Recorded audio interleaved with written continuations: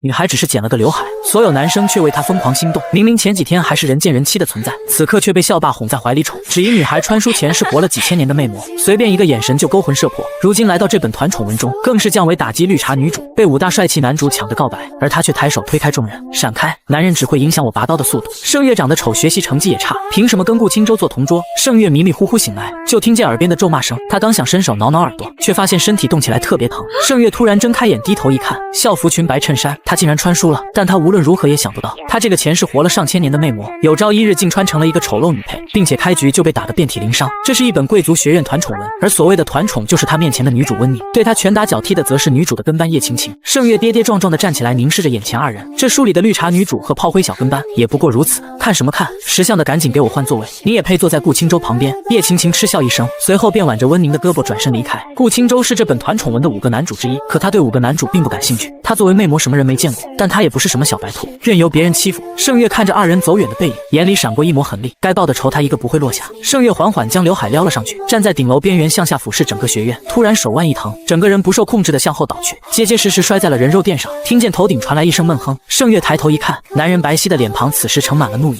你这个女人居然想跳楼，难道这世界没有你值得留恋的吗？盛月从他怀里爬出来，莫名其妙的被说了一顿也不忍着。我没跳楼，我在看风景。看风景看到顶楼边缘了，男人不悦的气息毫不掩饰的扩散着，视线悠悠的往他身上扫了一眼，原本洁白的衬衫浸染血污，看起来有几分可怜。这一看就是被欺负了，不寻死还能是什么？和弟弟一样懦弱，只会寻死。眼前的男人气得不轻，盛月定睛一看，才想起这是书里的5个男主之一贺渊，他怎么会出现在这里？盛月懒得和他纠缠，转身想要离开，没得到答案。贺渊索性追了上去，拉住盛月，他玩世不恭的神情多了几分严肃。我让你离开了吗？既然你说没有，那必须向我保证以后不会再有这种事情发生。贺渊长了一双深邃的桃花眼，看狗多深情。盛月不明所以，你不去警告加害者，警告我一个受害者什么意思？有他们在就会有无数个我。他们。贺渊蹙眉，玩世不恭的慵懒竟消失无踪，觉得这话有几分道理在，总在弟弟身上找原因，的确是他考虑不周了。不过是愣一下神的功夫，盛月便消失在了视野。贺渊看着手中空空如也，想到女孩轻盈的身躯躺在他的身上，发丝间有一股好闻的清新味道，男人唇角不禁勾起一抹笑。盛月不顾周围的目光，来到洗手间，将身上的衬衫脱下来洗，镜子折射出他的样貌，长发如瀑布般将视线遮住，只能看到露出的下半张脸。盛月好奇地撩开刘海，虽然原主皮肤不好，脸色蜡黄，但是底子不错，想必靠后期护肤补充营养会有所改变，甚至是逆袭到远超温宁。盛月将湿哒哒的衣服穿在身上，踩着上课铃进了教室。他刚进门，头顶砸下来一桶水，盛月微微侧身躲了过去，班里的起哄声随着桶落下赫然消失。他们想看到盛月满身狼藉的想法扑了空。盛月坐回了位置上，翻开书，周围人的目光随着盛月移动，最终停留在顾青州的身上。顾青州低头认真地做着卷子，并没有兴趣看这场闹剧。这时穆老师走进教室，眼神示意，恶作剧的学生才不情愿地将桶和麻绳拿了回来。贵族学院都是身价不菲的学生，老师不敢得罪，习惯性地睁一只眼闭一只眼。温宁正沾沾自喜地认为盛月会跟老师提出换位置，让他坐在顾青州的旁边，至于叶青青什么的也别想跟他抢。温宁垂下眸，藏住眼底的冷意。穆老师开始上课，杂乱无章的教室总算安静下来。10多年没上学了，盛月一时间竟有点犯困，他趴在桌子上没一会儿就睡了过去。醒来一睁眼就看到了身旁的男人，男人眉目如画，嘴角微微上翘，带着几分浅淡的笑意，穿着贵族校服显得格外温文尔雅，的确生了一副好皮囊。难怪叶晴晴和温宁争先恐后的想要坐他旁边。盛月对5个男主并不感兴趣，如果温宁想要，那他自然也可以给，但是刚穿越来就被打得遍体鳞伤，简直是地狱开局，仇必须得先报了，不然温宁怎么心安理得接受这个位置？顾青州似乎察觉到他的视线，不由自主瞥了他一眼，一张病态小脸被凌乱的发丝遮住了大半，只露出一半精致的鼻梁和一只清冷如月的眼眸。全班全校包括顾青州都从未见过盛月的脸，所以在大家的印象中他是丑八怪，而仔细看来，顾青州竟觉得他有几分美人胚子。他眼眸划过一丝兴致，原来不是丑女，有趣。下课铃快响了，温宁不由得焦急起来，他一直在关注盛月的一举一动，就是不见盛月向老师提出换位置的事情。看着只顾玩游戏的叶晴晴，温宁不禁在心里暗骂，废物，就知道玩。盛月抬眸看了一眼教室的钟表，随后收拾起书包。看到这一幕的温宁心中暗喜，他就知道盛月准备离开顾青州了。幸好他还没有急不可耐地叫住穆老师，而下课铃响后盛月却没了动作。温宁心头一紧，急忙站起身叫住了老师，暗暗捏了捏拳头，挤出一丝甜美的笑容。穆老师，盛同学在下课跑来告诉我他想换位置。穆老师看了一眼盛月，这才发现他衬衫全是洗不掉的血。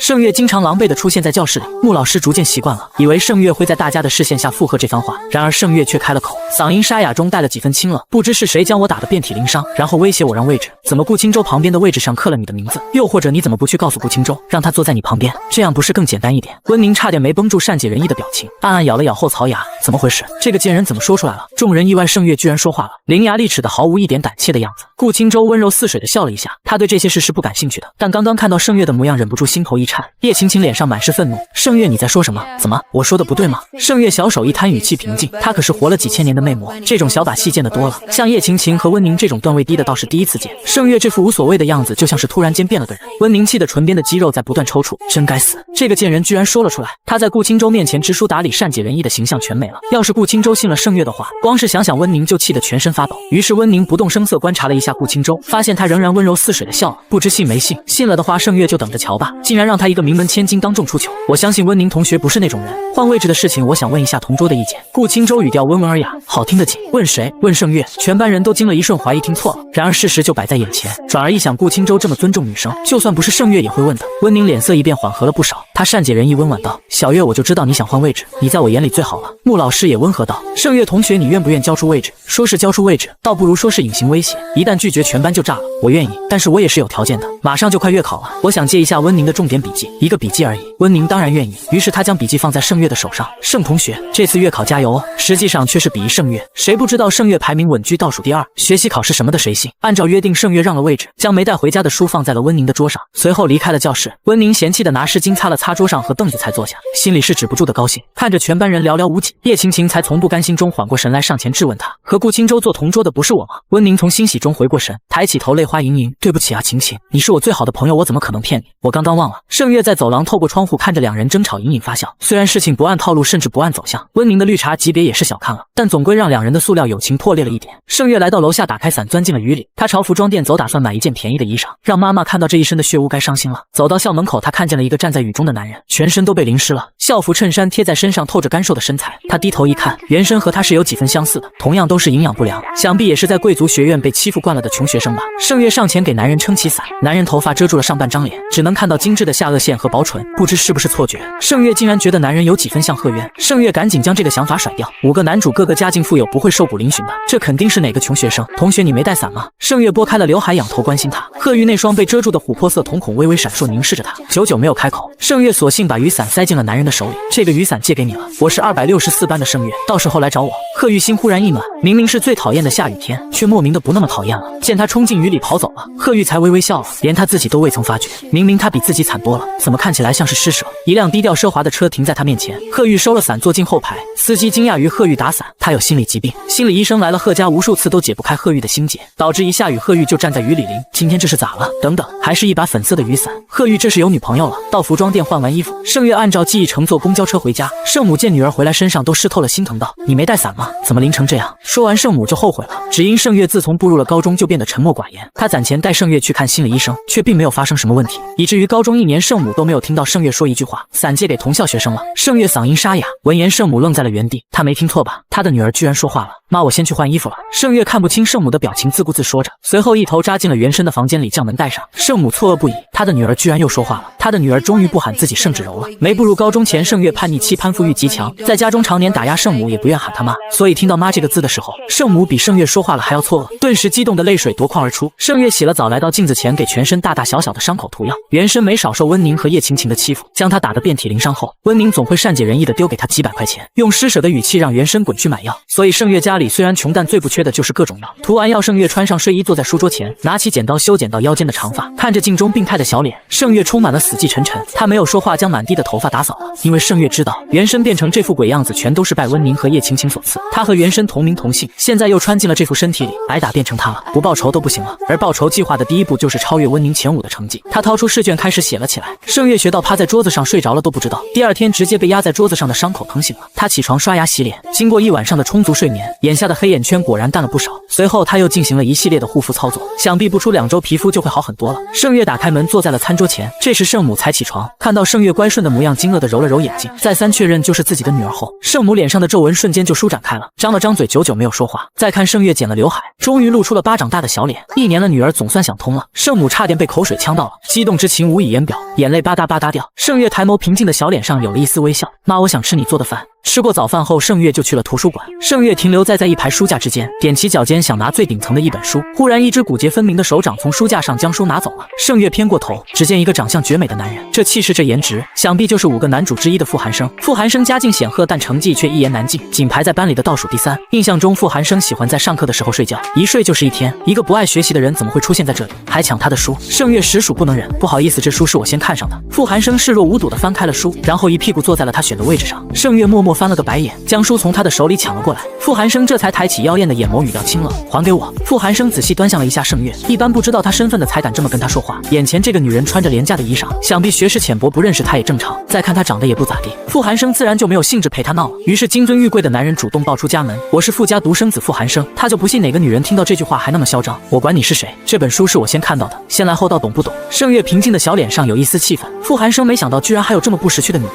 倒是有点意思。行，这本书给你就是了。话落，他将书扔在了桌上。好在图书馆只有2人，否则傅寒生非得被扣上欺负女人的名声。盛月将书拿走，不想和傅寒生有任何瓜葛，换了个靠窗的位置坐下。傅寒生有些看不懂了，这个女人听到他的豪门世家，竟然没有其他想法，好特别。他这个人就是有心机，忍不住想逗逗盛月。于是他从书架随手拿了一本书，紧接着坐在了盛月的对面。余光扫了一眼对面的女人，盛月低头在草稿纸上勾写着，侧脸莫名的清秀。这个丑女人皮肤粗糙，在傅寒生的眼里却感觉一丝的清秀恬静。想到刚刚盛月生气的模样，宛如一只炸毛的猫高高翘起尾巴，让傅寒生满脑子都是，想甩也甩不掉，就连手上的书都拿反了。盛月认真的在看书记笔记，原身在初中的学习成绩优异，高一却一落千丈，不用猜都知道怎么回事。他必须得把知识点都记下来，根据温宁的笔记完全掌握重点。对于盛月来说这很难，所以他无暇顾及面前的人是谁，将身心投入在了学习上。直到对面的男人忽然开了口，好奇的问他：“你是哪个学校的？”一下子看这么多书真拼命。这时盛月才微微抬起头，迅速瞅了他一眼，轻描淡写道：“傅同学，我们是同班同学，你的记性差也正常，毕竟我真的不引人注目。”傅寒生一听轻嗯了一声，看书果然能够促进我的睡眠。他打了个哈欠，随即站起身，不留痕迹地离开了图书馆。他实在没想到这里也能碰到同班同学，毕竟贵族学院都是傅家千金少爷，并不会来这种小图书馆。盛月看着他离开的背影，轻笑一声：“这个伪学渣。”接着又重新投入学习里。临近傍晚，盛月才收拾东西准备回家，结果外面不知何时下起了大雨，一时间让盛月犯了难，只能留在图书馆的屋檐下避雨。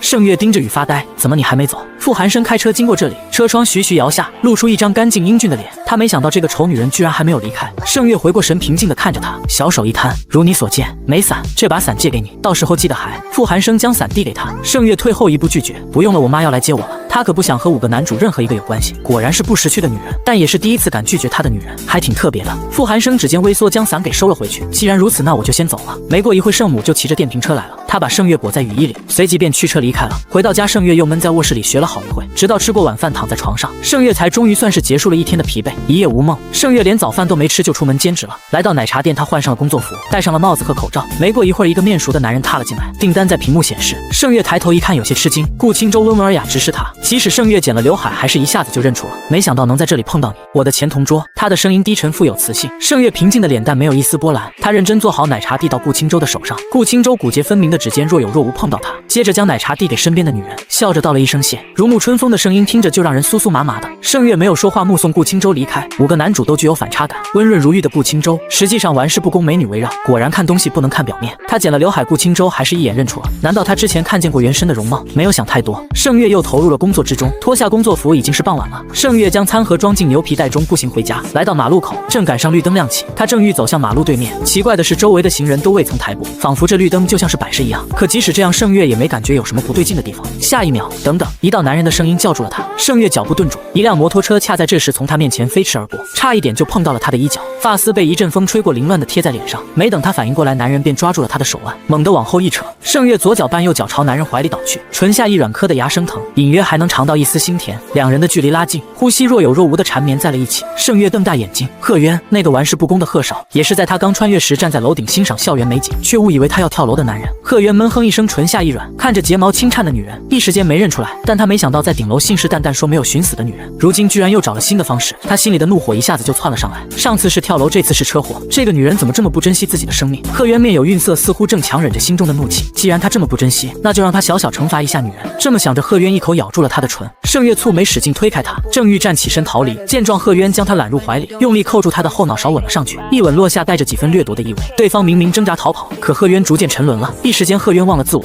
凶猛的唇变得温柔缱绻，耳边嘈杂的声音忽然消失了。这个世界仿佛只剩下2个人。正当他向里探去时，盛月忍无可忍，扇了他一巴掌。然后快速站了起来。贺渊被打得侧过脸，却没有一丝生气，他指尖碰了碰唇，不由自主地轻嘶一声：“这男人属狗的吧？”但他最无语的是，过个马路竟然被男主之一给强吻了。怎么亲了我让你不高兴？贺渊扯了扯领口，擦掉唇珠上潋滟的水光，坐直身体，一脸戏谑。一瞬凌乱的思绪后，盛月又恢复了往常的冷静，差点被气笑了。是你强吻了我，我高兴个毛线！贺渊轻嗤一声，我就强吻了你，你能拿我怎么办？是你一次两次在挑战我的底线，你跳楼向我保证的呢，现在又在马路上等着被车撞死，你就这么不爱惜你的生命？贺渊缓缓站起身，双手插兜，原本戏谑的俊脸被覆盖了一层冰霜，冰冷的吓人。盛月还没见过这么不要脸的男人，了然事情的全部经过。合着贺渊以为他又要寻死，可这些关他什么事？他这才恍然想起贺渊有个弟弟贺玉，贺玉有心理疾病，整日想着寻死。贺渊对他又爱又恨，多次阻止，不惜将贺玉关在房间里。可这么多年，心理医生都无法治疗贺玉，所以贺渊最讨厌的就是有人当面寻死了，他做不到见死不救。贺玉比他晚出生几秒钟，两人是双胞胎，性格却相差很远。贺渊的出发点是好的，但强吻就是他的不对。盛月无法忍受唇下有男人的味道，贺渊是不折不扣的纨绔，不知道亲了多少女人，脏得很。看到盛月冷着一张脸，贺渊有点不高兴了。你那什么表情？亲了他就偷着乐吧，这可是他的初吻，献给了这个丑女人，真是他祖祖辈辈烧了高香了。没曾想这个女人还一脸的嫌弃，当着面擦了擦唇，好像亲了什么脏东西。我告诉你，我一次也没有寻死过，又怎么会猜到这条路的红绿灯是坏的？盛月上前揪住了他的领口，逼着他与其对视。贺渊还是第一次遇到这么猛的女人，一时间愣住了。你真是一个自以为是的男人，希望我们以后都不要再见到了。同班同学怎么会见不到？想到这里，盛月又改了口，希望再见也装作不认识我，否则你强吻我的事情就会像绯闻一样满天飞。说罢，绿灯真正亮起，盛月捡起地上的餐盒，潇洒离开了。他根本不想和5个男主有任何瓜葛，哪怕其中一个。威胁吗？有意思，看起来凶巴巴的，但对他来说丝毫没有什么用。唇下残留着他的味道，让贺渊情不自禁舔了舔嘴唇，嘴角上扬一抹好看的弧度。贺渊准备离开，余光一瞥，俯下身将一张工作名片捡了起来，上面写着盛月2个字以及工作的岗位，边上学边兼职。家里太穷了吗？好样的！贺渊缓和的脸色又迅速冷了下去，戏谑的眸子泛着诡异的冰冷。盛月回到家，走进房间里，回想刚刚被强吻的一幕，盛月真是一气不打一处来，怎么哪都能碰到5个男主？要不是贵族学院转学需要一大笔钱，他恨不得现在就转学。既然误会解除了，那以后想必相互都装作不认识，这样便是最好。盛月轻叹一声，可惜了他的初吻。第二天，盛月起得很早，来到学校抬脚往班级里走。此时，叶晴晴和温宁正站在门口有说有笑，看到他都不约而同地对视了一眼，并未腾出一条路。盛月抬眸看着两人，面无表情开口：“让开！”他可不惯着叶晴晴和温宁，好大的口气！叶晴晴将他从上到下打量了一遍，轻嗤一声：“给你让开，你就不能想办法走后门？像你这种成绩差的，前门你配走吗？呦呦呦，还剪了头发，长得这么丑，把脸露出来多吓人啊！”盛月拧眉重复道：“让开！”他的气势凌人，与之前完全不同，就像是变了个人似的。盛月知道两人在团宠文里的主角光环以及背后的势力，即使被打得遍体鳞伤，也根本无法报警，警察不会信的，或者信了最多关2天，后面两人一定会想尽办法折磨他，他必须一步步强大起来才行。但是叶晴晴经常欺负盛月，对这一点改变根本不放在眼里，用往常惯有的语气命令他：“让开也行，先给我买早餐，买回来了我就让你从前门进教室，从前门进还得得到他的允许。”盛月平静的脸庞没有一丝波澜，温宁善解人意的扯了扯叶晴晴，劝解：“晴晴，你别总是这么凶，盛同学可能不想做你的小跟班了，我们就别为难他了。宁儿，你就是太善良了，别到时候被他卖了还在为他数钱。这件事就交给我，我非要让他给你买一个包子吃。周5换座位的事情，温宁向他保证，等1个月后就向老师提出换回来，到时候他就能和顾青舟坐一起了。至于盛月这个贱人，还是被打得不够狠，否则怎会说出这种拒绝的话？在他印象中，盛月就是最懦弱的，可面对嘲笑，盛月也只是冷着一张脸。盛月，听到没有？叶晴晴厌恶地瞥了一眼盛月，希望他能像以前一样对他马首是瞻，毕竟盛月就是他的小跑腿。盛月听着他们的评头论足，心里没有一丝波澜，不让位那就只能靠硬气了。想罢，盛月直接撞了两人的肩膀，然后坐在换的座位上。新同桌周5就没出现过，他自顾自将书本拿了出来摆放在桌上。班里的同学都没到齐，甚至有一大半都没来。其他同学对盛月冲撞叶晴晴和温宁有些不满，窃窃私语起来，一下子突然变了这么多倍鬼附身了。叶晴晴的脸都黑了，温宁强忍着怒意才勉强管理住了表情，实际上他更想上前质问盛月这个贱人，剪了刘海是不是想勾引顾青舟？前脚刚换位置，后脚就剪了刘海，不是勾引还能是什么？不管怎么样，他是不会让盛月得逞的。顾青舟只能也只会是他的。你看他那副高傲的模样，在顶楼我们就该打死他的。宁儿每次都心地善良放过他，可你看看他目中无人的样子，真是恶心。叶晴晴一看到盛月的样子就气得不行。好了，别说了，顾青舟来了。温宁强压下心底的奇怪，安抚他。顾青舟缓缓走来，他又恢复了温婉的模样。顾同学你来了。顾青舟温润尔雅一笑，你好新同桌。顾青舟每次都这么温润如玉，对谁都是一副尊重且有礼貌的模样，这就是温宁喜欢他的原因。看到好姐妹这么积极，叶晴晴有些怀疑，难道温宁也喜欢顾青舟？不对，温宁向他保证过的，绝对不会喜欢上顾青舟。叶晴晴虽然感到一丝奇怪和不适，但也没多想，同样跟顾青舟打了一声招呼。顾青舟侧眸含笑，给人一种亲近感。单单被看了一眼，叶晴晴就直接红了脸。温宁捏紧手指，维持着表面的笑意，实际上讨厌叶晴晴跟顾青舟有一点互动，在外人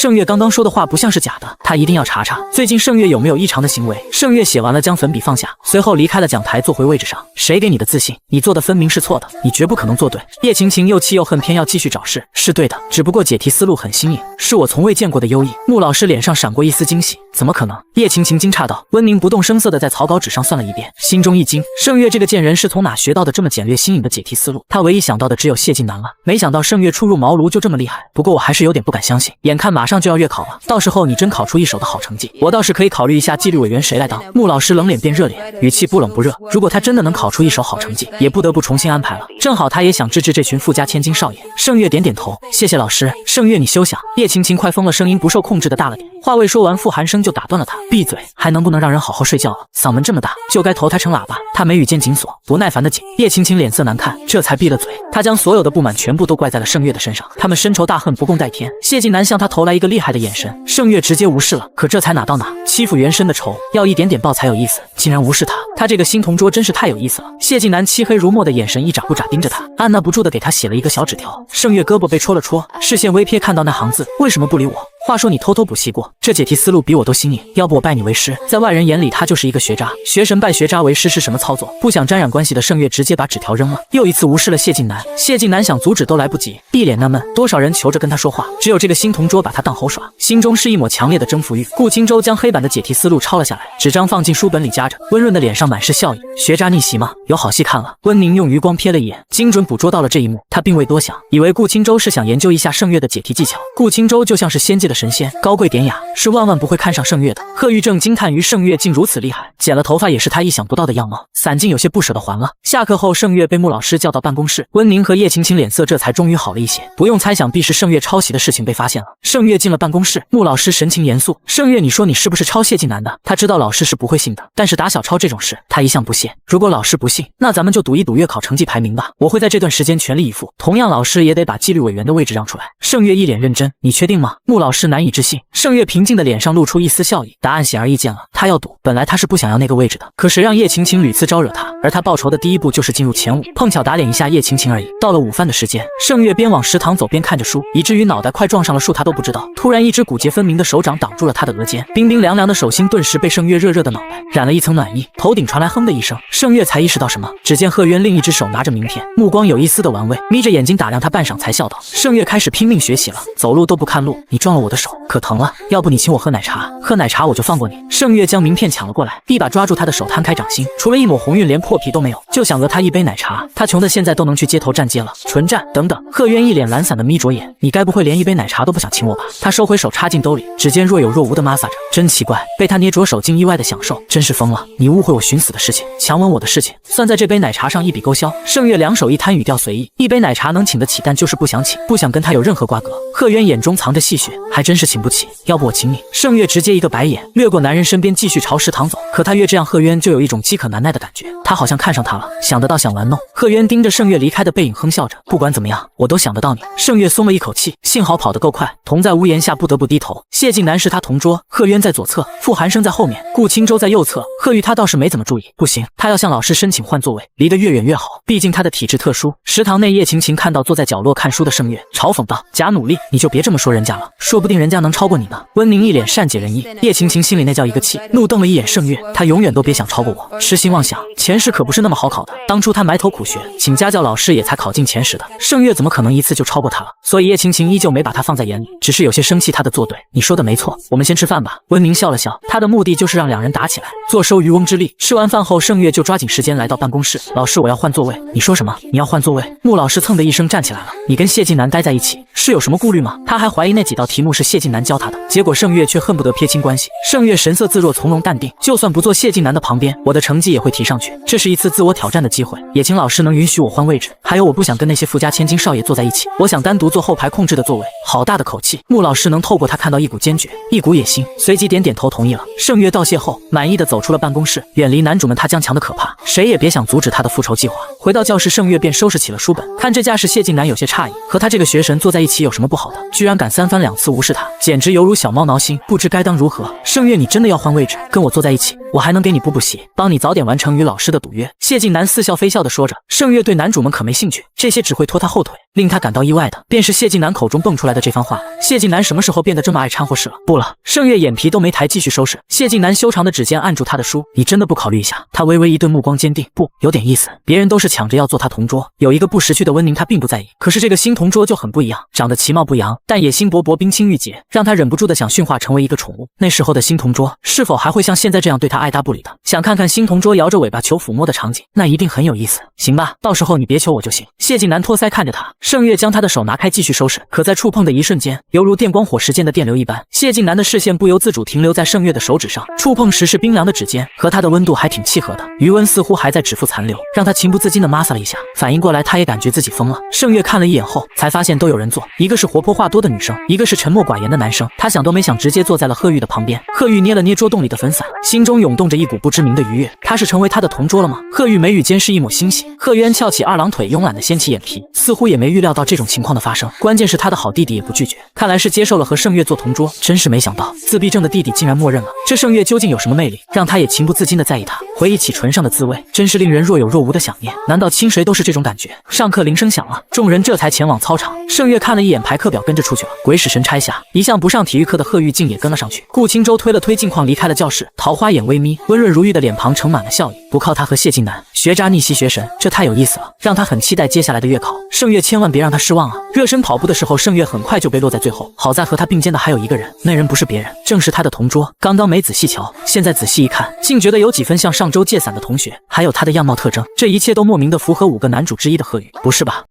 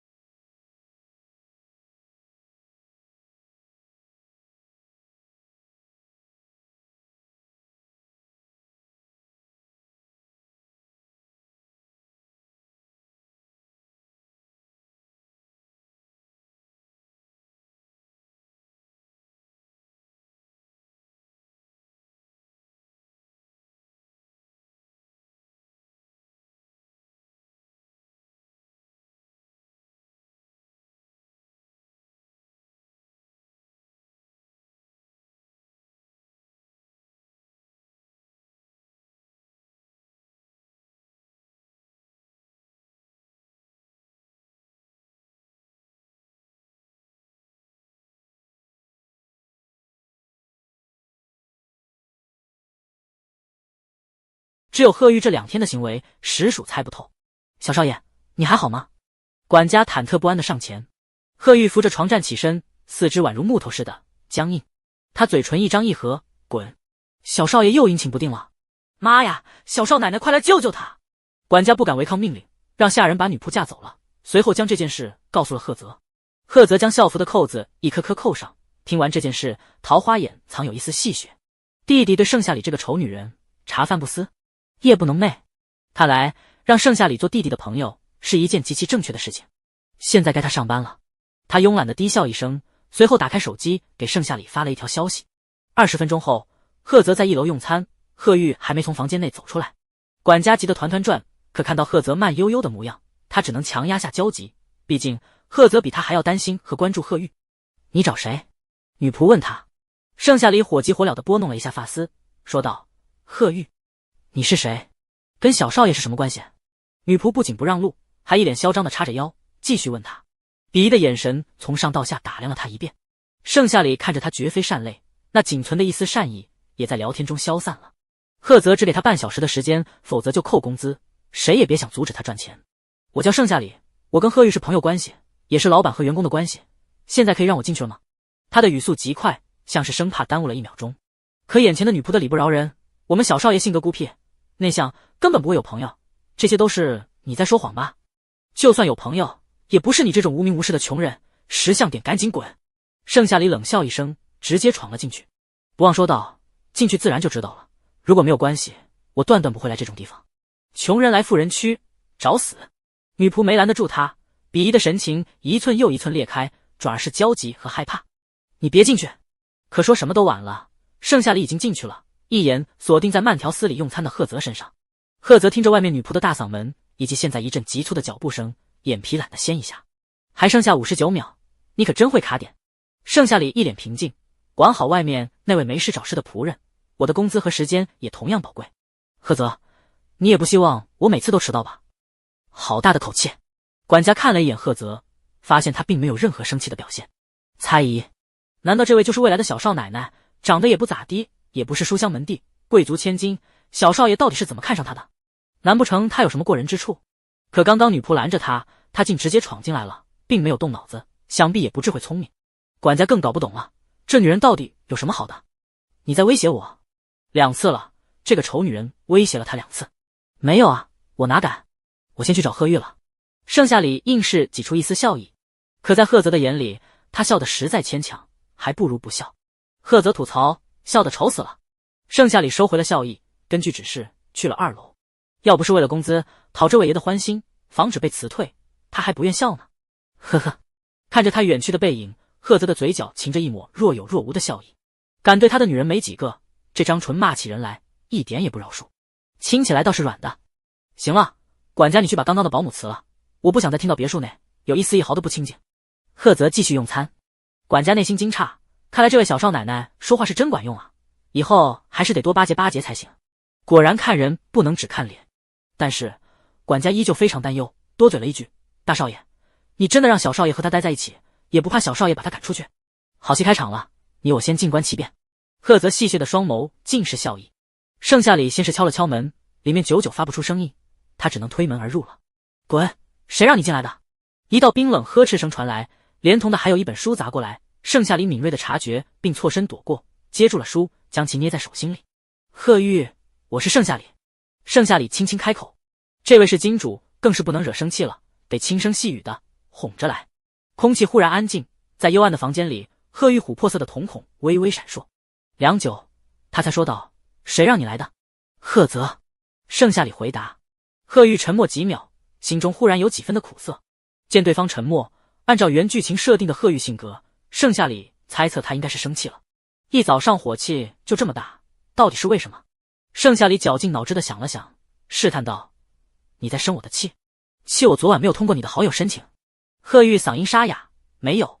盛夏里哦了一声，还以为是好友申请的事情，他也才刚看见。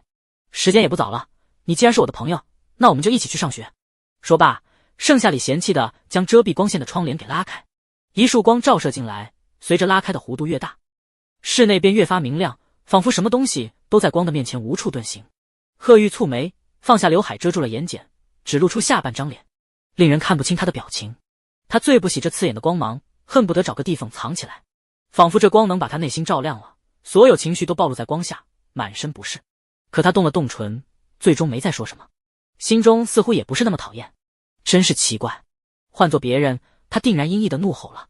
盛夏里看清楚了室内的摆设，头顶是华丽的水晶垂钻吊灯，床是黑的，地毯铺满了室内，墙面挂着复古的画作，一架黑橡木的钢琴在角落，整体都偏暗幽暗，所以拉上帘子时什么都看不见。贺玉捏着丝绸睡衣的衣角，局促地站在原地，似乎察觉到他的目光，白玉的脸庞多了一丝怒意。出去，我很快就洗漱完，跟你一起走。他极力控制自己的语气，青涩中带了几分怒不可遏。盛夏里嗯了一声，离开他的卧室，脑海不自觉地闪过角落那一架钢琴上，那似乎是贺母留下来的唯一念想。所以贺玉把自己封闭在方寸之地，是因为想念贺母，害怕外界。不过这些都与他无关。盛夏里下了楼，管家震惊万分，的确没有听到任何怒吼声。小少奶奶真有两下子，终于有人能带着小少爷走出阴霾了，以后必须对小少奶奶尊敬点才是。想罢，他对着盛夏里露出一个标志性的笑容。小少爷怎么样了？管家轻轻打了一下嘴巴，差点就把小少奶奶说出来了，幸好及时改口。他在洗漱，待会一起去上学。盛夏里平静的如实回答。我去，真厉害啊！管家暗想。贺泽翘着二郎腿，嘴角漾起弧度，语调端的散漫，拖着腔调的闷声低笑。果然没看错人，还愣着干什么？把司机叫来。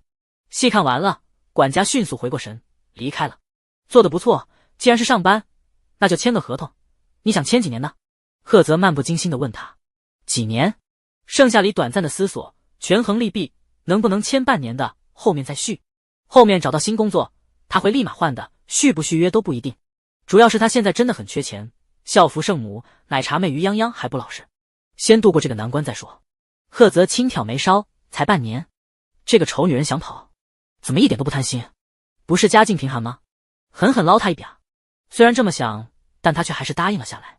好啊，回头我让人拟个合同。没有地位权力的人，在他眼里就是随意使唤的一条狗，他想用就用。才半年，想必盛夏里翻不起什么水花。盛夏里暗暗松了一口气。楼梯间传来运动鞋的踩踏声，抬头一看，正是贺玉拎着书包走下来了。贺泽起身，将三明治随手递给贺玉。贺玉平时碰都不碰的，可此时他透过发丝的缝隙看到了三明治，接过了。贺泽心中又惊又喜，面上不显。弟弟终于改变了，太好了。妈妈，你上天之灵看到这幕，一定也会为我高兴的吧？车停在别墅外，女仆们站成几排，为三人打开车门，高喊：少爷们回见。说罢，司机便启动了车辆，松离合。盛夏里见过世面，所以并没有太震惊。三人一路沉默，直到贵族学院后，贺泽才长腿一迈下车了。贺玉紧跟其后，盛夏里这才慢悠悠下了车。不少同学都认识贺泽贺玉，看到从车里下来的还有一个不认识的丑女，顿时惊掉了下巴，纷纷讨论起来，这个女人到底什么来历？难不成是贺泽的新女友？贺泽眼瞎了吧？盛夏里不想听见都难，他们讨论的声音实在太大。贺泽双手插兜，散漫地走着，一路上有不少漂亮的女同学上前搭讪，他也会一一回应。听说女同学要请他抄作业，贺泽直接就告别了两人，跟着女同学走了。盛夏里心中暗惊，没想到贺泽这个纨绔居然有这么多人喜欢。周边的同学看到这幕，顿时了然于心，这才对嘛，贺泽怎么可能会眼瞎看上他？他们对贺玉不感兴趣，便没再猜忌。盛夏里就这么光明正大的跟他并肩走在一起。回到教室，叶青青早就等待多时，看到他时便趾高气扬的找麻烦，非说玻璃没擦，全是灰尘，要罚他今天放学留下来值日。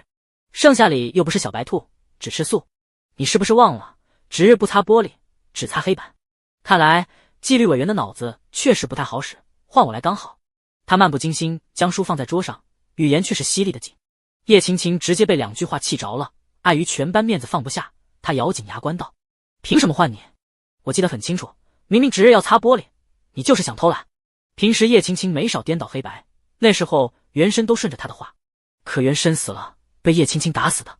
盛夏里冷着脸，一字一句说：还没出社会就好大的官威，再说了，换不换不是你说了算。够了，跟我装什么狗尾巴狼？以前对我言听计从，原来都是你装出来的，现在反骨得很。难道我对你不够好吗？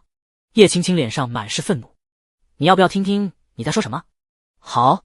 什么叫好？半死不活叫好？满身伤痕叫好。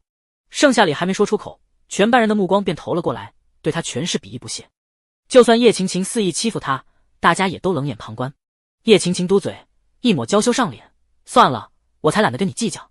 什么态度？盛夏里抬眸一看，走进教室里的正是顾青瓷和温宁，而叶晴晴暗恋顾青瓷，自然不想让他看到自己怨恨恶毒的一面。盛夏里心有一计，走到叶晴晴的身旁，压低声音道：“你喜欢顾青瓷？”可温宁看起来更喜欢顾青瓷。你俩的家离得这么近，他怎么偏偏和顾青瓷顺路？好难猜啊！你少阴阳怪气，他是不可能喜欢顾青瓷的。叶晴晴没想到自己没事找事，相当于搬起石头砸了脚。再看温宁和顾青瓷说说笑笑，那矫揉造作、娇滴滴的模样，的确有几分矜持欢喜。温宁骗了他，该死！这个想法一旦冒出来，就无法阻止了，像树苗似的，只会越长越大。见叶晴晴嘴上说着不可能，身体却很诚实的去找温宁了，不知说了什么，温宁温婉的脸涨成了猪肝色，恍惚间瞪了盛夏里一眼。随后两人闹掰了，盛夏里回座位，托腮看着，心中美滋滋，低下头又继续预习功课了。将这一切收进眼底的顾青瓷，面容平静，透着一种疏离的金贵，恰似清风霁月，温润非常。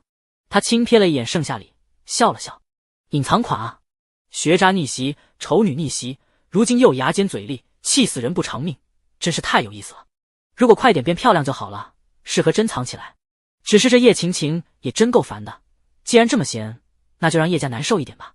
傅寒生走进教室里，放下书包，继续睡觉。谢景南收作业，轮到贺玉和盛夏里时，没抱什么希望。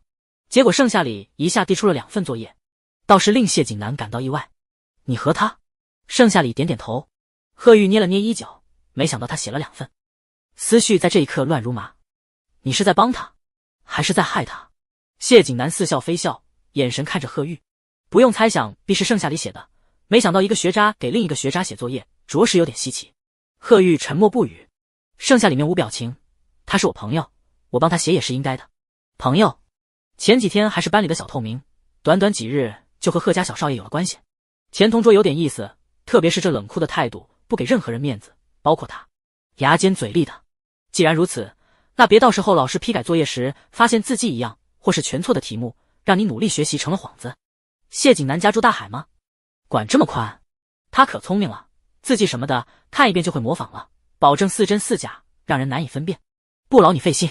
盛夏里将视线转移到书上以及字里行间，总是在盛夏里身上获得不了存在感，谢景南感到特别无力。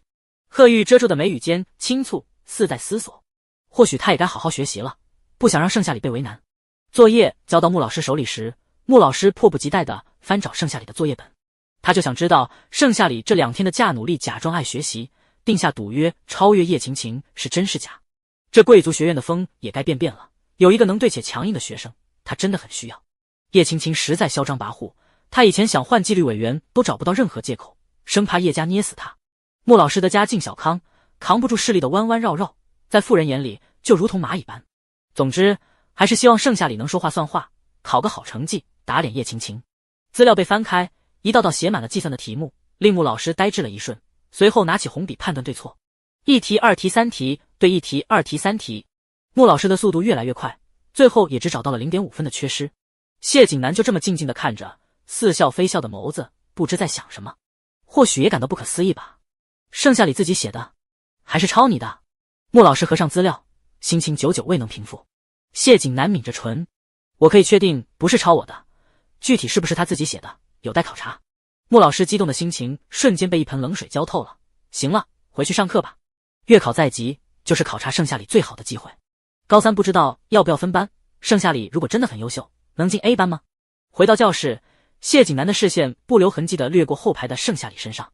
他坐下，桌上不知何时被放了一瓶牛奶，上面有一张便签，修长的指尖将便签撕下来。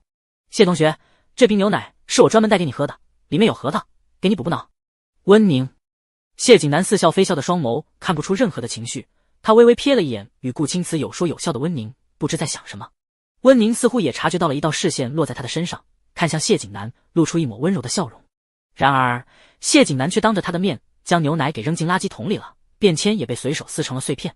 温宁的笑容在脸上僵住，他知道谢景南难以接触，但没想到在他们有着1年多的同桌基础下，连牛奶都不肯收下，却跟认识不到1天的盛夏里有说有笑。温宁实在想不明白，盛夏里那个贱人到底有什么好的？又丑又瘦，家境贫寒，一无是处。他想重新接触谢景南，却这么的难。压制住内心滔天的怒意，温宁重新挤出一抹笑意。谢景南也对他笑了笑，做法却极其残忍。可恶！盛夏里不知对叶青青说了什么，他到现在还在生气。盛夏里啊，盛夏里，走着瞧。盛夏里对此一无所知，旁边的人儿从书包里掏出三明治，撕开包装，正准备一口咬下去，盛夏里的肚子却不合时宜的响了起来，咕噜噜的。早上，赫泽的一条消息让他都没来得及吃早餐，就匆匆赶来了。时间紧迫的情况下，还差点迟到。贺玉若有所思，将三明治递给了他，声音青涩又轻：“给你吃。”盛夏里对于肚子咕噜噜叫，没有什么可尴尬的。这下被拆穿，才有了一丝尴尬。我不吃。盛夏里冷声拒绝了。贺玉失落的收回：“那我扔了。”他也不知道为什么，只要跟盛夏里在一起，食欲不佳，对什么都提不起兴趣，通通都会消散。相反，他竟知冷知热，会饿。盛夏里忽然想起什么，叫住了他：“等等，按理来说是不能吃金主的东西，既然是金主贺玉主动给的，那也没必要拒绝。何况贺泽不知去哪里撩妹了，教室也不见踪迹，他就好心收下吧。都是借口，单纯是因为身体太差，还有胃病，不吃饿的难受罢了。”盛夏里接过，掰了两半：“你一半，我一半。”贺玉内心一喜，琥珀色的双眸在发丝下亮晶晶的，接过另一半。一整个三明治对于他来说的确有点难以下咽，但是能和盛夏里共享一块，他竟觉得荣幸至极。咬下一口，好香好有食欲，比家里厨师做的还要美味。贺玉边想边吃，不时偷看盛夏里，一整颗心脏仿佛都被填满了。盛夏里吃完，胃总算没那么饥渴了，感觉精神一下好了不少。顾青瓷忍不住的往后瞟，看到他和贺玉相处融洽，令他有点意外。贺玉那个自闭症少年，骨瘦如柴，曾要寻死，现在跟盛夏里坐在一起，话也说了，饭也吃了，体育课也上了，这些改变都是因为盛夏里吗？那真是太有意思了，让他忍不住的想要把这个神秘的女人种种神秘的行为琢磨个彻底。顺着顾青瓷的视线，温宁看向盛夏里，低下头，藏住眼底的恶毒。上课铃声响起，打断了全班人的思绪。盛夏里一直坐在贺玉的身边，也不出去，导致全班人想教训一下他都没有机会。老师讲完课，抽人起来背诵，不少人起哄提议盛夏里来背。盛夏里的改变让他风光无限。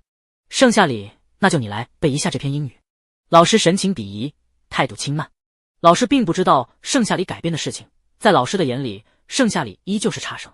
全班人都在等着看盛夏里的笑话，偏偏盛夏里不让他们如意。于是盛夏里将书合上，流畅地背完了一篇。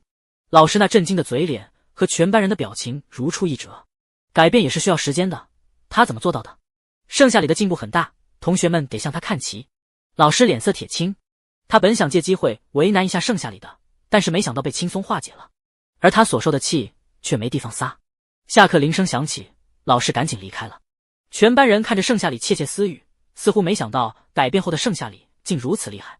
贺玉脸色一沉，忽然好不喜欢全班人变着法的说盛夏里，甚至是讨厌。可他在班里却没有话语权，结合谢景南收作业所说的那一番话，他下定决心要好好学习。谢景南差点就要对盛夏里刮目相看了，心里隐隐期待盛夏里能带来更多惊喜。上午的课程圆满结束，赫泽才吊儿郎当的出现在食堂里。他坐在靠窗的位置，慢条斯理的吃着，有女同学一起坐，他也没拒绝，主动腾出位置。那双戏谑的桃花眼始终盯着一个地方，是盛夏里和贺玉。他让贺玉乖乖坐着占位置，自己则去打了饭，随后端着2份盘子坐下，递给贺玉筷子。贺玉轻轻接过，指尖触碰的刹那间，让他情不自禁地颤了一下，鼻尖是饭菜的香味，以及他身上传来的清新气息交织在一起。你太瘦了，多吃点。盛夏里坐在他的对面，轻声叮嘱他。贺玉的思绪早就跑远了，听到这话也只是魂不守舍地嗯了一声，夹起饭菜往嘴里送时，平平无奇的味道竟然变得又香又有食欲，勾得他小馋虫都要出来了。在盛夏里的角度，贺玉把腮帮子塞得鼓鼓的，像是金鱼，想必吃得白白胖胖，一定俊俏。谢景南坐在不远处，动作每一帧都透着金贵。傅寒生坐在他旁边，大口大口扒拉着饭菜，毫无形象可言。可即使这样，他那张帅到惨绝人寰的脸也能顶起一片天。看到这幕，贺泽非常满意，同时胃口大开。盛夏里正吃饭呢，忽然右边手臂被一撞，力道还不小。抬头一看，叶晴晴啊了一声，花容失色地说道：实在抱歉，我没想到会撞到你，油渍沾校服上了，我给你擦擦吧。说罢，他将餐盘全倒在了剩下的衬衫上，一脸歉意。盛夏里冷笑一声，不用想，叶晴晴肯定是和温宁和好了，而这一定是温宁指使他做的。他在心里暗骂了一声蠢货，随后心疼地看着自己的衬衫衣袖，连同半个肩膀都是油渍。他不忍了，站起身，将餐盘扣在了叶晴晴的头上。叶晴晴那嚣张的笑意僵直了，特别是汤汁顺着脸颊流到地上。这一刻，叶晴晴简直难以置信，要疯了。盛夏里，他满腔怒火欲翻涌而出，跺了跺脚。盛夏里面无表情，我也实在抱歉，希望你不要介意。不介意。叶晴晴要疯了，感觉有无数双眼睛都在盯着她，炙热的紧。越是这样，她越觉得丢人。她一个堂堂叶家千金，居然在这里受了如此大的委屈。盛夏里，你给我等着，我非要让你退学。叶家虽然不如傅家、谢家、贺家、顾家、温家，但至少在前15。盛夏里一穷二白，等着。温宁温婉地看着这一切，眼里划过一丝笑意，随后震惊地扶着叶晴晴，假惺惺地关心她。这下叶晴晴和盛夏里的仇算是结上了。真不错。盛夏里一脸的平静，又坐下。顾青瓷离开位置，瞧着叶晴晴和温宁要走的意思，温润的嗓音轻了。叶家最近似乎有危机，应该没有闲心管这些闲事吧。这话显然是对叶晴晴说的，她满身狼狈，闻言一脸不可思议，转过头看着顾青瓷，没有欣喜，声音发颤地问他什么意思，心中有一股不好的预感。顾青瓷温润如玉地笑了，没什么，小小施压了一下。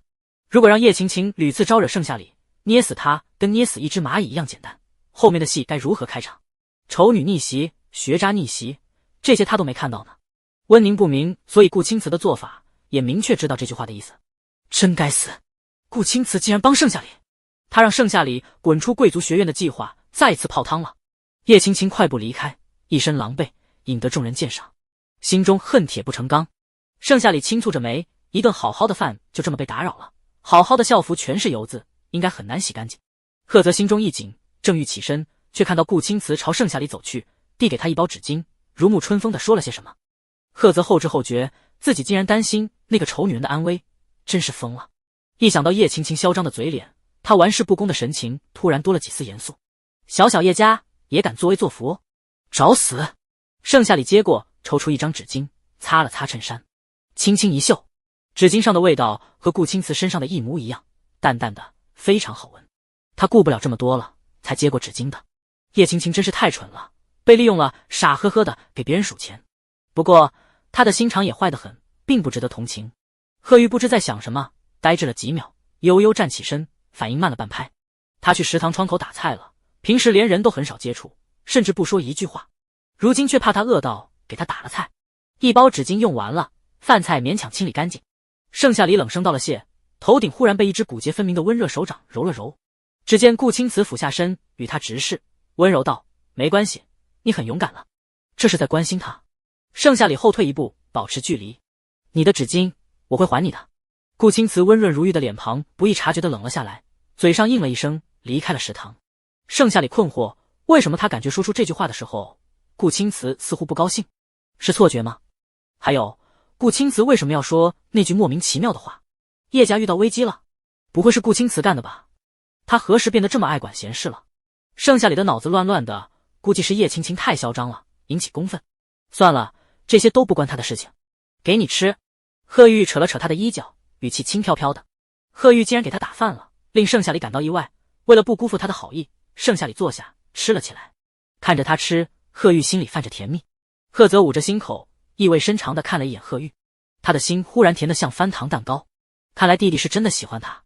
他从小就和弟弟有共感的能力，特别是在一个场所时，那种感觉更加强烈。所以贺玉食欲不佳、郁郁寡欢时，他也感到郁闷至极，怅然若失。特别是弟弟受伤，他也会疼。盛夏里变得有些心不在焉，这是最后一件衬衫了，他总不能顶着这一件满是油渍的衬衫等到发工资吧。贺玉看到他轻蹙的眉间，指尖微动，想为他抚平，却还是控制住了。吃完饭，盛夏里将餐盘端走，贺玉乖乖地跟在后面。经过谢景南时，谢景南抬起妖孽邪魅的双眸，似笑非笑的勾唇。对于盛夏里一餐盘扣在了叶晴晴的头上，令他完全没有预料到。野蛮霸道冷酷，他的性格竟如此对他的胃口，真让人忍不住去靠近。想看看他他跌落神坛的狼狈模样，然后质问他为什么不理自己。身旁的傅寒生默不作声的在看戏，看他离开，鬼使神差下，长腿一迈也跟着一并离开了。回教室的路上，盛夏里让贺玉先回去，他还有一点事情要处理，无非就是洗衬衫，衬衫的油渍得不到及时处理，就再也洗不掉了。上次是满身的血，这次又是油渍，证据确凿又怎么样？叶家和温家家大业大，仍旧送不进监狱。主角光环就是强大，他必须也强大起来。这次阴差阳错有顾青瓷护着，下次又该如何？盛夏里的脸色沉了下去，来到洗手间，脱掉衬衫开始搓洗。他里面穿了白色的背心。10分钟过去，衬衫的油渍并没有被搓洗掉，相反面积还越来越大了。盛夏里放弃了，索性直接穿在了身上，准备回教室。刚转过身，就看到了贺泽。贺泽靠在门边，一如昨天值日时靠在教室的门边，气质慵懒，玩世不恭。他邪魅一笑，语调随意：“要不要我送你一件？”盛夏里冷冷开口：“不必了。”怎么哪里都有他？这可是女厕所。贺泽遗憾地点了点头：“好吧。”他毫不留恋地转身离开，盛夏里紧跟其后。进了教室，全班人嘲讽地看着盛夏里，议论纷纷。不过是食堂对待叶晴晴一事。盛夏里无视了全班人，坐下后拿出资料做题。贺玉也跟着他拿出同一本资料，学着他的模样，可当下笔时却愣住了。他什么都不会。再看盛夏里，他似乎什么都会。差距，他不想和盛夏里有差距。贺玉鼓起勇气扯了扯他的衣角，盛夏里眼皮抬都没抬，问他：“怎么了？你能不能教教我？我也想努力学习。”贺玉透着发丝的缝隙，琥珀色瞳孔亮晶晶地看着他。盛夏里以为是自己听错了，转头问了他一遍：“你真想学习？”半年时间让贺玉学习，这无疑是很难的一件事。毕竟贺玉连活着都不想活。但他没想到，仅仅1天的时间，贺玉就主动提出来了。难怪贺泽要跟他做交易，合着贺玉果然是靠一把伞粘上了他。盛夏里有喜有悲，将基础的资料递给他：“你先从这里开始，把这里的背下来，放学我教你题目。”贺玉轻轻地翻开，嗯了一声，书页上似乎还残留着他指尖的余温。他真的好温柔。西沉的太阳正在举行隆重的告别仪式，火红的晚霞染红了整个天际。叶晴晴没来上课，温宁似乎在陪着她，没人作妖，时间转瞬即逝。放学后，盛夏里准备收拾东西，似乎想到要教贺玉，他的动作一顿，偏过头看向贺玉。贺玉咬了咬唇，默背了一下午，察觉到了他的视线，张了张唇，却说不出一句话，最后才轻声道：“我背不出来。”盛夏里冷硬的声音软下来：“没事，等你背出来，我再教你。”话落，盛夏里继续收拾起书，与贺玉告了别。现在是下班时间，他就不陪着贺玉了。贺玉答应下来，心里下定了某种决心。教室里的人都离开的差不多了，贺泽单手插兜，等着贺玉收拾完。他压下心里的激动，表现得毫不在乎。是的，弟弟开始学习了，他都看到了。盛夏里果然是良药，以后再也不喊盛夏里为丑女人了。路上，盛夏里打了个喷嚏，不明所以的看了一眼天空，天空忽然变得阴沉沉的，落下几滴雨在地上，在他的眼角。他的脚步顿了顿，听到天上几道雷声，急忙躲进了路边的图书馆里。雨点变成了线，继而又像一匹白练似的卸下来。好在他躲得够快，屋檐下难免被雨砸到。他推门而入，头顶的风铃响了起来，发出一阵悦耳的声音。这是上周6来的图书馆，与傅寒生还相遇了。雨估计还得下一会儿。盛夏里找了个位置坐下来，把资料掏出来，开始写。距离月考还有4天，必须全掌握了才行。学到忘我时，连身旁坐了人也未曾发觉。傅寒生从书架拿了一本书，坐在他身旁看了起来。两人都十分安静，也未看对方一眼。老板娘戴着耳机听音乐，不经意间的一瞥，让他赶紧掏出手机，将这一幕拍了下来，放大照片。啧啧，傅少不是不接触女人吗？2次都和这个女人坐在一起，可惜这个女人长得不咋地，否则两人还挺般配的。把本子给我，我要把这个剧记下来。傅寒生朝他伸出手，盛夏里嗯了一声，把本子递给了他。傅寒生摸了一下，不是这个。盛夏里哦了一声，把手递给他。这时两人才终于发觉了不对劲，特别是傅寒生捏了捏盛夏里的手心，软软糯糯，挺好捏的。等等，什么好捏？捏啥？盛夏里感觉手被一只骨节分明的手掌包住了，甚至还捏了捏，后知后觉才发现了不对劲。两人转过头，与对方的视线对视上，傅寒生吓得赶紧松开了他的手，似乎想到了书还被他的另一只手捏着，赶紧扔远了。老板娘啊了一声，咒骂道：“傅少，不看书能不能别乱扔？”一下砸中了他的脑袋，嗡嗡的。盛夏里还没说话，傅寒生噌的一声站了起来，害怕从他嘴里听到原来你也爱学习几个字。毕竟他千方百计地隐瞒自己是学霸，爱看书，不巧就被盛夏里撞破了，现在有10张嘴也说不清，生怕盛夏里转头就告诉穆老师，穆老师再告诉傅家，那他隐瞒这么年，计划全都泡汤了。此时傅寒生紧急头脑风暴，不是你所看的那样，你就当作从来都不认识我，从来都没见过我，行不行？盛夏里恢复了往常的平静，看向他。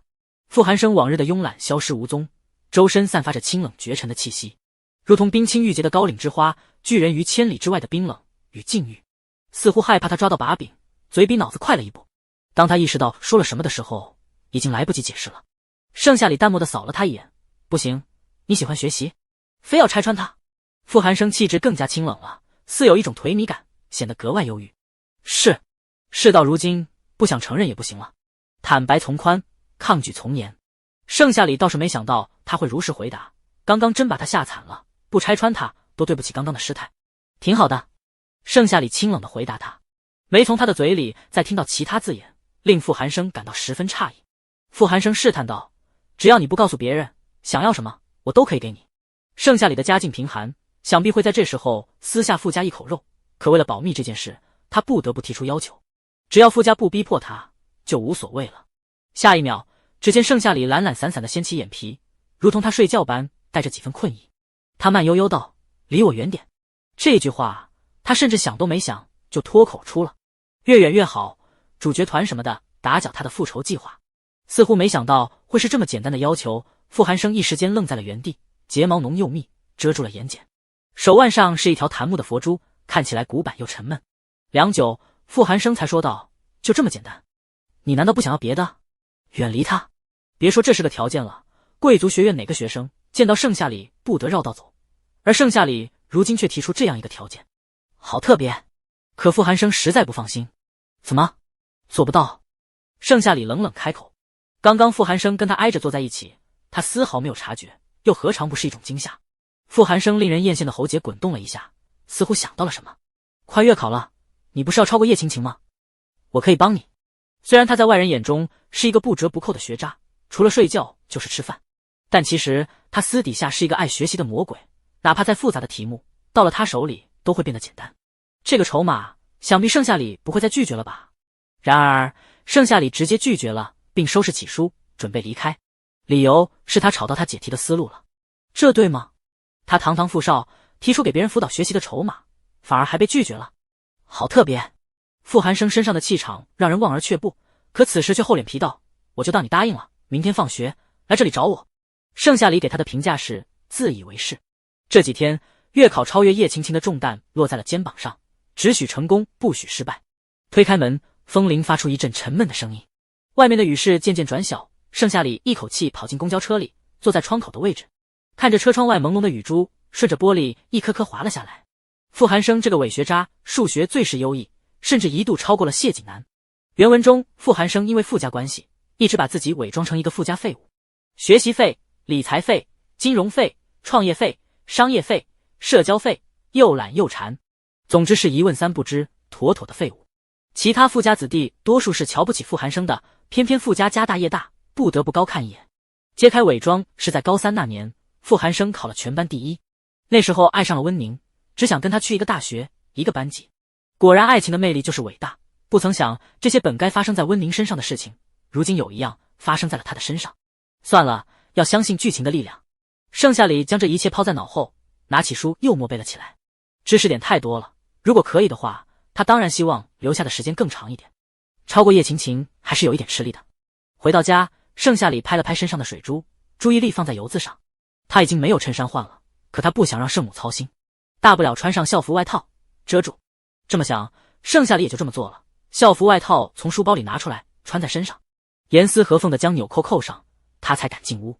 圣母主动迎了上来，接过书包，心疼道，夏里，雨动不动就下，你要时刻带上雨伞。好了，吃饭，今天我给你做了你爱吃的。天天都是爱吃的，盛夏里轻笑，好，我记住了。他的7情6欲只剩下食欲了。吃完饭，圣母让他把补脑的牛奶喝掉，喝完，盛夏里这才回了房间学习。这时手机弹出一条消息，盛夏里快速瞅了一眼，是贺玉发来的，似乎又撤回了，带着疑惑点了进去，果然什么都没有了，聊天页面一片的空白。算了，盛夏里也不知道该怎么聊天，索性放任着不管了。弹窗又来一条消息，打开手机，贺玉让他明天早点来。见此，盛夏里回了一个字：好。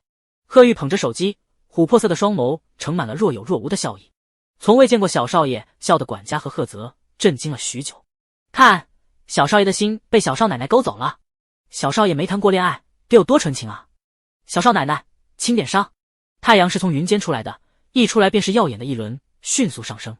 盛夏里关掉闹钟，睡眼惺忪的起床，洗漱整齐，便直接去找贺玉了。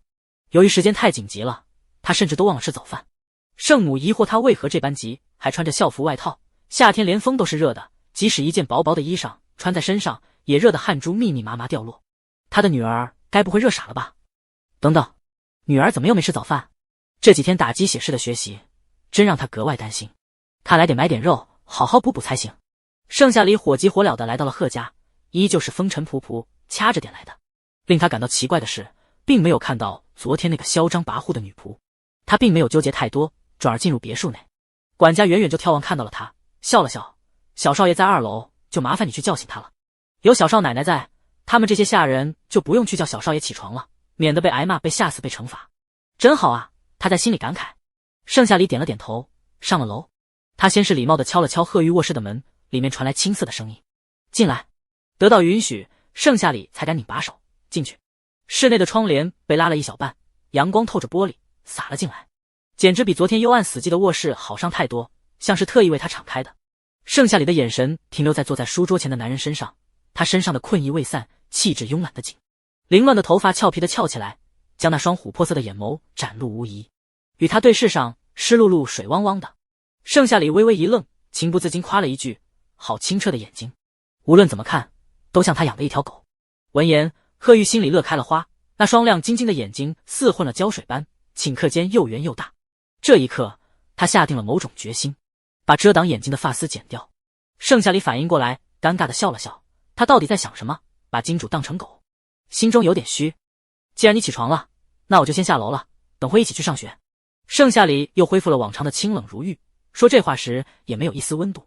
贺玉心情莫名的失落，似想到什么，他紧抿的嘴角居然微微勾起，卧蚕轻骨，笑容清浅，露出2颗尖尖的虎牙，特别的甜。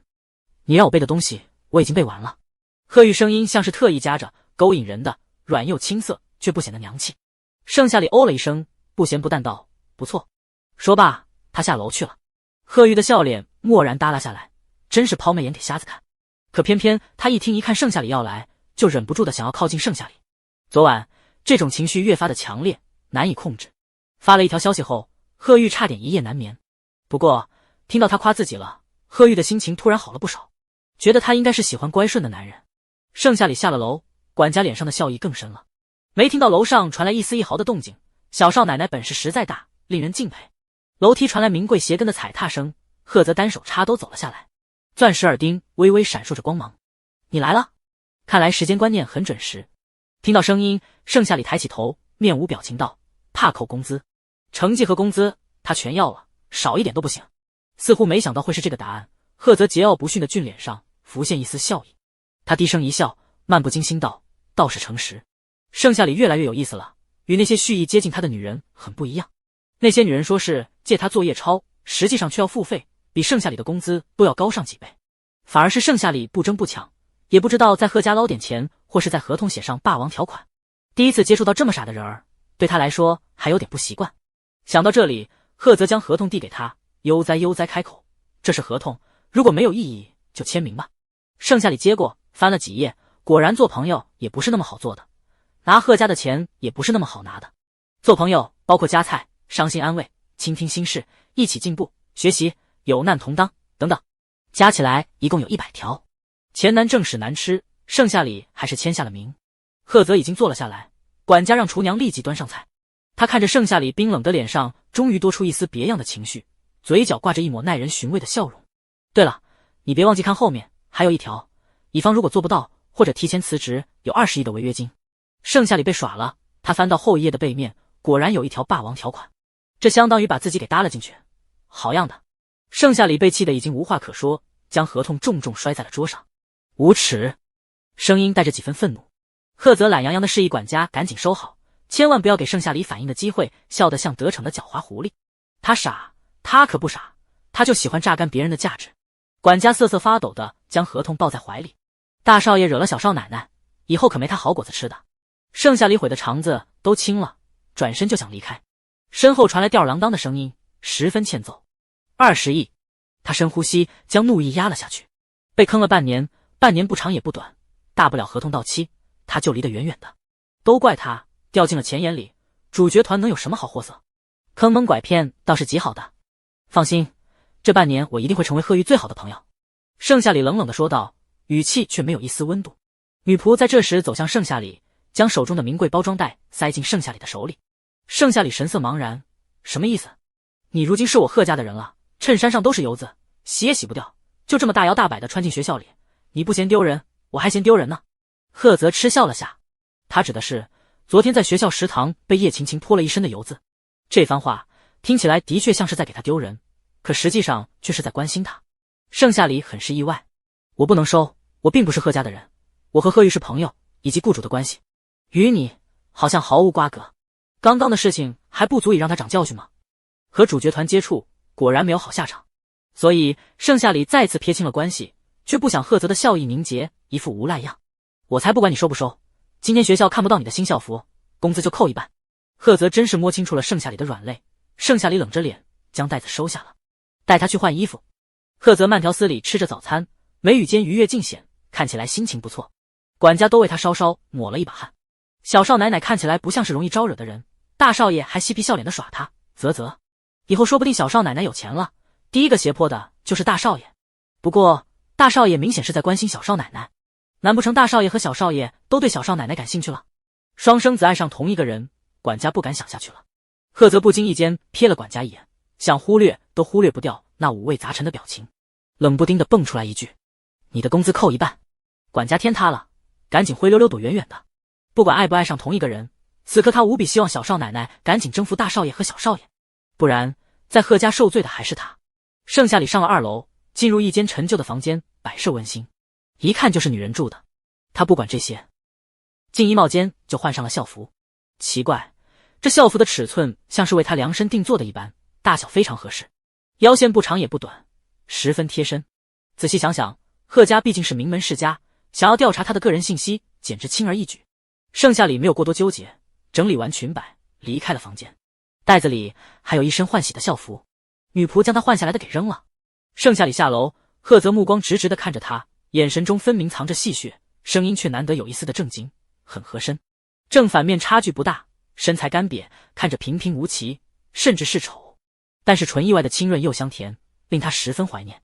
贺泽强压下心底波涛暗涌，快要失控的炙热，低下头继续用餐。盛夏里轻轻道了一声谢，下一秒贺泽抬起戏谑的双眸，表示没听清。谢谢。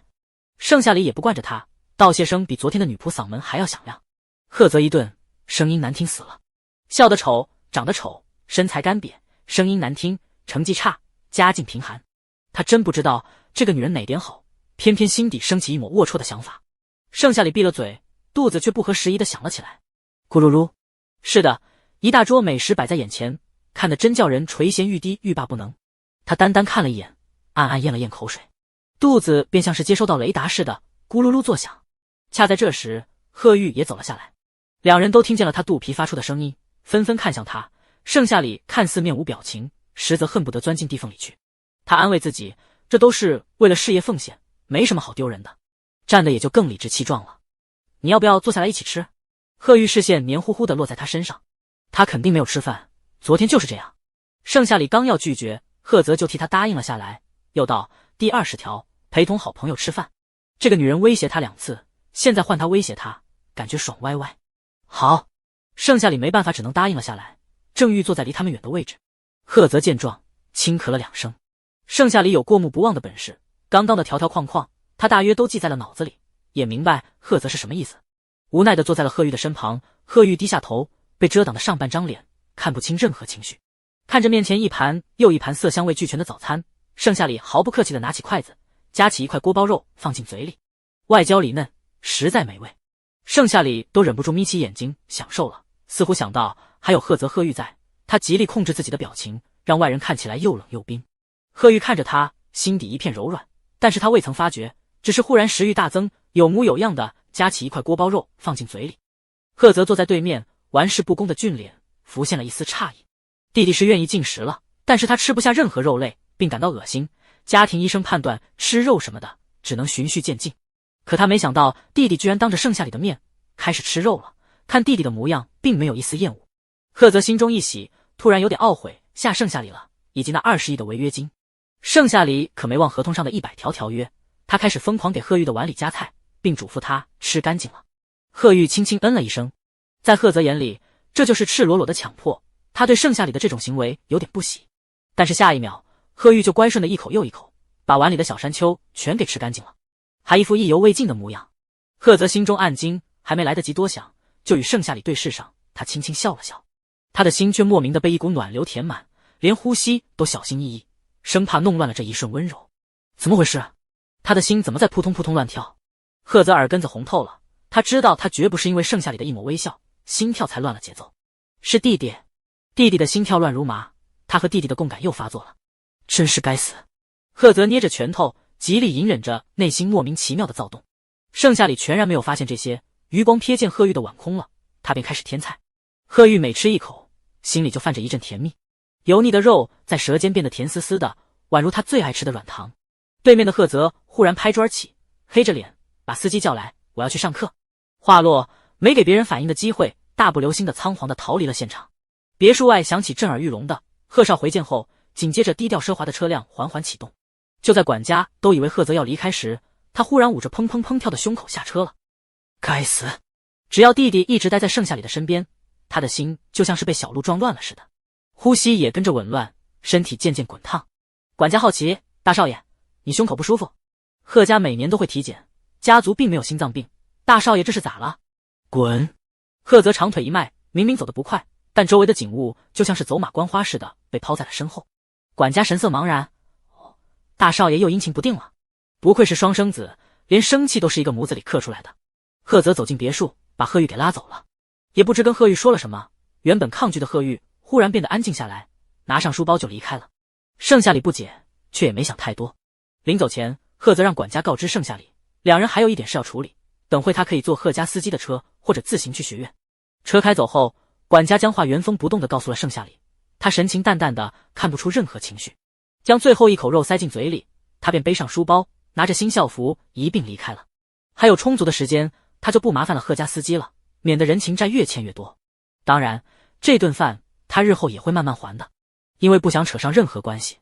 路上，盛夏里错过了公交车，等待显然来不及了，环顾四周，视线落在共享单车上。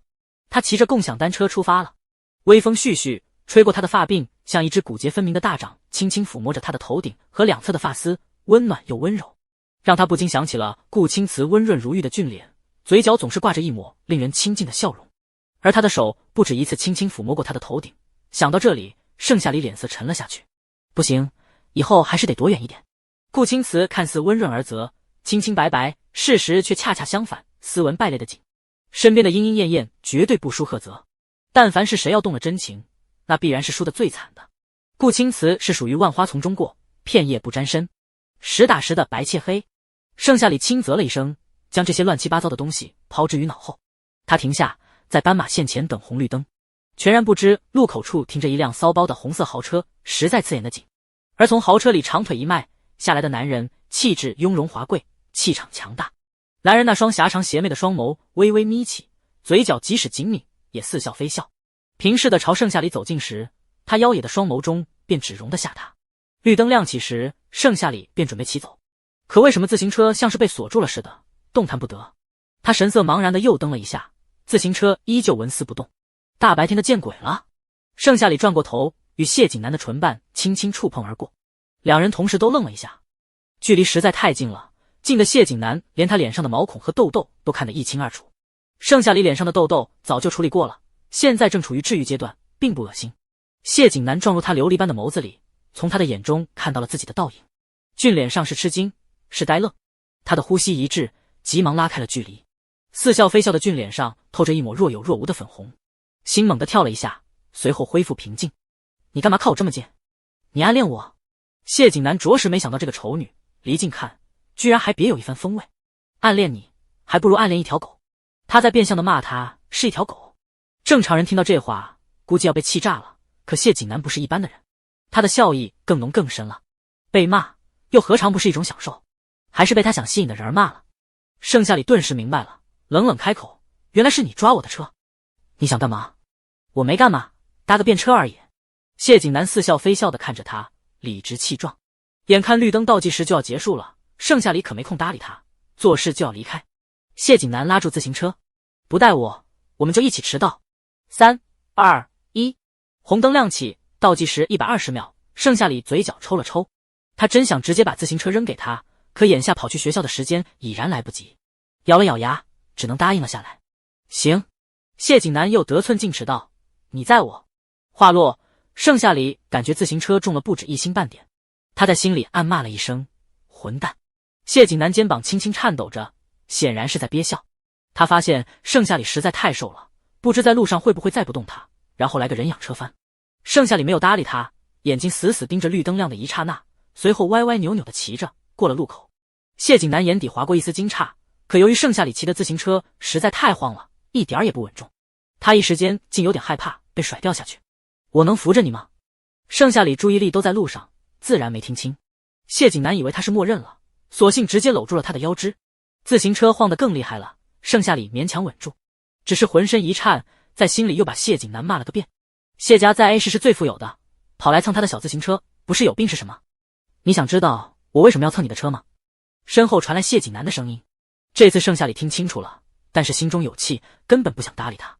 3秒沉默，谢景南知道他不会回答了，可越是这样，越是冷酷无情，他便越想征服盛夏里，想看看他冰山融化的一天，想看看他眉眼柔情的一天，到时候再把他狠狠抛弃。这真是一场酣畅淋漓的游戏。谢景南知道他是疯了，可富人的生活的确太无聊了，掌握了学识，很多东西变得无趣起来，他的三观也快扭曲了。特别是现在遍地都是美女的时代，向他投怀送抱时，难免有点腻了。谢景南自顾自说道，因为我想体验体验穷人的代步工具。盛夏里冷着脸，真想把他给甩下去。再坚持一下，马上就到了。话说，你为什么要换座位？贺玉又没有我聪明，你若是想超越叶晴晴，和我坐同桌，岂不是更好？谢景南又问他。盛夏里咬了咬牙，和你坐一起，你是嫌别人欺负我不够惨吗？原来是这样，原来不是讨厌他，是跟他这样耀眼的人待在一起会被其他人欺负。谢景南看着移动的绿化带，妖孽邪魅的俊脸上似笑非笑。换句话说，他其实就是想远离主角团，不想沾染任何关系。作为全年级第一，我完全不嫌弃一个废物同桌，你大可不必换位置。身后传来谢景南的声音，话未落，盛夏里便失神，而控制不住车头的走向以及平衡，自行车摇摇晃晃的更加剧烈了。后面的话盛夏里也没再听清楚。车晃得实在厉害，等谢景南发觉不对劲的时候，自行车已经朝路边的绿化带冲去，随后人仰马翻。盛夏里被自行车压住了腿，膝盖磨出了血，不由得倒抽一口凉气。喂，你这个女人骑车不看路啊！谢景南没摔到，拍了拍身上的灰，不由自主地抱怨了2句。盛夏里内心无语，要不是因为在你，我能翻吗？还不因为你这个臭男人，身高188，没有先见之明，让一个营养不良的小女生载着你，还不懂感恩。他一点都没有忍，嘴比脑子先快了一步。谢景南背对了，却没有一丝生气，笑意浓厚地看着他，才意识到他被车压住了腿，表情看起来有点痛苦的样子。谢景南脸色微变，赶紧将自行车扶起来了，随后俯下身将他抱了起来。他有洁癖，看了一眼周围的绿化带，杂草和灰尘并存，于是他一只手臂抱着他，一只手臂将身上的校服外套脱了下来，铺在了草坪上，将他轻轻放在了上面。盛夏里眼底闪过一抹惊讶，旋即被刺痛代替，没再多想。这些都是谢景南欠他的，放着好端端的豪车不坐，非要他载他。有钱人的世界，他反正不懂。谢景南半跪在地上，看着他膝盖磨出了血，心莫名的一阵揪起。然而，他却对这种关心的情绪当成了嫌弃。疼不疼？要我说，都是你活该，不看路，也不知道在想什么。虽然这么说，但是语调却是软的，连他自己都未曾发觉。盛夏里没搭理他，自顾自站了起来，朝自行车慢吞吞地走去。谢景南捡起校服放进了自行车的前筐里，随后长腿一迈，行了，我载你，我们先去学校，那里有医务室。闻言，盛夏里紧蹙的眉头旋即才恢复如常。侧坐在车后，扶着谢景南的书包，没再说一句话。谢景南知道他肯定是埋怨的，这件事的确是他做的不对，但是他也只想逗逗盛夏里罢了。一路盛夏里都格外的安静，谢景南眼底闪过一丝挣扎。盛夏里是他选的猎物，想看看他冰清玉洁的跌下高台，一身狼狈，又或者想看看他被他玩弄于股掌之中，狠狠抛弃，却不是这般沉默寡言，后者又对他避之不及，这不是他想要的结果。谢景南紧抿着唇，认真的落下几个字：对不起，是我错了，我不该让你载我的，不该笑话你，让你为了我而受伤，对不起。身后没有传来一丝声音，谢景南妖孽邪魅的俊脸上染了一丝红晕。他还是第一次给别人道歉，没想到对方还这么不领情。侧头看，盛夏里不知何时捧起了书，不时翻页，也不知听进去了没有。谢景南的愧疚一扫而空，半眯着眼，似笑非笑，眸中暗光流转，如同蛰伏的猛兽，真有意思。殊不知盛夏里在听到谢景南的道歉后，翻页的指尖微顿，一脸的诧异。高高在上的谢景南，这是在跟他道歉？他并没有指望谢景南能道歉，遇到他算他倒霉。将车停下，进了贵族学院，盛夏里捧着书慢吞吞地走着，不经意地瞥了一眼手腕表上的时间，随后像是小兔子似的，一条腿蹦蹦跳跳地朝着教室前进。都怪谢景南，该死的主角团啊！遇到准没好事，不仅受伤了，还迟到了整整半节课。盛夏里轻啧了一声，发愤图强，一跳一跳的。谢景南似笑非笑的垂眸凝视着一蹦一跳的女人，嗓音富有磁性：怕了。他一个养尊处优的学神，也是第一次迟到，以前倒是没有发现，不按规则来，竟然如此有意思。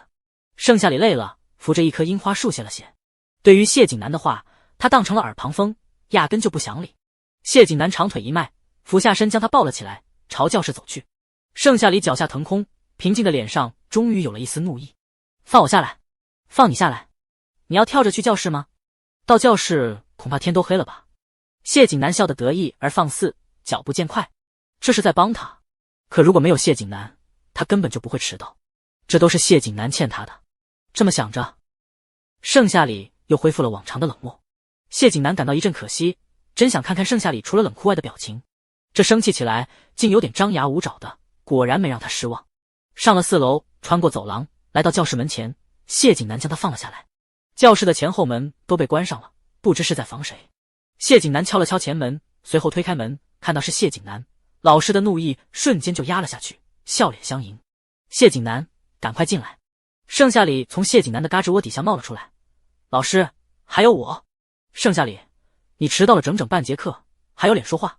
根本不把老师们放在眼里，给我到门外站着去。老师不悦的紧，手指朝外一指，寒意袭来，不留一丝情感。早就猜到是这种结果了。谢景南成绩优异，家境显赫，就算睡过头了，老师也能现场给他编几个理由来，不仅不惩罚，还乐呵呵的。而他成绩差到没编，家境清贫，在贵族学院就是一粒灰尘的存在，平时老师有气也会朝他身上撒，真是好不公平。没关系，他会风靡全校的，等着全校老师对他笑脸相迎。盛夏里面无表情哦了一声，正欲跳到外面，衣领在此刻被提起。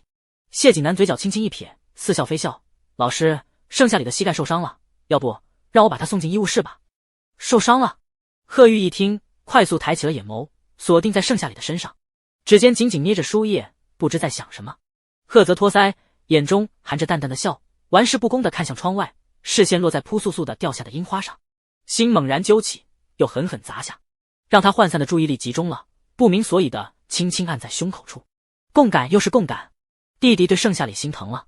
全班人的视线停留在盛夏里身上，他整个人被谢景南提起，像拎小鸡仔似的面朝老师同学，膝盖磨出的血映入眼帘。傅寒生睡眼惺忪地抬起眼，视线锁定在盛夏里膝盖处，不知在想什么，匆匆看了几眼，又趴在桌上睡了，仿佛刚刚的一切都是幻觉。顾青瓷把玩着钢笔，温润如玉的俊脸盛满笑意，如沐春风。他的身旁没有坐人，想来是陪叶晴晴，所以请假了。他并不关心，甚至毫不在意。可看到盛夏里膝盖的伤口时，温润如玉的笑逐渐变得腹黑起来。谁也不知道他到底在想什么。老师冷笑：受这么一点伤，能比迟到半节课还重要。谢景南，你就别跟盛夏里掺和了，容易被带坏，让他下课再去。说完，老师便收回了视线，神情鄙夷，笃定地认为谢景南的迟到与盛夏里有关，毕竟这还是谢景南第一次迟到，还是跟盛夏里一起。谢景南蹙眉，没再说话，坐回了座位上，而盛夏里则是站在了门外，捧着书，神情平静地看着书，仿佛这件事并没有影响到他的情绪，眼下还是学习最重要了。令他和全班人没想到的是，谢景南回到座位，拿起书便离开了。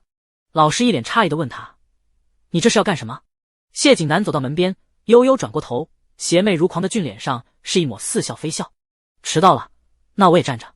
话落，谢景南不顾全班人以及老师震惊的神色，跟盛夏里站到了一起。谢景南这个学神吃错药了？全班人不解，事已至此，老师也没办法管了，只能任由他站了。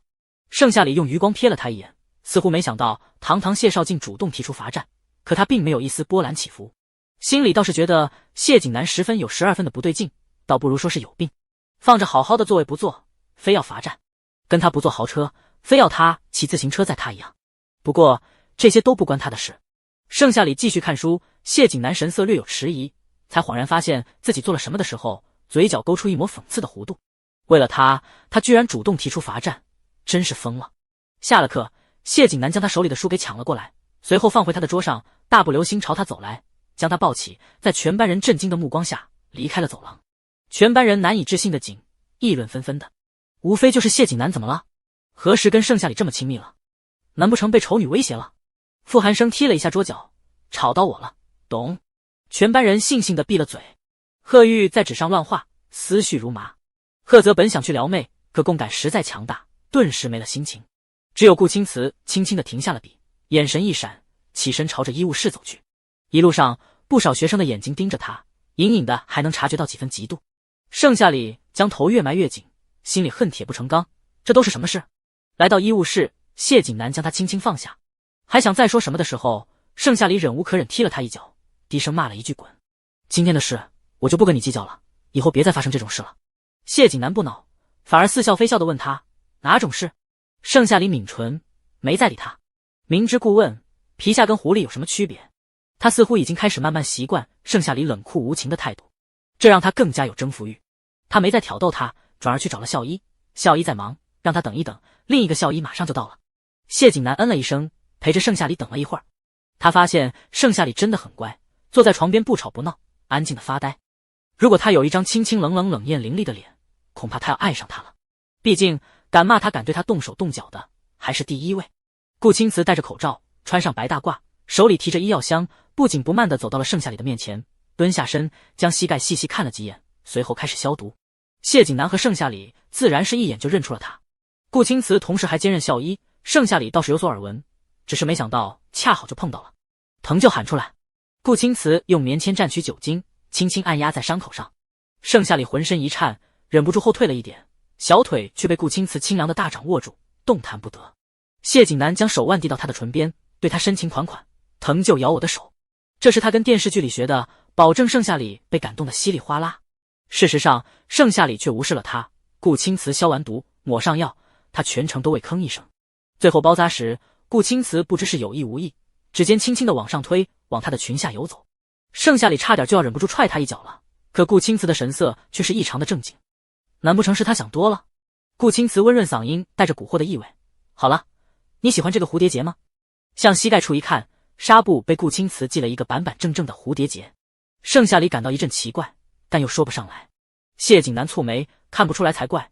顾青瓷在跟他抢人，他也看上了盛夏里。只是盛夏里样貌丑陋，顾青瓷是怎么看上他的？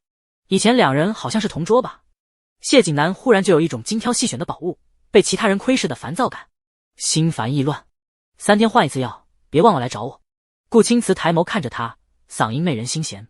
谢景南还有什么不确定的，心底莫名烦躁的紧。盛夏里也感到了一丝的不适，冷冷嗯了一声。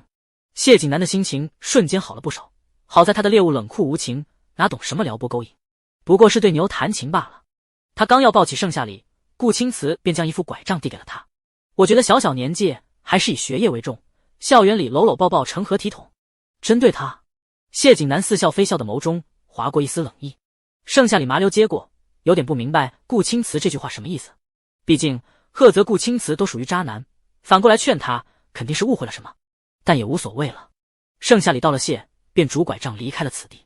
目送他背影消失，谢景南邪魅一笑，周身带着几分冷意，劝你最好不要妄想其他的东西，语气冰冷又无情。顾青瓷微微一笑，笑得张扬，各凭本事。果然看上了他的猎物，他是不会让顾青瓷得逞的。谢景南冷笑，离开了此地。他走后，顾青瓷将口罩缓缓摘下，陷入沉思。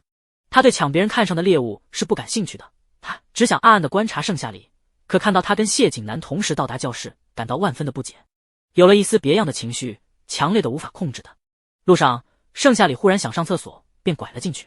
洗手间的水池边，有几个女同学在激烈讨论什么，有说有笑的，不时拿出粉扑和口红补妆。其中便有温宁，她看到盛夏里后，眼底划过一抹恶毒。从班里的女生嘴里得知了她才请假半天，谢景南疑似和盛夏里是朋友的谣言。早上一同来上学就算了，谢景南还抱着盛夏里去医务室的。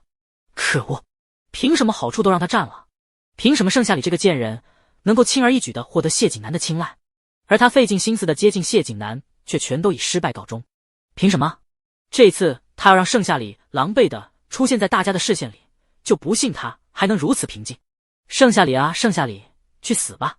想罢，温宁温婉地朝盛夏里打了个招呼：“你也来上厕所呀？”好巧，盛夏里有拐杖，走得慢，轻轻嗯了一声。第六感告诉他，温宁这副善解人意的模样，特别假惺惺的，一定有坏事要发生了。他将警惕埋在心里，不动声色地进了隔间。门外传来温宁告别的声音，温温柔柔的，非常友善。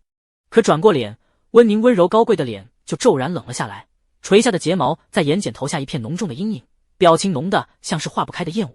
温宁走后，女同学们相视而笑，邪恶地勾起唇角，看向盛夏里的隔间，随后搬来事先准备好的凳子，分工明确地将角落里接满水的桶递给站在板凳上的女生。女生接过，狰狞的脸上是一抹古怪的笑意，随后朝盛夏里的头顶倒去。这就是你勾引谢景南的后果，看你这么狼狈，还敢不敢勾引了？倒碗水。几人洋洋得意地离开了洗手间，脑海里全是盛夏里浑身湿透、狼狈不堪、可怜兮兮的模样。没有人会怜惜一个丑女的，大家只会觉得好笑。脚步声渐渐消失，盛夏里眼底沉得发暗，坐在马桶盖上打着伞。听他们的意思，误以为他勾引了谢景南，而温宁整日欺负他作乐，如今却满是善意的招呼。原来谋划的是这个，可惜了，他预判了温宁的预判，提前从书包里掏出了伞，身上是一点没湿。不知道看到他这副样子，温宁和这群人会不会被气炸？盛夏里收了伞，面无表情地来到洗手池，洗了手，随后离开。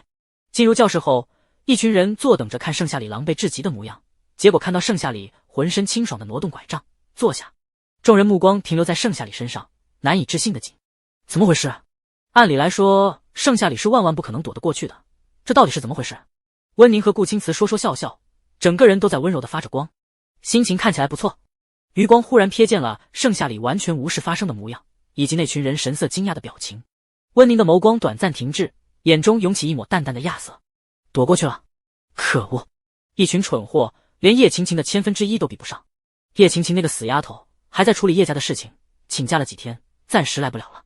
而温宁唆使这群人，不就是因为他们爱慕谢景南？结果连这点小事都办不好。温宁低下头，眼底是喷涌出的狠毒。没关系，他就陪着盛夏里慢慢玩，看看到底鹿死谁手。迎上那群人的目光，盛夏里毫无惧色，毫无表情的脸上裂开了一丝微笑，比不笑时还要可怕。那群人收回了视线，突然感觉身后发出的紧。算了，能躲得过一次，躲不过2次。盛夏里嘴角微微撇了下来，轻叹一声：“你还好吗？”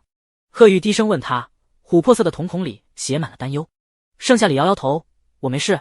对了，你不是把那篇背下来了吗？现在我要给你找几个新的，你背下来后，晚上语音发到我手机里。”他将贺玉的书轻车熟路地拿了过来，翻开一片片空白的页面，没有使用的痕迹，宛如刚开学发的书一模一样。盛夏里拿起笔，在书上勾勾画画，随后还给了他。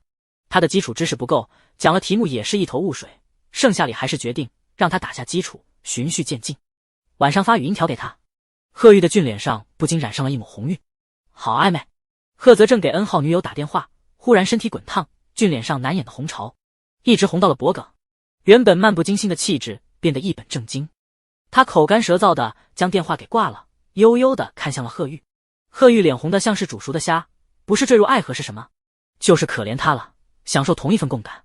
奇怪，他不是撩拨 N 个女友，贺玉却没有半点感觉吗？好像不是真喜欢，共感是没有反应的。贺泽不耐烦的将这些思绪甩开了，什么喜不喜欢的？他从来就不相信他赫泽会在未来真心喜欢上某一个人。喝了几口水缓解口干舌燥，可并没有得到缓解，舔了舔唇。他的视线不由自主地停留在了盛夏里的唇上，随后又不留痕迹地移开了。他想要的一定要得到。炎炎的太阳高悬，红的光如火箭般射到地面。盛夏里来到食堂坐下，似乎想到要去打饭。他拄拐杖站起了身，正欲朝窗口走去。贺玉轻轻地挡在了他的面前，琥珀色的眼眸亮晶晶地看着他。由于他的发丝遮住了上半张脸，盛夏里并未察觉到什么，好奇地看着他。贺玉鼓起勇气扯了扯他的衣角，说道：“我帮你，你坐下。”简单的一行字，却是他蓄谋已久。上课时，贺玉便心不在焉地在心里练习这句话，在舌尖滚了无数遍。墨贝都抛在了一边，说出这句话时，贺玉的脸已肉眼可见的红了。盛夏里还以为他是憋红的，没多想，应了一声，扶着他坐下，贺玉就离开了。培养贺玉的社交能力也不错，其实他就是懒，有人为他干这干那的，他心里早就乐开了花。何况还是金主自愿的。谢景南端着食物走到了盛夏里的身旁，坐下了。轻嗅到谢景南身上好闻的气息以及饭菜的香气，盛夏里侧头就看到了谢景南好看的侧脸。两人坐在窗口，一阵风吹过，他那墨色发丝在风中随意飘舞，白皙的肌肤在阳光下有些半透明。他低垂着睫毛，遮住似笑非笑的双眸，嘴角抿成了一条线。盛夏里不明所以的挪了挪屁股，希望这个男人能离他远一点。无意接触，恶魔鬼怪快退散。大抵是被他小小举动逗笑了，谢景南妖孽邪魅的俊脸上露出了一丝真切的笑容。别躲着我啊，我又不是什么豺狼虎豹，你怕什么？他转过头与他对视，感觉几分好笑。盛夏里嘴硬，没有。谢景南目前最失败的就是从他这张脸上捕捉不到除了冷酷以外的其他表情。贺玉打了菜，轻轻放在盛夏里的面前，再递给他餐具。看着四菜一汤都是他爱吃的，盛夏里眼底划过一丝诧异。他的爱好恐怕被贺家查了。算了，谁会和食物较劲？何况正是补身体的时候。盛夏里夹起一块肉放进嘴里，嚼了嚼，依旧没有程母做的好吃。贺玉坐在他的对面，慢条斯理的吃着，看到他大快朵颐的模样，毫无食欲的饭菜都变得格外鲜美。作为贺家小少爷，他什么没吃过，绝食那天照样干脆利落。然而在不知不觉中，贺玉竟然将餐盘中的食物全吃完了，食欲大增。谢景南高贵的轻轻咽下食物，与盛夏里完全不是一个档次的。他吃了一半就放下了餐具，不知为何他今儿的食欲竟莫名的好，也只有跟盛夏里坐在一起时，他才愿意露出真切的笑容。真是一种魔力，有意思。顾青瓷坐在不远处，但凡谢景南抬眸，便能与他对视上。顾青瓷嘴角总是若有若无的翘起，给人一种亲近感。此时他的嘴角却微不可察的向下撇，泛着一丝冷意，也瞬间没了胃口。温宁不明所以的关怀道：“你怎么了？心情不好吗？”今天的顾青瓷有点奇怪，不知是不是错觉，他能感觉到顾青瓷的失神与不专注，不知道在想些什么。经一提醒，顾青瓷回了神，脸上依旧是温柔如春风似的笑容。没什么，让你担心了。温宁娇羞的低下头，偏偏就喜欢顾青瓷对他温柔的微微一笑。我来放餐盘，你现在是病人，这点小事就由我来代劳。谢景南阻止了盛夏里收拾的动作，似笑非笑。病人？太夸张了。盛夏里不过是膝盖磨出了血，顾青瓷给了一对拐杖，不知道的还以为他骨折了。而谢景南也很奇怪，盛夏里实在想不通自己到底哪里吸引了他，感觉他也粘上了他。虽然不明白，但是盛夏里不想给谢景南一丝接近他的机会，直接把餐盘快速收拾完，让贺玉赶紧放进餐车里，然后一起回教室。谢景南看着他抵触的模样，似笑非笑的双眸看不出任何情绪。他厚着脸皮把贺玉的餐盘一并要了，大步稳健地将餐盘放在了餐车里，随后邀功似的看了一眼他。盛夏里蹙了蹙眉，就是这种危机感。他知道他似乎被谢景南这个男人给盯上了。他一个丑女何德何能吸引了两个男主？不感兴趣的盛夏里只觉得有点讽刺，看来以后必须一躲再躲了，大不了再坚持半载，高三考进 A 班，摆脱男主们。经过顾青瓷时，盛夏里可没忘要还他纸巾，他从口袋里掏出一包未拆封的纸巾，放在了顾青瓷的手边。顾青瓷的手指修长，骨节分明，手背光滑细腻，没有一根青筋，非常适合当手模。既然你执意要还给我，那我就收下了。顾青瓷没有拒绝，将纸巾放进了口袋里。他并不缺什么，顾家家境显赫，哪怕擦屁股的纸都是普通人几个月的工资。收下，不过是想珍藏起来。盛夏里嗯了一声，离开了食堂。温宁捏了捏拳头，指甲掐进掌心，月牙似的血溢了出来，他也没有任何感觉，他的所有情绪都被盛夏里这个贱人打搅了。顾青瓷还对他笑了，虽然他总是温温柔柔的笑着，但就是感觉不一样。还有谢景南居然跟盛夏里坐在了一起，荒唐，太荒唐了。回到教室，盛夏里翻开书，将饱含深意的题目用笔画了下来，准备放学后找傅寒生解答。贺玉不爱学习，也学不进去，可偷偷瞄了一眼他认真学习的模样，仿佛打了鸡血似的默背起来。谢景南没想到盛夏里这个女人拄拐杖走得还挺快，一溜烟就没了。看到他身旁的人儿认真学习的模样，他心中一惊，笑意更深了。他果然有魔力，让一个不爱学习社交，甚至对生都没有任何兴趣的人，在短短2日就发生了翻天覆地的变化。他身上藏了多少秘密？最后一节课，老师把作业都发了下去，重点提名了盛夏里。盛夏里抄作业就抄作业，居然给贺玉也抄了一份。放学别走，给我写一份5000字的检讨，交到我的办公室。听罢，全班人发出震耳欲聋的嘲笑声，纷纷看向盛夏里。盛夏里面无表情站了起来，他知道全班人包括老师都看他不顺眼，只因他是贵族学院的另类，成绩靠后，长相丑陋，家境贫寒，身后没有靠山，想怎么欺负都行。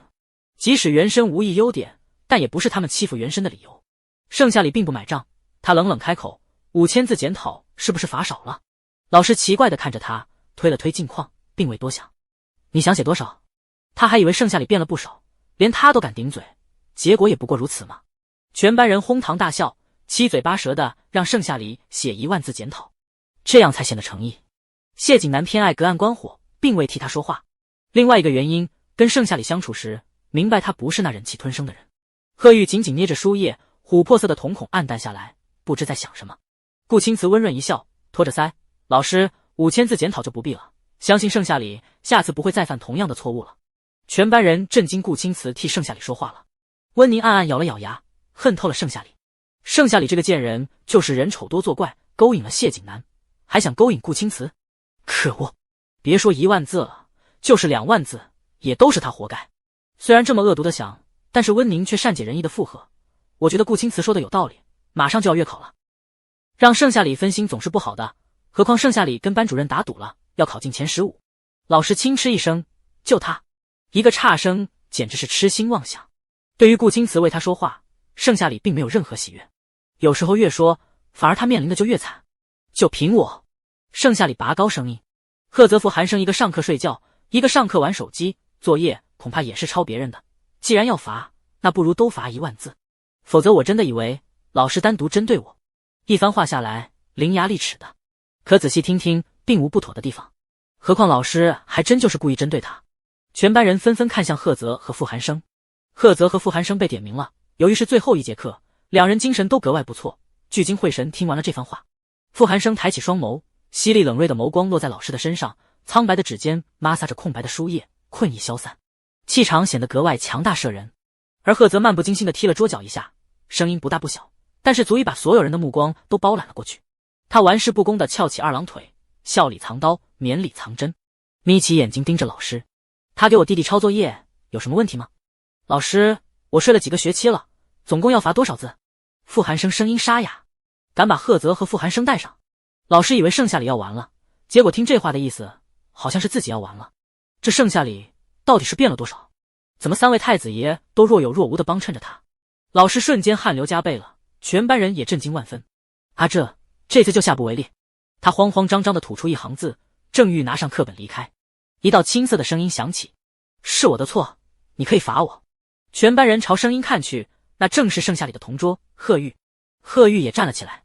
老师哪敢得罪贺家，刚刚的气焰瞬间就没了。本以为踢的是鸡蛋，谁知道是石头。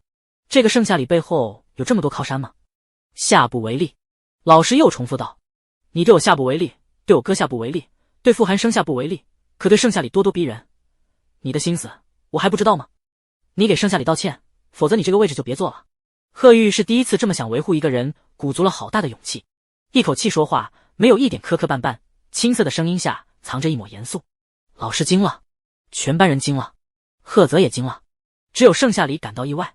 他从未想过会有人帮他说话，即使是顾青瓷，也是看热闹不嫌事大。没曾想贺玉居然真正的维护了他，言辞犀利的紧。贺玉的变化也如此的大。盛夏里看向他，视线停留在贺玉轻轻捏着的衣角上。贺玉明明也很紧张，却为了他，老师刚刚气势凌人的架势全都没了，如同一只鹌鹑，走也不是，留也不是，莫名的懊悔，悔得肠子都青了。能在贵族学院当老师，那必然难考工资比普高还要高上几倍。真要被辞退了，其他普高问起原因来。盛夏里，刚刚是老师的错，老师不该让你写5000字的检讨，念你是初犯，又快月考了，就先放过你。给盛夏里道歉，老师觉得屈辱，可面对4位金圈太子们，他说的比狗腿子还要流利。盛夏里蹙眉，不喜他后面几个字。可此时放学铃声响了，他还有约在身，并不想耽搁。等月考后，自然会打脸所有人，到时候他必然是有发言权的，这种事情想必也不会再发生了。我原谅老师了。盛夏里不咸不淡的回答，随后坐下收拾书本。老师干笑2声，正欲离开，贺玉又道：等等，这位贺家小少爷今天是怎么了？给盛夏里出完了头，还有话要说？老师心里害怕，却还是停下了脚步。全班人沉浸在贺玉替盛夏里出头的震惊里，很是安静。我要宣布一件事，期末考试我会拿出成绩的，前提是盛夏里教我，他为我做什么，你都不许像今天这样没事找事，否则你的位置……后面的话即使没说，全班人心里都心知肚明。震惊贺玉威胁恐吓起人来，一套一套的，但更多的是不屑不信。盛夏里成绩多差，还叫贺玉？2个傻子做同桌，果然般配。殊不知贺玉恐吓什么的，就会那么一句，后面实在编不下去了。老师充满质疑：贺玉，你找别人成绩能提升，我信；找他。贺玉不给老师反驳的机会。盛夏里，我会让他的成绩进入前10的。全班人惊愕，荒唐，太荒唐了。老师看了一眼玩世不恭的贺泽，感觉被毒蛇盯上似的，浑身都不舒服。行，敷衍完，老师一溜烟的跑了。从2个学渣嘴里说出来的话，谁信啊？教室顿时热闹起来，议论纷纷，无非就是觉得贺玉跟盛夏里这个疯子坐在一起做傻了，拿出一个好成绩，他俩怎么可能还进前10？笑死了！听着周围的嘲笑声，生平第一次觉得刺耳。贺玉坐下，咬了咬唇。这一刻，他下定决心，一定要证明自己，证明盛夏里很厉害，很优秀。他是他教出来的，也会在他的手里盛开出一朵鲜艳的花，耀眼璀璨。谢谢你，不过时间自然会证明一切，你不需要为我出头的。盛夏里收拾好了书包，贺玉不知怎的，就是想为他出头，别人说一句都不行。可他面对盛夏里时，乖顺的不像话。是我鲁莽了？没有，你很勇敢，朋友为朋友出头，其实也挺不错的。盛夏里认真的思索，他补充，以前都没有人为我出头，现在有你为我出头，我很高兴。其实他是怕伤了贺玉脆弱的自尊心，等成绩出来，他一定会打脸所有人，让那些高高在上的师生仰仗他。A 班他也要。闻言，贺玉低下头，琥珀色的双眸微微闪烁，嘴角挂着一抹笑意，连他自己都未曾察觉。他好像发现了新鲜的事物，原来保护他是如此的自豪。盛夏里离开时，贺玉轻轻扯了扯他，在他不解的目光下，将一颗温热的软糖塞进了他的手心。请你吃。面对盛夏里，他又紧张又害羞。盛夏里淡淡道：谢谢。他明明这么有礼貌，这么温柔，偏偏那些人还要欺负他，真是坏透了。贺玉嗯了一声，透过缝隙目送他越来越远的背影，直到消失，心里泛着一阵甜蜜。贺泽捂着胸口，心跳的旋律被打乱，短暂的沉寂后化作狂澜，内心的荡漾难以控制。他沉默以对，明明最讨厌吃糖了，如今却总感觉甜得哭嗓子。弟弟对盛夏里爱得不得了，为什么要拉他下爱河？他根本不喜欢盛夏里好不好？为了抑制住这股躁动，贺泽黑着脸把贺玉拉走了。谢景南走后，教室里的人离开的差不多了，只剩下几个人在激烈的讨论盛夏里和贺玉。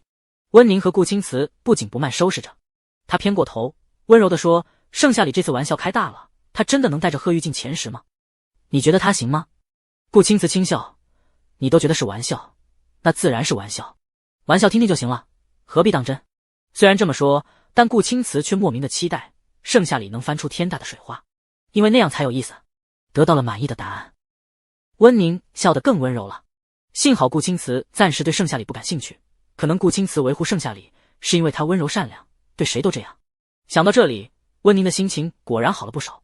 谢景南跑出去时，盛夏里拄拐杖已然没了身影，他似笑非笑的双眸一寒，真不乖。傅寒生屁股后面跟着盛夏里，他慢吞吞的。奇怪的是，傅寒生腿长如命，却始终跟他保持着3-5米的距离，好似故意放慢了脚步。盛夏里才不管这些，他推开图书馆的门，头顶的风铃叮叮响。老板娘意味深长地看了两人一眼，随后继续嗑瓜子。盛夏里找了个位置坐下，傅寒生将书包放下，从书架找了2本书。有什么不会的题目？傅寒生坐在他对面，长腿无处安放，只能翘起2郎腿。随着话落，他修长的指尖翻开一页纸张。盛夏里也不客气，早就将不会的题目画了出来。傅寒生已经恢复了往常的冷峻，仔细看了看，指着其中一道简单的问他：“这个也不会？”盛夏里解释：“12道解法，我想多解锁几种。”傅寒生手里的书没拿稳，掉了下去，心中一惊：盛夏里不是学渣吗？刚刚在教室里大放厥词，会带着贺玉进前时，他其实有点鄙夷的。谁知这一句话说出来后，傅寒生顿时不知道该说什么了。难不成盛夏里真和他想的一样，是一个伪学渣？如果是这样的话，那好特别。你怎么了？盛夏里看着他惊诧的神情，问道。傅寒生收回吃惊，没什么。他的视线停留在地上躺的书本上，俯下身去捡。同时，傅寒生也俯下身去捡，两人的指尖触碰在一起。傅寒生只感觉浑身一颤，犹如电流击过般，修长的指尖缩了回去。他能听到心在胸腔里跳动的声音，扑通扑通扑通，声声清晰。傅寒生不知怎地，呼吸一滞，看到他近在咫尺的脸庞，垂落的睫毛根根分明，明明瘦又丑才是，可离近看，居然有几分的小家碧玉。傅寒生不语，除了心跳加快了节奏，每一次跳动都让他感受到一种莫名的悸动外，还能听到窗外树叶沙沙作响，蝉鸣围绕在耳边。盛夏里愣了一下，随后将书本捡起来递给他，然而傅寒生却迟迟未接过。他沉默良久，才忽然意识到什么，薄唇微抿，那双总是冷漠的眼睛里此刻好像闪过一丝光芒。葱郁的指尖将书拿了回来，他假装镇定地翻开书，却是一个字也看不下去，满脑子都是盛夏里垂眸捡书的模样，一遍又一遍重复。指尖不自觉地轻轻摩挲着他摸过的书页，傅寒生并没有发觉盛夏里正蹙着眉跟他说话。他完全沉浸在了自己的世界里，直到盛夏里的拐杖从墙角滑落，他才终于回过神，看着拿倒了的书，难怪一个字也看不下去。似乎想到盛夏里还在对面，他心中一跳，慌乱地将书本放下，冷着一张脸，冷硬地解释：“我在思考解法，现在已经想到了。”盛夏里并没有看出什么端倪，哦了一声。接下来傅寒生开始教他，可脑子里总是挥之不去的片段，一闪一闪的。盛夏里好奇：“你怎么心不在焉的？”傅寒生却就此沉默，因为他也感觉自己是疯了，疯的不能再疯了。他满脑子都是盛夏里捡书的模样，以及指尖余温的触感。明明碰别的女人不会有这种感觉的。没事，傅寒生继续教他，可看到他认真理解的模样，又与脑海中的画面重合时，他又乱了心神。你看我这么近干嘛？我最讨厌你这种唯利是图想勾引别人的女人了。突如其来莫名其妙的话让盛夏里微微一愣。什么意思啊？他不动声色地摸了摸屁股，尾巴也没有出来，魅魔也没到发情期，那就是傅寒生在发神经了。是你要教我的，你发什么神经？盛夏里也不惯着他，有话直说。第一次有女人敢骂他神经病，可傅寒生的注意力并不在这里。傅寒生烦躁的紧，话到嘴边拐了个弯。我突然想起来，我养的乌龟1个月没喝水了，快干死了。他居然不舍得骂盛夏里这个女人，心下一软，就编了个理由：我得赶紧给乌龟添水，我先走了。这些题目的话，你上网搜搜，或者明天我一起教你。说罢，傅寒生宛如鞋底抹油般溜得极快，只剩下风铃在叮叮作响。尽管傅寒生的举动看起来从容淡定，可他的脚步凌乱，让盛夏里察觉到了什么。仔细想想，傅寒生就算没忘记添水，那傅家上下就没仆人添水了吗？都是傅寒生逃避他的借口罢了。不过盛夏里并没有太在意，这些题目少几道解题思路也没关系，傅寒生这般倒是不用他费尽心思的躲着了。盛夏里从容自若地将重点题目划掉，余光意外瞥见了对面椅子上落下的佛珠，隐隐记得傅寒生的手腕上常戴，该不会是他落下的吧？几番纠结下，盛夏里追了出去，门顶的风铃急促的叮叮作响，落叶被风吹了满地，外面哪里还有傅寒生的背影？盛夏里啧了一声，指尖缠绕着檀木佛珠，没再说话。算了，丢给老板娘好了。想罢，他将佛珠交给老板娘。老板娘虽然听着音乐，但心里却是在揣摩他和傅寒生的关系。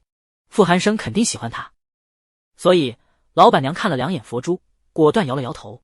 这东西实在太贵重了，我怕我掌管不好，要不你先收着。你俩不是经常在图书馆相遇吗？你亲手交给他不是更好？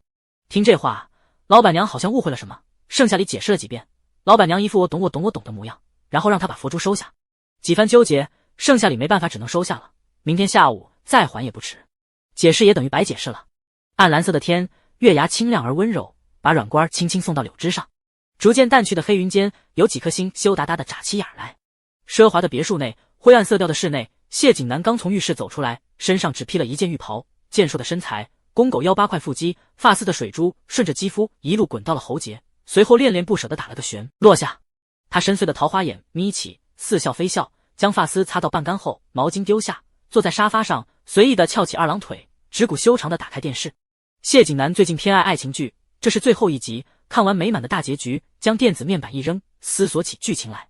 为了能够让盛夏里这个冷酷的人儿真正爱上他，再被他狼狈的抛弃，谢景南决定先从独处开始。于是谢景南拿起手机给谢叔打了个电话，让公交车停运一天。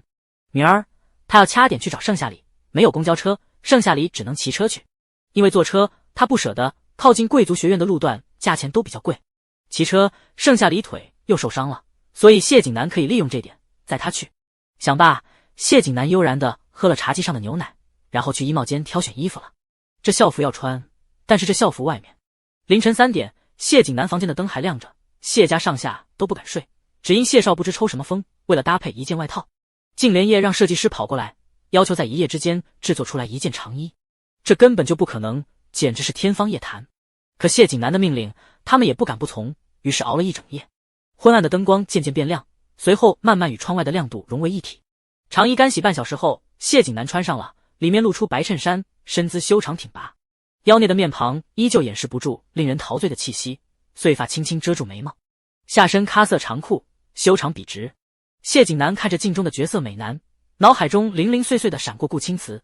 顾青瓷穿上长衣，想必是温柔到了骨子里，只可惜他穿上长衣，温润如玉，倒不像半分，风度偏偏倒也没有，似笑非笑中带了几分的算计，活脱脱像是强制阴谋病娇类型的。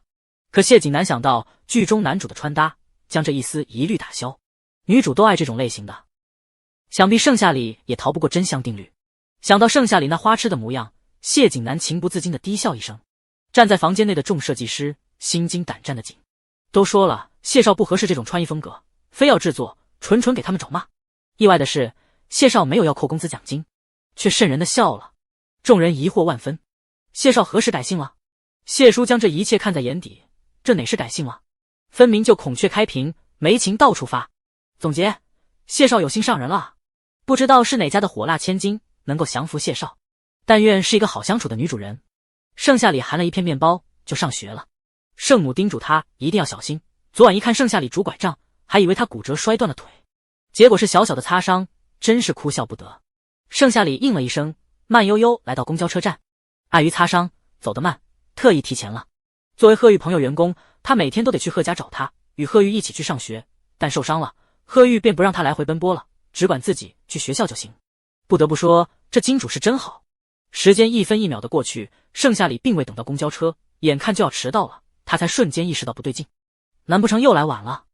公交车提前走了，或者错过了？算了，就算下一班姗姗来迟，盛夏里也不坐了。他的视线落在马路对面的自行车上，正欲抬步，面前停了一辆自行车，一只暗咖皮鞋映入眼帘。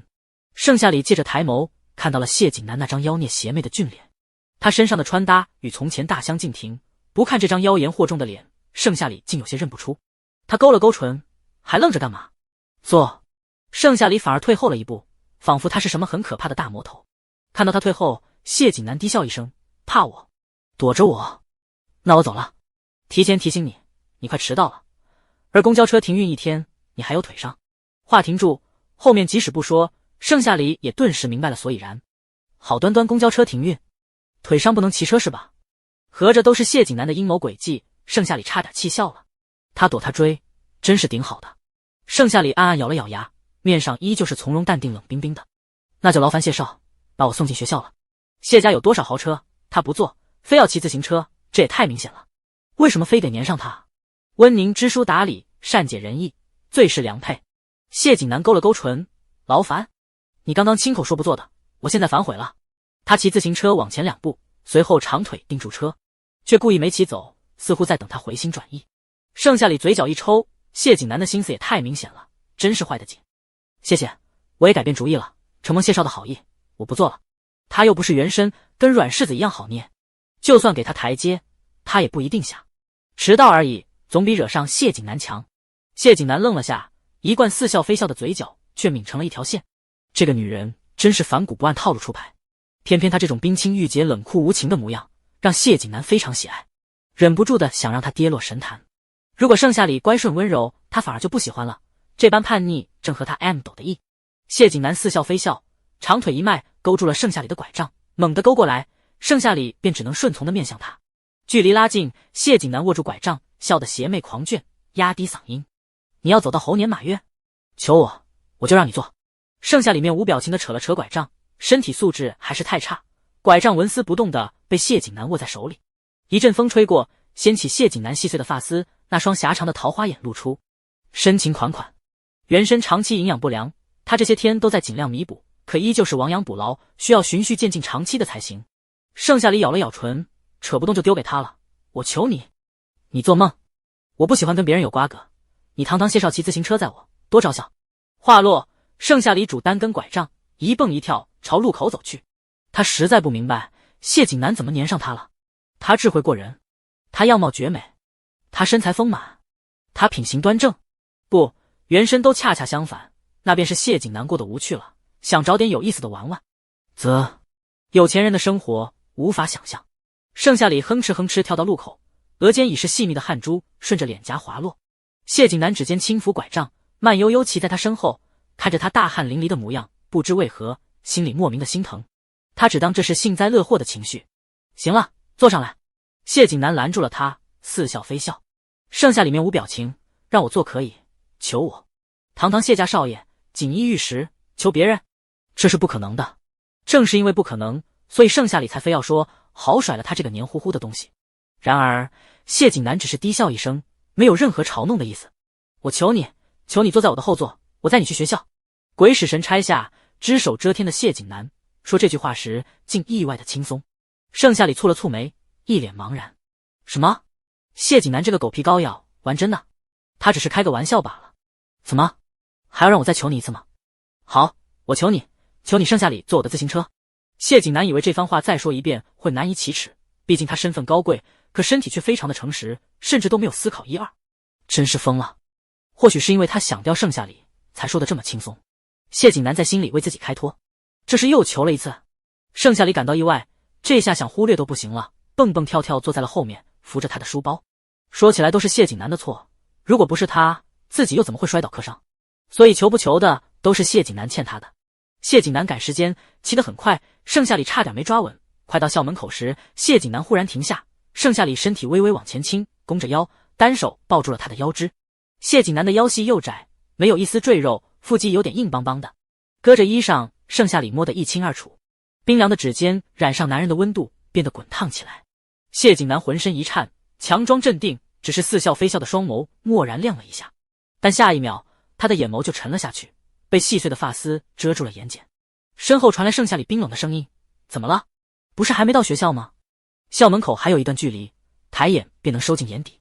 他很好奇谢景南又要干什么，殊不知谢景南长腿一迈下了车，不，下不了车了。谢景南被卡在了那里，举止怪异，半条腿无论如何也碰不到地面。盛夏里的视线向下移，落在了谢景南长衣上，长衣绞进了车轮里，难怪动弹不得。不用看谢景南的表情，他都知道有多五颜六色的。下了车，盛夏里让他把长衣脱了，谢景南以为是他拽自己，结果人站在他跟前，两袖清风，他瞬间意识到了什么，似笑非笑的双眸中有些尴尬。可这长衣原本就是勾引盛夏里的，为了不耽误时间，谢景南只能脱下来了。盛夏里冷笑，没想到谢少还挺有风情雅致的，大热天穿个长衣，丢人，丢人，丢人。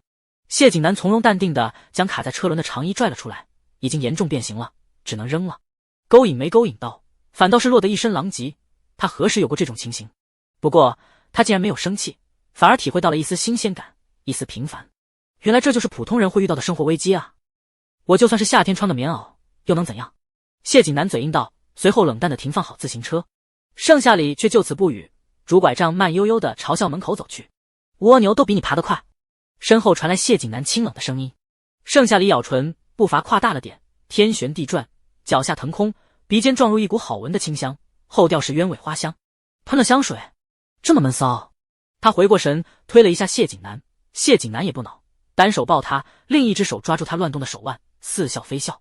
放开我！盛夏里蹙眉，娇小的身体在宽大温暖的胸膛里挣扎。昨天被他抱着，全班人都看到了，厕所里被暗恋他的女生恶作剧，盛夏里需要时刻警惕。如今离月考只剩下2天了，千万不能分心，也绝对不能让温宁看到谢景南抱着他，否则又不知道搞什么恶作剧了。至少月考前他无心管这些。盛夏里挣扎的厉害，谢景南不得不放开他。一路有3、3两两的学生纷纷看向谢景南，目光异样，不知道的还以为他是人贩子在拐卖人口。怎么，我抱着你走，不比你像个蜗牛一样慢悠悠的爬快？谢景南寒眸微眯，不解。能被他谢景南抱着的女人，他是第一个，居然如此抗拒。换做别的女人早就偷着乐了。不过正是因为他不近人情，谢景南才更加的对他感兴趣。盛夏里脸色沉了下去，向谢景南展示手腕上的表，已经迟到了，你是学神，成绩优异，老师不会把你怎么样。可我不一样，我会受到惩罚，所以请你把心思放在别的地方，而不是我的身上。你的捉弄挺没意思的。这话什么意思啊？公交车停运，自行车偶遇在他上学，磕破膝盖抱他去班级，弄得全班全校人尽皆知。月考在即，盛夏里不想分心也不能分心，如果不是谢景南捉弄，他怕是早就坐在教室里早读了。谢景南是5个男主之一，非要来招惹他，这对吗？不跟温宁打情骂俏，反倒是粘上了他一个丑女，真是皮下的狐狸，也不知真正目的是什么。他不想陪谢景南玩，也没兴趣。本以为这番话就能打击到谢景南，或是看到他皮下真实的怒意，谁知谢景南脸色微变，旋即恢复平静，嘴角勾起一抹似笑非笑。是我错了，以后我改。盛夏里正走得好好的，听到这话差点没踉跄了一下。他收敛了惊讶的神色，又恢复了往常的喜怒无常，冷冰冰。有病吧？没人管吗？这个世界崩坏了吗？瞧瞧清冷如月下的谢景南说的是什么话，这对吗？此刻盛夏里真恨不得长8条腿用跑的。谢景南看着他略显仓促的背影，指骨抵在唇边，低声一笑。不知为何，面对盛夏里时，他道歉的话张口就来，道歉中带了几分认真与抉择。至于他说的话，他会想办法的。既然是他主动黏着他，那在此期间就是他的人，容不得他人欺辱。谢景南长腿一迈，跟了上去。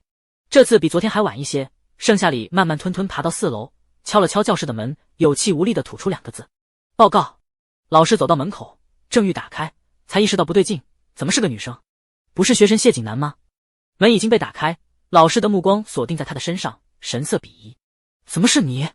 你迟到了将近1节课，知不知道？学渣就学渣，妄想能考前15名，结果连上课时间都记不住。盛夏里瞥了一眼慢悠悠走来的谢景南，直接闯了进去，坐回位置上。老师暗骂了一声，没礼貌，就算能考上前15名，人品也不咋地。可当老师看到谢景南时，那狗腿的潜质就发挥了出来。谢景南，你来了，怎么不在家多休息休息呢？盛夏里单手托腮，瞧着老师2极反转的嘴脸，在心里默默记了一笔账。没关系，成绩出来，他就不信老师对他还是如此态度。不了，我怕和盛夏里一样，被你骂得狗血淋头。谢景南缓缓坐下，侧手看了一眼盛夏里。盛夏里翻开书，神情专注。这个女人真是书迷，她很期待盛夏里的成绩。盛夏里谢景南并排的名字似乎挺好听的。老师哑然，继续上课。温宁将这一切看在眼底，记在心里，冷笑一声。盛夏里啊，盛夏里，叶青青处理完家事了，今天就来了，等着瞧。他一定要叶青青在月考时狠狠打了盛夏里的脸。既然全班人都知道这个赌约，那他就闹得大一点，到时候成绩一出，看盛夏里怎么收场。顾青瓷好巧不巧捕捉到了那一丝狰狞的恶意，笑意盈盈，不知在想什么。赫泽直勾勾地盯着窗外满地飘落的樱花，听闻盛夏里敲门的声音，便抬眸凝视，不知不觉盯了很久。直到盛夏里坐在位置上认真学习，他皮笑肉不笑的扯唇，眸光幽暗。没坐5分钟，下课铃声响了，盛夏里抽空看了一眼手机，继续专心致志地做题目。这时他的衣角被轻轻扯了扯，盛夏里看都没看贺玉一眼，便问道：怎么了？要背的东西太多了，我昨晚没发语音调给你，对不起。贺玉充满歉意的紧，嗓音沙哑。其实他并没有忘，只是莫名害羞的紧，觉得那样做太暧昧了，于是费尽心思学着电脑上的教程，加了半天嗓子，第2天音哑的不行。盛夏里这才看了他一眼，不咸不淡道：没事，今晚发给我。贺玉嗯了一声，耳根顿时红透了。他又低下头，倏然发现了不对劲，抬起双眸，撞入一双琥珀色的清澈眼眸。男人白皙病态的俊脸上有些淡淡的红晕，不知是天气热的，还是他天生就容易脸红。微卷的头发是如此的蓬松细软，让人忍不住的想揉乱。在盛夏里震惊的目光下，贺玉眨了眨朝露时的眼睛。怎么了？他捏着指节，又紧张又期待地看着他。你剪头发了？一个觉得活着都累的人，并且社恐不爱这个世界，想尽办法逃避。此时他却露出了一张与赫泽完全相似的脸庞，唯独那双纯粹的琥珀色眼眸与赫泽完全相反。贺玉垂下眼睑，藏匿住害羞，沙哑道：你说的我记得。令他意外的是，不只是贺玉剪头发这么简单，还有贺玉的这句话。前几天盛夏里的随口一说，没想到贺玉便鼓起勇气剪了碎发，重新审视这个世界。盛夏里真不知该喜该悲，不过也算是美事一桩。他还以为要很长时间的开导，贺玉才愿意重新做自己，现在看来完全是多虑了。挺好的挺好的。盛夏里连连点头，扯出一抹笑。贺玉嗯了一声，心里像是吃了软糖一样的甜。贺泽本不想坐在教室里，可想到贵女们心机算计，他便鬼使神差地留在了教室里，并未去找女友们。心忽然扑通扑通跳，刹那间乱了节奏。贺泽那双戏谑的双眸沉了下去，微微偏头看向后排的贺玉，视线又不留痕迹地扫过盛夏里，眼底浮现出连他自己都未曾发觉的瘟疫。他只觉得愤怒，该死的共感，心怎么越跳越快了？下一秒是不准备活了吗？把一辈子都跳完了。但是贺泽不得不承认，盛夏里的能力让自闭症的弟弟竟然大清早的剪了碎发，在镜子前臭美了半天。弟弟坠入爱河就罢，他跟着像什么话？贺泽黑着脸走出了教室。第二节课，叶晴晴姗姗来迟，恶毒目光锁定在盛夏里的脸上。随着老师柔声让他坐下，叶晴晴才收拢了视线，坐回位置上。指节在身侧被捏得泛白，他暗暗冷笑一声。盛夏里这个死丫头，让他在食堂出丑就算了，顾青瓷还帮着他打压叶家。叶晴晴这几天为叶家的事情搞得很是疲惫，不过顾青瓷还是在意他的，小小的施压了一下，并未做出其他出格的举动。而他将这一切错误都怪在了盛夏里的身上。温宁与他说的，他全都记得。月考在即，盛夏里啊盛夏里，他要用实力打败，并且让盛夏里成为贵族学院的饭后谈资。盛夏里全然没有看到叶晴晴狰狞的面孔，他停下了笔，默背起诗词来，一目十行，行行不忘。一本书被他轻而易举地拿捏了。而在外人眼里，盛夏里则是毫无头绪地翻看着书，全班人也没指望他能赢下叶晴晴。中午，盛夏里废寝忘食地看书，教室里空无一人。本来是要陪贺玉一起的，贺玉看他这么辛苦，就拒绝了一起吃饭。教室外的蝉鸣滋滋地叫着，炎热的温度炙烤着大地。教室内的温度骤然不同，空调的冷风徐徐吹着，带了几丝凉爽。除了翻书的声音，什么都没有了。走廊的脚步声逼近，叶晴晴和温宁走了进来，拿起杯子抿了一口水，看到他认真学习的模样，两人相互对视一眼，心里一阵干呕。叶晴晴眸子里的怒火似乎都要将他燃烧殆尽一般，很是不服气，装得跟你是品学兼优的好学生一样，想超过我，你做梦。闻声，盛夏里即便不抬头都知道是谁。只见他轻嗤一声，这个赌约我赢定了，你15名的位置我挤定了。好大的口气。叶晴晴周身不悦的气息扩散着，怒火中烧，恨不得扑上去撕了盛夏里的嘴脸。温宁见状，善解人意地阻止了他。好了，盛夏里是在开玩笑，你何必跟他置气？当初你有多努力才进了前15，他一个倒数第2怎么能比得上？一听这话，叶晴晴的气果然消了，觉得温宁说的没错。盛夏里，你要加油，我相信你一定会进步的，但首先是刻苦的学习，而不是张口就来。温宁温婉的话语下是一片讥讽。盛夏里轻啧一声，这女主还真是表里不一，这女配也是够瞎的。没事，她以后让女配恢复光明，你还是先操心操心你自己的学习吧，毕竟我计划的第2步就是超过你前6的成绩。温宁的笑意僵直，这个盛夏里变成了一个活脱脱的疯子，什么话都敢说。他也只当是开玩笑的话，并不在意。那你可要加油了。两人离开后，盛夏里将最后一题写完，对了一下答案，他勾了勾唇，笑得意味不明，随后在纸上写下4个字：势在必得。贺玉生怕他饿了似的，给他装了许多饭菜，小心翼翼地端到他面前，轻轻扯了扯他的衣角。你专门给你带的。盛夏里感到意外，贺玉真是越来越驾轻就熟了。他瞥了一眼2个饭盒里面的鸽子汤、白露鸡素炒青菜、水晶虾仁，不知是不是真的馋了，他的肚皮在咕噜噜作响。他神情尴尬，算了，你也是一片好心，不吃浪费了。他为自己找了个理由，随后接过，拿起筷子津津有味吃了起来。奇怪，这饭菜怎么和食堂的不太一样？那种难吃的劲儿哪去了？你这饭菜是？盛夏里问他。贺玉垂下眼睑，睫毛轻颤，我让厨娘给你做的，刚送过来。嗨嗨咳咳咳。盛夏里控制不住的剧烈咳嗽起来，这不就意味着他又欠了好多人情？上次的早餐，这次的午餐，你没事吧？贺玉看到他噎住，赶忙去接了一杯水，递给他。盛夏里接过，猛喝了一大口，脸色有所好转，对眼前色香味俱全的饭菜顿时没了胃口。贺玉，你太自作多情了，我们是朋友，不是恋人，你大可以去食堂打菜给我，何必这般费心思？以后不许再这样了，欠你的我还不起。盛夏里冷着一张脸，将饭菜倒进了垃圾桶里，随后离开了教室。贺玉微微一怔，哪怕后知后觉也能感受到他的冷淡。沉默半晌，眼眶忽然发酸，泪花遮住了视线，变得模糊不清。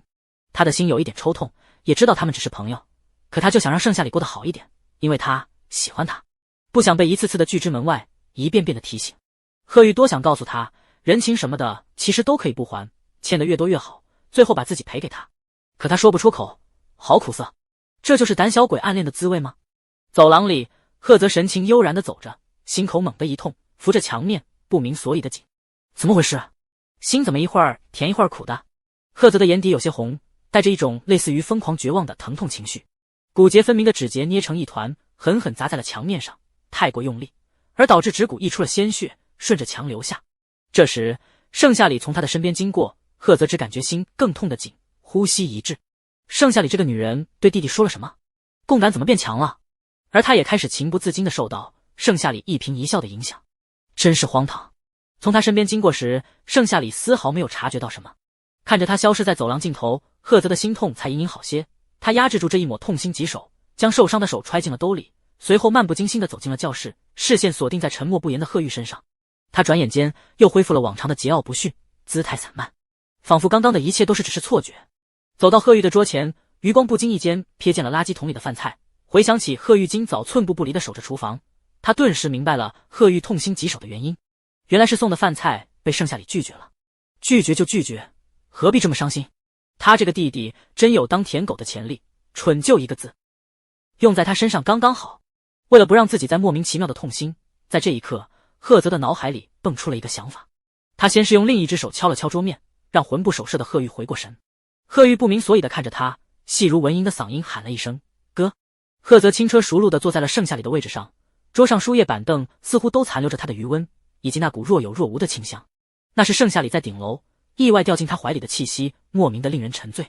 贺泽脑子里不禁闪过与盛夏里第一次遇见的画面，原本好不容易平和的心情竟不易察觉的烦躁。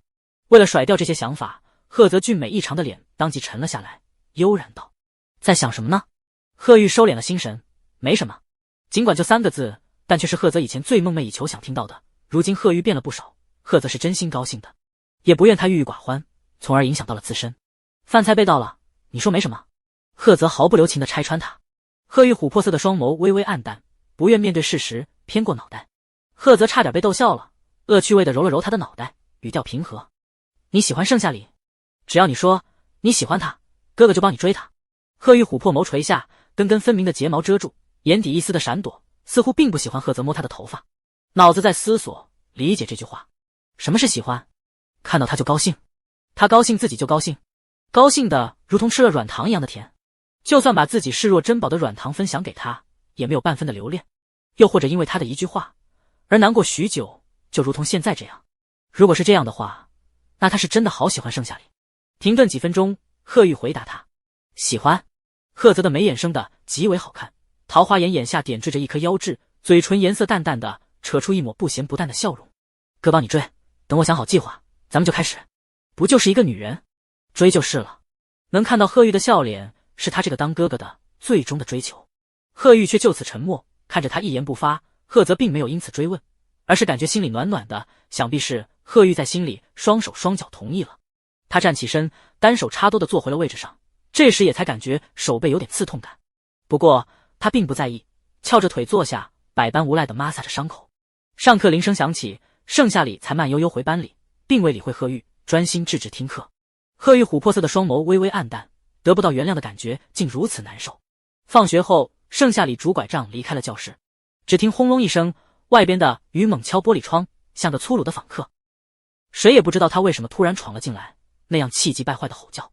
天空黑沉沉的一团，盛夏里刚迈出去的拐杖又迅速收了回来。可下一秒，拐杖忽然在雨中一滑，盛夏里已然来不及绷直身体，整个人向泥水里狠狠砸去。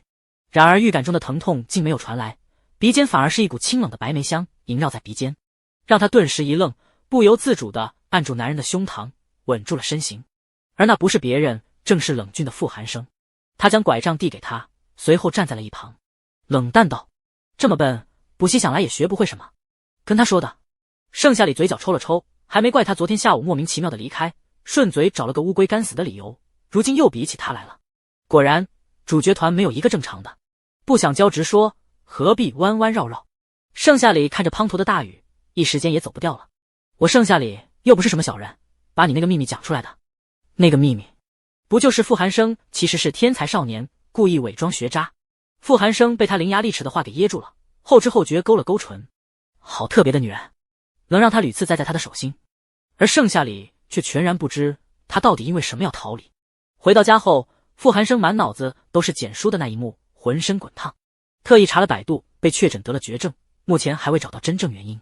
总而言之，跟盛夏里这个女人不能长时间的待在一起，毕竟防人之心不可无。不过既然答应教他，自然要教他。他傅家的名誉还是要的。昨天确实是乌龟的事情，今天不会耽搁你学习了。傅寒生冷冷开口。盛夏里却冷笑一声，疏离得紧，不必了，感谢傅少刚刚救了我一次，这串佛珠是你掉的，我现在将它物归原主，我们扯平了。他将一串白梅香檀木佛珠塞进了傅寒生的手里，动作不温柔，倒显得有点粗鲁。指尖大面积触碰了，傅寒生浑身一僵，手不自觉地握紧，殊不知将盛夏里的指尖也一并握了进去。盛夏里蹙眉，试着将手抽离，却发现纹丝不动。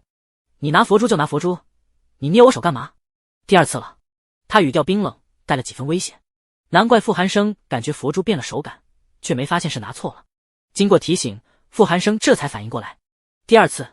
第一次傅寒生在图书馆让他递本子，无意间捏了他的手，软又嫩，是能让人留恋的触感。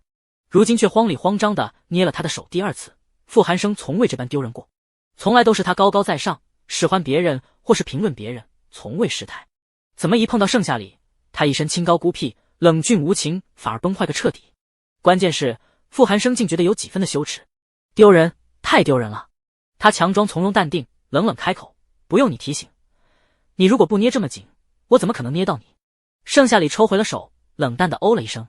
他并不觉得自己有错，也懒得再搭理傅寒生了。他发现接近主角团准没好事，躲得远远的才是正道。傅寒生忍不住的用指腹抹撒了一下佛珠，意识到什么后，他沉稳冷峻的气质悄然破碎。他也不知为何，就是脑子里忽然一闪盛夏里保管佛珠捏在手心缠绕在指尖的场景，向来冰冷的佛珠突然变得异常温热，仿佛被外界腐蚀了。他未曾察觉到耳根已然红透了一片，只是将这些乱七八糟的想法抛之于脑后，偷偷瞟了一眼同在屋檐下的盛夏里。盛夏里长得并不好看，甚至是丑陋，五官更谈不上端正精致，一脸土包子的样。长期营养不良导致他格外的瘦小，从侧面看仿若是一片薄薄的纸张，想必在暴雨狂风中一吹就跑了。可他的视线不自觉地落在他的指尖上，心痒难耐。真是一双顶好的手，想必当手模与他十指相扣是极好的。等等，傅寒生觉得自己真是疯了，一靠近盛夏里，他的脑子里就蹦出各种各样的想法，层出不穷。更可笑的是，他想牵他的手，还想十指相扣。他堂堂傅家少爷，要星星都能摘下来，偏偏对一个丑女感兴趣，说出来连他自己都不信。傅寒生赶紧甩开这些想法，将佛珠戴在手腕上。雨小了，我先走了。傅寒生冷峻异常的脸上没有表情，望着雨势有转小的趋势，修长的指尖将身侧的伞拿出来，打开。盛夏里也从书包里将粉伞拿出来，打开后他反而有点纠结了。是的，左手一个拐杖，右手一个拐杖，这伞难不成用嘴叼？A 市的夏天，雨说下就下，完全没有预兆。旁边的傅寒生却迟迟未进雨中，盛夏里好奇地瞥了一眼，就见傅寒生含着一张脸，手中是一把网纱伞，扛不住一点雨水的那种。好，傅家养的女仆，每日拿着比别人家都高的工资，背地里却连把正确的伞都不给他，这是要谋害少爷。盛夏里心中一惊，傅寒生还有这种癖好。喜欢女生的物件？不对，看他便秘的表情，应该是拿错了。盛夏里也不是什么铁石心肠的人，总不能见死不救。但是他和傅寒生并不顺路，一个富人区，一个穷人区。他打开手机，翻看天气预报，看来今天不补习也不行了。盛夏里收回手机，对他冷淡道：“今天我再救你一次，你后面几个小时的时间归我了。”说完，他举起伞给傅寒生打，可他并不高，除非踮起脚尖。由于腿伤，盛夏里打得有点矮。傅寒生微微一愣，顺着他的话，身体倒是自觉的、诚实的做出了下一步反应，低下了头。好霸道，好特别。傅寒生确诊了，他就是疯了，无可救药的那种。看在你打伞的份上，行。傅寒生说的勉强，身体诚实而迅速的拿过伞，握得紧，心里分明是窃喜的，连他自己都未曾发觉。两人走进雨中，傅寒生一直若有若无的观察着他，挨得近，他身上的清香被他嗅进了鼻尖，很好闻。傅寒生似乎怕他淋到，伞被狠狠倾斜，自己的肩膀湿了大半，全然不顾。要知道他矫情得很，下雨天容不得一滴雨在衣上发丝间作祟。送雨伞这件事，傅家向来心细，这次女仆却想谋害傅寒生。耳边除了雨幕的声音，就再无别的。傅寒生心底的怒意被抚平了，他安静地走着，长腿的步伐如今格外的小，在迎合盛夏里。盛夏里怎会不知，心里是感到几分意外的。目送两人离开的身影，站在2楼的谢景南似笑非笑的双眸一沉，周身散发着冷意。被人捷足先登了，真可惜。他骨节分明的大掌紧紧握着一把雨伞，还有一双眼睛正死死盯着盛夏里，在顶楼的边缘。两人走进图书馆内，头顶的风铃叮叮作响，散发着一阵悦耳的声音。傅寒生恋恋不舍地将伞收起，放在伞架上，后知后觉自己竟萌生了恋恋不舍的情绪，恨不得抽自己一巴掌。疯子！盛夏里坐下，翻开了书，不咸不淡道：“教我。”傅寒生淋湿了半个身体，而他不仅没湿，还被保护好好的。再凶人家不好，语气自然就放温和了点。傅寒生随手拍了拍身上的雨珠，应了一声。他坐下，将无处安放的腿翘起，随后认真地给盛夏里讲题。盛夏里认真地听着，基本上简单的事一遍就会，不简单的几遍就会了。这种情形让傅寒生不由得重视起来。昨天盛夏里凡尔赛地说一道题有12种解法，他还不信。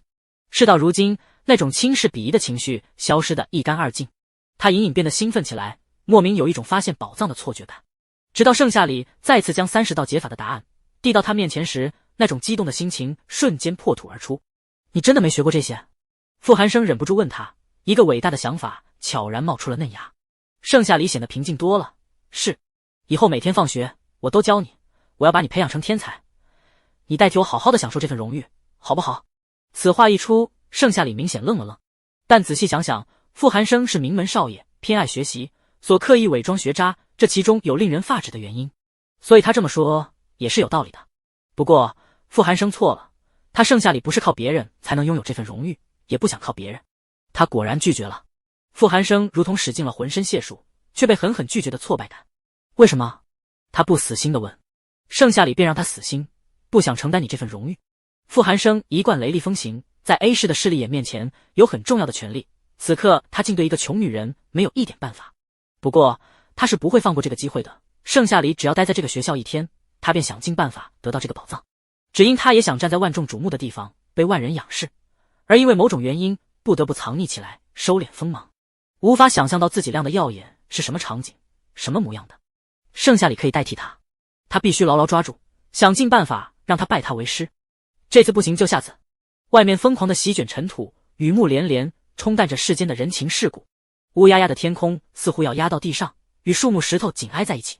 盛夏里随手瞥了一眼手表的时间，发现已经20点了，他得回家了。再看外面的雨势，只有滴滴答答的小雨，就算不打伞也没关系。重点题目经过傅寒生的指导，已经刷干净了。明天是周六，他依旧不能松懈。他收拾起书，傅寒生便知道他要离开了，抬手帮忙起来。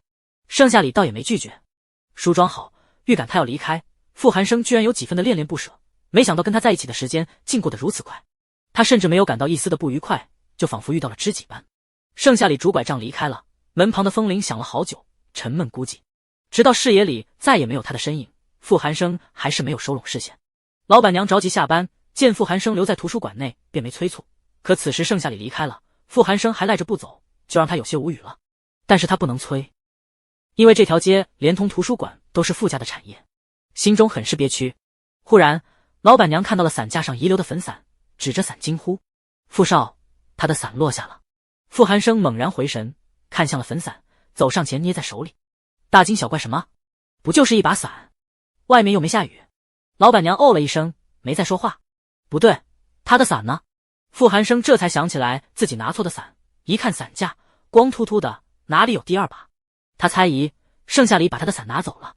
可傅寒生并没有一丝的生气，反而将指骨抵在唇边，噗呲一笑，周身散发的冰冷赫然消失无踪。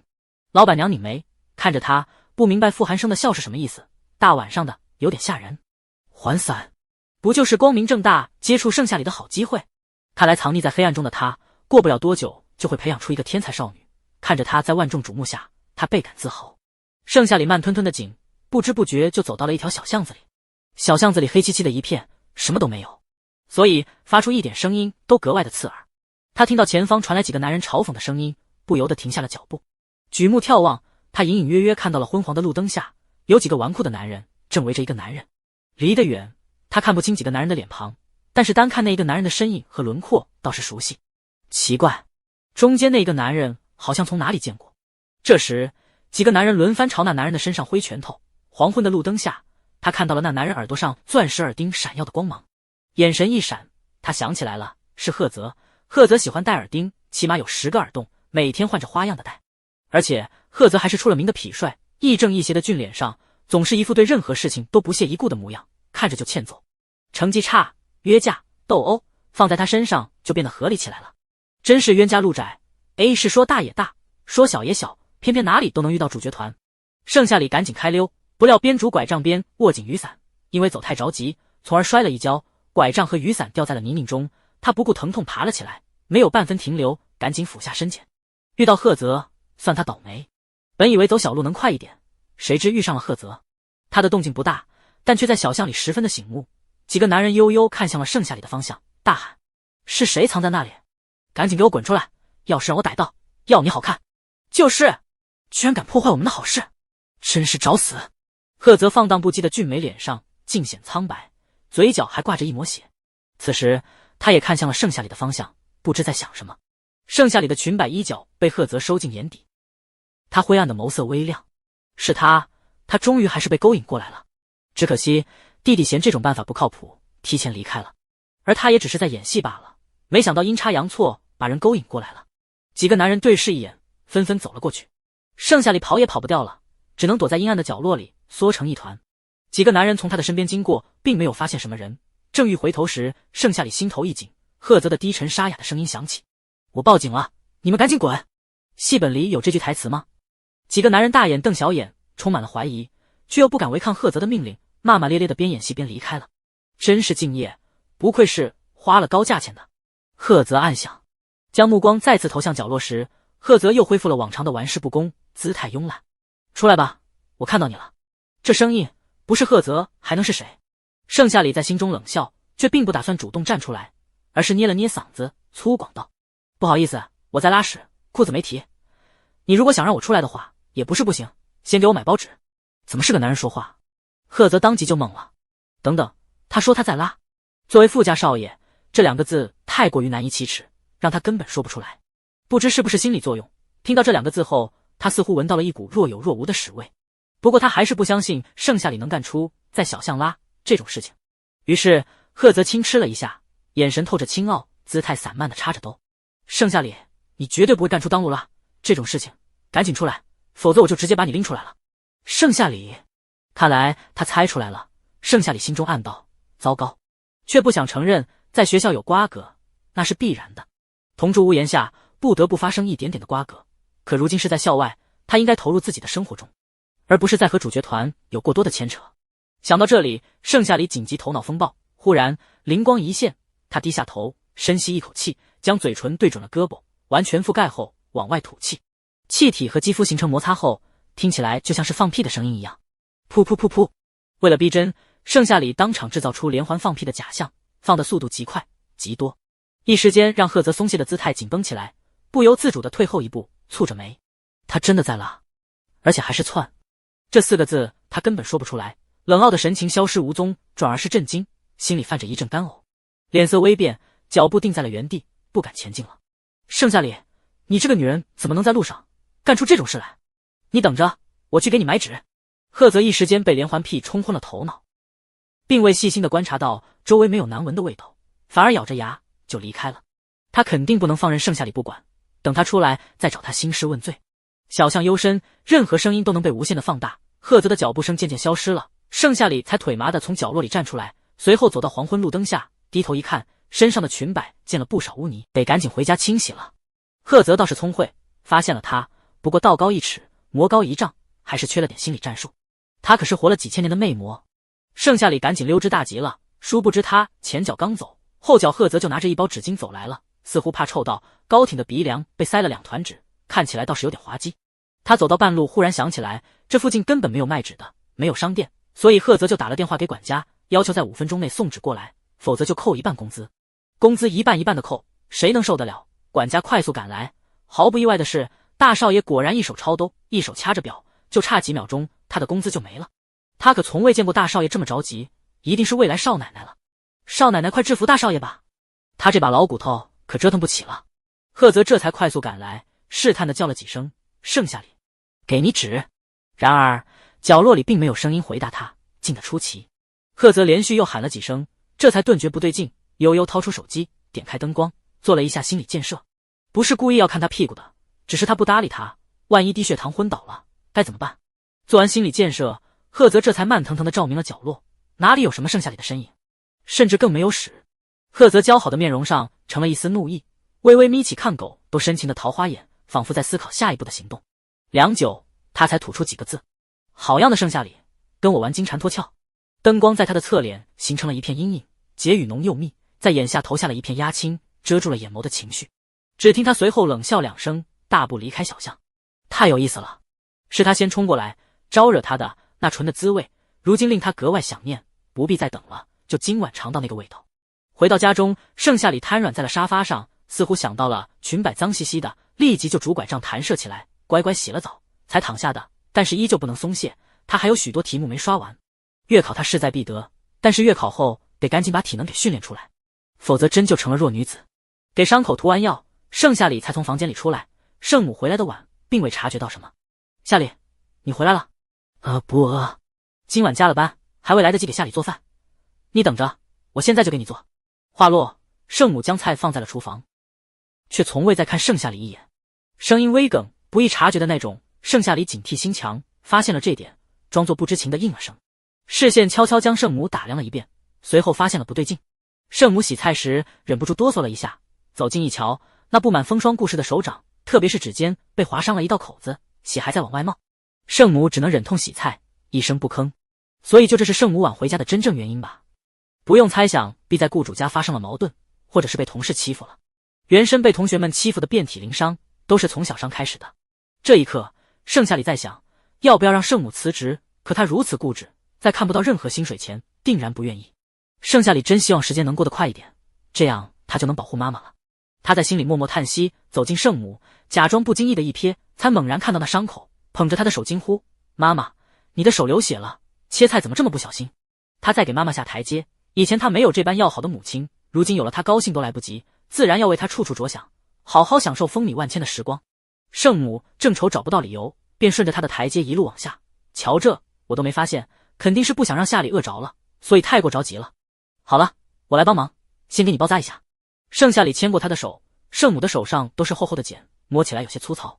盛夏里心中涌动着一抹心疼，他将刚刚打开的医药箱给拿出来，拉着圣母坐下，随后消毒，给手指缠绕着纱布，系了一个标准的蝴蝶结。圣母没有说话，只是静静地看着他，细细地描绘他的轮廓，心中酸涩，却也坚定了某种想法，必须坚持下去。他的女儿他一定要养，一定要给他风光无限的生活。好了，洗菜、备菜、炒菜什么的都交给我，你就安心的歇一歇。盛夏里看着他正欲朝厨房走去，急忙拍了拍他的肩膀，语气不容拒绝。圣母眼眶发酸，你从来都没进过厨房，你会做吗？还是让我来吧。妈妈，我不会可以学啊，你可以在旁边教我，我都听你的。盛夏里笑了笑，来到厨房里。圣母感叹他长大了，可却不想让他这么快长大。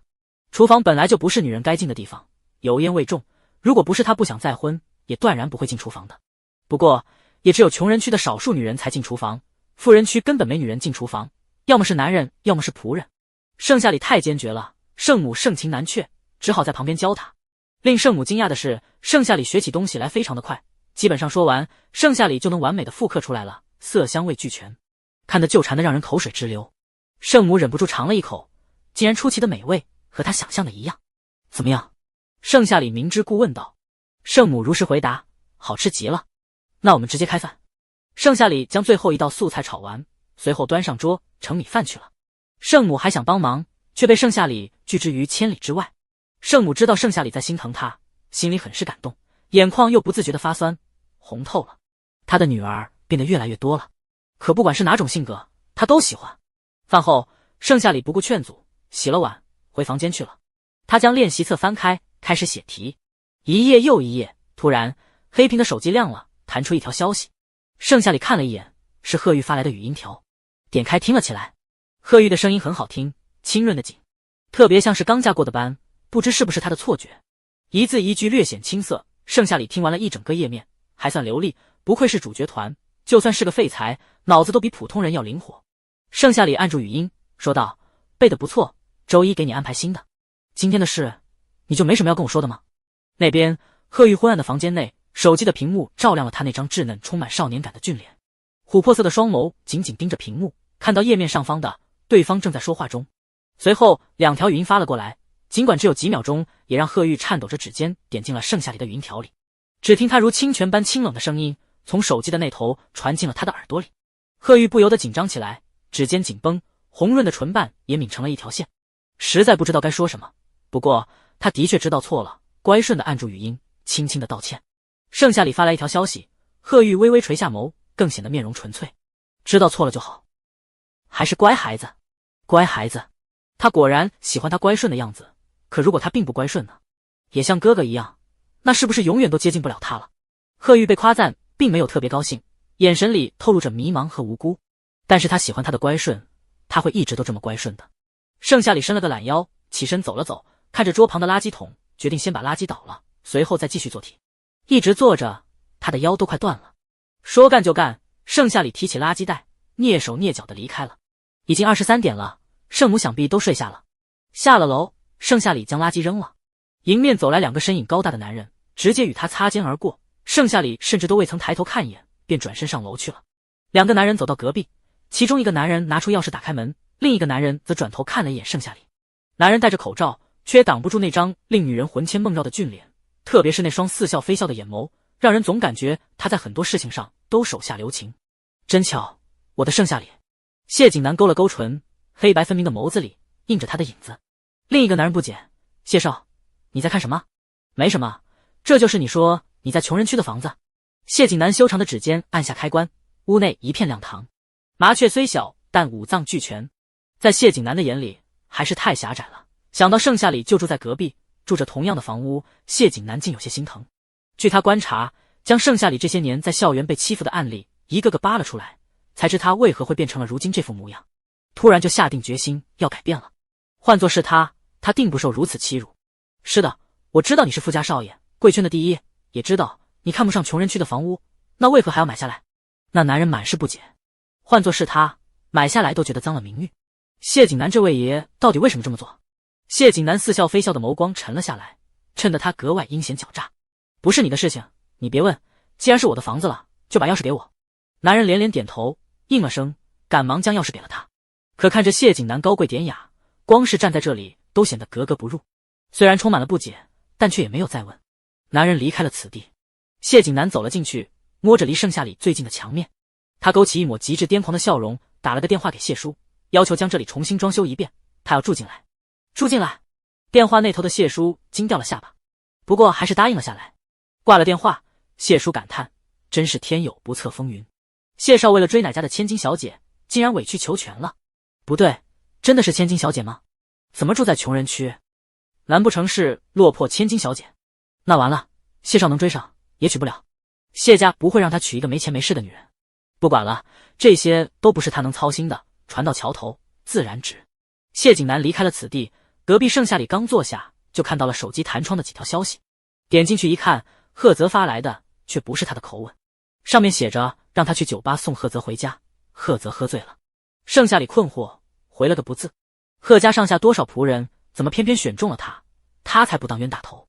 何况在小巷里骗他的事情，贺泽如果逮住他，非要质问一遍。那头安静了片刻，发来了一条语音，盛夏里不得不点击播放。贺泽是贺玉的哥哥，贺玉是他的金主，怎么说贺泽也算他的一半金主。当初拿出合同提出签约也是贺泽。那头是一个陌生男人的声音，贺少给你设置的特别关心，我只能找你才放心。贺少今晚被打了，鼻青脸肿的，独自跑来喝闷酒啊，我瞧着都心疼了。盛夏里冷笑回道，你若是心疼，便由你送回去。树叶沙沙作响，沿路树木更加翠绿，阴暗的天空爬上几颗星星，空中混合着草木的香气，轻轻一嗅，好不舒畅。包厢内叮咚的杯壁碰撞，半杯不知名洋酒倒入服务生刚递出的嘉宾威士忌里，剔透冰块起起伏伏，混合酒瞬间溢出。贺泽将酒递到嘴边，却没有喝下去，转而放在茶几上。长腿翘起二郎腿，姿态散漫，脸颊绯红，看起来的确是喝了很多酒。听到盛夏里的这条语音，贺泽将衬衫的2颗纽扣给解开，露出凹凸有致的锁骨，若隐若现的胸肌。旁边的男人将酒一饮而尽，吊儿郎当的将腿翘到了茶几上。贺泽，你听听这话，你喜欢谁不好，偏偏喜欢这么火辣的丫头，连我都敢对。接下来该怎么回？贺泽将他的脚踹了下去，自己则搭了上去，语气散懒，像是在回答无关紧要的问题。又不是喜欢你，你废话怎么这么多？他喜欢盛夏里？开什么玩笑？这是在帮助弟弟把盛夏里勾引到贺家，让弟弟和盛夏里有独处的空间。不过刚刚盛夏里骗他金蝉脱壳的事情，他不怪盛夏里了。只要他来，这件事既往不咎。明天是周六，今晚他一定会来的。给我，我来回。贺泽似乎想到了什么办法，将手机抢了过来，醉醺醺的俊脸上闪过一丝的清醒。他抿了下唇线，将服务生盘子里的酒又喝上一杯，装作不省人事的语调，按住语音说话。盛夏里，你要是不来接我，我就把你的工资扣一半。再说了，你舍得我流落在外吗？我可是你金主的亲兄弟，财政大权还是由我掌管呢。发过去后，贺泽又恢复了往常的玩世不恭，沉醉的模样哪有半分。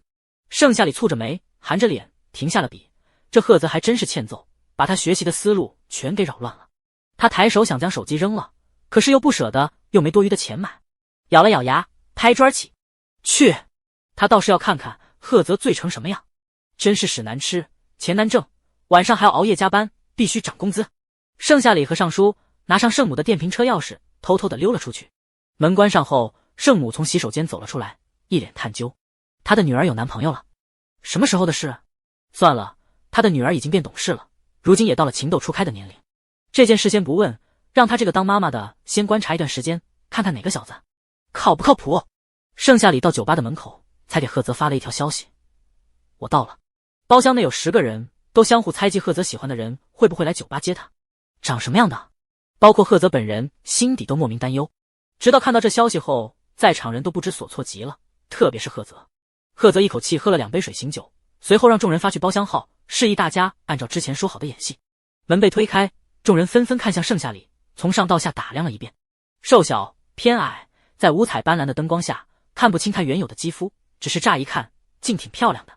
男人名叫夏彦辰，热情地从贺泽身旁站起来，说道：你就是盛夏里吧？快坐快坐。夏彦辰气质和贺泽一样的吊儿郎当，玩世不恭，一看就是好朋友，玩的时间长了便由衷的相像。盛夏里并未坐下，不了，你把贺泽交给我，我带他走。他的声音清冷，周身散发的气息也冷得吓人。语音里，夏彦辰还以为他性格泼辣，喜欢欲擒故纵，跟他接触的往身上贴的女人没什么两样。他还以为贺泽真是够肤浅的，玩过那么多女人，说好的万花丛中过，片叶不沾身，真没意思。可现在看来，分明就是冷漠无情，不拐弯抹角，有话直说，爽朗中带着几分清冽，再加上有几分的小漂亮。贺泽的眼光倒是挺独特的，看来是他错怪贺泽了。行行行，他喝的已经烂醉如泥了，你自己能接走吗？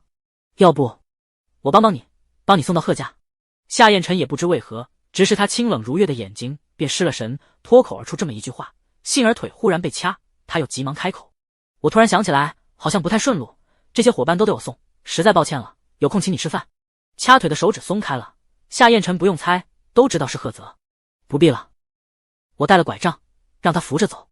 盛夏里将拐杖丢给贺泽，随后扶起来他。意外的是，贺泽竟出奇的好扶乖巧，没了往常的诟病，张牙舞爪，他变得异常乖顺，板着脸。两人同时搀扶着一根拐杖离开了酒吧。这一幕看得夏彦辰一愣一愣的，他好像没注意到这女人拄拐杖还帮赫泽骗他，结果赫泽似乎心疼他，同时拄着拐杖就离开了，这对吗？他真该死啊！来到外面，盛夏里收回了拐杖，单脚稳住身形，将赫泽按在后座。赫泽乖顺调整了一下坐姿，坐得格外笔直，长腿屈膝，一双水雾的琥珀色瞳孔一眨不眨注视着盛夏里。不愧是双胞胎，共用一张脸。赫泽喝醉后没了往常的玩世不恭，乖顺起来竟出奇的像贺玉。盛夏里才不管这些，他只想赶紧把这位大少爷送回家，然后回去睡觉。车子启动，赫泽抱住了他的腰肢，好冷，抱抱取暖。他心中暗喜，表面继续装作醉酒的模样，脸颊绯红。他的腰肢竟如此的软又绵，忽然抱着就不舍得松开了。赫泽借醉酒的理由贴在他的后腰，闻着他睡衣上的气息，这股味道很清淡，很令人安心，让他都忍不住沉醉其中。不像那些女人身上的香水味，喷得太多太浓重了，不知道在遮掩身上的什么味道。盛夏里浑身一僵，莫名的想将他扔远，可仔细想想，赫泽醉得不省人事了，就暂且放过他。你怎么不理我？你为什么不理我？跟你说话呢。身后传来赫泽不满的声音，没了吊儿郎当又欠揍的语调，莫名的软，听得人心里痒痒的。但盛夏里不是别人，他完全不感兴趣，也没空搭理他。见对方沉默，赫泽继续说话：盛夏里，你理理我，你理理我，我想喝奶茶了，我好渴。盛夏里压根不理会他。你还欠我一杯奶茶呢，你如果不停下来请我喝奶茶的话，我就把你当街拉的事情说出去，到时候你就等着被别人嘲笑吧，哈哈哈哈。赫泽的这番话在他耳朵里就像是明晃晃的骚扰。喝醉后，这些表面的乖顺亦不如贺玉听话，依旧欠揍的紧。盛夏里听得都有些烦了，不就是一杯奶茶，喝就是了。闭嘴，再说话把你嘴揪下来，喂狗。说话这么狠。赫泽乖乖哦了一声，心满意足的用脑袋蹭了蹭他。他为什么要蹭他？他又不是贺玉，谈恋爱可能会依附对方。贺玉跟盛夏里谈恋爱，想到贺玉乖顺听盛夏里话的场景，赫泽心里莫名的烦躁。到了，盛夏里停下了车，赫泽回过神，恋恋不舍松开了手。不舍？他到底怎么了？这个女人到底有什么魔力？恍惚间，他冷冷开口：你在这里等着，我去给你买。赫泽嗯了一声，坐在后座，看着盛夏里越来越远的背影，赫泽打开手机给夏彦辰发送一条消息：没你事了，可以滚了，这件事保密。夏彦辰回了字：行。正欲关上手机，赫泽鬼使神差的点进了百度软件，查了一下对盛夏里的感受，跳转第一条：你可能爱上他了，看似想念他的吻，实则挂念他的人。什么乱七八糟的？他堂堂贺家大少爷，未来只会是只手遮天的大人物，喜欢一个丑女？他不信。关了手机，赫泽佯装跌跌撞撞的去找他，看到盛夏里纠结的模样，以及牌子上写的情侣买一送一，想都没想就脱口而出：我要喝这个。一个人喝多没意思，当然要一起喝。他知道盛夏里没钱，甚至连一杯奶茶都喝不起。靠近贵族学院的地盘，奶茶比普通的门店高出1倍，一杯80块钱。盛夏里没钱，也一定舍不得。我们不是情侣。盛夏里收回了视线，拆穿的决绝。借酒壮胆，赫泽坚定道：我们是。是。盛夏里蹙眉，店员一副我懂的模样，丝毫不给他解释的机会，手速快的惊人。2杯，买1送1。盛夏里扶额，内心无语，却没有办法。多付1份钱，他还真有点舍不得。算了，下不为例。付了钱，赫泽心满意足拎走了奶茶，乖顺的坐回了后座。盛夏里正欲骑车，赫泽忽然想喝，却笨拙的插不进去吸管，递给他：你帮我。他冷着脸自己插，语气不容置疑。赫泽乖乖哦了一声，板着脸将吸管插上。盛夏里从后视镜扫了一眼，没再说话，来到别墅，将车停在别院，丢给赫泽一个拐杖。赫泽接过，不省人事的边拄拐杖边喝奶茶，一点都没有正形。赫泽向来不喜欢甜的东西，但这杯奶茶却格外的好喝，冲淡了嘴里烈酒的苦涩。跟上。盛夏里看他能自理，便冷冷的让他跟上来，省得他一个有伤的照顾一个没伤的。赫泽乖乖的跟上，脸颊绯红。别墅内很是安静，门像是特意留给赫泽的。盛夏里没多想，轻轻推门而入，随后坐上电梯。快点。盛夏里看着他磨磨蹭蹭的，忍不住催促。赫泽讨厌这种命令式的语气，以前爸爸就是这般的冷血无情，可放任到盛夏里的身上，他居然学会了言听计从，并未有半分的想反抗。电梯到了2楼，盛夏里拧开门的把手，赫泽走了进去，放下奶茶，瘫倒在床上。盛夏里蹙着眉，冷着脸去洗澡，自己脱。洗澡，自己脱。赫泽一听，俊脸浮现一抹嫣红，一路红到了脖子上。盛夏里居高临下的看着他，颇有几分女王的气势。你帮我。赫泽说出来的话，急忙顿了顿，拐了个弯。我自己来。雨落，他在盛夏里的面前开始脱衣服，衬衫掉在地上，露出结实的胸肌腹肌，甚至是隐隐的人鱼线。盛夏里面无表情看着，神情没有丝毫的波动。可他越是这样，赫泽略微小麦色的肌肤便越红得不像话。他还是第一次被女人给看光身子。小时候他就曾发誓过，谁看了他的身子，谁就得嫁给他。如今他竟毫无防备地脱下了衣服，等回过神，脸颊爆红。你转过身。赫泽脸红的像是开袋即食的草莓小蛋糕。盛夏里坐下，翘起了受伤的腿，听闻没兴趣地转过身。太过利落了。赫泽抚摸着人鱼线，生平第一次怀疑自己没有魅力。在盛夏里的眼里，他的身材真就那么令人毫无欲望吗？疯了，他在想什么？赫泽赶紧冲进了浴室，洗了澡，却怎么也冲不掉盛夏里冷淡的眉眼以及居高临下的气质。有点喜欢。醉了，他真是喝醉了。乱七八糟的想法冲不掉了。赫泽出来后换了一身清爽的睡衣，喉结还有未滑落的水珠。好困。赫泽正欲扑上床，盛夏里又阻止了他。不行，你这个女人怎么什么都要管？赫泽气势汹汹走过去，壁咚了他，俯下身精准地吻了上去。盛夏里千算万算也没预料到自己有朝一日被赫泽壁咚了，这合理吗？是他日思夜想的味道。这么多天的执念终于还是等来了。异常莹润香甜的唇，他上次就不可自拔地感受到了，因此留恋。后来赫泽甚至想知道是不是对盛夏里一个人才有这种留恋的感觉。他去找了别的女人，结果他连女人都不想看，甚至心底是厌烦枯燥的。即使他强忍着想亲上去，最后却忍不住地移开了唇。他的脑子里全都是第一次在马路上吻盛夏里的画面，以及那莹润的唇瓣。他知道非他不可了。吻细碎落下，温柔的亲吻渐渐转为啃咬。盛夏里全然无动于衷，仿佛是被狗啃的那个，却也推不开。赫泽的吻技并不好，青涩中带着几分轻轻的啃咬，似乎在细细品尝着什么高昂的果冻。他不知赫泽是故意的，还是借着酒劲吻他。明明被吻的是他，对面的赫泽却脸颊爆红，一路延伸到脖颈，好像一只被煮熟的虾。距离太近，盛夏里将他根根分明的睫毛收进眼底，神情冷漠。最后在赫泽撬开齿关时，忍无可忍地将贴在他身上的赫泽用拐杖给顶开了。与此同时，隔壁的赫玉他正在洗澡，冰冷的水珠落从头顶一路滑落到喉结锁骨，最后不甘心地打了个旋落下。忽然间他感觉冰冷的水似乎变热了，从下半身往上，他的脸不知不觉间早就红透了。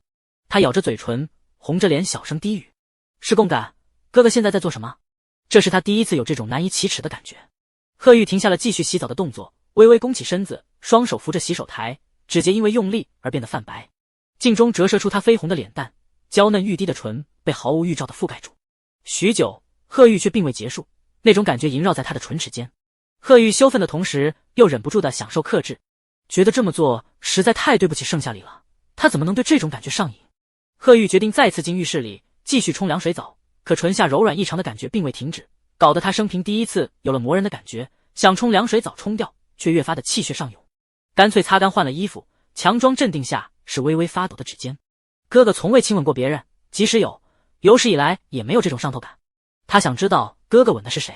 赫玉走出浴室，那种感觉终于消停了不少，正欲敲响赫泽的门，指尖顿了一下。他贴在门边，听着里面传来的两道声音，只觉得女声有些熟悉。赫家房间隔音太好了，赫玉听得太模糊，并不能正确的分辨。第二次了，不管是不是借着酒劲吻我，还有下次，就是你主动违约在先，赔我天价违约金。盛夏里冷笑一声。此时赫泽舔了舔唇，回味那股令人留恋的味道。如果盛夏里也主动的吻他，那味道是不是更加的痴迷？这一吻因此确认了他只对盛夏里这个女人有感觉。虽然有 N 号女友，但连手都未曾牵过，实际上赫泽是纯情小狗。马路强吻盛夏里是误以为他要寻死，赫泽气愤的紧，不曾想初尝禁果，像是染下了瘾般，岂是能说戒就戒的？这也算是冥冥之中的缘分，赫泽不会放手的。只是偷亲盛夏里这件事不能让赫玉知道了，毕竟他还答应赫玉要帮他追盛夏里，想想就莫名的刺激。赫泽眼神里分明是戏谑，偏偏要装作一脸纯良的模样。天价违约金是什么？能不能把我赔给你？要不是有腿伤，盛夏里恨不得踹死他。冷着脸，不能，我是赫家掌权人，是金圈太子爷，身价比天价违约金高，有了我就等于有了整个贺氏，你确定不考虑考虑？贺泽忍不住想逗逗他，坐直身体，浅浅歪着脑袋。其实这番话里也有他的真心试探。看着一张与贺玉一模一样的脸，醉酒后没了往常的戏谑，转而是纯良无害，笑得格外甜。除了眼下的泪痣格外妖孽般，看起来十分的软萌可期。盛夏里只感觉依旧难改欠揍，有点虚伪。不必了，时间不早了，早点休息，记得把头发擦了。接触之后，贺泽发现他总是一副清冷淡漠的神情，好似对什么都不上心，对什么都不感兴趣，居高临下的气质在他的身上一点也不为过，却又意外的十分细心，两者相互矛盾，让人又爱又恨。贺泽觉得将自己浑身的伤疤赤心展示给他看，也定然是一副无所谓的神情，在无意中重伤了他。他在想，盛夏里这个女人到底哪里好了，令他这么着迷？随便一个女人都冲他摇着尾巴，掏心掏肺的对他好，偏偏盛夏里这个女人心里眼里只有钱，一提扣工资必定警铃大作。贺泽想跟他单独多待一会儿，身体诚实的向他发送邀请，并说话不经过大脑。不要走，我好渴，可以给我倒杯水吗？语气带了几分不易察觉的哀求。盛夏里正欲拧开门把手，闻言转过头，冷冷开口，自己倒。哦。贺泽乖顺的下床倒了一杯水，一饮而尽。盛夏里冷笑一声，还算有自理能力，看来也不是醉得不省人事。他的眼神留意到他的手背，轻皱一下眉头，本不想多管闲事，但想了想，有点良心不安，索性问他医药箱在哪。得知在哪后，把医药箱里的创口贴拿了出来，不容置疑，甚至粗鲁地扯过贺泽的手，随后贴上。干完这件事，盛夏里打开门，头也不回离开了。贺泽微微一愣，看着手背发呆。他从不在意这些小伤，也并不喊疼，没想到这般冷漠无情的盛夏里居然这么心细。但是这创口贴也太幼稚了，创口贴上面是涂鸦绘画，卡通的，是他用来哄贺玉的，如今一见当真是幼稚的紧。贺泽一脸嫌弃，嘴角微微上翘的弧度却出卖了他。回顾今晚在盛夏里面前，他实在变得乖顺，都不像自己了。堂堂贺家大少爷，什么时候像狗一样被使唤过？这就是盛夏里的魔力吗？不对，肯定是哪个环节出了问题。难道他真的喝醉了？贺泽是出了名的酒量好，非常有自制力。他晃晃悠悠来到洗手台洗了把脸，顿时清醒不少。门外响起敲门声，贺泽走去开了门，是贺玉。环顾四周，并没有盛夏里的身影。他前脚刚走，后脚贺玉就来了，不知有没有擦肩而过，还是当面撞上了。贺玉没有出声，琥珀色的清澈双眸定定看着他。贺泽忽然有一种不好的预感，问他怎么了？哥，你刚刚在跟谁接吻？你动情了？共感传到我这里了？贺玉一口气说完，没有半分的青涩，磕磕绊绊，语气中带了一分厉声质问。贺泽心猛地跳了一下，心虚道：你看到了吗？既然看到了，何必问我？他在试探贺玉，也知道这种事固然不对，是他先答应贺玉追盛夏里的，反倒成了他对盛夏里痴迷不可自拔，说出来连他自己都觉得龌龊无耻。这件事如果让贺玉知道了，必然会恢复以前的自闭，整日关在卧室那种方寸之地。贺泽错了，他想要的是贺玉的笑脸，却这种情绪很复杂郁闷，无论割舍哪一方，贺泽竟都觉得心痛。贺玉摇了摇头，没看到。哥，我只是提醒你，以后不要把女人带到家里，明知道我们天生自带共感，这样做不对。他想不出骂贺泽的话，语调凶狠了点。贺泽悄悄地松了一口气，又恢复了往常的玩世不恭，抬手粗鲁地揉了揉他的头发。以后不会了，知道你喜欢盛夏里，觉得有点背叛他了，等我想好追他的办法，就给你出主意，好吗？知道了。贺玉不喜欢贺泽摸自己的头发，特别是湿漉漉的头发，他还没有吹干。看着贺玉没有起疑心，回到卧室关上房门，贺泽提到嗓子眼的心才总算落了下来。不管怎样，这件事的确是他鲁莽了，但是一靠近盛夏里，他便不由自主地将顽劣的想法一一施行。看来他也得去看看心理医生了。盛夏里坐上车，望着筐子里的一杯奶茶，回想贺泽不要脸地偷亲了他，于是恶狠狠地插上了吸管，猛吸了一大口。不喝白不喝，一杯奶茶精神损失固然不够，但至少能抚慰他受伤的小心灵。令他心有余悸的是，差点与贺玉撞了个面对面，幸亏他身姿灵巧，躲开了。现在想想，竟觉得真是脑子一抽，跟做了亏心事一样。他可是光明正大被叫来的，偷偷摸摸算什么事？第二天，盛夏里按下了闹钟，魅魔体质想赖床，硬生生的自我催眠起床了。还有1日，1日后月考就能睡个懒觉了。盛夏里洗漱完毕，吃了早餐，随后开始奋笔疾书的刷题。下午，手机弹出一条消息，打破了室内的安静。狭长的云朵被映照的火烧起来，热风吹过树梢，树上的知了嘶嘶地叫着。盛夏里才顿觉已经到了下午，打开锁屏，是南半梦发来的消息。他和盛夏里在食堂约定好，周六聚一聚的，顺便庆祝一下，剪掉头发，迎接新生。盛夏里想了想，回了个字：好。对面发来了地址，配上一个小狗的表情包。放下手机，盛夏里将最后一题刷了，随后坐公交车前往。还是那趟公交车，这次并没有停运了。不知上次是不是谢景南动的手脚？他想，应该是了。主角团一个比一个狡猾，倒衬的他这个活了1000年的魅魔，宛如一只入狼窝的小白兔。来到地址里的餐厅，盛夏里的目光巡视一圈，落在不远处朝他疯狂招手的南半梦身上，不动声色地细细打量着。南半梦的名字很好听，他的人也长得漂亮，圆圆的脸上恰好放上明媚的五官，杏眼圆又大，仿佛含着水，盈盈的。与他的肤色不同，那是极具力量感的古铜色，与南半梦明媚的脸庞形成了别样的反差萌。印象中，南半梦总是张牙舞爪的模样，将原身护在身后，见不得别人欺负原身。以前南半梦的肤色白皙，类型小巧精致，看起来就非常好惹，但为了原身才变成了这副模样。盛夏里露出了笑容，梦梦，好久不见。南半梦瞧着他的笑容，心里顿时乐开了花，嘴里却有点苦涩，鼻尖也酸酸的。自从盛夏里去了贵族学院后，他还总是担心盛夏里不在他身边被别人欺负。上次见盛夏里便是一副凄惨的模样，至今都不敢想，如果那时他也在贵族学院该多好。所以在视频里看到盛夏里露出双眸的那一刻，他在镜头的另一边红了眼眶，直到挂了电话，他才哭得像个孩子。靠窗的位置，一头微卷短发的男人微微侧脸，将这一幕收进眼底。特别是盛夏里微笑的模样，是他第一次留意见到。那双温润如玉的眼眸轻飘飘地从他身上移开，蓦然将食物放进嘴里，慢条斯理间装了心思，不知在想什么。盛夏里，你吓死我了，我还以为你要被欺负死了。南半梦起身迎接，没好气地捶了他一下，眼眶里隐隐打转着泪花。10几年的交情，两人早就胜似亲姐妹了。盛夏里握住他的拳头，微微一笑，我哪敢死啊，留下梦梦一个人，我哪里舍得。南半梦呜呜地抱住他，像是久别重逢的故人。你知道就好，就算是死，你也得死在我后头，不然我得多难过。一听，盛夏里无奈地拍了拍他的肩膀，嘴里好好好。不行，让我看看你哪里受伤了。南半梦忽然松开他，像是想到了什么似的，将他从上到下，从左到右，又不放心地围着他转了个圈，确认没事才放心。盛夏里怎么样？没事吧？他是不会告诉南半梦，他穿过来时原身已经被打死了。罪魁祸首还是女主角，而这个世界是一本团宠小说，他俩是这本书里的路人甲。既然盛夏里来到这个世界，就不会空手来，名誉权利他都要带走，站在这个世界的最顶端。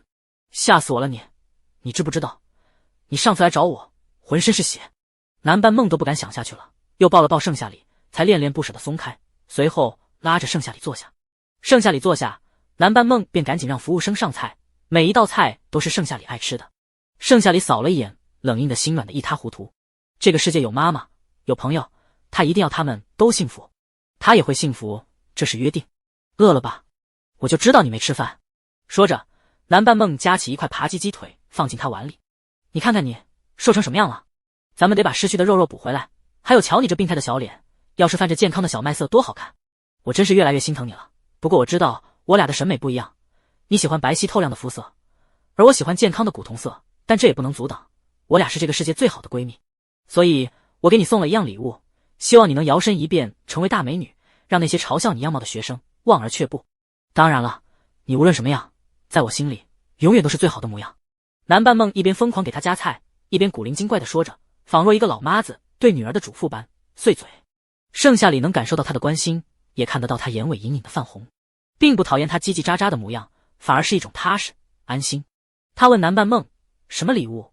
南半梦神秘兮兮地拍了拍旁边座位上的纸箱子，盛夏里的视线锁定在箱子上，上面写着送给最好的龟龟，想看吗？把碗里的都吃了，我就考虑提前打开。他怕这一切都是梦，怕盛夏里并没有变回以前那阳光开朗的模样，这些都是回光返照。他也曾无数次祈求老天爷能否多眷顾盛夏里，别让他总是在学校里受人欺负。自从上次见了盛夏里后，他便有些心不在焉的，直到视频电话后，他才重新振作起来，约盛夏里见面。好怕盛夏里的改变只是一场梦，毕竟一个人怎么会说变就变。盛夏里仿佛看穿了他，单手托腮直视着他，认真道，梦梦，我知道你在担心什么，你是不是怕我饿死？怕我想不开？上次的血是真的，我的确被打得浑身是伤。贵族学院与普高不同，有许多东西老师都不管的，很多事情对我来说都不公平。特别是我这种差生、贫困生，就相当于有钱人的玩物。南半梦被看穿了心思，心中有点心虚，但都被盛夏里接下来的话驳回了，只剩下心疼。他不敢想象盛夏里经历了多少，才能如此平静地说出这话。或许盛夏里死心了，接近死亡的时候，我忽然想通了，这也许就是走了一趟鬼门关。我下定决心变得更好，让那些瞧不起我的人总有一天都跑过来求我，我要让全世界都高看我一等，任何人。所以我变了，梦梦，我现在可怕吗？盛夏里认真地问他，换来的是对方泪如决堤的回应。不可怕，这才像你。南半梦头摇得跟拨浪鼓似的，顿时喜极而泣。南半梦补充，但是我不能因为你说出这番话就打开礼物，这是作弊。好好好。在盛夏里眼里，南半梦处处为他着想。什么防火防盗防闺蜜，这句话放在南半梦这里完全没有说服力。他记得南半梦的成绩并不优异，家庭也监狱的爸，要钱的妈，混混的弟，还有一个破碎的他。能在这种环境下长大，真是苦了南半梦。记得原书的剧情，南半梦被吸血鬼妈榨干了最后一丝价值，想将她许配给58岁大爷。南半梦得知后跳楼死了。盛夏里边吃边想，怎么才能让南半梦从那种深渊地狱里拉出来？对原身好的人，他会竭尽所能的托举，因为南半梦值得。还有圣母，也不该被雇主整日欺凌，以及同事嘲笑，他都得想办法。盛夏里现在的能力还是太弱了，刚来这世界1周，什么事情还在慢慢适应。梦梦，你搬来跟我住吧。突如其来的一句话让南半梦愣了愣。什么？盛夏里知道什么了吗？至少他现在还能应付要钱的妈和需要托举的弟。我住宿挺好的，搬到你家干嘛？给你妈增添负担。他开玩笑似的口吻说着，眼尾却不易察觉的红透了，像只可怜的小白兔。盛夏里还想再坚持，南半梦却直接打断他。行了，别以为这样就能逃掉不吃饭的命运，还想不想要礼物了？盛夏里的家庭也困难，他不能这么自私，要相信天流一线。妈妈和弟弟其实还是很爱他的，只是还没有良心发现罢了。我认真的，梦梦，以后有什么事都告诉我。我已经在改变了，以后带你住大房子，开豪车，逃离那个家。盛夏里握住他的手，一字一句说得极其真切。南半梦一时间愣住了，不得不直视他的眼睛，才发现真是太真诚。她的好闺蜜真的变了，变成了一副体恤的模样，也知道那个家对她并不好，一语戳穿了她所有的奢望。突然，南半梦喉咙微哽，鼻尖止不住的发酸。盛夏里轻轻抹擦着她的手，坚定道：你的成绩我也会帮你提上去，我们一定要幸福。南半梦应了声，不去想这些话有没有信任度。至少这番甜言蜜语比要钱的妈、混账的弟更甜蜜，甜得他心窝里暖暖的。盛夏里松开了他的手，将碗里的饭菜吃得一干二净。南半梦将箱子递给他，打开看看。让我看看，梦梦，给我准备了什么？盛夏里微微一笑，打开了箱子，里面装了满满一箱的面膜、护肤品、化妆品。看到这些，让盛夏里忍俊不禁。这是我的几个月工资偷偷攒下的钱，希望我家夏夏能够变美变漂亮，最好成为校花。还有月考，学渣逆袭成学霸，让他们的狗眼都被亮瞎，往后肯定不会再欺负你了。南半梦嘻嘻一笑，我给你定制了校花逆袭计划，第一步好好护肤，让肌肤变得白皙 Q 弹。看着一箱子的物品，盛夏里非常心疼他的钱。南半梦自己都过得不好，还要在下雨天给他撑一把伞。变不变漂亮，眼下都不是最关键的。感动哭了。夏夏宝贝，与其让钱进了我妈和我弟的口袋里，不如给你买东西。南半梦走上前，捏了捏他的小脸，一脸认真。你要是想回报我的话，就按照我说的做，等第一步完成，我再告诉你第二步。不是他吹，在他的眼里，盛夏里最好看了，就相当于胖子有潜力股一样。盛夏里颤抖着指尖摸了摸脸颊，湿润润的，原来是被感动哭了。他抽纸巾将泪花擦掉，吸了吸鼻子。好，我会按照你说的做，前提是你也得按照我说的做。南半梦一听，一脸警惕地望着他，却看不出什么名堂来。心一横，有赴死的架势，说：计划的第一步，先将成绩提上去，不管家庭死活，不退学不动摇。实在不行，搬我家，一口吃的，还是能承担起的。盛夏里一脸坚定。南半梦一听，满脸写满了苦瓜相，这要怎么提？一没钱，二没家教，三无人支持。我……盛夏里朝他挑眉。你这次月考成绩出来，联系你，这样总能信我了吧？盛夏里夹起一块肉放进他的碗里。南半梦，行行行，我妈那边我会找借口的。这还差不多。两人吃得正嗨，忽然服务生走来，将一盘煎牛排端了上来。转身要走时，南半梦拉住了他：“这不是我们点的，你上错了吧？”服务生食指指着靠窗的男人：“不会出错的，是那位先生送的。”南半梦和盛夏里看向男人，抬眼望去，男人优越的骨相映入眼帘，眉眼带着几分疏离清冷，抿唇的模样透着金贵，一头微卷短发看起来毛茸茸的，让人忍不住的想去揉乱。南半梦疑惑，但是盛夏里却认得是顾青瓷。他似乎察觉到了投在身上的两道视线，慢条斯理的放下餐具，擦了擦饱满的下唇，随后刷卡结账，朝两人走来。没想到在这里也能碰到你，你的腿伤好点了吗？这么帅的男人居然在跟盛夏里说话。哟，这丫头艳福不浅。这男人看起来十分有钱，看来以后说不定真的能住上闺蜜的大别墅。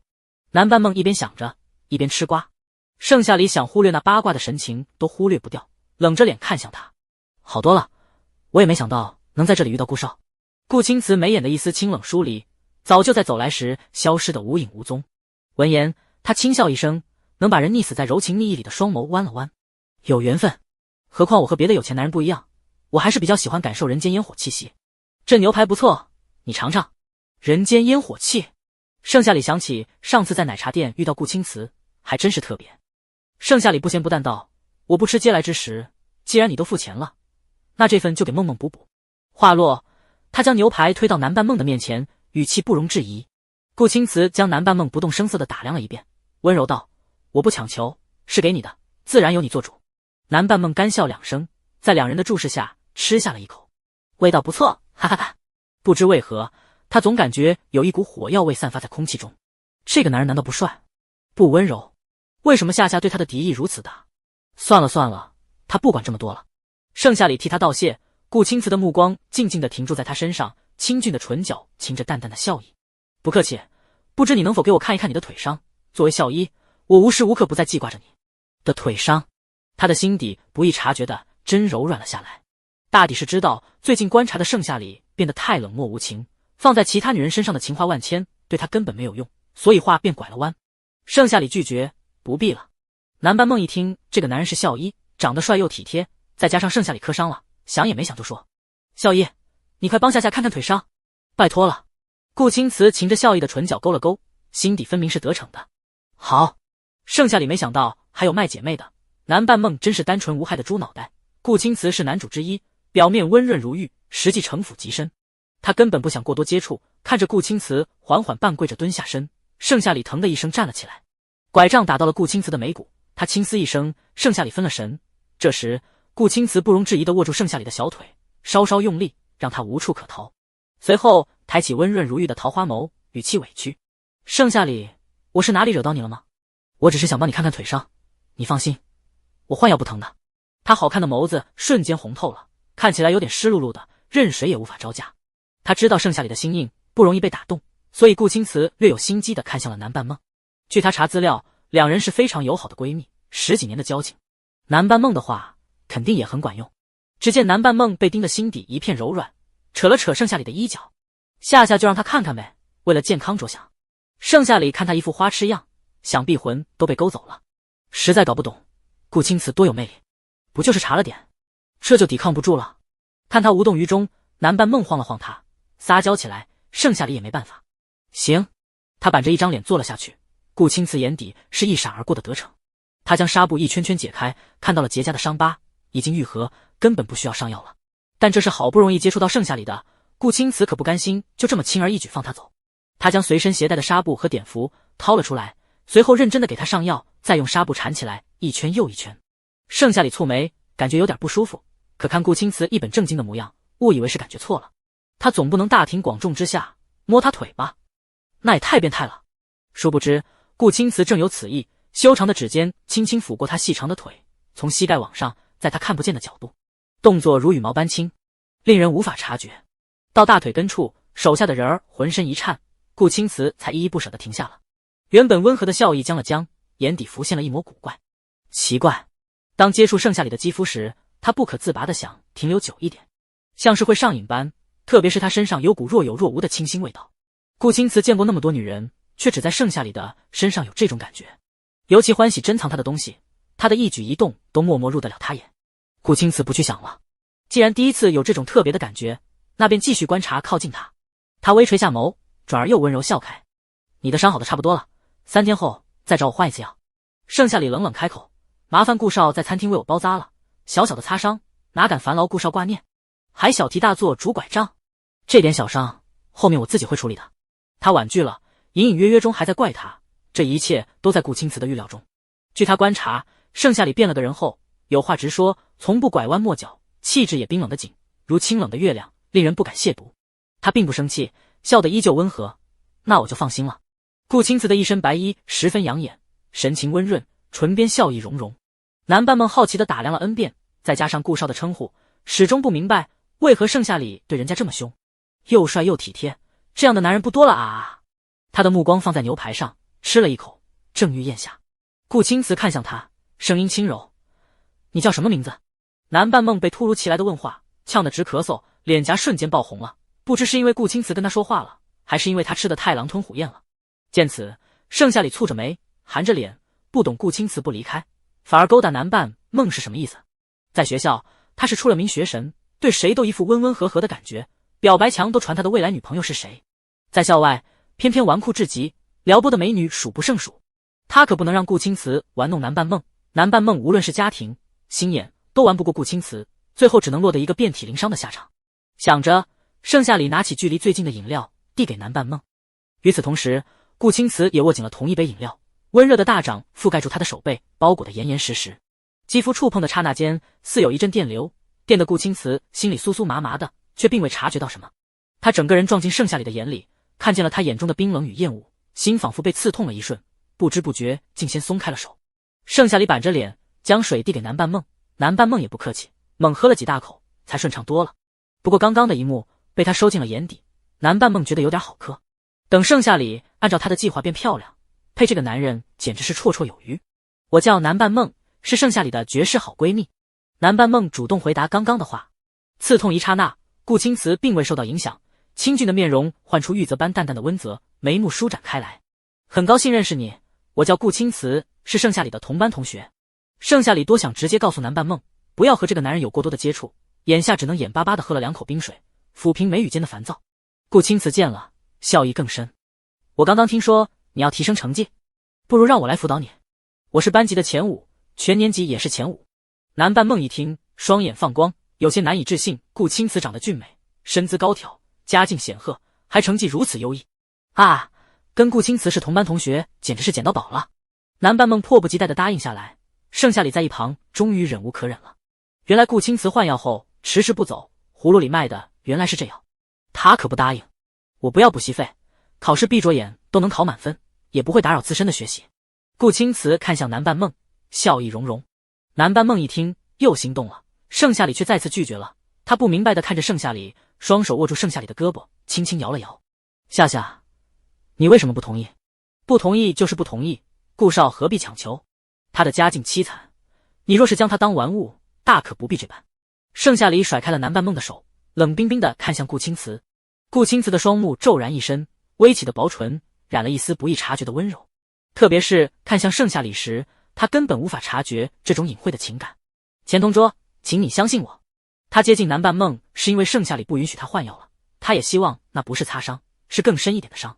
事已至此，他只能想其他办法接近盛夏里。可是盛夏里浑身是刺，那便从她的闺蜜开始。南半梦看着顾青瓷双眸认真，心底一片柔软，重新拉了拉盛夏里的手腕，语气恳求：夏夏，你俩是同桌，他都这么有诚意了，你就答应吧。梦梦，你真是个猪脑子，这件事我还是不同意。盛夏里握住南半梦的手，冰硬的心没有一刻是动摇的。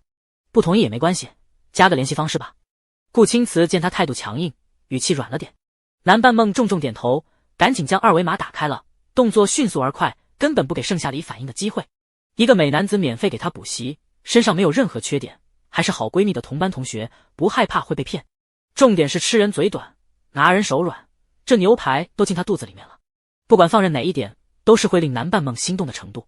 再加上她的确有顾虑，害怕盛夏里分神似的给她补习，会不会影响自身，这下完美解决了。加了联系方式，顾青瓷离开了餐厅。盛夏里板着一张脸坐下了，删了。他对笑得跟朵花似的南半梦说。南半梦一副护犊子的模样，夏夏，你为什么就这么死心眼呢？人家帅哥要免费给我提升成绩，这么一块大馅饼砸下来，你一点都不带心动的。盛夏里该怎么跟他说顾青瓷行事不端呢？那面相一看就不是什么好人，每次接触盛夏里总觉得哪里不舒服，特别是换药的时候，像是被毒蛇缠绕住了大腿，一路延上。天上没有掉馅饼的事，赶紧删了。他的态度强硬，南半梦却不依不饶地抱着手机在打什么字。哎呀，夏夏，既然你俩以前都是同桌，那就更应该彼此信任，别动不动就删的。南半梦语重心长地补充道。何况我还吃了人家的牛排，从这点就可以看出来，顾青瓷的人品不错。他是伪君子，校外校内反差巨大，你可不要被骗了。盛夏里想起顾青瓷买奶茶的一幕，至今反感的不行。夏夏，背后说别人坏话是不对的，而且我有预感，他八成是喜欢你，看向你时温柔似水，看向我时反而平静寡淡。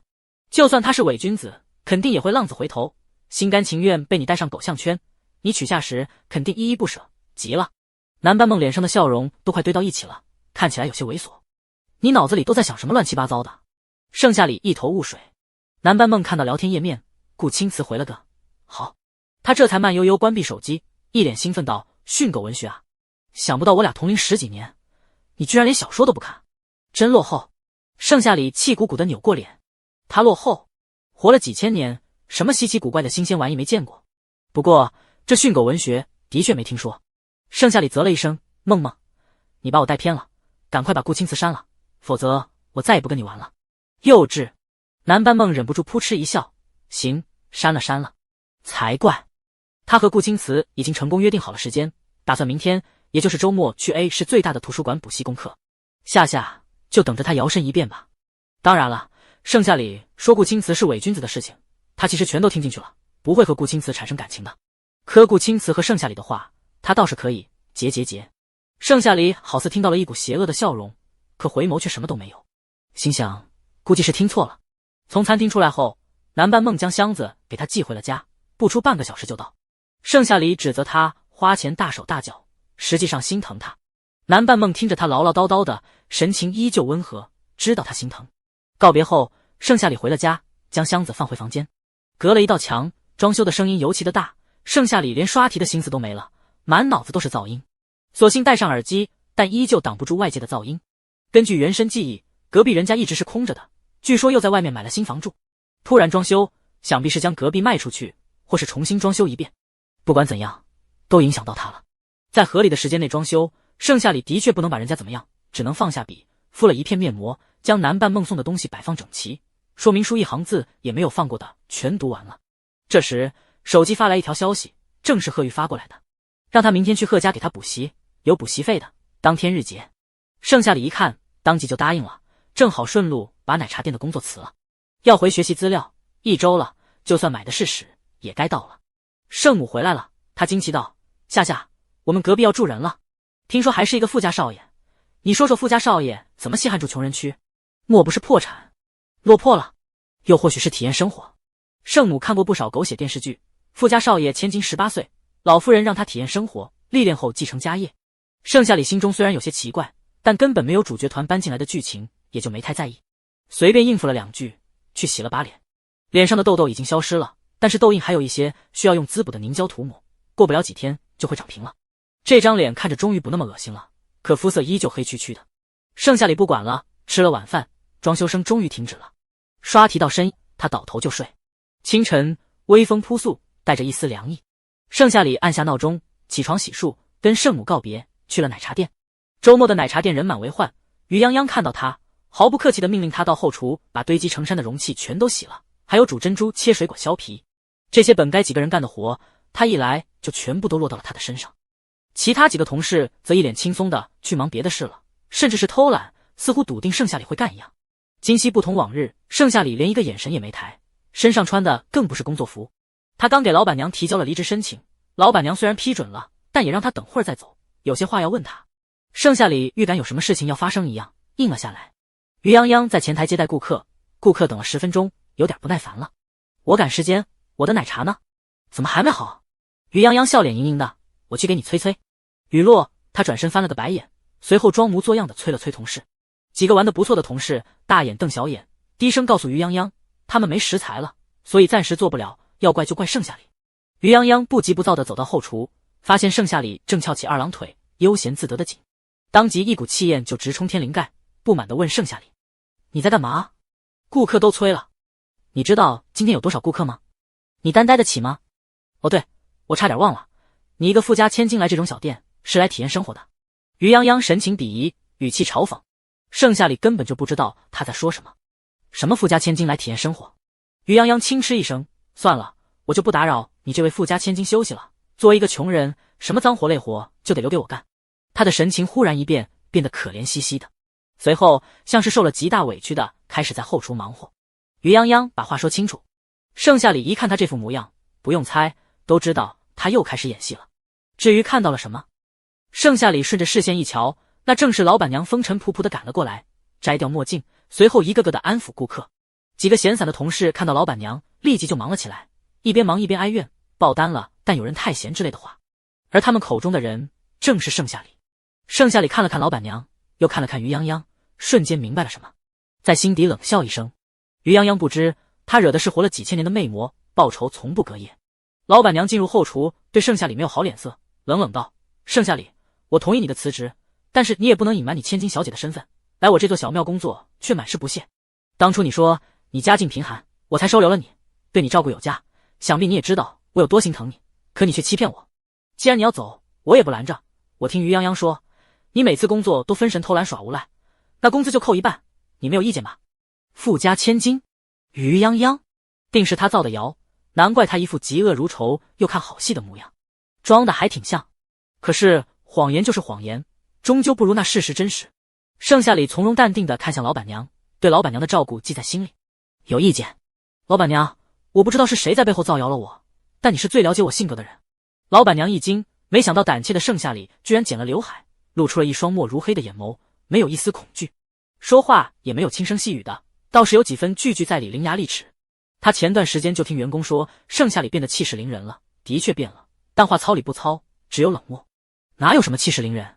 我从工作开始就一直兢兢业业认认真真的，没有一刻是放松的状态，老板娘若是不信可以查监控。盛夏里镇定道，当然了，说我是富家千金的我也想认，可惜我不是。他的语气遗憾而惋惜，这话从盛夏里嘴里说出来，与于泱泱说出来的完全不符合，老板娘一头雾水。可看到盛夏里认真的模样，老板娘的心底是有一丝丝动摇的。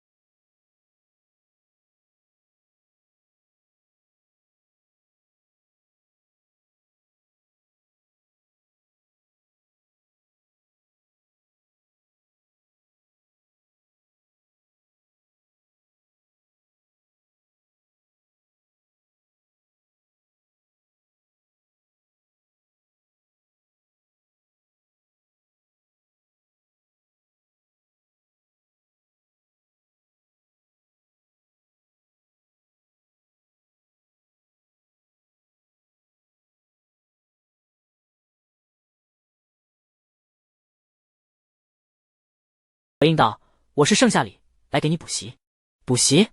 贺玉清嗤笑了一下，看了一眼脚边的手机屏幕，23点59分，就差1分钟，他的生日便过了。他来晚了，贺玉没有心情了。你走，已经很晚了。明天你要月考，回家休息。他的语调闷闷的，没有一丝怒意。盛夏里却听成了月考，住在这里休息。他不解，直接就推门而入了。贺玉，你让我在这里住下？贺玉也没反应过来，微微一愣，悲伤的情绪在他闯进来的那一刻消失无踪。你不许进来！他像是无处遁形的小猫，张牙舞爪的。盛夏里没搭理他，转而重复了一遍：你说让我住下？我没说。贺玉如实回答，耳根却隐隐的红透了。听错了。盛夏里暗暗松了一口气，在幽暗的环境下，他看不清贺玉的表情，似乎想到什么，按下了卧室的灯。随着灯亮起的一瞬间，盛夏里才将贺玉的侧脸收进眼底。他微微垂下眼睑，似乎上被一瞬间闭了眼，眼眶隐隐的泛红，仿若被欺负了似的。这让盛夏里不禁想起他养的小白兔。我们补习？盛夏里试探道，随后不容置疑地来到书桌前。贺玉微微站起身，却将他给赶了出去。站在门外的盛夏里神色茫然，他又怎么了？对不起，我不是故意要来晚了，要不今晚免费给你补课。他猜到可能是因为他忘记了补习这件事，所以贺玉才把自己给关起来的，看起来失落的紧。是他的错，他当然要道歉，金主可不能得罪了。里面并没有传来一丝声音。盛夏里还想说什么，管家来到他跟前，对他说道：大少爷找你。贺玉已经不在外面了，盛夏里疑惑地进了他的卧室，眉眼淡漠地问他：有事？你就这么跟老板说话的？贺泽难得正经了一次，他的气质是难得的冷峻。盛夏里道歉也快，对不起，千错万错，都是我的错。谁会和钱过不去？这件事的确是他的疏忽。贺泽被他的道歉堵了嘴，转移话题：你这么聪明，已经知道了自己错在哪，那你可知道我为什么非要把你叫过来？不知道。盛夏里还真不知道，明明可以直接扣工资的。贺泽抬脚踢了一下茶几，问他这是什么？茶几上摆放的是一个精美的草莓蛋糕，层层叠叠的奶油看起来十分香甜。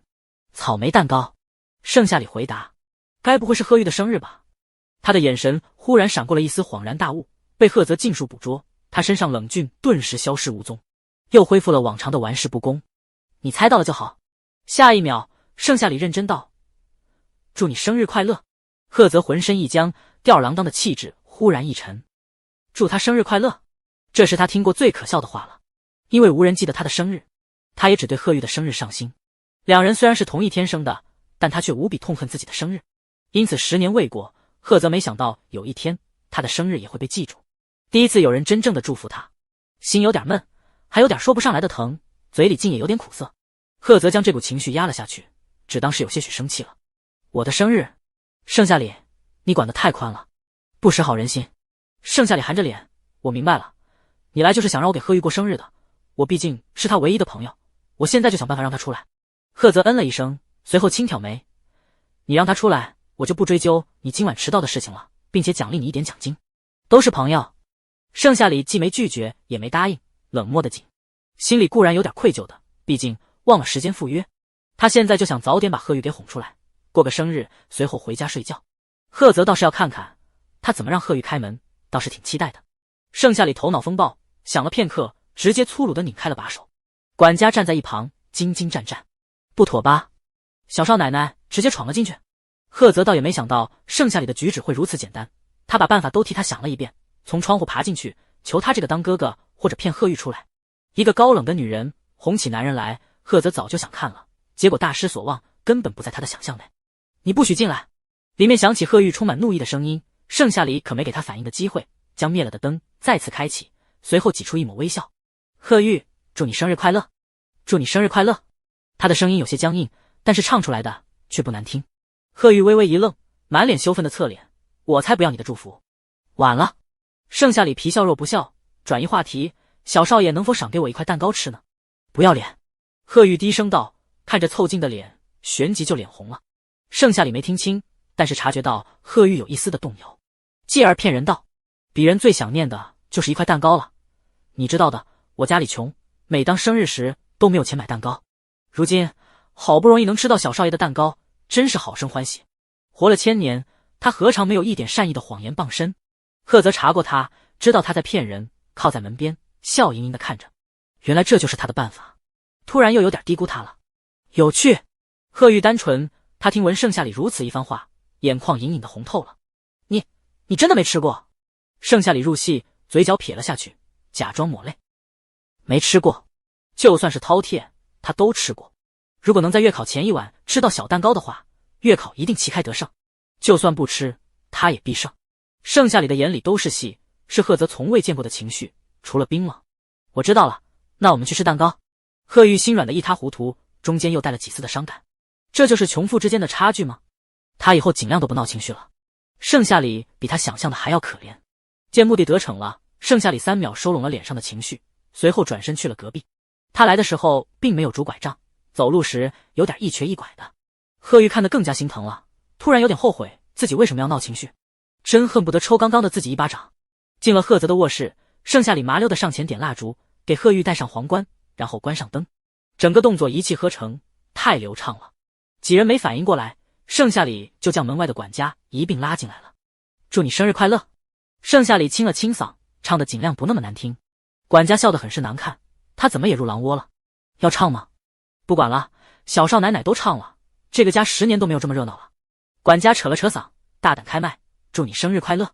真难听，扣1天的工钱。赫泽瞥了一眼管家，白皙修长的手指敲了敲桌面，悠然道，看起来十分的欠揍，说话也欠揍。管家的嘴角一下子就撇了下来，整张脸像个苦瓜。贺玉被逗笑了，哥，不要扫兴。这是第一次贺玉为管家说话，从前自闭症的小少爷连说话都难，如今却在帮他说话。管家很感动。赫泽好整以暇的抬眸，闪过一丝的惊讶。行，我撤回。管家一听，嘴巴当即就咧到了后脑勺。谢谢小少爷的开恩，祝小少爷天天都像今天这样开心的笑。这也是他第一次看到贺玉笑，曾经多么渴望，如今终于实现。赫泽，你也唱。盛夏里突如其来的一句话，让贺玉和管家的目光齐齐看向了他。赫泽薄唇翕动，语调散漫的开腔，祝你生日快乐。他虽然漫不经心的紧，实际上他却有些莫名的紧张，耳根微微红了。好了，贺玉许愿。盛夏里恨不得走完所有流程。贺玉被他按在沙发上，离蛋糕最近的位置，琥珀色的瞳孔倒映着烛火。他听话的闭上了眼，悄悄的许了个愿。谁也不知道他许了什么愿，只清楚的看到他的嘴角微微翘起了。见他睁开眼，盛夏里冷冷道，下一步吹蜡烛。贺玉轻轻的将蜡烛吹灭了，脸红的像是熟透的虾，不知是不是离蜡烛太近被烤烫的，还是其他。盛夏里火急火燎的打开了灯，开始切蛋糕。盛夏里太心急了，赫泽突然有点想挽留了，于是恶趣味道，这个环节是送礼物，不是切蛋糕。闻言，盛夏里顿了顿，收回了手。话说，你来参加他的生日，有没有带礼物？赫泽忽然问他，眼里分明藏着戏谑。他根本不知情好吗？盛夏里挤出一抹不咸不淡的冷笑，没钱买。赫泽还想调侃什么，贺玉轻轻开了口，哥，你别刺激他了。盛夏里那么穷，根本经不起嘲笑的，他太可怜了。赫泽似乎察觉到了贺玉看他的眼神，那是替盛夏里感到悲悯。弟弟就是单纯。赫泽饶有兴致地看向他，不说就是了，分蛋糕。话音刚落，盛夏里眼疾手快，手起刀落，将一块蛋糕递给了贺玉，甚至都没来得及将蜡烛给拔掉。贺玉捧在手心里，他才将蜡烛给拔掉，然后切下2块，一块递给赫泽，一块递给管家。管家颤颤巍巍地接过，感觉轻飘飘的，大概是被幸福冲昏了头脑。盛夏里将剩余的蛋糕全切了，美滋滋的拿起自己的一份，演技飙升道，没想到此生还能吃到蛋糕，真是好生满足。说完，他面无表情的吃了一口，甜的放了得有12分的甜度，酷甜。贺玉偏爱吃甜食，琥珀色的双眸垂下，不知在想什么。但看到盛夏里开心的吃蛋糕，他心里也泛着一阵甜蜜。不去再想，他开始享用起来。这是第一次有人给他过生日，吃进去的奶油入口即化，草莓也脆甜，比以前的每年都香甜。贺玉不知不觉间就红了眼眶。盛夏里大口大口的吃着，赫泽瞥了一眼他，才缓缓的挖了一小勺，小心翼翼的放进嘴里。他不爱吃甜的，此刻却感觉竟有几分的不错，心里也跟着甜了起来，分不清是共感还是自身。室内安静下来，和谐的氛围并没有持续太久，就像是窗外的沙沙风声，转瞬即逝。盛夏里吃完了，将餐具和餐盘放下，十分满足的舔了舔唇。不愧是豪门世家的蛋糕，草莓吃起来都有一股金钱的味道。现在是深夜了，不可吃多，盛夏里吃了一块就停下来了。吃了蛋糕，月考不愁了，那我就先回家了。盛夏里可没忘记要回家。贺玉见他吃得如此焦急，回想刚刚的一举一动，他失落的紧。盛夏里不过是走了个流程，依旧冷漠至极。他这般高兴，反倒是衬得格格不入了。也是，不该奢望有人能真心给他过生日的。贺泽才吃了几口，懒洋洋的掀了掀眼皮。你要走，我也不拦着。当然了，补习的奖金没了。他露馅了，什么事都火急火燎的，贺泽能感受到心底的难受。是共感。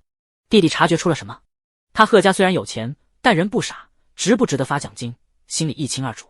已经1点了，我再不回家，明天月考就起不来了。今天补习的事情是我的不对，我给忘了，不好意思。盛夏里又道了歉，补充，奖不奖金的，下次再说。他怎么好意思要人家的奖金？这件事本来就是他答应在先，又忘记在先。祝贺生日也极其的敷衍，要怪就怪时间不对。念在态度诚恳的份上，就放你走。贺泽将手中的蛋糕放了下去，不动声色地看了他一眼。蛋糕变苦了，是贺玉在难过，可面对盛夏里的道歉，他的情绪特别复杂，又闷又郁。谢谢老板。盛夏里对贺玉冷冷道，贺玉，我们明天见。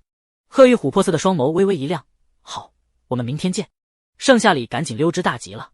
贺玉暗想，虽然盛夏里对他依旧冷淡，但是他们几乎每天都能见到，还是同桌，那就没必要这么难过了，至少他可以离得很近看他。贺泽不知他在想什么，心里的苦涩渐渐的淡了，转而是平静。他知道弟弟简直不要太好哄，就一句话，真是太没出息了。管家，把这些蛋糕分给仆人。贺泽转头对管家说道。管家应了声，有了半个少奶奶就是不一样，他们居然也能吃到蛋糕了，呜呜呜。大少爷，现在都深夜了，让他一个人回去，行吗？管家望了一眼灰蒙蒙的夜空。贺泽想到盛夏里那张冷淡的脸和的理不饶人的嘴，不会死，可她毕竟是女孩子。管家反驳。贺泽冷冷睨了他一眼，管家才闭嘴。听到这里，贺玉也有点担心，哥，以后这么晚就不要叫他来了。他知道盛夏里今晚本不会来的，肯定是哥哥遵守什么追他，所以才叫他来的。贺泽想了想，慵懒中恢复了一丝正经。行。盛夏里骑车回去，经过红绿灯时，隐隐地察觉到有几道猥琐的目光在上下打量着他，回眸正是几个小混混，满身的纹身，看起来就不好惹。他知道他的身体还是太弱了，等月考完他就锻炼体能，所以得避着点。盛夏里将油门拧到最大，赶紧离开了。翌日清早，他便下了床，梳洗穿戴起来。昨天回来的晚，但幸好他倒头就睡，动作轻柔，所以圣母并没有听到什么动静。喝了一杯牛奶，盛夏里拿上拐杖，便去等公交车了。不知是不是今日月考，公交车没2分钟就到了。盛夏里看也没看，付了钱就选了个位置坐下。他旁边靠窗的位置上坐着一位仰头睡的男人，脸上还盖着一本书，让人看不清他的面容。盛夏里才不管这些，他将知识在脑海里过了一遍。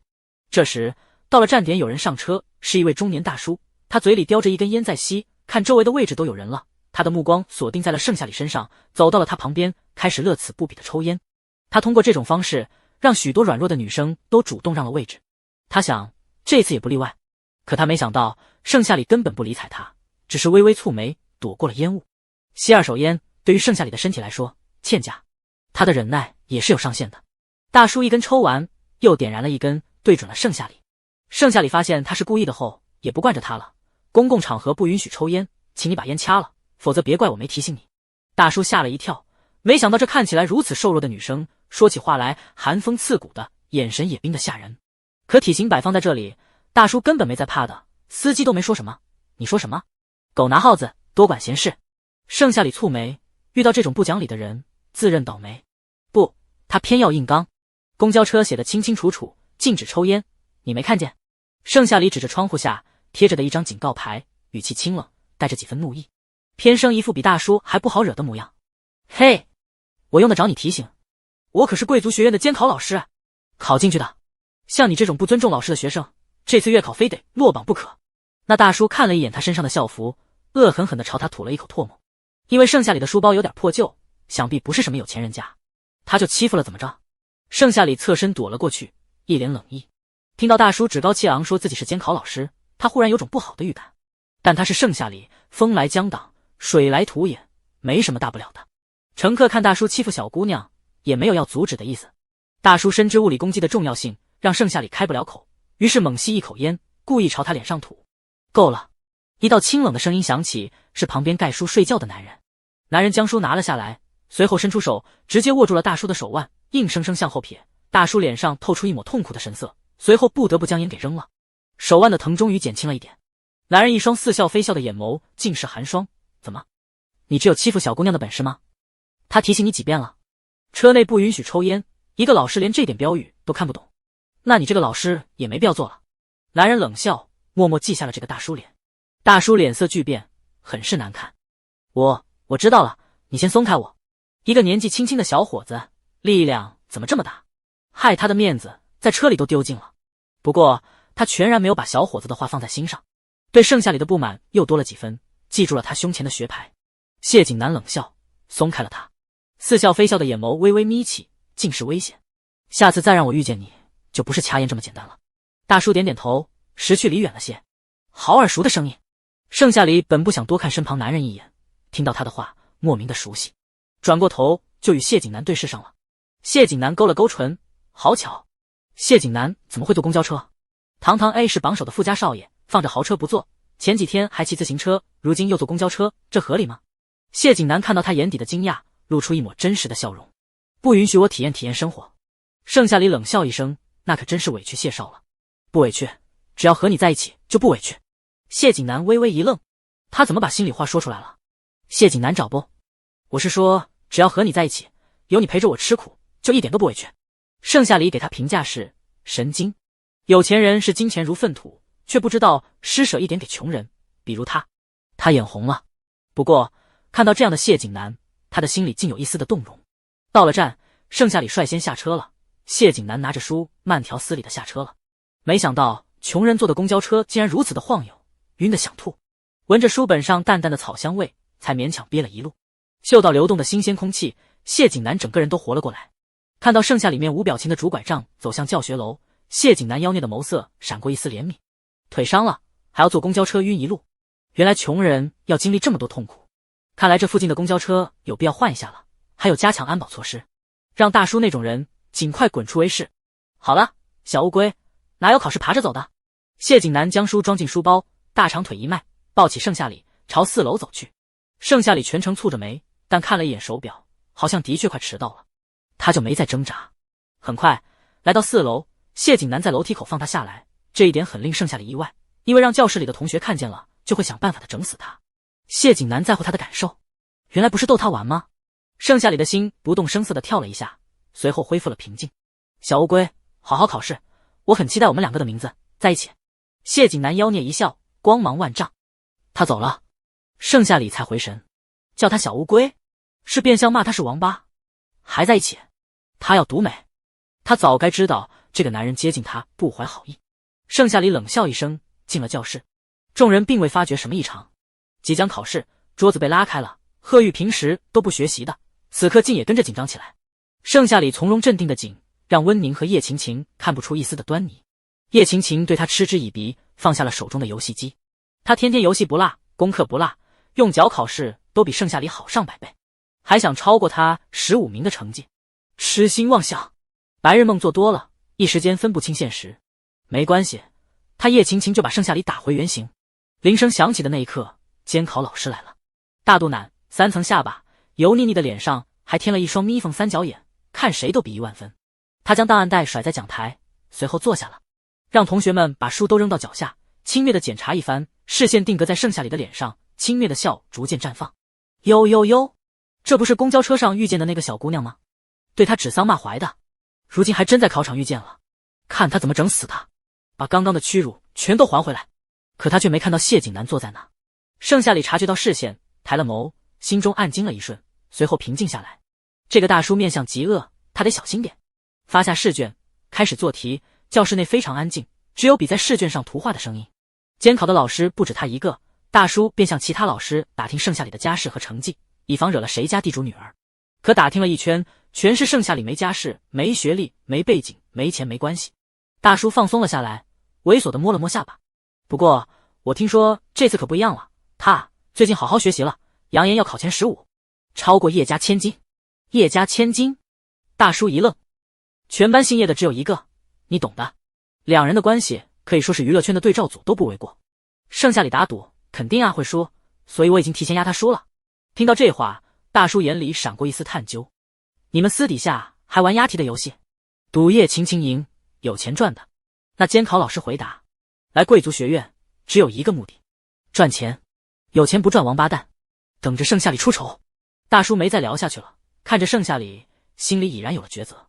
盛夏里啊盛夏里，全班阿布老师都等着看你笑话。在公交车上让他丢了面子，他在课堂上找回来，不过分吧？盛夏里并没有注意到他恶意的凝视，将所有学到的知识都写了进去，笔一刻也没停下来过。几个监考老师无一不在时刻注意着他，觉得盛夏里太装了。不用猜，写的一定是什么错的答案，害怕空白的试卷惹人笑话。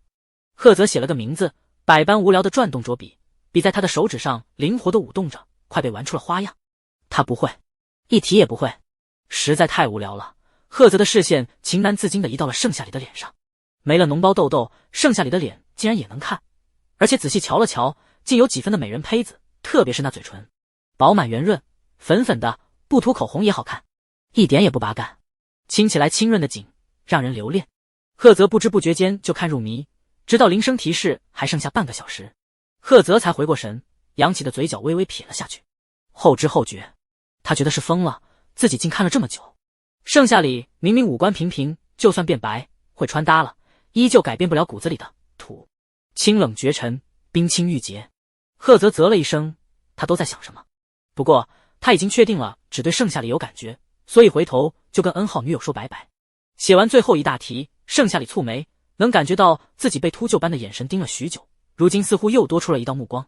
他微微侧头望去，赫泽反应迅速，慌乱的装作无事发生，指尖的笔掉在了地上，暴露了他此刻心乱。赫泽也不想看他，可就是情难自禁，难以控制。家庭医生今早诊断他得了相思病，单独相思。赫泽才不信，现在倒是有点信了。贺玉脸颊绯红的瞥了一眼赫泽，心底疑惑，哥哥究竟是想到了什么？为什么心跳那么快？气血上涌的架势都出来了？难不成……贺玉琥珀色的双眸微微抬起，在教室内巡视一周，难不成教室里有哥哥喜欢的人，也就是上次带到家里的人？可究竟是谁呢？贺玉最终停留在了温宁的身上，会是他吗？盛夏里提前15分钟交卷了，大家看到是他，神情鄙夷，就连大叔和监考老师们也纷纷不屑，根本没有翻看试卷，脸上就差写上几个大字：你完蛋了。叶晴晴也忍不住嘲笑一声，数学这么快就交卷，莫不是怕了？也对，恐怕一题没做，交的是白卷，就这还想超过他？呵呵。考语文，盛夏里也提前交卷了，监考老师和大叔终于狐疑的看了一眼，作文是空白的，顿时放松了警惕。一天下来，终于快到了放学时间，盛夏里轻轻呼出一口气，将最后一张试卷交了出去。终于结束了，美滋滋等明天下午的成绩单出来。盯着他的略微空白的物理试卷，监考老师和大叔一副果然如此的冷笑。随后大叔鄙夷的问他，要不要延长时间？这么快交卷，你连题目都没搞明白吧？他的声音顿时让教室内哄笑一片。温宁善解人意道，老师，你就别击溃盛夏里的自信心了，我相信他一定会考个好成绩的。当然，叶晴晴的实力就摆在那里，盛夏里想超过还是有点难的。众人一听，嘲笑声瞬间小了，大概是觉得温宁太善解人意了。另一方面，温宁是女神，大家都很乐意听她的话。盛夏里将试卷交了出去，就坐回了位置上，对温宁冷冷道，借你吉言。这话把温宁接下来的话堵住了，他还想鼓励盛夏里，结果不识好人心，那就等着被嘲笑死吧。一人一口唾沫，他就不信盛夏里还这么冷静。顾青瓷再次捕捉到了温宁眼底的冷嘲热讽以及一抹狰狞，他微微垂下眼睑，勾起温和的笑容，好似湖面有微风拂过，漂亮又干净。他笑的是温宁蠢，也笑叶晴晴太乖张恶毒。不过这样也挺有意思的，能让他看看盛夏里真正的实力，真是好期待。放学了，傅寒生将试卷一交，直径离开。冰冷的课桌睡得不怎么舒服，好在有人搭建了戏台，让他暗暗观察许久，还蛮有意思的。盛宴开始，穿过拥挤的走廊，傅寒生和盛夏里并排行走，让赫泽、谢景南来不及赶上去，都不约而同的蹙眉。傅寒生和盛夏里什么关系？望着两人消失在走廊尽头，赫泽玩世不恭的脸上一沉，不知在想什么。谢景南虽然非常不高兴，但似笑非笑的眸色却未暗沉。他马上就要住进新家了，到时候能天天见面。这么一想，现在这点遗憾好像不算什么。贺玉站在走廊向下望，看到盛夏里离去的背影，默默垂下眼睑。心里暗暗安慰，等他的腿伤好了，就能一起上下学了。顾青瓷推了推镜框，将几人的变化收进眼底，就差鼓掌了。真有意思，你来干什么？盛夏里不解，上次你说的，我明确拒绝。傅寒生清冷的脸上没什么变化，将粉伞轻轻塞进他书包里，动作轻柔，还你伞。盛夏里狐疑消失，到了声谢。两人默认一起走了。经过图书馆时，傅寒生拽住了他的书包。这次考得不错，明天结果就出来了。你要怎么向众人解释？你仅仅靠1周的时间就逆袭成学霸了？不解释，随便他们怎么说。盛夏里冷冷道。盛夏里，算我求求你了，答应我上次的请求，明天我会帮你开脱，让你名正言顺的成为学霸。他的声音卑微，依旧是那张冷峻的脸，说出来的话却带着恳求。他的指尖轻轻扯过他的拐杖。盛夏里脑袋乱糟糟的，这都是什么事？他将拐杖又给夺了回来，回答道：我会证明给他们看，何须你来帮我解释？再说了，傅少，你可以自己显露光芒，站在更高的地方。不，傅寒生又恢复了往常的清冷的面容。和预料中的一样，盛夏里拒绝他了。可他有的是办法。盛夏里，我能帮你解释，也能毁了你。我知道你缺钱，我可以给你发薪资，只要你按照我说的做。每天下午我会帮你补习。傅寒生拿出了他在傅家的威严，气场强大，让人不容拒绝。可盛夏里不是旁人，什么都撼动不了他。奈何人家要给他薪资，盛夏里眼神瞬间就亮了。细细想了想，也不是不行。男主们不是龌龊的人，不会让他干卖身的事，不就是站在顶峰？傅寒生瞧一瞧，他可以。傅寒生看着他陷入沉思，身侧的骨节暗暗捏紧了，因用力而泛白。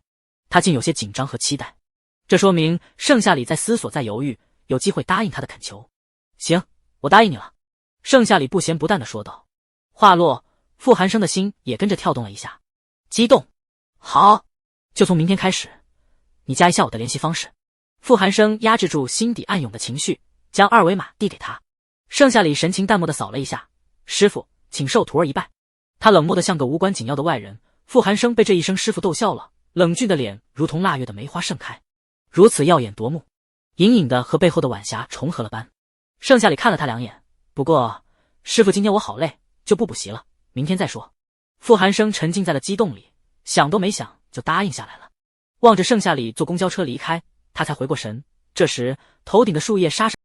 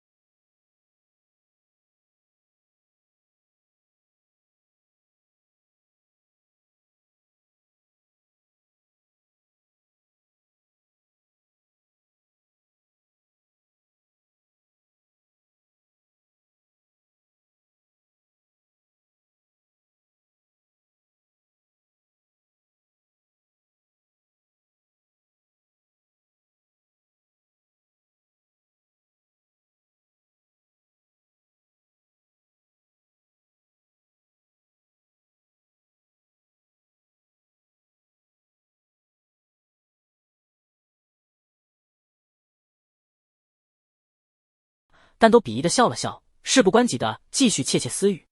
贺玉的眉头皱得能夹死苍蝇了，琥珀色的双眸全是愤怒。这些人真可恶，怎么能这样污蔑他？为什么他说话和哥哥说话一样，可就是不如哥哥有用呢？连盛夏里都保护不了。眼中的愤怒变成了失落，孤零零的垂下，自责的紧。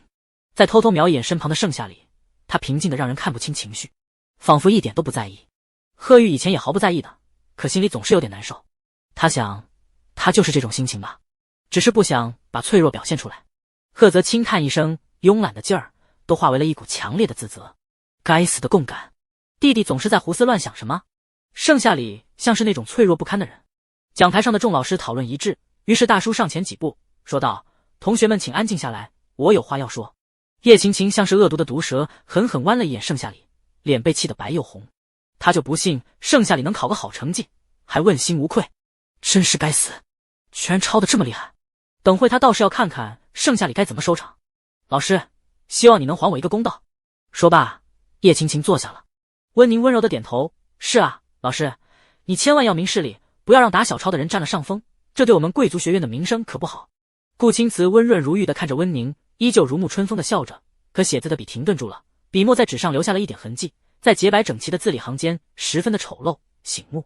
不过片刻间，他又继续书写，仿佛毫不在意这场戏。老师肯定还你一个公道，绝对公平公正。大叔油腻一笑，他没预料到还真让盛夏里给逆袭了。但是昨天是他监考考场，要求证还不是靠他一句话的事。昨天盛夏里的确没有抄袭作弊等行为，可谁让盛夏里惹到了他，他肯定不会帮盛夏里的。至于叶晴晴，叶氏千金，背景强大，资产丰厚，他得罪不可。谢景南原本撑着下巴，似笑非笑的眼眸微微眯起，在看戏。此刻听到熟悉的声音，冷了下来。他有预感，这个男人要冤枉盛夏里了。不过没关系，先看看盛夏里怎么做。我昨天看得清清楚楚，盛夏里同学不诚实，的确有作弊的嫌疑。一个倒数第二的学生，一夜之间考到了前10，说出来谁信？大叔一字一句地说着，众人安静下来，目光聚焦到盛夏里身上，一副果不其然的表情。这个结果在傅寒生预料之内，所以昨天下午他利用这个机会威胁了盛夏里。闻言，叶晴晴轻蔑一笑，我就知道某人是靠心机手段得逞的。现在你还有什么话要说？这话是对盛夏里说的。温宁真是倍感大快，叶晴晴还算有点用处，这次非得剥下来盛夏里一层皮。盛夏里从容淡定道：你说我抄袭我就抄袭，你说我神仙我是不是要当场飞升了？众人哈哈大笑。你少贫嘴！叶晴晴冷笑，我看你是不见黄河不死心，抄袭作弊还有理了？盛夏里看向大叔，你说我作弊，那你有什么证据？还有你叶晴晴，听风就是雨，我说我会比你考得好，打赌的你是嫉妒了还是不敢承认？如果二位拿不出证据来，我可就要起诉了。叶晴晴的脸被涨成了猪肝色，看向大叔，老师快把证据甩他脸上，让他心服口服。盛夏里，你少得意，等会证据出来了，你可就不止考试作弊这一个罪名这么简单了。叶晴晴嚣张地转头看他，甚至都没看到大叔迟疑的神色。大叔面露迟疑，心中一惊，他没证据啊？盛夏里冷笑，有证据，任凭差遣。叶晴晴心中一喜，催促大叔，老师快把证据拿出来。盛夏里啊盛夏里，等着颜面扫地，滚出贵族学院吧。温宁却察觉到了一丝不对劲，怎么回事？怎么感觉老师在骗人？或许是他太心急了，看错了。所有人的目光都盯着大叔，大叔心虚的眼睛咕噜噜乱转。这可怎么办？他没证据，就凭一张嘴胡乱造谣。让我想想。众人都在等着盛夏里的笑话，偏偏等了许久，也不见大叔拿出证据，一时间窃窃私语起来。怎么，拿不出证据了？那我可要拿出证据了。傅寒生清冷的声音传遍教室。谢景南靠在椅背上，似笑非笑的眸色一沉。没错，证据拿不出来可不行啊。老师，我不许你污蔑盛夏里。贺玉坐不住了，捏了捏拳。我觉得没那么简单，明明老师在考场一直在说笑，怎么盯起盛夏里来了？顾青瓷把玩着笔帽，这怎么都在为盛夏里开脱？不对，大叔发现其中有一个熟悉的面孔，谢景南。谢景南似笑非笑地看着他，挑了挑眉。大叔瞬间坐不住了，感觉如芒在背，如刺在喉。叶晴晴不解，不理解怎么都维护盛夏里。还证据？傅寒生怎么可能有证据？一定是在开玩笑。可为什么连顾青瓷也掺和进去了？温宁也没预料到顾青瓷镜帮着盛夏里说话了，一时间有点愕然，但还是善解人意的笑了笑。怎么，心虚了？傅寒生乘胜追击，让大叔的脸越发的难看。我……大叔脸色一白，嘴唇哆嗦着，眼神慌乱的避开傅寒生的逼视，转而心虚的说：你们少血口喷人，有本事把证据拿出来。肯定是在吓唬他，几个人联合一起吓唬他，他绝不能被几个毛头小子给带乱了阵脚。等着，证据马上来。傅寒生冷峻的神情显得更加冰冷冷的，浑身散发着一股强大摄人的气息，令人不容忽视。这是傅寒生第一次主动说话，在所有人眼里，他总是一副冰冷、不耐烦、倒头就睡的印象，从未这般护犊子过。众人也不知傅寒生和盛夏里究竟是什么关系。一时间，教室内安静的出奇。大叔咽了咽口水，好，我等着。我的手里也有证据，老师要不要也等等？毕竟调监控也需要一点时间。谢景南似笑非笑的看着他，妖孽的双眸一冷。大叔脸色巨变，什么？谢景南在公交车上就与他有过过节，没曾想也是一个班级的。当时在考场，他太激动，太算计，就没观察的具体，遗漏了人证。该死，这可怎么办？对，查监控，拿证据证明盛夏里是抄袭，否则你就是诽谤。贺玉琥珀色的双眸微微一亮，犹如昼夜深空盛满的繁星。大叔心虚的抹了把脸，心想完了，本以为踢中的是鸡蛋，谁知道是石头。到底谁在说盛夏里穷又瘦，还没人护短啊？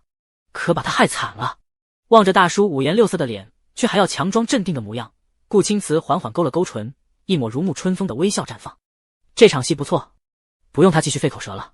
不过这几位都盯上了他的猎物，变得更有意思了。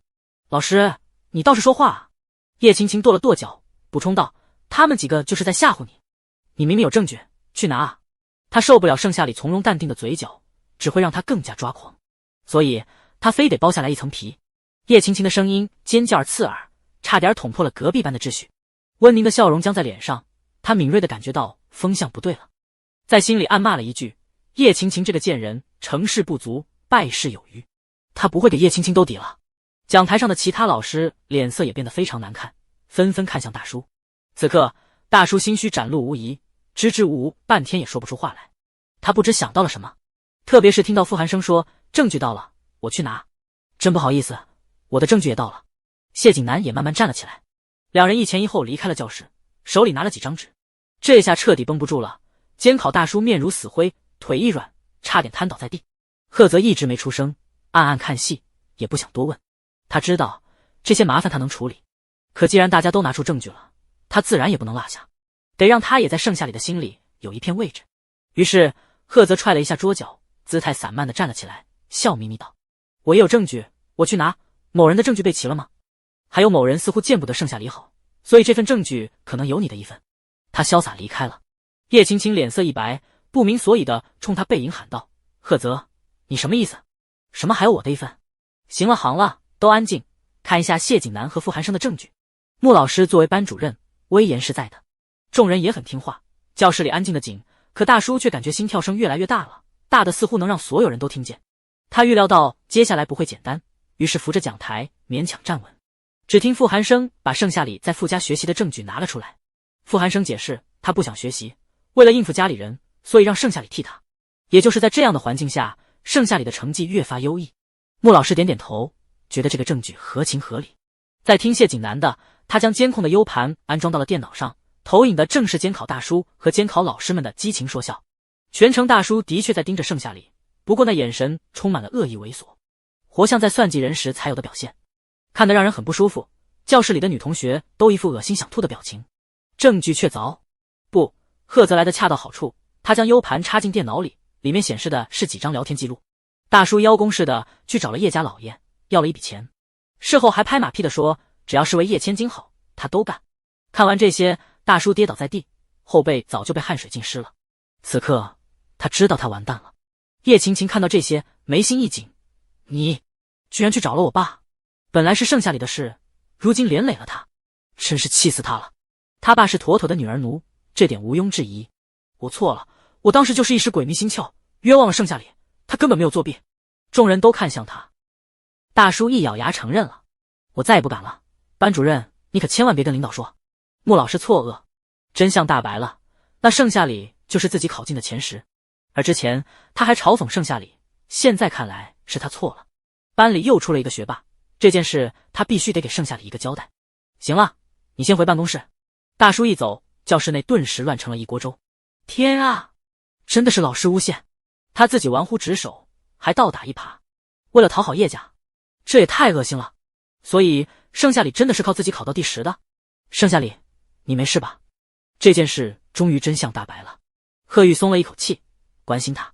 盛夏里一副冷淡的模样，好似一个局外人。令他意外，主角团都帮他，为他说话，这分明就脱离剧情了。大家怎么都围绕着他，不围绕温宁了？奇怪。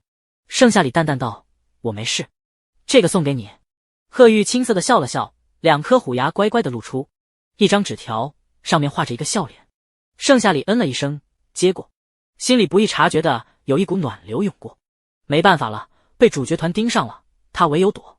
穆老师还给盛夏里清白后，去处理大叔了。这件事有顾少、谢少、贺少、傅少的参与，必须重视起来。叶晴晴也被叫去了办公室，并要求公开道歉。从办公室回来时，叶晴晴又气又恼，目光像淬了毒一样，尽数落在盛夏里的脸上。盛夏里这个死丫头，靠自己的实力考进前10，让她的颜面扫地，还被老师给训斥了一顿，前所未有。我在这里向盛夏里道歉，对不起，我没想到你会考进前10，打赌你赢了，我的职位让给你。叶晴晴声音颤抖，气得不轻。她又补充道，语调阴阳怪气，当然了，你不过侥幸，下次我会把前10的位置给抢过来。盛夏里啊，盛夏里等着瞧，我一定要你好看。既然在学校动不了你，那就利用权势。一个穷人根本无法抵抗，他们偏偏护着你，那我就毁了你。温宁将他神情的恶毒收进眼底，勾了勾唇，不知在想什么。盛夏里冷冷道：下次我会把温宁同学的位置抢过来，你能不能进前15，关我屁事。盛夏里真就是天不怕地不怕，如今成绩出来了，暂时老师同学都得尊敬他。温宁咬了咬牙，心中警惕，却也只能善解人意的说道：盛夏里是有远大抱负的，我很期待你的成绩，不会让你失望的。盛夏里接话。此刻下课铃声响起，他第一个离开了教室，不想和主角团说话，也不想有其他的接触。成绩排名在校园传开了，温宁和叶晴晴现在排名前，死死盯着盛夏里的名字，两人相互对视一眼，去了顶楼。不知说了些什么，叶晴晴狰狞的面孔由阴转晴了。温宁也扯了扯唇。贺玉看着他离开的决绝，桌面的小纸条已经被他捏得皱皱巴巴了。琥珀色的双眸一暗，贺玉失落的垂下眼睑。盛夏里不开心，都真相大白了，估计是叶晴晴道歉的态度有问题，所以他才闷闷不乐的。不行，他得抓住叶晴晴的把柄报仇。贺泽都快烦死了，心情跌宕起伏，一会儿难过一会儿开心，一会儿怅然若失，一会儿心满意足。都是什么事？盛夏里离开去了医务室，校医仿佛认得他似的，让他等一等。很快顾青瓷就来了。顾青瓷穿戴整齐，一身洁白的大褂，口罩下只露出一双含情脉脉的眼睛，实在温柔，仿佛看几眼就能溺死在温柔乡里。盛夏里心里毫无波澜。我来给你拆了。顾青瓷自觉地半蹲下身，温柔地给他拆开纱布。这时一阵脚步声由远到近，耳边瞬间多了几道惊呼的声音，无非就是顾青瓷好帅好温柔，简直就是梦中的白马王子，不敢想象未来的女友会有多幸福。当然了，顾青瓷婚后绝对是一个贤夫良妇，处处充满了人妇感。众人花痴，才发现盛夏里似的态度直接80度大旋转，窃窃私语。盛夏里离得远，没听太清，不过看他们的表情就可以猜出来大概，恐怕把他列为情敌了。医生，我这腿好了吗？盛夏里拔高声音，一边又仔细观察。顾青瓷没察觉到什么，温柔道：好了，避免大幅度的运动。那些花痴女学生听到后，瞬间敌意就消失了。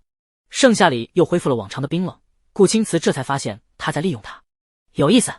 他顺势而下，拆好纱布，转头问那些女生：你们哪里不舒服？其中有个女学生开玩笑道：顾青瓷哥哥，我的心不舒服，可能是太想你。其他女学生连连附和。顾青瓷笑了笑，应付自如，把学生们逗得脸红成了煮熟的虾。见状，盛夏里赶紧溜之大吉了。没了拐杖，盛夏里简直健步如飞。下一节课就是体育课了，盛夏里直接去了操场。顾青瓷看着盛夏里消失的方向，往日撩妹的快感赫然消失殆尽。不知为何，撩妹像是在他的面前演戏，他不在了，索然无味。顾青瓷没了继续待下去的心思，和学妹们说再见。体育课，盛夏里请了假，坐在梧桐树下看书。贺玉体能不行，索性也跟着他一并坐下了。在他眼里，盛夏里认真起来特别美，贺玉不禁看呆了。琥珀色的双眸亮亮的，更多的是明天早上就能见到盛夏里的欣喜。时间一分一秒过去，下课后就放学了。穆老师单独把他叫到了办公室，态度和蔼，坐下吧。盛夏里坐下，穆老师笑眯眯给他倒了杯水。夏里，没想到你竟然是隐藏的学霸，这次的传奇事件已经让学校都知道了。当然，叶青青怀疑你的确固然不对，你日后也不能一点面子都不给人家。你还扬言这次超过温宁，立下赌约，你就不怕他们报复你？盛夏里喝了一口茶，神情淡淡，不怕。如果老师找我，就是想劝我对待同学要和善，那就没必要了。他放下水杯，做事要离开，穆老师赶紧拉住他的手，讨好似的笑了笑。坐下，不是那个意思。今后你就是全科科代表了，有你在，我很放心。以前我对你说了很多不好的话，你千万别放心上。这次我找你来是想确定一下，你能否真的能超过温宁？贵族学院的文风的确得改了。盛夏里点头，能。太好了，你要是超过他，班长的位置也给你，还有 A 班名额，以及大学名额都留给你。预料中的一样，不过他并不想要什么班长的位置。好的，盛夏里冷淡应声。穆老师总感觉在对牛弹琴，不知盛夏里听没听进去。盛夏里回到家，不禁多看了两眼隔壁。隔壁已经装修好了，速度超快。盛夏里没太在意，进了屋，脱下鞋，躺在了床上。似乎想到傅寒生，他给傅寒生发了一条短信：师傅今天能不能不补习？懒。对面没有回复他，盛夏里也不急，去洗了个澡，疲惫减轻。窗外阴沉沉的，下起了大雨，聊天框还是那一行字。盛夏里蹙眉，傅寒生难不成没带手机？一直在等他？不可能吧。如今剧情偏离轨道，盛夏里不得不拿伞去了图书馆。果不其然，傅寒生真的在等他。只是图书馆今日没有开张，他站在屋檐下，可怜兮兮的紧。风雨很大，斜斜的雨将他的衬衫都浸湿了，透着精壮漂亮的腹肌。盛夏里走近，傅寒生，我给你发消息，你没看见吗？闻言，傅寒生才抬起眼眸，滚动喉结，说了什么？盛夏里听不清。他给傅寒生打伞，傅寒生才明白他的意思，钻了进去，将伞接过。我没带手机，也没带伞，也没叫司机来接。说这话时，傅寒生有些可怜兮兮的，不知是不是他的错觉，在他的角度，他看到傅寒生的眼尾红透了。傅寒生如此清冷绝尘，肯定是让风雨打的。行了，我送你回去。盛夏里带他坐公交车，随后来到了傅寒生的别墅门前。傅寒生湿漉漉的头发滴着水珠，眼睑下垂。我到家了，下这么大，你要不要进来坐坐？盛夏里摇了摇头，不用管我。傅寒生的心安定下来，鼻尖似乎有一股抹不掉的清新味道。麻烦你了。傅寒生有礼貌的进了别墅，让盛夏里不禁一愣，傅寒生怎么越发的有礼貌了？他不懂，坐车离开。傅寒生站在阳台上，目送公交车离开，一双清冷如月的眼眸微微一沉，不知在想什么。回去的路上，盛夏里好巧不巧的碰到了那几个小混混。雨渐渐转小，几个混混和地痞流氓没有什么两样，更加无差别攻击。盛夏里假装没看见，直径离开。几个混混叫住了他：喂喂喂，给老子站住！盛夏里蹙眉，含着脸：有事？几人倒是没见过这么冰冷吓人的女学生，一时间觉得乐趣极了。喂喂喂，你叫什么名字？长得不咋地，身材也不咋地，实在不配和我交朋友，就勉强要个保护费吧。那几人笑嘻嘻地说，赫然观察到他身上贵族学院的校服。盛夏里退后一步，一脸警惕：保护费？你们跟警察说去吧，我已经报警了。他收了伞，将手机藏于后背，随即点开一个聊天框，凭感觉在键盘敲了2个字：救我，并发送了地理位置。几个混混面露恐惧，但仔细想想，怎么可能呢？没看见盛夏里打电话。于是几人的胆子又壮了起来。少废话，此路是我开，此树是我栽，要想此路过，留下路财。这么简单的道理都不懂。其他几人纷纷点头。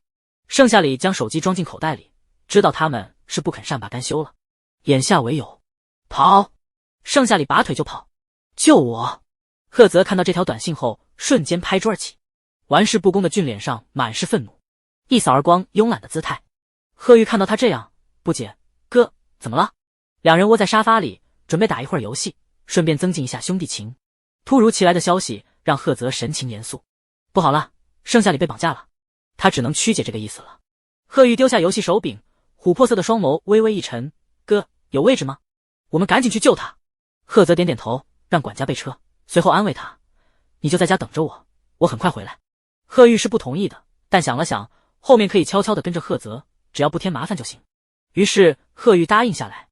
赫泽走后，贺玉让管家跟着车。管家心中暗惊，小少爷，咱们玩这么刺激的吗？要是被大少爷发现，那咱们肯定要被训一顿了。盛夏里出事了，他能救，我为什么不能？贺玉一张乖顺的俊脸皱起。管家一听，立刻启动发动机，松刹车。救小少奶奶，事不宜迟。小少奶奶可是2位少爷的心尖宠，绝对不能有事。自从有了小少奶奶，小少爷说话是越来越流利了，对起人来越发狠厉。不错不错。赫泽到地址时什么都没看到，他的心情一坠一坠的，如同绑了一个大铅球，又沉又重。死丫头，有种别跑，连5块钱都交不出来，你钱包怎么比你脸还干净？再说了，你不是贵族学院的人吗？我又没让你交5万。几个混混快气死了，本来要5000的保护费，结果剩下里没有。想了想，降一点，要4000，剩下里还是没有。要3000，没有。要2000，没有。1000总藏了吧？没有。那500呢？还是没有。50总藏了吧？降无可降了。对面摇了摇头，表示没有。靠！5块总有吧？穷人区小学生一天都揣5块钱买辣条，结果剩下里还是没有。这能忍？几人追着剩下里跑了一条街，剩下里被逮住了，就忽悠一下，然后继续跑。赫泽看到剩下里时，剩下里正在拼命的往前跑，5个男人追不上一个他，剩下里的腿伤也才刚刚好。见此一幕，赫泽赶紧停下了车，剩下里一把捞进了车里，然后与几个混混对峙。你们几个在干什么？赫泽的声音很冷，没有一丝温度，常有戏谑的双眸也变得一本正经。几个混混一见赫泽，都像个鹌鹑似的缩了缩脑袋，如是将刚刚的一切说了出来。听完，赫泽简直要被气笑了。要5000保护费，你怎么不去抢？最搞笑的是剩下里让他们标准，一减再减，最后5000变5块。看了一眼车里大口呼吸的剩下里，小脸红扑扑的，真是十分可爱。最低价5块，也没见他给，就是没见过这么穷的女学生，还是在贵族学院上学。贵族学院都是顶顶有钱的学生，谁知道他是个例外呢？是啊，我们盯他很久了。几个混混七嘴八舌的讨论着，剩下里的确是都比脸干净，所以才要跑。抢银行也得有体能才行，不过为了不给5块钱，剩下里跑出了马拉松的气质，肾上腺素急速飙升。赫泽嗤笑一声，不就是5块钱，我替他给你就是了。几个混混相互对视一眼，行呗，那就各退一步。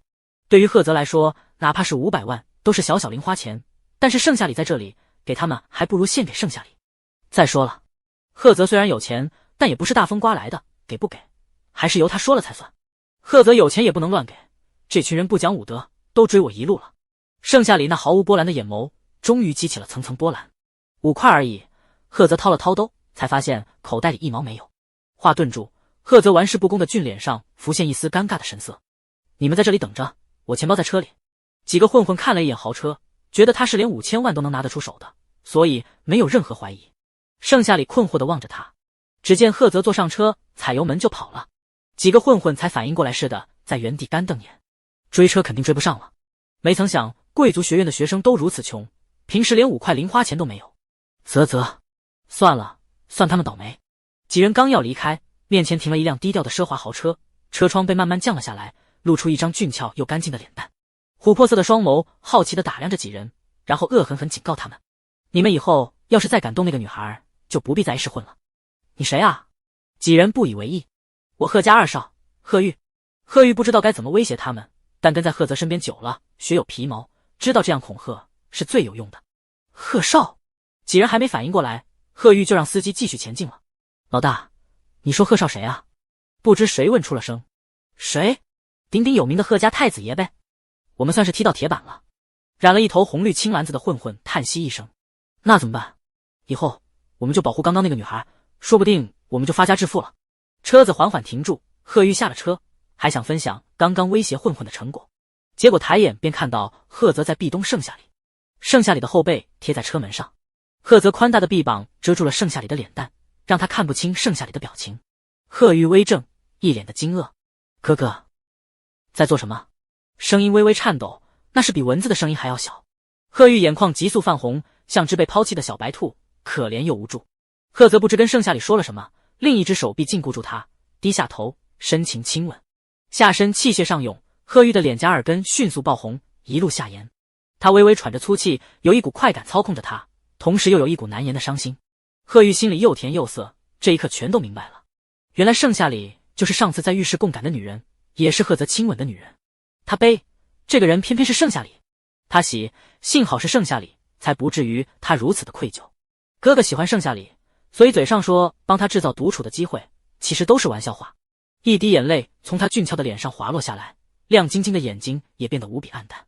贺玉咬了咬唇，忍不住闷哼一声，悲伤和快感来回交织，让他有些力不从心。时悲时喜，走，我们回去。贺玉对司机说道。距离越来越远，那股燥热才消失无踪。贺泽，你疯了！盛夏里用力推开他，毫不留情地甩了他一巴掌。贺泽握住他的手，俊脸偏到一边，邪魅一笑。我喜欢你，想追你，想让你成为我的女朋友，你就偷着乐吧。毕竟你是我唯一的女朋友。浪子回头，她是女配，回什么头？表白跟女主说啊。盛夏里都快哭了。他千防万防，没想到贺泽这个花花公子先看上了他，还提出追他，真是八竿子打不着火。盛夏里踹了他一脚，愤怒道：你是我老板，我们是上下级关系，搞清楚，我们是不可能的，我也并不喜欢你。太荒谬了。喂，你跑什么？贺泽裤裆一疼，脸色难看，因此让盛夏里有了逃跑的机会。看起来瘦瘦小小的，没想到力量这么大，发起火来气场十足，不愧是他看上的，似乎更喜欢了。见盛夏里没有停下的意思，贺泽调整好跟了上去。我救了你，你不感谢我，还打我，有没有王法了？语调罕见的委屈下来。谁知道你给我下了什么迷魂汤，一接触你就疯狂迷恋。盛夏里停下了脚步，又恢复了往常的冰冷如霜。谢谢你救了我。这一句话像是从牙缝里挤出来的。如果没什么事，我就先回家了。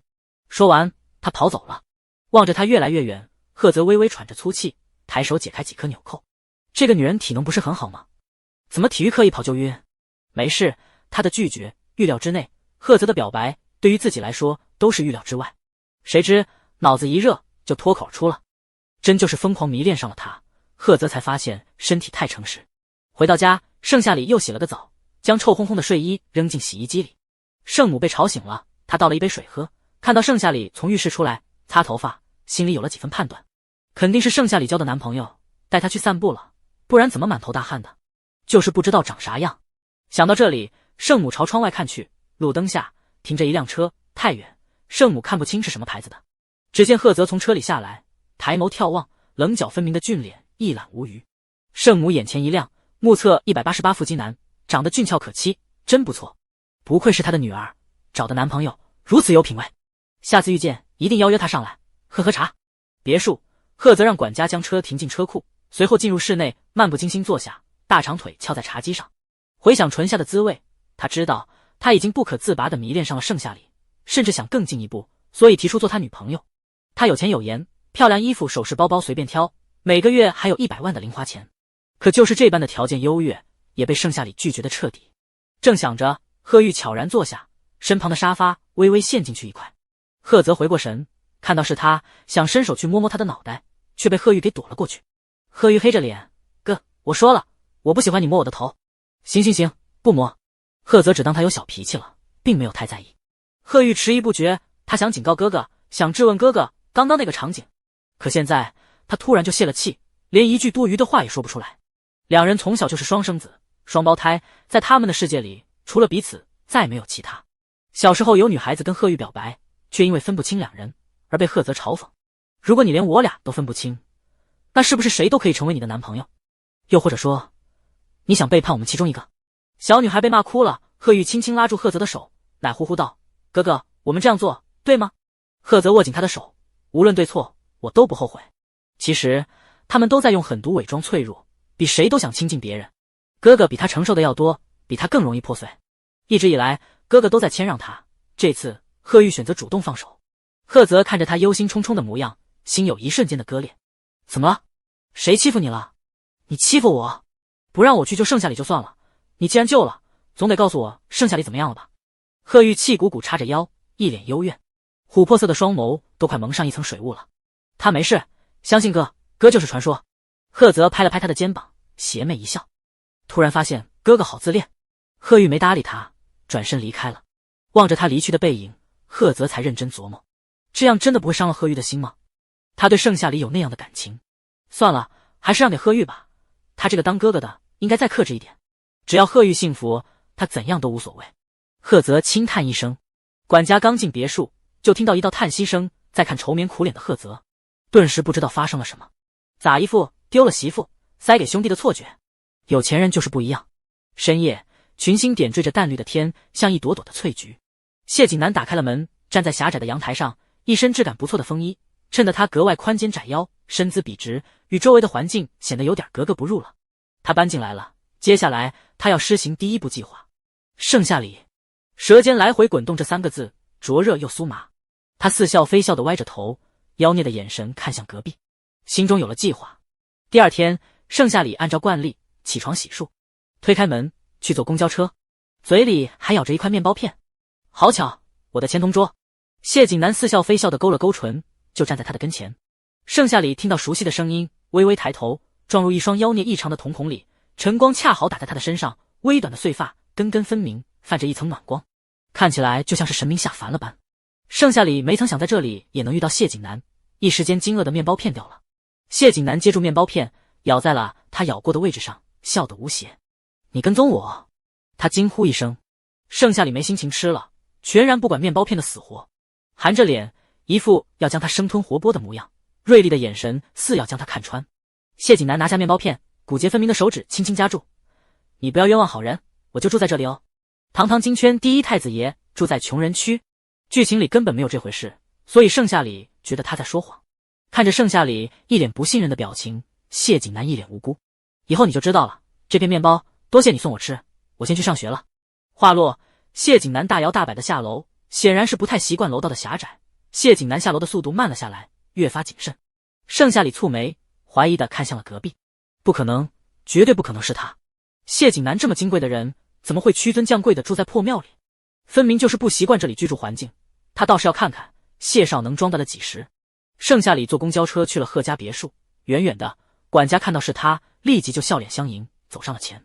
盛小姐，你腿伤好了？其实盛夏里的腿十分酸痛，昨晚被追了一条街，肾上腺素急速飙升，全靠琼支撑着。盛夏里嗯了一声，进了别墅。此刻，贺泽和贺玉正准备掐点用餐，听到管家的笑声，才慢条斯理的吃了起来。小少爷，你的朋友来了。管家毕恭毕敬道。贺泽一听，下意识的想打招呼，似乎想到了什么，迟迟未动。不知怎地，如今有盛夏里在，他就本能的想表现自己。那种感觉从现在开始。贺玉看了一眼无动于衷的哥哥，又看了看盛夏里，琥珀色的双眸微微一亮。你要不要坐下来一起吃？哥哥肯定是没听见，他提醒一下就是了。贺泽刀叉微微顿住，不留痕迹的放下。那就坐下来一起吃吧。他的语气不容置疑。盛夏里眨了眨眼，默默咽了几口唾沫。只有在美食面前，他才会有其他的神色。不必。即使很想吃，盛夏里也还是拒绝了。这关乎到他的人情债，越欠越多，怎么办？管家出声，盛小姐是小少爷的朋友，想吃就吃，不扣工资。谁说工资的事了？盛夏里犹豫半晌，贺玉亮晶晶地说，你给我夹菜好不好？以夹菜的名义吃点。此刻盛夏里肚子饿得咕噜噜响，都怪谢景南吓他。家里仅剩的面包片，恭敬不如从命。盛夏里不咸不淡的点头，坐下了。明明坐的是贺泽对面，可此时盛夏里却感觉浑身不自在。大抵是昨晚的事情。贺泽端坐着，漫不经心擦了擦唇。贺玉暗暗观察两人，没有一句话。他将盛夏里推给了贺泽，可结果却没有一丝进展。盛夏里给他夹菜，贺玉笑盈盈的点头，笑容温暖又腼腆。贺玉满脑子都是哥哥怎么了？怎么跟变了个人似的？突然他感觉心口传来密密麻麻的疼痛，不由自主地捂住胸口，一脸呆滞。是共感，哥哥在心痛。可为什么？这是20年来第一次双生子不理解对方的想法。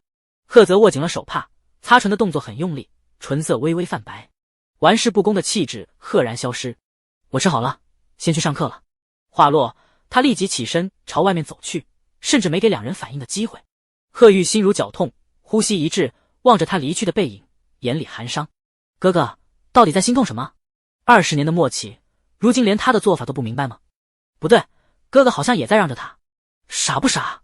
明明该让哥哥幸福才是。贺玉慢慢松开了捂着心口的手掌，共感因距离太远而失去了控制。盛夏里吃得开心，根本就没发现这些微妙的变化。饭后，盛夏里和贺玉一起坐车去学院。贺玉虽然忧心忡忡，但在盛夏里的面前依旧乐开了花。路上的风景犹如走马观花般危险又迷人。盛夏里晕车，打开了窗户，发丝在他的脸颊脖梗调皮的跳舞，而贺玉一头短发被吹得凌乱，一双下垂无辜的眼眸被遮住个彻底。一片枯叶从树上掉下来，砸进了车内，落在贺玉的头发上。盛夏里看到那一片青绿的树叶，撑起身朝贺玉靠拢。距离拉近，贺玉呼吸一滞，闻得到对面身上传来的清新味道。盛夏里将树叶捏在了手心，开玩笑似的对他说：“送你了。”贺玉下意识的去接，盛夏里淡淡的摊开手心，树叶被风吹跑了。转过头，贺玉看到那一片树叶和许多树叶都融为了一体，没有前后之分，十分和谐。贺玉突然间明白了什么，他不需要让给哥哥，哥哥也不需要让给他。他们从小就是双生子，样貌无法区分，照样琴瑟和鸣。既然小时候都不需要一下子就分辨得很清楚，那长大了也不需要分清楚。作为双生子，他们的审美自然也是一样的，同时喜欢上盛夏里，这并不是任何一方的错，都不需要割舍。他想，如果哥哥愿意，那就一起服侍盛夏里。盛夏里根本就不知道他在想什么，眼看快到贵族学院门口了，赶紧让司机停车。他和贺玉分开走，就不会有流言蜚语了。贺玉没阻止，心底也清楚。进了班，盛夏里听到同学们都在讨论运动会的事情，看到他，众人没了之前鄙夷气势凌人，相反是一种和善。盛夏里知道，要不是因为月考的事情，他们断不会这般，让他真正融入了进去。好在他赢了。众人讨论这次女子运动会，莫老师像往年一样让叶晴晴参加，可与去年不同，莫老师还有一个预定名单，上课恐怕就宣布了。众人都在讨论会是谁，盛夏里不感兴趣，掏出书看。众人的眼神落在他身上，随后齐刷刷的走近，将他围了起来，充满善意的问他：“盛夏里，你和叶晴晴是死对头，要不要参加这次的运动会？跟叶晴晴打赌？”不感兴趣。盛夏里如实回答。众人顿觉没意思，纷纷散了，而温宁却一字不差的听了进去。他本来想让叶晴晴陷害盛夏里的，听到这些，心里反而萌生了别的邪恶想法。事情败露还不会伤害到他，简直一举两得。于是温宁把叶晴晴喊了出去，告诉他：“晴晴，我知道你心有不甘，还是输给一个什么都不如你的人，所以我想举荐盛夏里参加运动会，然后你就故意让他拉错手腕，跑错道，让他给全班人丢脸，到时候输了比赛，颜面尽失，受不了舆论压力，自然就退学了。而那个时间点，我再把顾青瓷旁边的位置给你腾出来，好不好？”温宁说的情真意切，就差掉2滴眼泪了。他哭不出来，但假惺惺抹眼泪跟真的似的。叶晴晴也觉得这个计划不错，问：“那昨天在顶楼商量的计划？”我左思右想了一下，对于晴晴来说，上个计划太悲惨了。温宁拉住他的手，可怜兮兮的模样，又补充道：“你如果真的陷害盛夏里了，那几位少爷必然会查到你的头上，到时候你就算是有10张嘴也说不清楚。现如今盛夏里不知给太子爷们灌了什么迷魂汤，一个比一个对盛夏里爱不释手，短期之内别想看到盛夏里被玩腻了。盛夏里太冷酷，偏偏太子爷们喜欢，关键是盛夏里拿捏的恰到好处，像极了欲擒故纵。啧，让温宁都在心里不禁暗骂了2声，贱人。他想接近谢景南，被无视；想接近贺玉，贺玉却粘在了盛夏里的身上，过度依赖；又想接近傅寒生，可每次都近不了身。至于贺泽，太花心了，像个浪荡公子，他不喜欢就没必要接近。不知为何，他感觉顾青瓷好像发现了什么，态度对他明显冷淡，而这一切的错都是盛夏里带来的。他要盛夏里滚出贵族学院。叶晴晴想到月考后，以前玩的要好的小弟小妹都对他嗤之以鼻，心里不由得恨毒了盛夏里。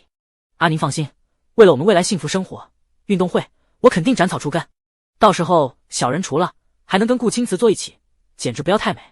温宁小鸡啄米似的点头，眼底划过一抹狠毒。上课铃声响了，穆老师宣布了一件事：盛夏里就是我预选的第2位运动员，希望他能和叶晴晴合作愉快，拿下第1名。盛夏里蹙眉，不同意。话可不要说的这么绝，第1名有10万奖金，你决定不要？多少？10万。盛夏里是名副其实的穷，此刻冷酷的表情忽然裂开，赶紧同意可以下来。我去，还能锻炼体能。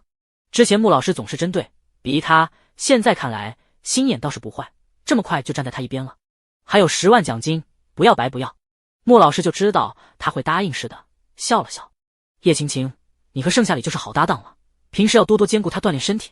叶青青和温宁心思各异，都没想到穆老师居然对盛夏里态度如此良好，之前分明是站在他这边的。本来温宁还想提拔一二，如今倒是不用了。盛夏里这个贱人，命怎么越来越好了？穆老师可是班主任啊！该死！叶青青控制住狰狞的嘴脸，绽放出一个比哭还难看的笑。我都听老师的安排。他咬了咬牙，看向盛夏里，自以为是的友好。盛夏里，多多指教。那眼神分明恨不得将他挫骨扬灰了。盛夏里却不怕，冰冷的回答：多多指教。毕竟谁会和10万块过不去？行了，开始上课。穆老师将这一切看在眼里，垂下眼睑，有些惋惜。这个叶青青要走歪路了。唉，他也救不了了。贺玉琥珀色的双眸微微一亮，驾轻就熟地写了一个纸条，腼腆地移到盛夏里的视线内。只见纸条上写了几个字：加油，我相信你一定可以拿第一。角落依旧画了一个笑脸。盛夏里心情不错，给他回了一句话：你也得跟我跑，你的体能不行。贺玉嘟嘴，早知道就不凑热闹了。不过能和盛夏里一起跑步还是好开心。贺泽没什么好玩的了，好友被他删得一干二净，看着添加好友的弹窗一个接着一个，果断无视了。抬眸看到贺玉窃喜的模样，他的心似乎裂了一点缝，好疼，却又欣慰地抿着唇。让给弟弟没什么大不了的，如今看到弟弟开心的笑脸，值了。可为什么自私的不想那么做，甚至有点嫉妒？大概是无聊疯了吧。贺泽趴在桌上，想睡却睡不着，满脑子都是盛夏里的脸。拿起书垫着，无意间瞥了一眼字里行间，他微微一怔，忽然就想学习了。这个想法一出来，贺泽就觉得自己是真的疯了。他一个学渣，对学习压根就不感兴趣，像傅寒生一样，如今却萌生出学习的想法，荒谬。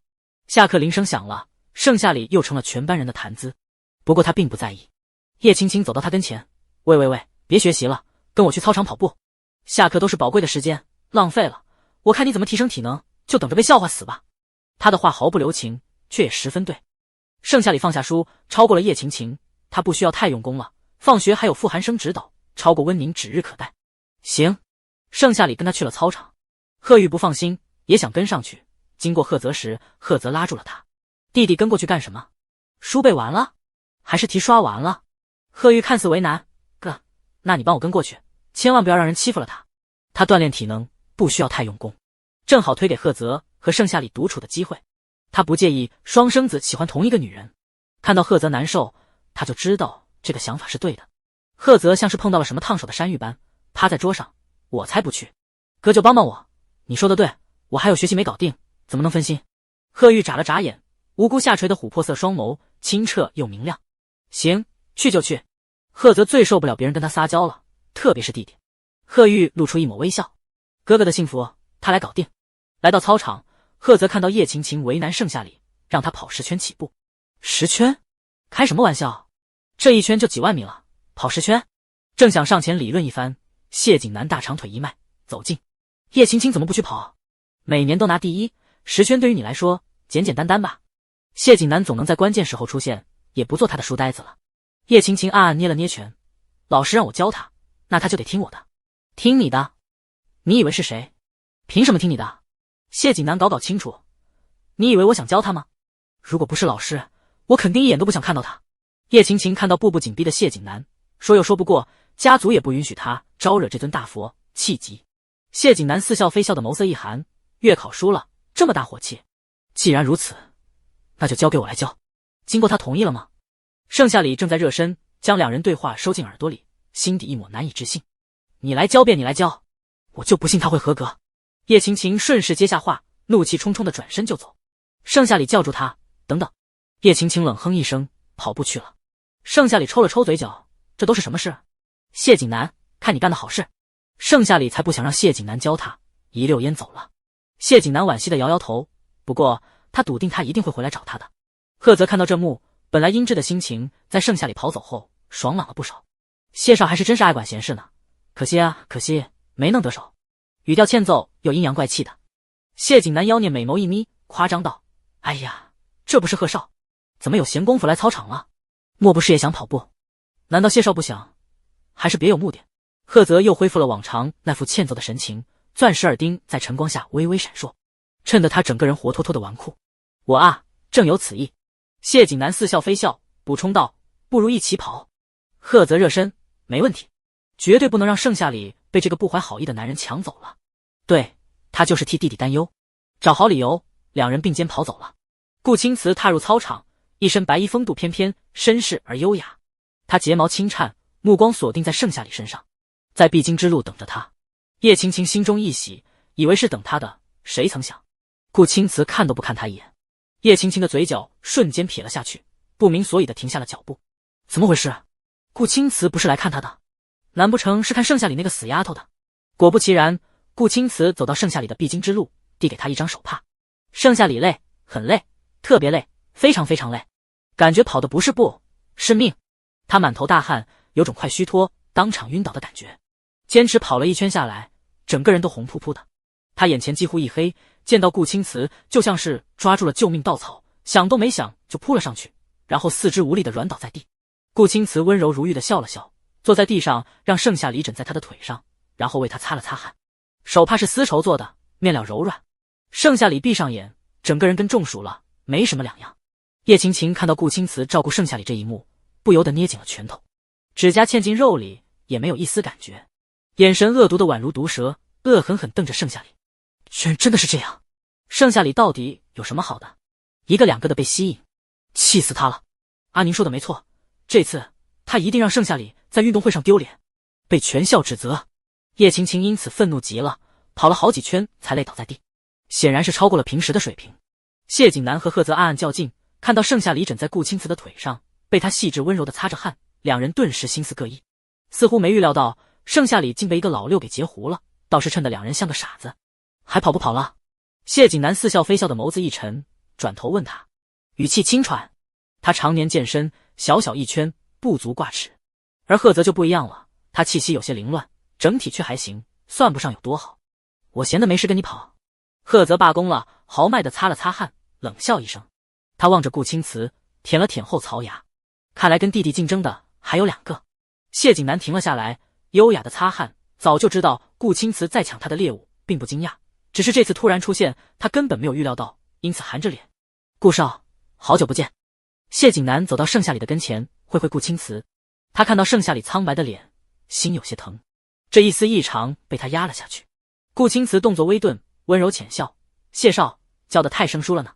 我听运动会的事情，了然盛夏里会在此地运动，提升体能，可他的身体糟粕，作为校医，我肯定要关心他了，这不就撞见了。谢景南盯着他，继续温柔地为盛夏里擦汗，从脸颊到脖颈再到锁骨。谢景南似笑非笑的俊脸彻底冷了下来，他轻扯下唇角，声音寒冷，顾校医还真是关心同学，上次是腿伤，这次又是跑步，下次是什么？哪有，还不是因为谢少愿意给我机会。顾青瓷笑意淡了不少，言外之意，如果不是谢景南导致盛夏里摔伤，恐怕他没有可乘之机，如今有，自然感谢一番。看在世交之家的份上，顾青瓷就说的隐晦一点，以免伤了人情。赫泽走近，听到这番话，轻蹙了一下眉头，并不想参与唇舌战。行了，把他交给我。凭什么？顾青瓷和谢景南异口同声。赫泽难得一本正经解释，他是我员工，是贺玉的朋友，作为金主，作为贺玉的哥哥，我都有权利。谢景南似笑非笑起来，顾校医，我觉得他说的有道理，你还是以学业为重，别总中央空调发作，这点小麻烦就不劳烦你了。好，顾青瓷算是明白了，他不仅是谢景南的猎物，还是贺家双生子的。顾青瓷只能暂时松口了，只是他温柔如春风的笑意却不达眼底了。盛夏里恢复了一丝理智，身下腾空，被赫泽抱走了。赫泽，你干嘛？盛夏里看清楚是他，一脸迷茫。他不是在跑步吗？不对，他好像晕了一会儿，剩下的什么都记不起来了。别说话，你都快中暑晕了，我真是没见过你这么笨的女人。赫泽边说边加快了步伐。盛夏里的确是没有一丝力气，全身上下只有嘴硬。放开我！说话都变得有气无力的。赫泽不管这些，将他抱去了医务室。剩下两个男人相互对视一眼，顾青瓷微微一笑，我这个中央空调就先离开了。谢景南知道他花心也不奇怪，谢家的势力他是有目共睹的。谢景南妖孽一笑，这么急干嘛？这操场还有一个累趴下的。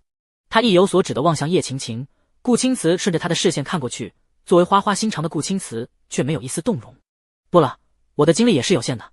顾青瓷知道叶晴晴恶毒，喜欢不起来，就像和温宁已经有了割裂一样。顾青瓷看上了我的猎物，那就公平竞争。谢景南俊美脸庞阴沉，不等顾青瓷有所反应，他大长腿一迈，身姿矫健地离开了操场。顾青瓷笑意消失，儒雅的气质变得冷淡，薄厚适中的唇微微一张。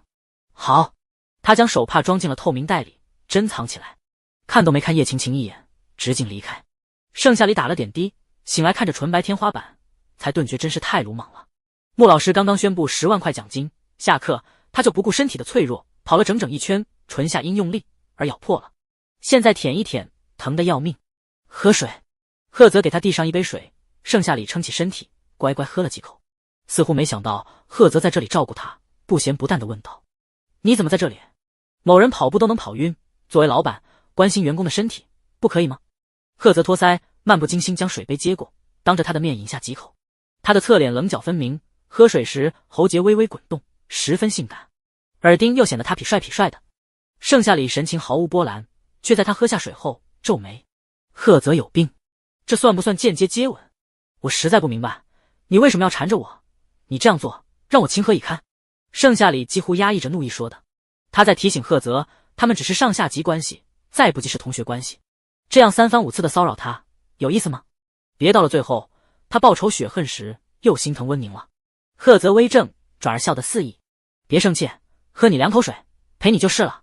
他捏住盛夏里的下巴，正欲吻上去，盛夏里侧脸躲了过去，怒气冲冲地瞪了他一眼。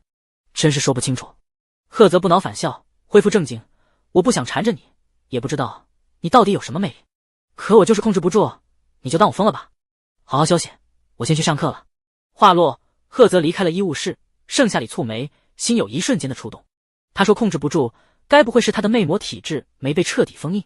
那可就不好了，盛夏里半年一次发情期，需要好几个男人，至少7天7夜。不管了，走一步看一步。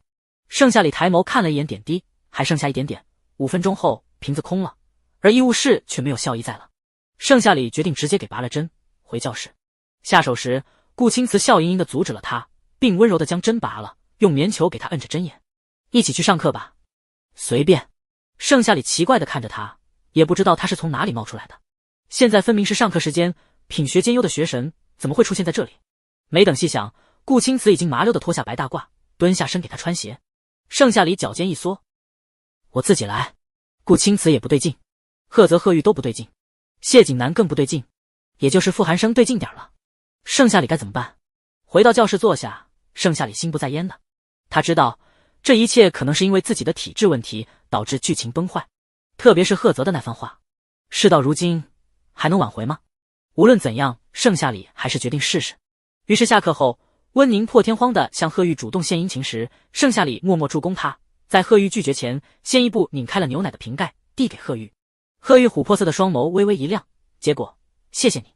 他的心像是含了蜜罐一样的甜。盛夏里和温宁都以为他在向温宁道谢，顿时心花怒放，觉得有戏了。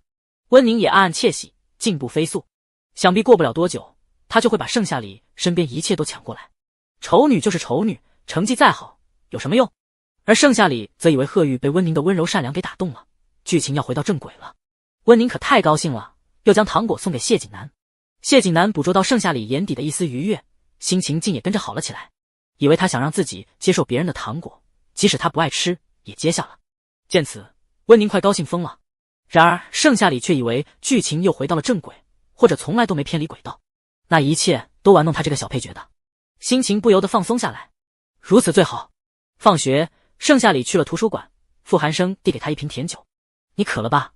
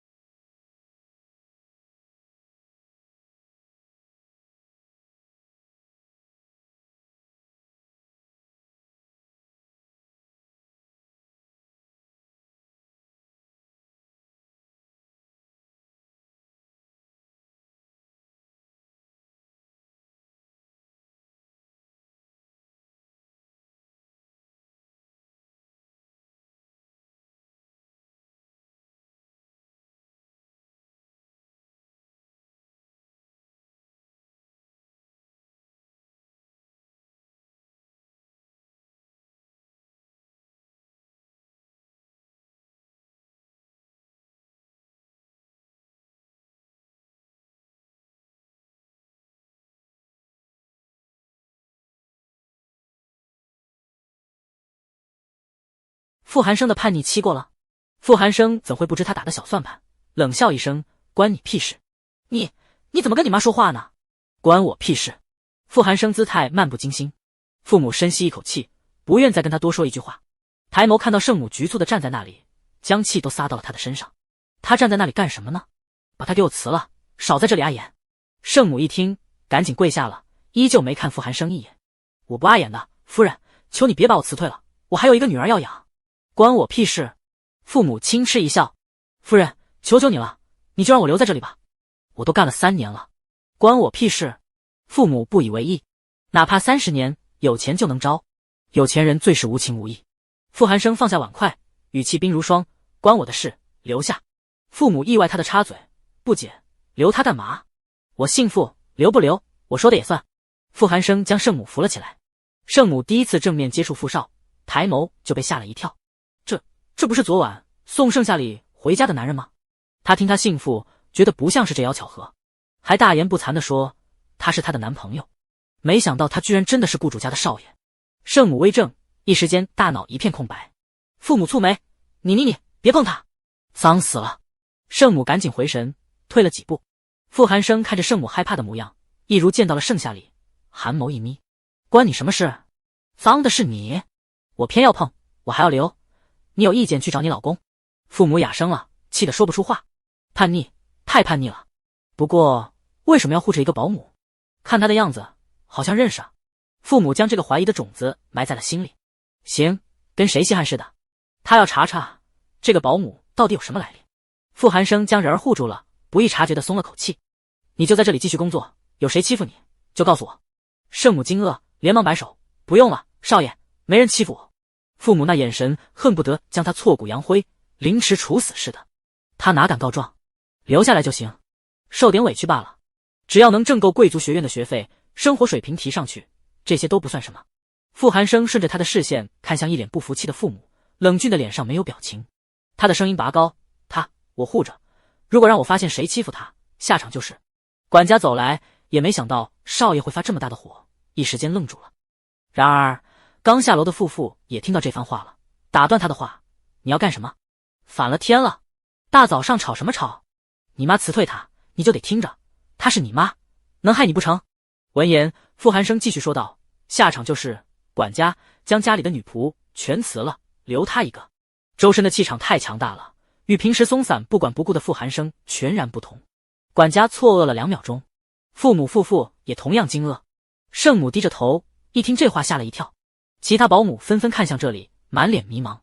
为了他，辞退整个别墅的佣人，疯了！少爷疯了！傅寒生，听到了吗？我只重复一遍，放学我要看到结果。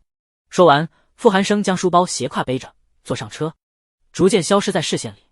2分钟后，佣人们齐刷刷跪着求饶，才打破了寂静的氛围。圣母一怔，也跪了下去。父母反应过来，看了一眼父父，好似在说，傅寒生的气场威慑力和你当年一模一样。第一次发怒就吓死他了。父母心有余悸地拍了拍胸脯，又暗自窃喜。老公，你觉得不觉得咱儿子有你当年的威风？父母一脸花痴。父父抽了抽嘴角，也没了刚刚的怒发冲冠。有点，但是我明明比他更帅。少自恋，我是说，既然他是我们亲生的，那这些叛逆爱在课堂睡觉等等，会不会都是假象，故意骗我们的？你我都是很爱念书的人，生出来的孩子怎么可能没有半点遗传？还是说特例？听完父母的分析，父父心大的摇了摇头。行了，别胡乱猜忌了，肯定是特例。小时候抓周就跟别人不一样，都是名牌大学，他非抓一个好吃懒做的东西。你我从小看到大，难不成从小时候起他就明白一切，隐藏技能？那还不成了天才中的天才了？父母表示赞同，可还是有些怀疑。他刚刚的表现力如此威严，才应该是本来的模样。算了，不想了，先查查这个保姆的来历再说。父母回过神，看向一众跪下的仆人，以及最普通的圣母。你留下，剩下的全辞了。管家可以招聘保姆了。管家错愕，还成辞退了？因为少爷的一句话？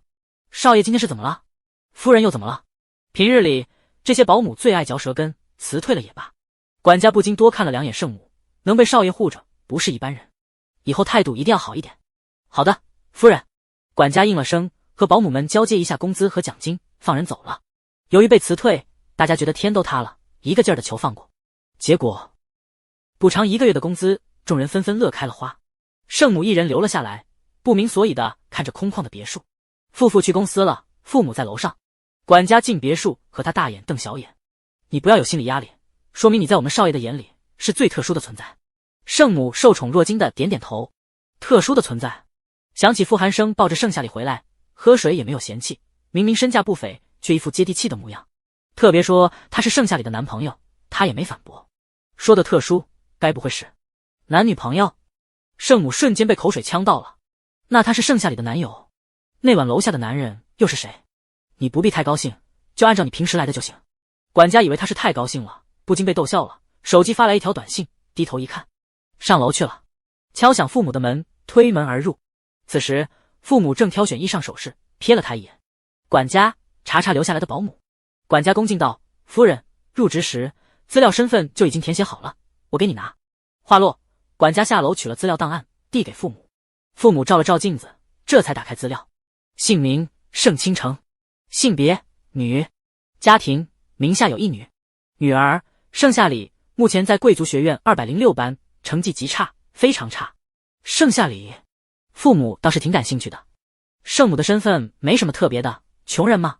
但是他的女儿居然在贵族学院念书，还是和傅寒生一个班级的，那这里面一定有什么秘密。查，把盛夏里的资料给我查清楚了。父母将资料递给管家，细致到如今什么样貌、什么成绩都给我查清楚了，还有2人的往来。管家点头应声，离开了卧室。父母隐隐觉得2人的关系匪浅，但是又没有确切的证据。啧，千万不要看上穷人区的女人，不然她真的会疯。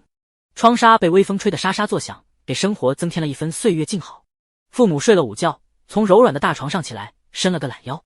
这时管家敲响了门，父母打个哈欠，进来。管家将资料递给父母。父母坐在沙发上吃着下午茶。资料上是盛夏里的普通信息，也没什么特别的。父母鄙夷地翻了翻。照片呢？父母问他。夫人，据说盛夏里头发像个榛子一样，盖住了脸，所以就没拍。管家老实回答。还有，盛夏里的成绩最近提升得飞快，曾在班级里和叶家千金打赌，赢了。叶家千金不服，说他是抄袭，我们少爷也横插了一脚，说他的成绩是靠傅家补习得来的。怎么可能？韩生这不是在湖州吗？不对，韩生这么护着他，一定有原因，有没有查到更可靠的消息？父母不由自主地注意他了。没有，不过盛夏里跟同班的贺玉是同桌朋友，和贺泽是金主关系，还和顾青瓷谢景南离得近。父母从散漫的姿态逐渐严肃起来。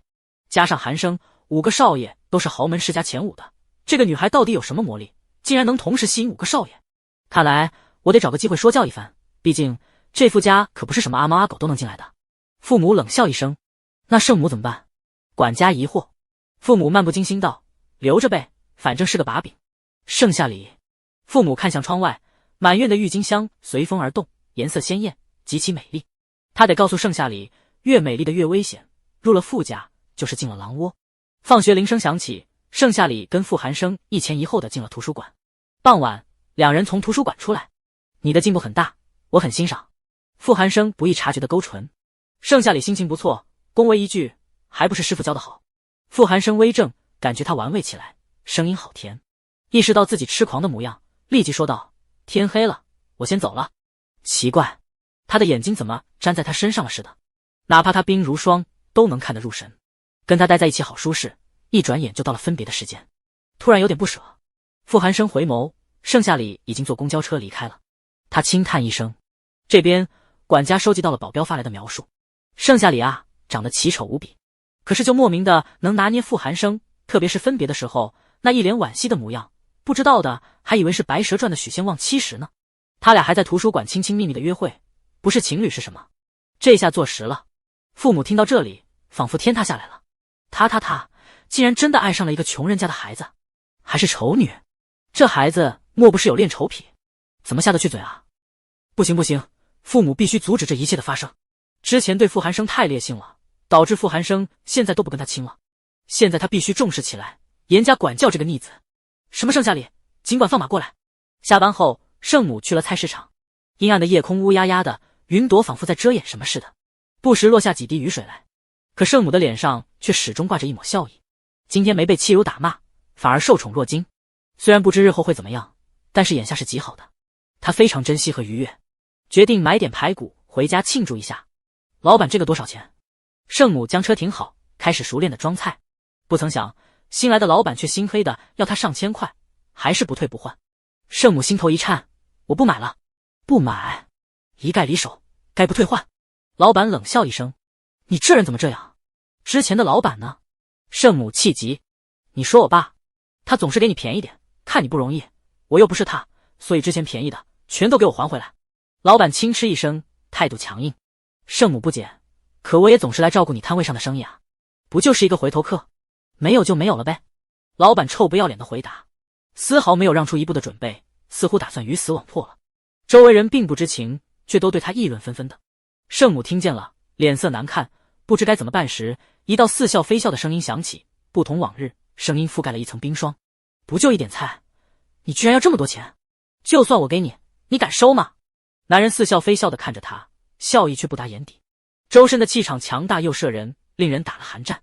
他衣着华贵低调，一身大衣衬得身姿挺拔，光是站在那里就让人忍不住看几眼。老板不明所以的梗着脖子回答，敢，你给我钱我就敢收。谢景南从口袋掏出一沓钞票，全都甩给他。不用找了。老板一看，顿时两眼放光，赶紧俯下身捡钱了。圣母惊愕地看着谢景南，劝道，其实他就是在逼迫人，你根本不用给他的，何况还是这么多。目测有1万块，说给就给，还真是有钱人。谢景南勾勒出一抹妖孽的笑容，给啊，当然要给，我不傻，阿姨换家菜买吧，我跟你一起，免得你又受欺负。圣母受宠若惊，心底对那钱的事情还是过意不去。谢景南帮他拎着菜，空闲的时间打了个电话，那个菜贩不会出现在这里了，任何欺负盛夏里有关的东西都得消失。既然靠近不了他，那就先从他的母亲开始，将二人的命运紧紧绑在一起。不知盛夏里看到他，还有住在隔壁的真实性会有多惊讶，真期待啊。谢景南挂了电话，笑盈盈地望着圣母。分别时，圣母拉住他，谢谢你帮我出气，还给了他那么多钱，其实你就不应该给的，他一看就不是什么好人，我没什么能给你的，不如你就来我家吃个晚饭，看你的年纪和我女儿差不多大，还能交个朋友，重要的是我心里总是过意不去。谢景南死装的，他故意往前走了2步，假装两袖清风，毫不在意，实际上在心里默默数数，从10数到8。圣母如他所料的叫住了他。谢景南似笑非笑的勾唇，转过头，一脸为难，这不太好吧，万一你女儿不太喜欢家里有客人，我贸然上前打扰。话停顿下来，圣母接下，他要是知道你为我做了这么多，一定会同意的。话落，圣母将谢景南按在了后座。谢景南点了点头，第一次坐电瓶车后座却没有任何的架子，反而是就亲驾熟的感觉。回到家中，谢景南拎着菜，惊讶地指着隔壁说道，阿姨，我家住这里，没想到你是我的邻居，我前阵子刚搬过来的。圣母震惊许久，你就是新来的邻居？谢景南同样故作惊讶地点点头，真巧，有缘分，那你快进来。圣母笑嘻嘻地邀请他进来，心里的罪恶感总算减轻了一点，以后多让他来家里吃饭。谢景南自然猜到了，大长腿一迈进了屋，目光自然而然地锁定在盛夏里的卧室。盛夏里开着门，趴在桌上，2条腿来回晃悠，似乎在听什么，不时回上几句。谢景南盯着他的脚入了神，圣母顺着他的视线望过去，轻笑一声，她就是我的女儿了。夏里快出来，有客人。盛夏里回复完贺玉的最后一条语音，才应了声，来到客厅，与谢景南对视上，他心中一惊，还以为是眼花了。他是客人？谢景南是客人？不是，谢景南怎么和他妈勾搭上的？圣母将前因后果讲了一遍，盛夏里才不情愿地看了他一眼。造孽，谢景南怎么会出现在菜市场？对此，圣母的回答是，人家住隔壁，新来的邻居。堂堂谢少住穷人区，这对吗？盛夏里不由自主地多看了一眼谢景南，谢景南歪着头，似笑非笑地看着他。我说了，住隔壁，现在应该信了吧？看到他一脸不可思议，终于不再是以往的冰冷如霜，谢景南笑得肆意又大胆，像个男妖精。圣母一听，你俩认识？巧了，盛夏里和我是同一个班级，之前还是同桌。谢景南抢答。盛夏里无语，不就坐了一会儿，怎么搞得像是什么值得炫耀的事情似的？圣母笑得更开心了，太有缘分了，以后你就别做饭了，常来我家吃，只要你不嫌弃就行。落魄少爷，他懂，看他长得风度翩翩，心地善良，又认识盛夏里，可以交朋友。谢景南答应了下来，谢谢阿姨，那我来帮你做饭。你还会做饭？真是多才多艺，不像我们家夏里就没下过厨房。圣母惊喜的紧，谢景南也没什么，以后我可以做给他吃，都是同学。他忽略盛夏里错愕的模样，美滋滋的去了厨房。盛夏里仿佛一整个晴天霹雳，做给他吃？疯了！盛夏里都怀疑耳朵出问题了。看着两人乐此不彼的在厨房忙活，谢景南的宽肩窄腰，系上围裙，颇有几分人夫感。盛夏里陷入沉思，转而进了卧室。偏偏圣母捕捉到他想逃避，让他给谢景南倒杯水，再来厨房帮忙摘菜。盛夏里千防万躲，还是被逮住了，冷着脸去倒水了。谢景南勾了勾唇，眼神划过一抹得逞。盛夏里，能不能麻烦你喂我？我现在没有手，喉咙好干，拜托了。他的语气恳求早就轻车熟路了。盛夏里就算再不情愿，圣母也在用眼神示意着他。他现在合理怀疑谢景南这个家伙是故意的，从自行车到穷人区，只恨千防万躲，还是难以躲过。气死他了！盛夏里踮脚喂谢景南，谢景南勾唇，刻意仰头了几分。盛夏里知道他是故意的，搂住他的脖子往下摁，不得不低头。谢景南喝了一口，感叹：好解渴，谢谢你了。不必感谢。盛夏里松了手，气得喝了几口水，这才反应过来，气得他都忘了这杯水是谢景南喝过的了。谢景南将这一切尽收眼底，继续炒菜。他一个十指不沾阳春水的少爷，炒起菜来竟如此熟练。剧情里分明就没写到。盛夏里一边默默观察，一边感到意外。这时圣母从他身旁经过，调笑：以后你就找这种上得天堂下的厨房的男人。他的话戛然而止，似乎想到了傅寒生。他怎么给忘了？盛夏里和傅寒生是男女朋友呢？盛夏里蹙眉看着圣母，圣母立即改口：你的眼光我相信。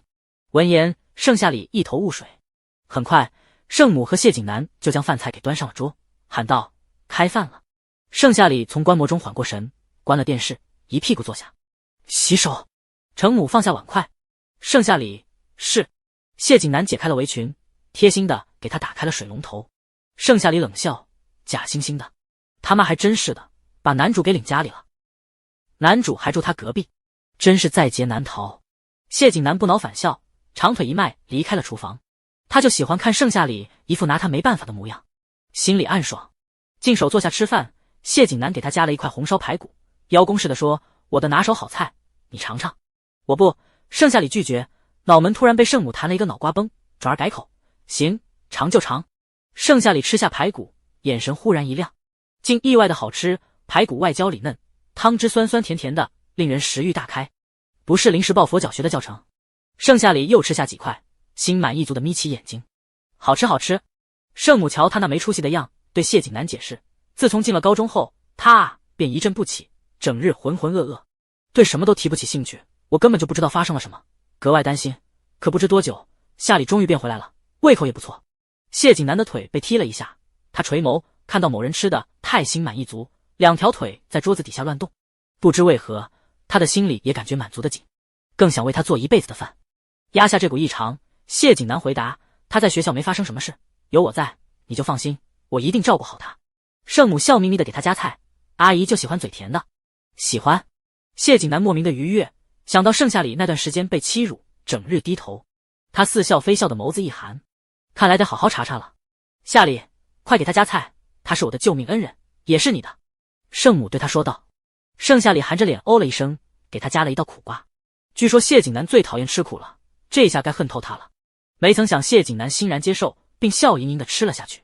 剧情有错，盛夏里不信邪了，整个吃饭过程都在给谢景南夹苦瓜炒肉。谢景南的表情如一，一盘苦瓜都被他吃光了，盛夏里没办法，这才放过他一马。饭后，圣母让他送谢景南。妈，人家就在隔壁，送什么？盛夏里不解。程母擦桌子，眼皮也没掀起，让你送你就送。行。盛夏里妥协了，走两步到外面，微风将他碎发吹贴在脸颊。谢景南凑近，将他的碎发别在耳后。盛夏里微怔，握住他的手腕：你干嘛？看不见你发怒的神情，如隔三秋。谢景南开玩笑，将手抽回。走了，不用送了。他进了屋，靠在门后，仔细听外面的脚步声消失，门关上，这才松了口气。真是发了狠忘了情，他居然控制不住自己的手，特别想摸他的脸，这才有了刚刚的举动。手下似乎还残留着他的余温，谢景南轻轻抹撒着。至于苦瓜，讨厌，但他家的必须吃尽了。清早，盛夏里好巧不巧的与谢景南撞了个面对面。他轻笑：“早啊。”“早。”盛夏里冷笑一声。他要去贺家了，谢景南便与他分开了。来到贺家别墅，得知贺玉还在赖床，盛夏里便敲门进了他卧室。奇怪，贺玉并未赖床，只是在弹奏角落里那一架落灰的钢琴。第一次进贺玉的卧室，盛夏里就注意到了那架钢琴，走上了前。贺玉的指节修长如葱玉般，每弹奏一个音符，像是在上面跳舞，灵动至极。贺玉用余光瞥见他来，琥珀色的双眸一改弹琴时的落寞，亮了。“你来了。”盛夏里冰冷的神情融化了几分。“弹的什么？真好听。这架钢琴是谁的？看起来有些年头了。”贺玉神情落寞：“我妈妈的，她死后留下的遗物，想她的时候就会弹一弹，伤心难过也会弹一曲。原来是这样，难不成你被我逼着学习，倍感无助，所以……”盛夏里摸了摸钢琴，后面的话即使不说，两人都懂。贺玉耳根子软，脸颊绯红，着急解释：“没有，我很愿意学习，特别是跟他。”盛夏里没注意到他的变化，点了点头，离开了他的卧室。贺玉将钢琴盖上，赶紧跟上。两人乘坐电梯，贺泽也在其中，姿态散漫的打招呼。好巧，他故意坐电梯就是为了不和盛夏里碰面，没曾想天不如人意。耍他呢？哥，一起去上课吧。贺玉看到他眼神闪躲，心中明了，故意这样说的。贺泽看了一眼盛夏里，见他没有任何表情，莫名的有些失落。虽然知道他是不可能有反应的，但就是黯然伤神。随便。用餐时，贺玉轻车熟路的让盛夏里坐下。盛夏里刚要坐下，贺泽不愿意了，眼眸深似潭，轻扯了下嘴角。盛夏里这么清高，怎么会坐下吃呢？不是哥说你，他作为你的朋友，从来就是被胁迫的，何必呢？贺泽抽什么风？可贺玉知道哥哥是吃醋了，是难过狡辩，共感十分的难受郁闷。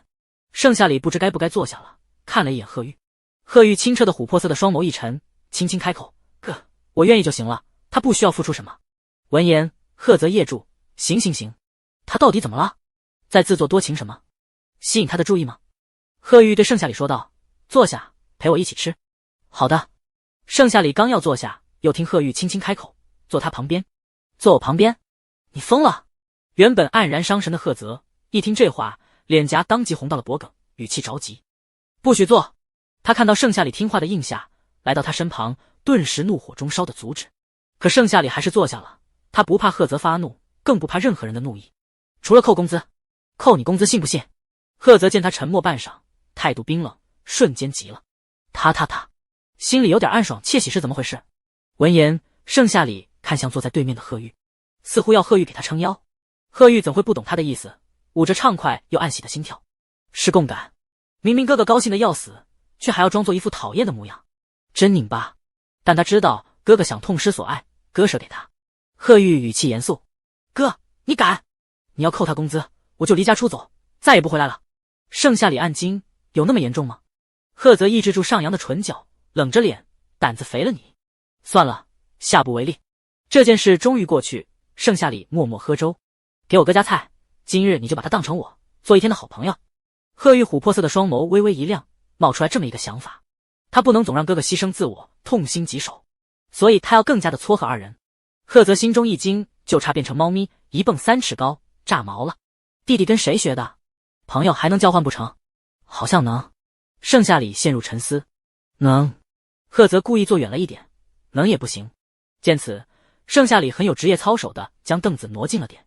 贺泽臭着一张脸，嘴里还在嘀嘀咕咕什么，盛夏里听不清。他将一道贺泽爱吃的菜夹他碗里，贺泽见状立即就要扔掉，活像一副触碰到了烫手的山芋模样。贺玉和盛夏里同时说道：“不许浪费粮食。”这么有默契。贺泽冷喝一声，随后他夹什么他就往嘴里塞什么，腮帮子鼓鼓，乖得不像话。但是二人都心知肚明，贺泽不是乖，是生气了，估计是在气救下盛夏里后说了那番话。盛夏里倒是不在意了，反之贺泽还挺记仇。不管了，盛夏里做好老实本分的角色就行。管家站在一旁，看着三人和谐相处的场面，不禁感叹一句：自从小少奶奶来了后，大少爷和小少爷都被治理得服服帖帖的，两人挑食的毛病也好了不少，瞧着真令人胃口大开，大吃几碗。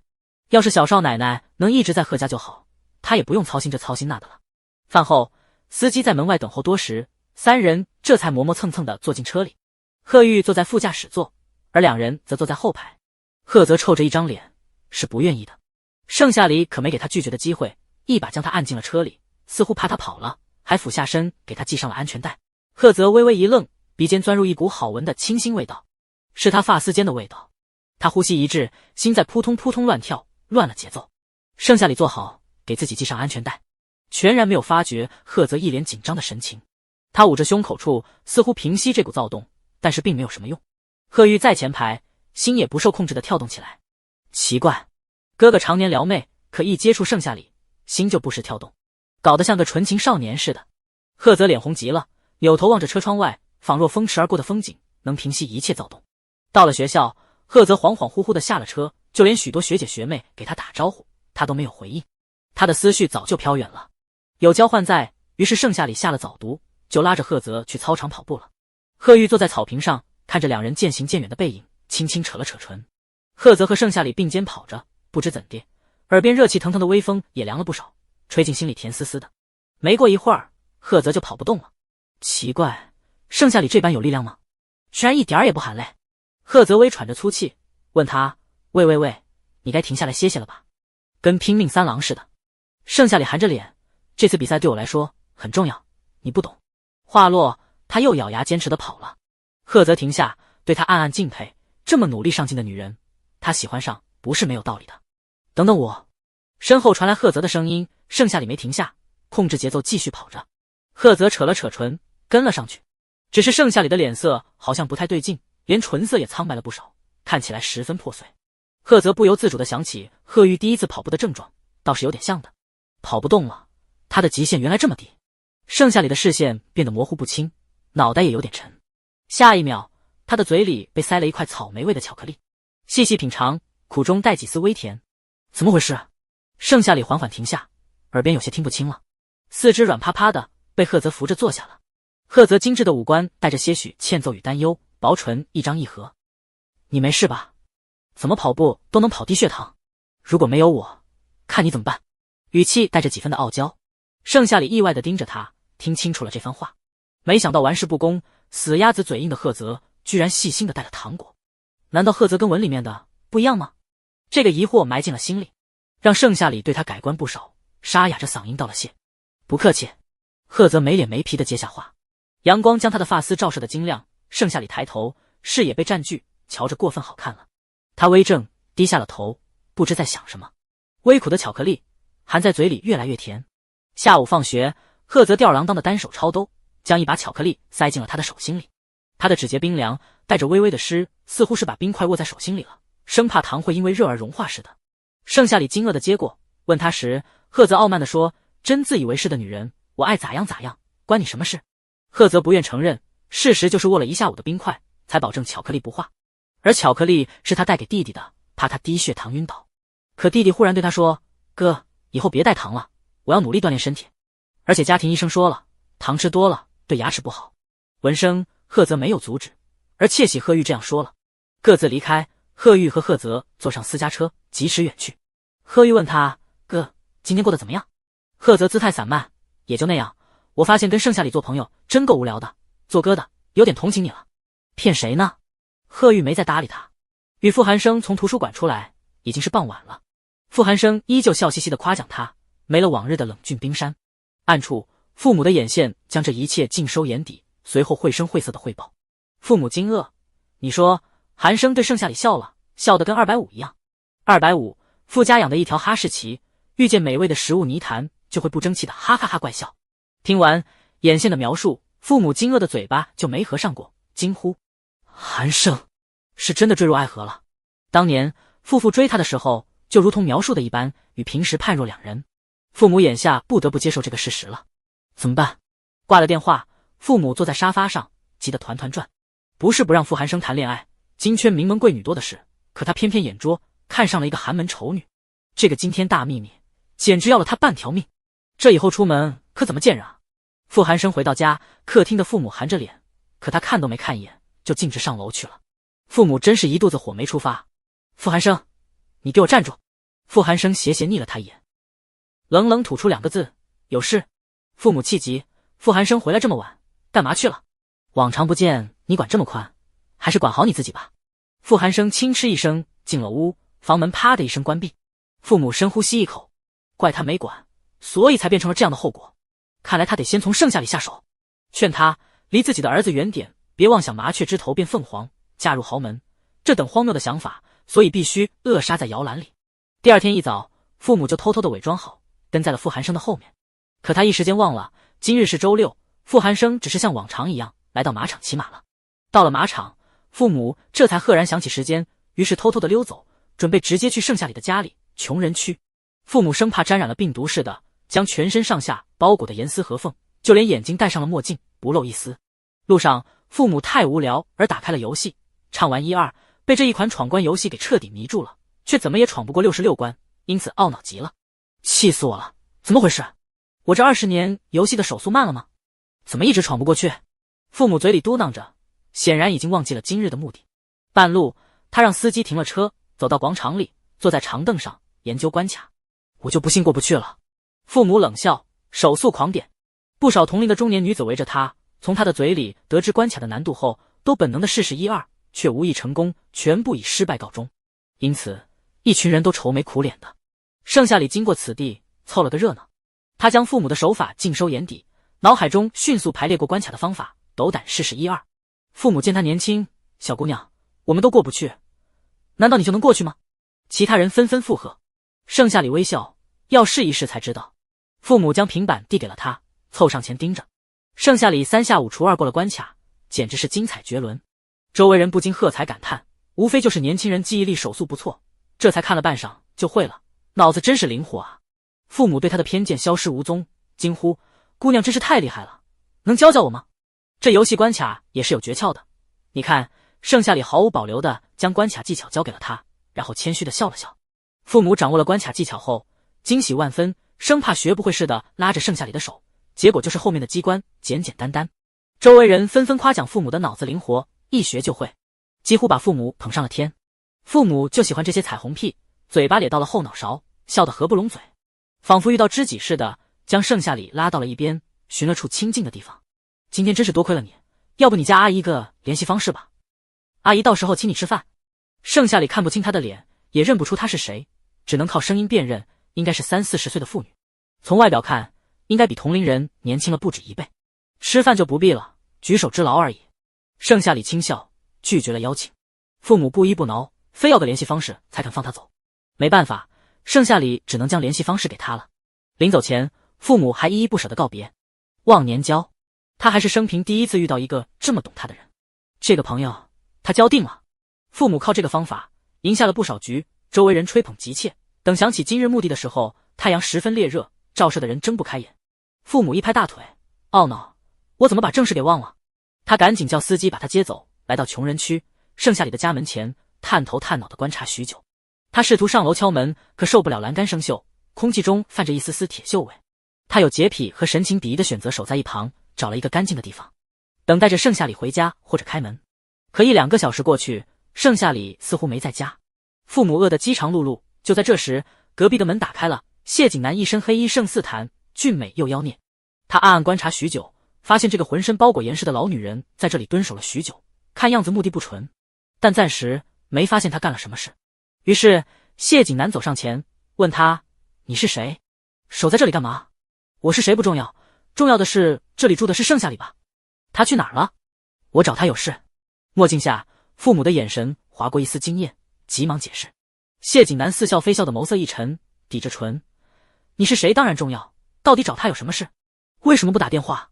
这男人看起来和傅寒生一样大，气场怎么这么强大，甚至一度超越了傅家少爷。父母差点都被震慑1、2了。那是我们之间的事，关你什么事？父母饿得脸色一白，咬牙道：就算再妖孽异常，也还是住在穷人区，是没出息没用处的穷人。他傅家家大业大，怕了不成？谢景南倒是好奇，如今还有人敢顶他的嘴？除了盛夏里外。忽然他的目光停留在老女人捂着腹部的手背上，审视许久。怎么，蹲人没吃饭？要不要来我家吃？父母瞪了他一眼，由于戴的是墨镜，他并未看清。只听父母咬牙切齿道：穷人区的饭我吃不习惯，你倒是敢邀请，可惜我不去。不去就不去，但是我得警告你一句，别想蹲守盛夏里，有我在。谢景南似笑非笑的勾唇，谭如墨的眼眸中闪过几分的幽暗光芒。他下楼离开，父母饿得实在受不了了。不多想谢景南和盛夏里什么关系，低三下四道：“我吃。”不好意思，没听清。谢景南转身，侧脸看着他，眼神分明藏着戏谑。父母咬牙：“我说我吃，你快邀请我去你家吃饭，等我回头给你送点钱来。有钱没处花。”谢景南微微眯起眼睛，不知道父母蹲守盛夏里所谓何事，但看起来父母不像是恶意之人，倒像是有钱人，那就奇怪了。看在你求我的份上，跟我来。谢景南大长腿一迈，离开。父母赶紧跟了上去。就在这时，盛夏里与他擦肩而过。盛夏里回到家，换了身衣裳，奇怪地盯着聊天页面。这个阿姨真是奇怪，因为游戏加了她，而她为了提升体能，围着广场跑了整整10圈，如今汗如雨下。虽然是咬着牙坚持下来的，但也算坚持下来了，进步很大。不管阿姨了，盛夏里刚要关闭手机，南半梦的短信就发送过来了。他让盛夏里去商场2楼吃烤肉，盛夏里拒绝不了。对面不依不挠，甚至是撒娇：“哎呀，你就来嘛，有个好消息要告诉你，不来就亏了嘛。”盛夏里想了想，还是答应下来，出了门。然而他前脚刚走，谢景南和父母就后脚进了隔壁房。谢景南给他买了小吃，父母趾高气扬地表示一个都不会吃的，穷人才吃这些，我跟你们不一样。谢景南似笑非笑地扯了扯唇：“既然不吃，那我就扔掉了。看来你更喜欢饿着肚子。”父母恨比天高，此刻也败下阵来，结果尝了一口，两眼放光，直接把周围小吃摊都光顾了一遍。由于买的太多，父母想好好享受着吃，这才来了谢景南的家中。奇怪，这男人不是穷人吗？装修还挺低调奢华有内涵的，关键特别像有钱人家的。父母吃饱喝足，打探：“你和盛夏里什么关系？对他这么好，一个丑穷女，怎么一个两个的都扑上去了？”谢景南警惕：“同学关系。”同学？你也是贵族学院的？你叫什么名字？父母暗惊。谢景南。谢景南一字一句道。父母当即炸了：“谢家？谢少，你这么惊讶干什么？”谢景南不急不慌地收拾起桌面。父母查盛夏里时，得知除了傅家以外，还有4大家族参与盛夏里中，其中就是谢家。谢家第一。盛夏里这个丑女的命也太好了点。盛夏里到底有什么过人之处，让傅寒生都为之动容？父母不由自主地对盛夏里更加好奇了。盛夏里样貌丑陋，成绩差，到底有什么值得你维护地方？父母问他，也知道谢景南住在这里的原因了。为了靠盛夏里近一点，让谢少给他买饭，父母真是脑子一抽，生怕得罪谢家，终止合作。谢景南冷笑：“吃饱了，有力气说人家了。我告诉你，他哪里都好，特别比你这种看不起的老女人好得多。”父母不敢反驳了：“你说的对，今天的饭多谢你的款待，有机会我一定会还给你。”父母不敢多留，也知道守盛夏里是不行了，下次得碰碰运气。谢景南轻蔑一笑：“你是傅家主母吧？小心点，别让我听到傅家传来有关盛夏里的坏话。”谢景南果然聪明，难怪是年级第一。父母在他的面前根本不敢嚣张。你放心好了，合作合作，千万不能得罪了。父母吃瘪的离开，好奇盛夏里究竟是怎样的人物。谢景南明显对他护短，该不会也喜欢盛夏里吧？谢景南目送他离开，将耳机捏住取下。他暗暗记下了父母的车牌，一查果然没那么简单。傅家到底想干什么？来到商场2楼，盛夏里直奔烤肉店，与南半梦打了个照面。夏夏，我可想死你了，才多久没见，就想我了？盛夏里推开粘上来的南半梦，嘴上嫌弃。南半梦哼了一声：“我俩从小一块长大，一日不见如隔三秋啊。”话音刚落，他又粘了上去，像是突然想起了什么似的。南半梦惊呼：“啊，对了，我们的位置在9号桌，你先去点菜，我突然肚子疼，去厕所解决一下。”南半梦边说边挥手，逐渐消失在了视野里。盛夏里没想到他事还挺多，看在他等了这么久的份上，就不计较了。环顾四周，盛夏里的目光落在了9号桌，抬眼撞入了顾青瓷笑盈盈的眼里。她比往日还要精致，身上暖白的衣衫没有一丝褶皱，微卷的棕色头发被打理得井井有条，看起来毛茸茸的一团，非常柔软。头顶的暖光照射的五官平整，顾青瓷抬眼时乖得不像话，尤其是那双狭长的桃花眼。骨节分明的手指正翻阅着菜单，看到他停住了，声音暖暖的，十分好听：“你来了，也不知道你喜欢吃什么，所以就都点了一份。”确认没有坐错位置，盛夏里才坐在了他对面，蹙着眉好奇问：“你怎么在这里？今天不是南半梦邀请他吗？”顾青瓷凑什么热闹？等等，南半梦说好不加他的，眼下这种情况，不用猜想，必早就认识了，还是背着他。盛夏里当即沉下了脸，想要质问一番。顾青瓷提前一步解释了一遍，他是加了南半梦，提出补习，南半梦也答应了下来，两人约了周末补习，其余时间在线上学习。南半梦每天都在很刻苦的学习，遇到很多不懂的题目想要放弃时，顾青瓷就笑盈盈地告诉他，你是如此的言而无信，让一个想把你拉上岸的人都束手无策。你猜盛夏里会不会满眼失望？南半梦每次一听到这话，就像是打了鸡血似的，如今也有了一点点的基础。今日南半梦为了感谢顾青瓷，特意请教他。顾青瓷大方地承认了他对盛夏里感兴趣，不如就约一顿饭。然后南半梦就把毫不知情的盛夏里学出来了。此刻南半梦应该离开了。盛夏里打开聊天页面，正如顾青瓷所说的般，南半梦给他发了一串消息，就先行离开了。南半梦，对不起啦夏夏，恩师的话咱不能不听，下次一定给你好好赔罪。盛夏里关了手机，差点气笑了，合着两个人逗他玩呢。盛夏里起身要走，顾青瓷不急不慢的开口，这饭钱是他出的，你走他会很难过，你知道他家庭的，你查他。盛夏里坐下了，顾青瓷点点头，笑得无邪，查了，你要是敢欺负他，我跟你拼命。盛夏里冷冷吐出一行字。顾青瓷温柔一笑，将擦细心的餐具递给他，我怎么忍心，最好是这样。盛夏里知道这顿饭非吃不可了，他不忍心浪费南半梦花钱买的食物，只是气急南半梦骗他。菜上齐了，顾青瓷绅士的给他烤肉，盛夏里拿起生菜，一口肉一口菜。此时只想快点结束这顿饭，顾青瓷就显得过分平静了。他看着对面盛夏里气鼓鼓的模样，唇角微微勾起，就没下来过，嘴里含着肉也吃得细嚼慢咽，仿佛跟他在一起是一件极其美好的事情。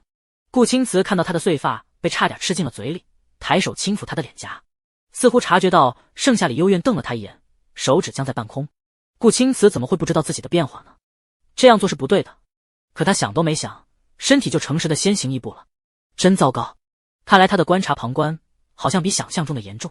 顾青瓷收回了手，唇畔依旧笑得和煦春风。头发要进嘴里了，帮你别在了耳后，不用感谢我，非要感谢的话，就感谢我帮你提升了南半梦的成绩，你亲自喂我一口吧。顾青瓷依旧是一副不急不缓的温和模样，声音平缓。仔细看，他微微上前，张了张唇，两颗略显尖锐的门牙露出，看起来又白又可爱。盛夏里还没见过这么无耻的男人，不想多待一秒钟，于是他剥了一片生菜塞进他的嘴里。得到了投喂，顾青瓷笑意更深，心满意足地嚼了嚼。他没放肉，属于报复性的行为，可为什么他越嚼越香了呢？比任何一块肉都要美味。顾青瓷弯唇，盛夏里，要不继续做我的同桌吧，因为我好像有点喜欢上你了，我可以为了你把那些名义上的女人都分开。噗的一声，被肉噎住，刚灌了一口水的盛夏里闻言将水全部喷了出来，并且全部喷到了顾青瓷的脸上，连同肉渣渣。盛夏里急忙抽纸给他擦脸，顾青瓷有严重的洁癖，这次却没有黑脸，眸色微微沉了一下，任由他擦拭了。要不你考虑一下，我等你的回答。顾青瓷握住他的手腕，笑意的眼里终于有了一丝的认真。好丢人，第一次顾青瓷有了这种感觉，以前是撩妹而保持良好形象，如今是在他的面前丢了形象。没等盛夏里回答，顾青瓷捂住他的眼睛，只听耳边传来窸窸窣窣的声音，我去清理一下。他的眼睛被松开，又见到了世界的色彩以及他潇洒离去的背影。盛夏里惊愕的张唇，真是疯了，这个世界疯了吗？顾青瓷这个纨绔子弟居然向他告白，莫不是在玩什么真心话大冒险？故意这样说的吧？不行，盛夏里不能继续待下去了。他随便塞了几口肉跑了，边跑边给南半梦打电话，想要问问顾青瓷有没有给他表白。南半梦接通了，夏夏，怎么了？盛夏里正要开口，电话那头就传来歇斯底里的声音，姐姐把钱都给谁了？快交出来，我看上一双球鞋，你给我买。这声音是南半梦的弟弟，南半梦要出事了。盛夏里伸手拦出租车，电话那头的声音又多了一道。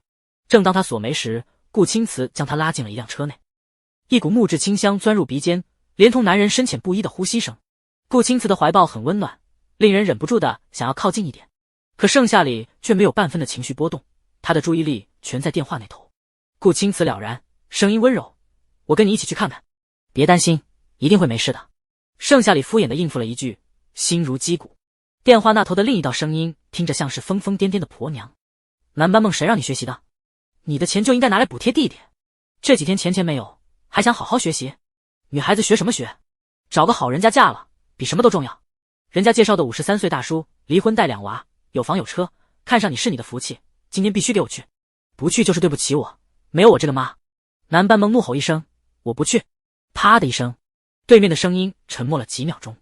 南半梦的声音染上哭腔，你打我？没错，你就是不肯承认你偏心弟弟，当初为什么要把我生下来？后面的话说得太绝望，盛夏里的眼眶不自觉地红了一片，看起来像个破碎的小白兔。顾青瓷侧手看了他一眼，骨节分明的手捏着一个墨镜给他戴上。这时盛夏里才回过神，怎么了？下午日烈会晒伤眼睛，戴上吧。顾青瓷脸上的笑意漂亮又干净。盛夏里沉默，他哭了，很狼狈，所以顾青瓷使用善意的谎言骗他是太阳烈。顾青瓷挺细心的，可原神对南半梦太同情了，他才不自觉地红了眼。几次过后，南半梦无力反驳，被迫嫁人跳楼而死。他绝对不能让这种结局发生，必须阻止这一切。一路，南半梦的电话始终没有挂断，不同的2道声音歇斯底里的呐喊，如同一个吸血鬼似的，榨干南半梦的最后一丝价值，也不管他愿不愿意，嘴脸丑恶。南半梦就像是一个被利用可怜无助的小白兔，没有人爱，甚至没有人关心，孤立无援的为自己举旗，诉说不公平。车内很安静，空气闷得紧。顾青瓷将车窗打开，一丝风跑了进来，轻轻吹动她微卷的短发，棕色的眼眸有些暗沉，被睫毛轻盖住，温和儒雅的气质变得格外清冷。他不知在想什么，神情有些凝重。他似叹了一声气，无奈地下定了某种决心。即将到达目的地的时候，电话中断了，发出嘟嘟嘟的声音。盛夏里神情一紧，不自觉地捏了捏手机。下了车，他直奔南半梦的居住处，身后是不急不缓的顾青瓷。顾青瓷紧跟着，边观察周围的环境。一样是穷人区，南半梦的家看起来比盛夏里还要艰苦，大概是没有他能容身的地方。还未进屋，远远的就能清晰地听到2道歇斯底里的声音在欺压南半梦。南半梦的声音沙哑了，明明刚刚还不是这样的。我给你们钱，我求求你们别把我嫁给那个老头，我求求你们。语气卑微，带着祈求。盛夏里捏了捏拳，正欲冲进去，顾青瓷却拦住了他。只见他眉目轻舒，眼眸温柔，对他笑了笑。交给我。盛夏里戴着墨镜，他看不清他的眼神，也不管他答不答应，抬脚轻轻踹了门一下。哐当一声，门塌了，屋内声音罕见的停了下来，空气中流淌着一抹寂静。盛夏里看到母子俩正抓着南半梦的头发，南半梦脸上有转瞬即逝的狰狞，眼眶红红的，看起来像是刚哭了许久。这一幕让盛夏里的心都快疼死了。你们放开他！盛夏里，南母和他的儿子异口同声地说道，满脸难以置信，似乎看到了他身后的顾青瓷，语气不可思议，带着尖锐。姐找了帮手？妈，姐就是个白眼狼！南云星疯狂地甩开了手。南母气急败坏地瞥了一眼顾青瓷，看他身姿挺拔，目测188，想必力量比他大得多，便松了手。南半梦这个死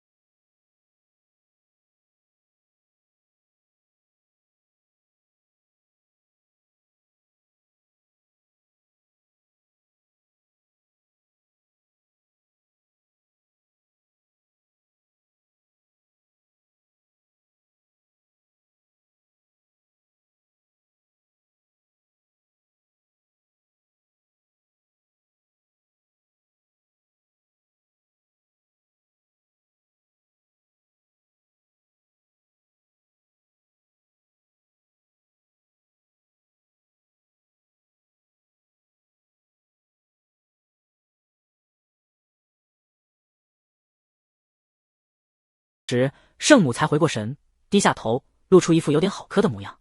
怎么回事？两人竟然有点好磕？不对，盛夏里有男朋友。傅寒生。但如果是谢景南和盛夏里是一对的话，圣母也不会反对什么，可偏偏两人并不是。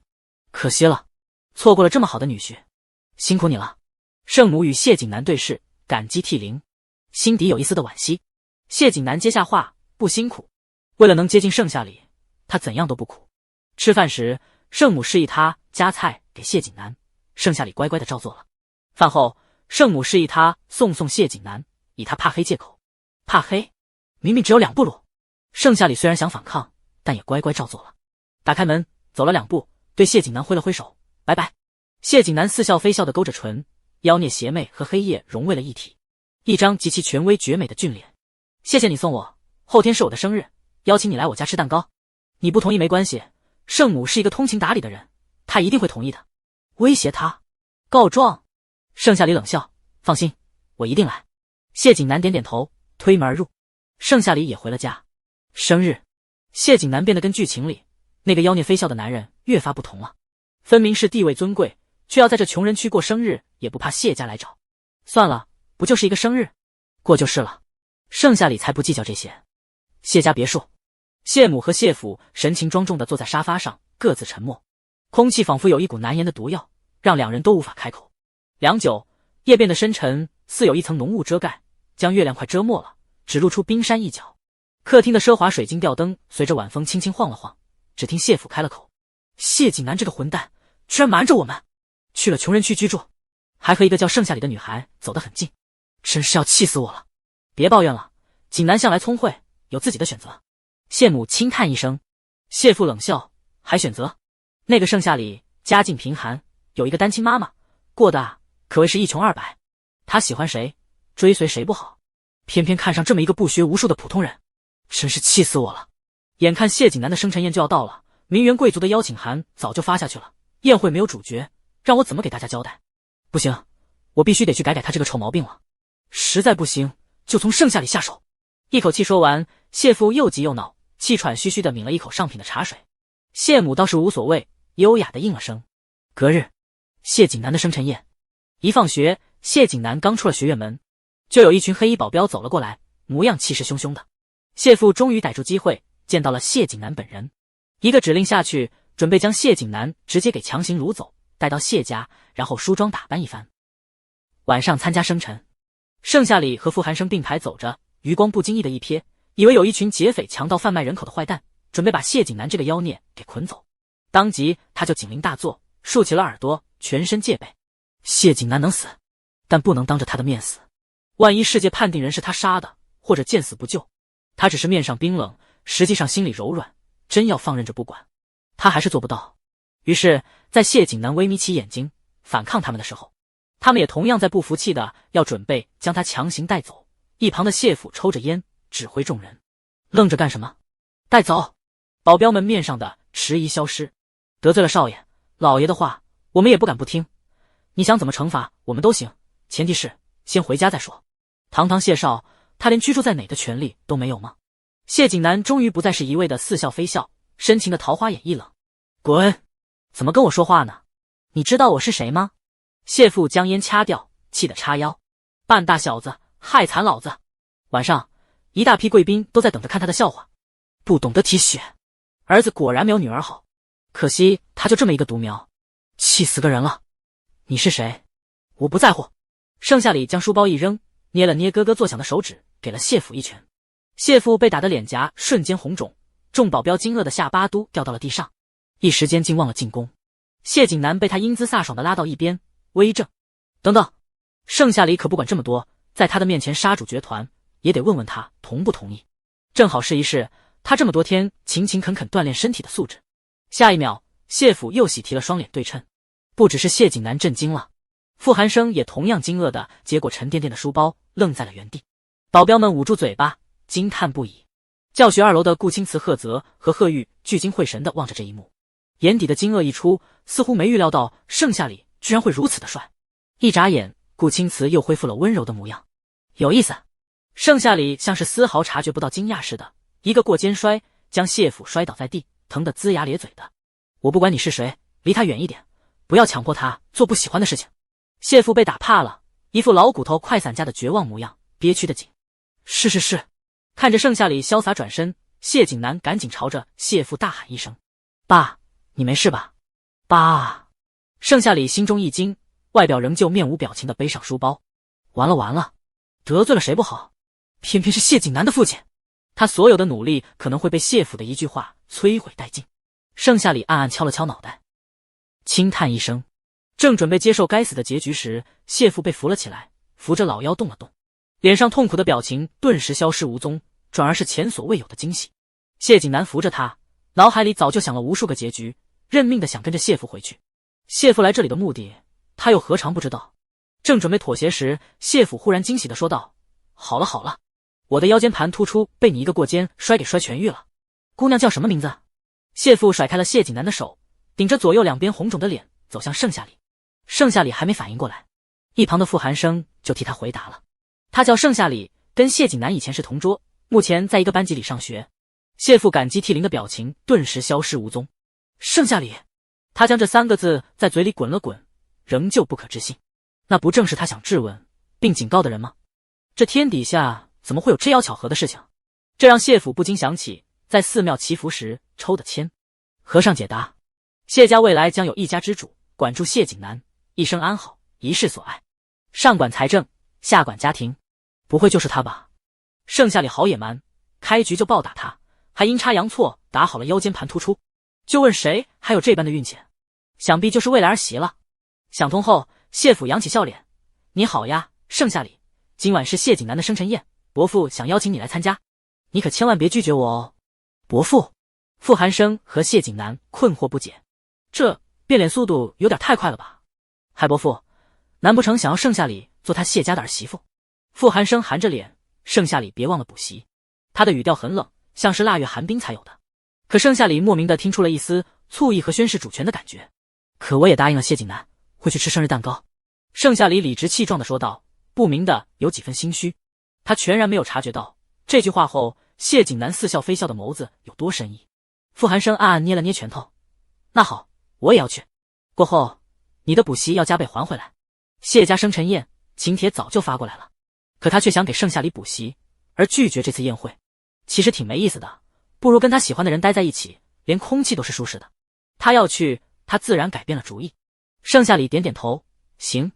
奇怪，傅寒生怎么变得这么较真了？谢父打量了一遍傅寒生，满眼觉得熟悉。傅寒生丝毫不畏惧他的打量，冷峻道：我叫傅寒生，他的追求者之一。谢父微惊：傅少追求盛夏里？盛夏里似乎没有什么可追求的吧，放在大街上都不一定能找得到。家境贫寒的紧。谢父一边好奇寺庙的上签，一边担忧他的家境。教育价值都不平等的二人，未来能翻出什么水花？去，一起去就是了。谢父笑脸盈盈的：我们也要去。一道整齐划一的声音传进耳朵里，是贺泽和贺玉。谢父认的贺家双生子是出了名的，一个心狠手辣，玩世不恭，看似没有危险，实际上冷静睿智；一个单纯无害，但要是敢打他的主意，贺泽可能会扒了一层皮。这两人明显也认识盛夏里啊，怎么回事？谢父压下这股好奇，微微点头：行，那就一起去。好久不见，谢老爷，我呢也要去。这谢家生辰宴最有意思了。说话的正是缓步走近的顾青瓷，一身儒雅翩翩的白衣，衬得肌肤格外白皙，一瞥一笑温柔至极。谢父还是认的。顾少，久违了，有盛夏里在，我自然也得去撑撑场子。顾青瓷在 A 市有话语权，这番话更别有深意。谢父心中震惊的久久未能平复，面上印着是对盛夏里的惊愕又多了几分。这丫头什么来历？五位少爷又争又抢。不过谢家能走到今天这一步，完全是稳打稳扎的。虽然圈内有许多名门瞧不起，谢父感慨：今天这是怎么了？怎么全都来撑场子了？谢家别墅，几辆低调奢华的车停下，一群人下了车。由于几人都身穿校服，在人群中显得过分刺眼了。谢父给5位金圈太子爷提供了衣裳，顺便让盛夏里带去了化妆。盛夏里被5个化妆师、造型师还有脱毛师等等围绕着。几人看到盛夏里后窃窃私语什么，显然平时见惯了大家闺秀豪门千金，一时间看到盛夏里这个犹如乡下来的小土妞打破认知。不过盛夏里也不是全无优点，他身上散发出来的一股清冷，是整个金圈都少见的。他们打算将这个优点无限放大，遮住这些小缺点。说干就干，他们将盛夏里扒光，丢进浴缸里，绵密的泡沫带着清香，将他全身浸泡，腌制入味。将他四肢上有些绵密的毛毛脱掉，然后敷面膜洗头发，裹上浴巾出来。盛夏里的指甲被修成了漂亮细长的杏仁，盛夏里就像个被玩弄的洋娃娃，一脸生无可恋。头发被稍微修剪，卷成了大波浪，披在香肩上。盛夏里闭上眼，脸上的胭脂被涂满，精细又温柔，差点没忍住睡着了。涂完口红，大功告成。挑选衣裳，让他换上。盛夏里进了衣帽间，换了一身优雅清冷的礼服，穿上低跟高跟鞋，呈现的效果令人叹为观止。他们啧啧的感叹，绝对能惊艳世俗。盛夏里的底子很好，肌肤光滑，除了有点黢黑外，没别的缺点。天黑了，给大地铺上了一层薄雾，上空有星星在俏皮的眨眼。恰在这时，宾客到齐，生日宴开始。小提琴在弹奏着生日快乐，十分优雅。盛夏里被推推搡搡出了门，走下楼梯，一束光霎时打了过来，将他整个人包裹在里面，就连根根分明的发丝都被照射得格外顺滑。精致小巧的脸蛋，樱唇琼鼻，最好看的莫过于那双感觉时时刻刻都含着清冷的眼眸，灿如春花，皎如秋月，都不过如此。最不能忽视的莫过于那一身冰清玉洁的气质，让人想靠近又望而却步。盛夏里自然也察觉到了一股股视线粘在自己的身上，下意识的抬眸，就看到众人都是一副惊讶的表情，特别是人群中身姿挺拔的5个金圈太子爷。顾青瓷捏着手帕，擦唇的动作一顿；谢景南捏着香槟，似笑非笑的嘴角紧抿，妖孽邪魅的双目含着一丝明显的震惊。贺泽和贺玉同样惊愕住了，那2双琥珀色的双眸满是惊艳。傅寒生靠在桌边，单手抄兜，冷峻地看向他，寒眸微眯，将他仔细打量了一遍，心脏在不受控制地跳动着。同时，万众瞩目刚被捧着上天的温宁和叶晴晴神情一僵，这五官这气质，讨厌的紧，他们怎么可能认不出来？纷纷惊讶坏了，盛夏里这个贱人怎么会出现在高档场所，尤其是谢少生日宴。来不及多想，盛夏里已经下来，不少男人纷纷围了上去，猜想肯定是哪位名门贵女，如此优雅，样貌竟也如此的绝色倾城，简直是金屋藏娇。盛夏里成了万众瞩目的存在，对扑上来要联系方式的男人们避之不及，微微蹙着眉心，冷声拒绝。金圈名流不解，暗骂他是在装清高。谢父和谢母从震惊中缓过了神，纷纷觉得不可思议。前不久还是一个小土妞，摇身一变变美女就算了，却也没见过如此惊艳的女人。谢父突然觉得谢景南这个混蛋眼睛还挺雪亮的，可惜盛夏里的家世不好，否则他立即就定下婚约。对于寺庙的话，谢府也在斟酌真假，毕竟腰间盘突出，一个过肩摔好了。在角落里的父母惊讶的微微张唇，含在嘴里的酒水都流了下来。好美的美人，气质冰冷，与他接触过的那些妖娆贱货都不一样。此乃最佳儿媳妇也。就算盛夏里什么都不会，放在家里也算是金窝藏娇，惹人妒忌。关键是还养眼，比那个盛夏里丑女好了1000倍不止。谢景南看到他一副快不耐烦的模样，赶紧替他解围去了。她是我的女朋友，不给你们联系方式很正常，特别是当着我的面撬墙角。男人们顿时唏嘘不已，惋惜至极。和谢景南抢女人，他们是不要命了，所以都是识趣的离开了。哥，你听到他说啥了吗？贺玉蹙眉，一双干净的琥珀眼眸透着一股深沉，像是小孩偷穿大人衣服。贺泽冷笑，估计是抢人。离得远，他们什么都听不清，但单看到大家纷纷避之不及的模样，隐隐约约猜到了1、2。情敌。贺玉明了，恶狠狠注视着谢景南。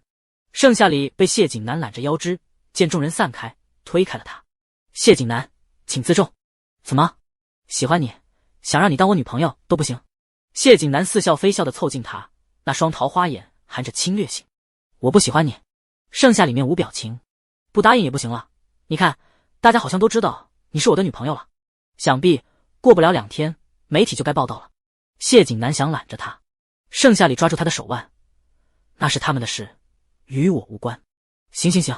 谢景南撇撇嘴，他就知道盛夏里不会答应的。他表白也不是因为喜欢他，而是想让他被自己狠狠甩了。那副高高在上的模样，跌落神坛，该是怎样的楚楚可怜。特别是这副人间尤物的模样，简直不要太绝代风华了点，完全超过了他的预期。如果盛夏里被惹哭，他一定会非常怜香惜玉的。盛夏里放开他，走进了角落。温宁和叶晴晴也走近他，想找他的麻烦。没曾想顾青瓷、谢景南、贺泽、贺玉、傅寒生全都走了过来，将盛夏里护在了身后。5个绝色无双的美男子，有地位、有身份、有颜值，在生日宴相当的养眼，因此不少千金的目光都落在了他们的身上，好奇地看着叶晴晴和温宁。叶晴晴捏酒杯想泼盛夏里脸上，被挡住，只能紧紧捏着。叶氏千金，你想干什么？傅寒生冷峻地说，似乎连他的名字也懒得叫。尤其是垂眸时，傅寒生将他细微的小动作尽收眼底。明了叶晴晴想干什么，态度也就更冷了下来。叶晴晴被这独有的气场吓得手一抖，酒水尽数洒在了裙摆上，在昂贵的布料上显得格外刺眼。她失声尖叫，面部狰狞，想要让盛夏里付出代价。温宁暗骂了他一声蠢货。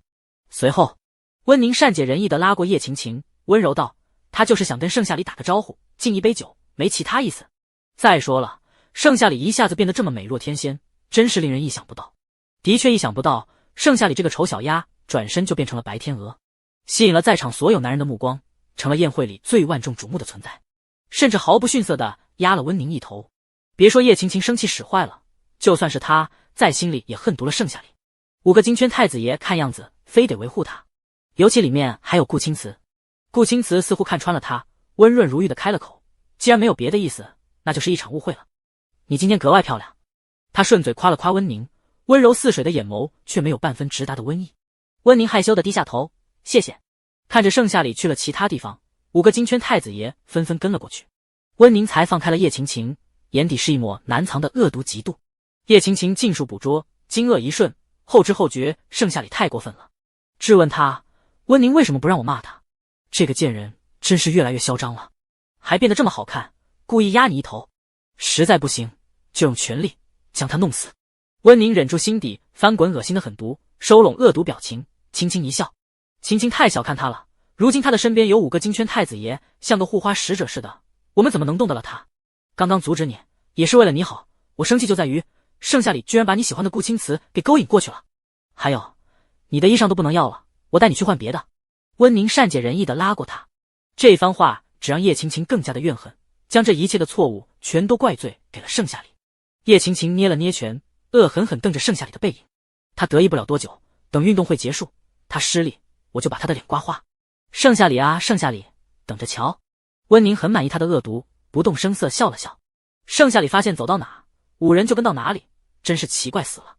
这时谢父宣布分蛋糕了，谢景南亲自切给众贵宾，第一块给的是盛夏里。在众目睽睽之下，盛夏里只能将这块烫手的山芋接过来。谢景南似笑非笑地看着他，随后第2块给了谢父。谢父接过，和谢母对视了一眼。按照分蛋糕，他们就能明白，谢景南心里第1位是盛夏里。这个混蛋看来是非常喜欢盛夏里了。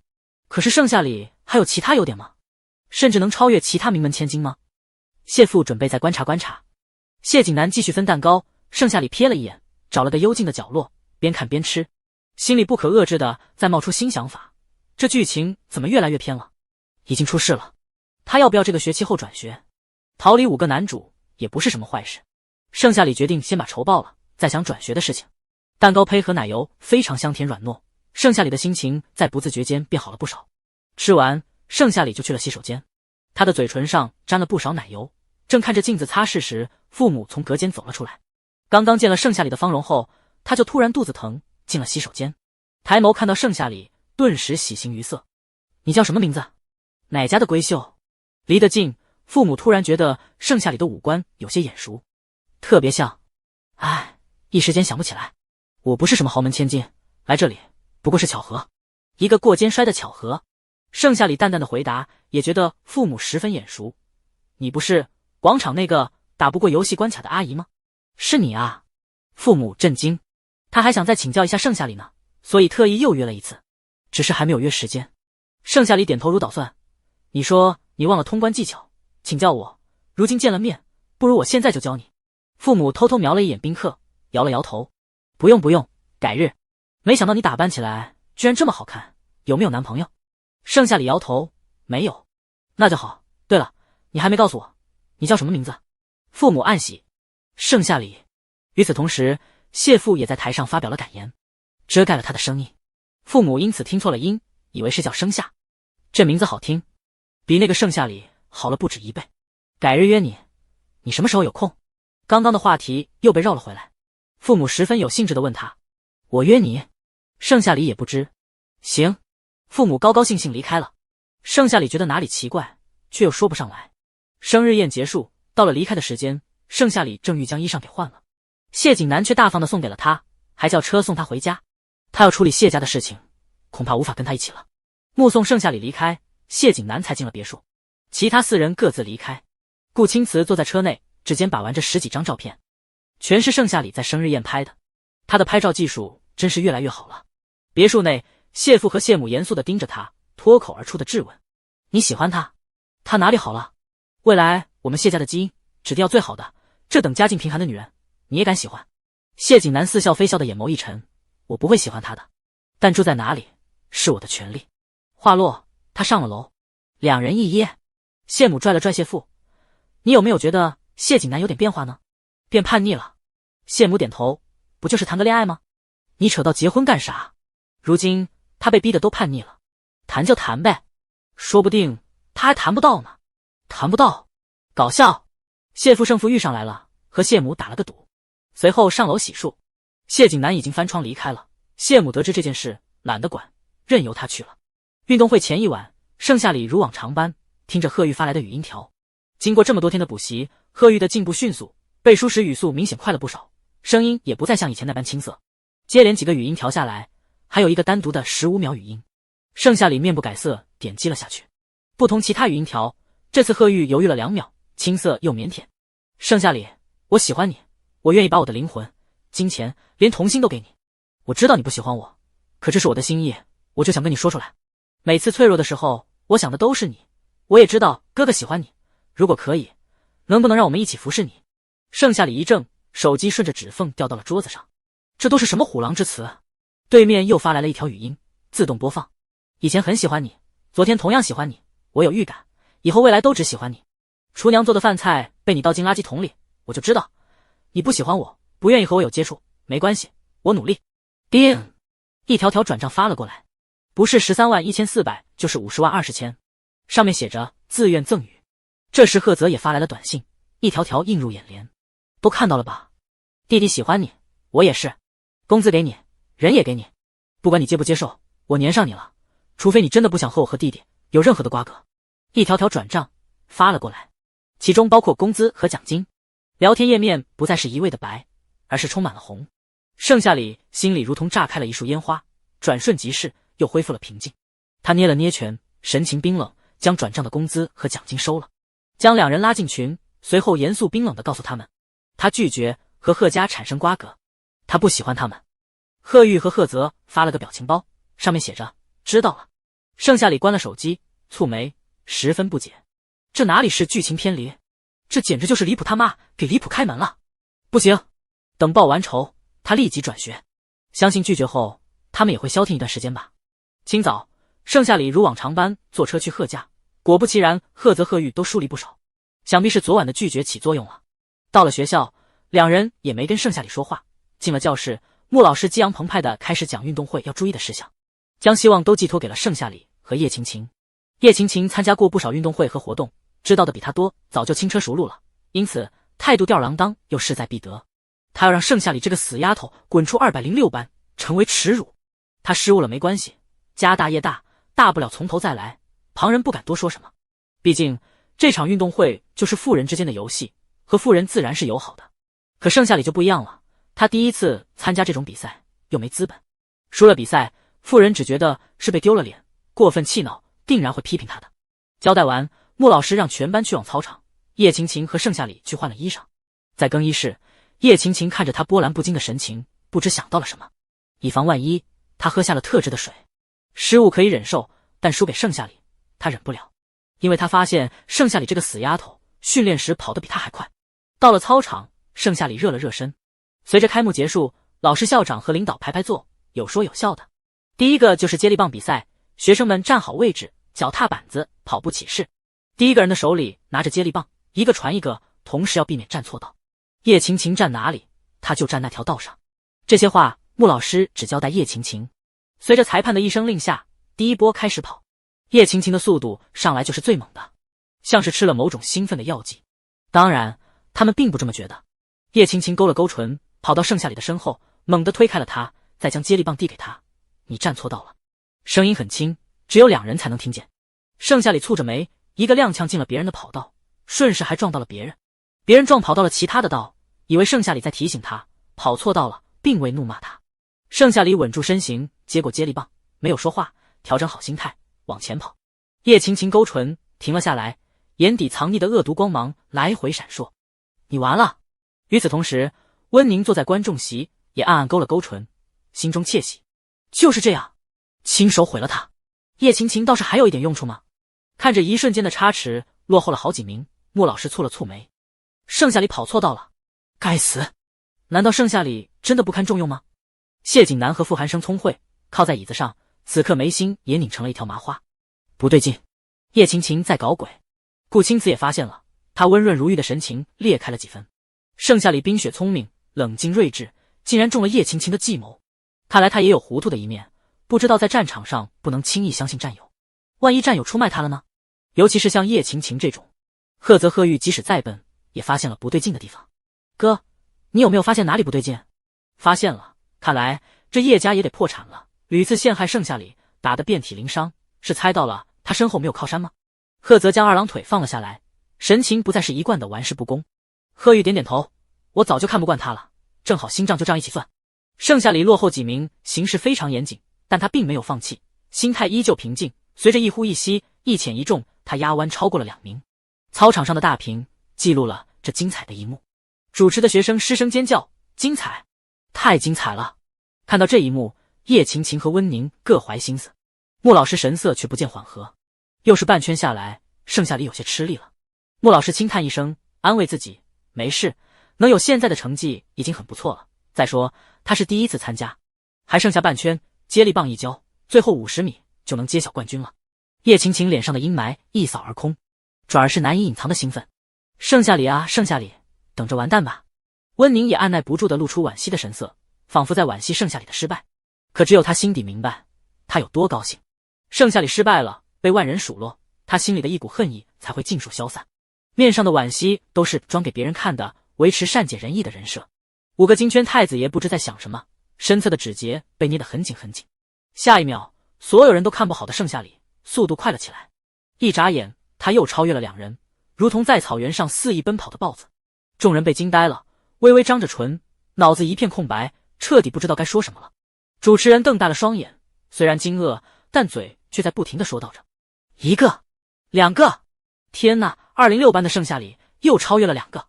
说话间，盛夏里又超越了1个。天哪，他又超越了1个！明明刚刚还是最后一位，居然逆袭了！看这架势，似乎还要超越。难道刚刚盛夏里都在装吗？还是根本没拿出真正实力来？真是太精彩了！众人还没反应过来，盛夏里逆袭成了第一，将接力棒一交，那人接过，急速跑完了50米。过了终点的那一刻，偌大的操场和观众寂静无声。赢了！盛夏里赢了！206班拿下冠军！主持人尖叫着站了起来，全场响起热烈的掌声和呼喊。谁也没想到，最后一位不起眼的女学生，还是从未见过的生脸，居然比叶青青还猛。这么一看，倒显得她故意落后了般。穆老师激动地站了起来，赢了，赢了！他根本不抱希望的，我的学生赢了，为学校拿了第一。穆老师激动地欢呼，他就知道这贵族学院的天要变了。盛夏里没辜负他，其他老师纷纷羡慕地看着他，还不是穆老师教得好，一战成名啊！是啊是啊，穆老师眼含热泪，说不出话了。5个金圈太子爷纷纷站了起来，紧张地盯着因脱力而躺在草坪上的人儿，心揪起来了。又十分惊艳盛夏里这次的逆袭，确认人没事，5个男人才缓缓坐下。盛夏里望着蓝天白云，听着耳边剧烈的欢呼声，他顿时松了一口气，赢了，顺便打脸一下叶晴晴。叶晴晴方才推了他一下，摆明了故意不想让他赢。好在这么多天的训练都是咬牙坚持下来，有成果的，果然没让他失望。看着大屏幕上盛夏里释怀的模样，温宁和叶晴晴倏然一怔，旋即是铺天盖地的恨意砸过来。2人咬牙切齿，面目变得狰狞，艳丽的红唇像是猛兽般，恨不得将盛夏里拆腹入肚，永不相见。该死！温宁在心里不断的谩骂，叶晴晴这个蠢货，连这点小事都干不好。接力棒错了，跑道也错了，可偏偏让他突破了规则，拿了第一，他的好心情顿时没了。叶晴晴看向他，温宁赶紧收拢了恶毒含恨，又恢复了往常那副善解人意的模样，随后走近他，安慰道：晴晴别难过，下次我们一定可以的。也不知道盛夏里到底是吃了什么兴奋剂，一下子就逆袭了，真令人意想不到呢。我之前答应你换位置的事情，不如今天下午就实现承诺，正好给你受伤的小心灵好好抚慰一下。叶晴晴失落的神情忽然一亮，又瞬间化悲愤为狠毒。温宁，你对我太好了，我已经想到让盛夏里失去冠军的办法了。他冷笑，跑到了颁奖的台上，抢走了话筒。吱的一声，话筒发出刺耳的声音，让全场师生都安静了下来。我叶晴晴实名举报盛夏里，他不仅跑错了道，交错了接力棒，还私底下服用了兴奋剂，所以才会出现逆袭的现象。平时盛夏里成绩垫底，体能垫底，拿冠军简直是痴人说梦。话音刚落，主持人从震惊中缓过神，把话筒抢了回来，对着唇，一时间哑然了。场内轩然大波，嘈杂的声音如雷贯耳，直穿云霄。盛夏里成了万众瞩目议论的存在。叶晴晴勾了勾唇，丝毫不畏惧地站在原地，望着场内乱成了一锅粥，窃窃细语交头接耳。这下非得毁了他不可。温宁微怔，低下头，狰狞的脸上露出一抹古怪的笑容。对，就是这样。人在操场躺，祸从天上来。盛夏里翻了个身，坐了起来，摄像头死死对着他，观察他的一举一动。他面无表情，看不清眼底的情绪。所有人便以为他是心虚了，想逃避。舆论更大声，肆无忌惮了。就在这时，5个金圈太子爷将主持人给挤到了一边。顾青瓷顺手牵羊的将话筒抵在了唇边，温润如玉的嗓音平复了在场人的燥热。不好意思，这其中一定有什么误会吧？比如说，这兴奋剂好像是有钱人才能搞得到吧？据我所知，我们家夏里好像是个家境贫寒的穷学生。话毕，贺泽吊儿郎当的抄着兜，将话筒抢了过来。什么叫你家夏里？他是我贺家的员工朋友，昨晚才发了工资的，请问如何能在一晚上的时间搞到兴奋剂？叶晴晴说话要讲证据的。贺玉凑近，略显腼腆道：我觉得盛夏里不是那种人，他勤工俭学，跑得也很努力，逆袭不是问题。话都让你们说了，我说什么？谢景南一把将话筒抢走，似笑非笑的妖孽双眸微微挑起，在大屏幕上十分有蛊惑力。我是盛夏里的邻居，他什么样我都知道，反而是叶晴晴刚刚故意推了盛夏里，导致他跑错了道，可就在这生死刹那间，他赢了，他拿下第一，你莫不是因为嫉妒才编的谎话？不过没关系，我傅家有专业的团队，帮你好好查查。傅寒生不知何时坐在了校长的位置上，对着话筒接下话。众人震惊，这是金圈最有名有钱的5个太子爷了吧？怎么都在维护盛夏里？叶晴晴的脸色一白，心虚，却也没办法阻止这一切了。傅寒生叫来了专业的团队，将盛夏里和叶晴晴带去尿检了。叶晴晴根本不想去，可全校师生生生换为了荣誉，所以她不得不在万众瞩目下去尿检了。等待结果的时候，叶晴晴一颗心都提到了嗓子眼，心在嗓子眼里跳啊跳，格外紧张。只有她知道，那特制的药水就是兴奋剂，是温宁给她的。她也许可以向温宁求情，温宁是她最好的朋友了，一定会帮她的。这么一想，叶晴晴神情缓和。结果出来了，你们2个跟我走。专业的团队将叶晴晴和盛夏里又带到了万众瞩目的地方，无数双炽热的眼睛一眨不眨盯着他们。叶晴晴捏了捏指节，暗暗告诫自己不要心慌。她是叶家千金，被爆出来还有一条生路能走，没什么大不了的。只是没想到压死她的一群稻草里，居然有顾青瓷，她真失望。想通了，叶晴晴毫无惭愧地抬起了头。5个金圈太子爷排排坐，其中贺泽却不见了。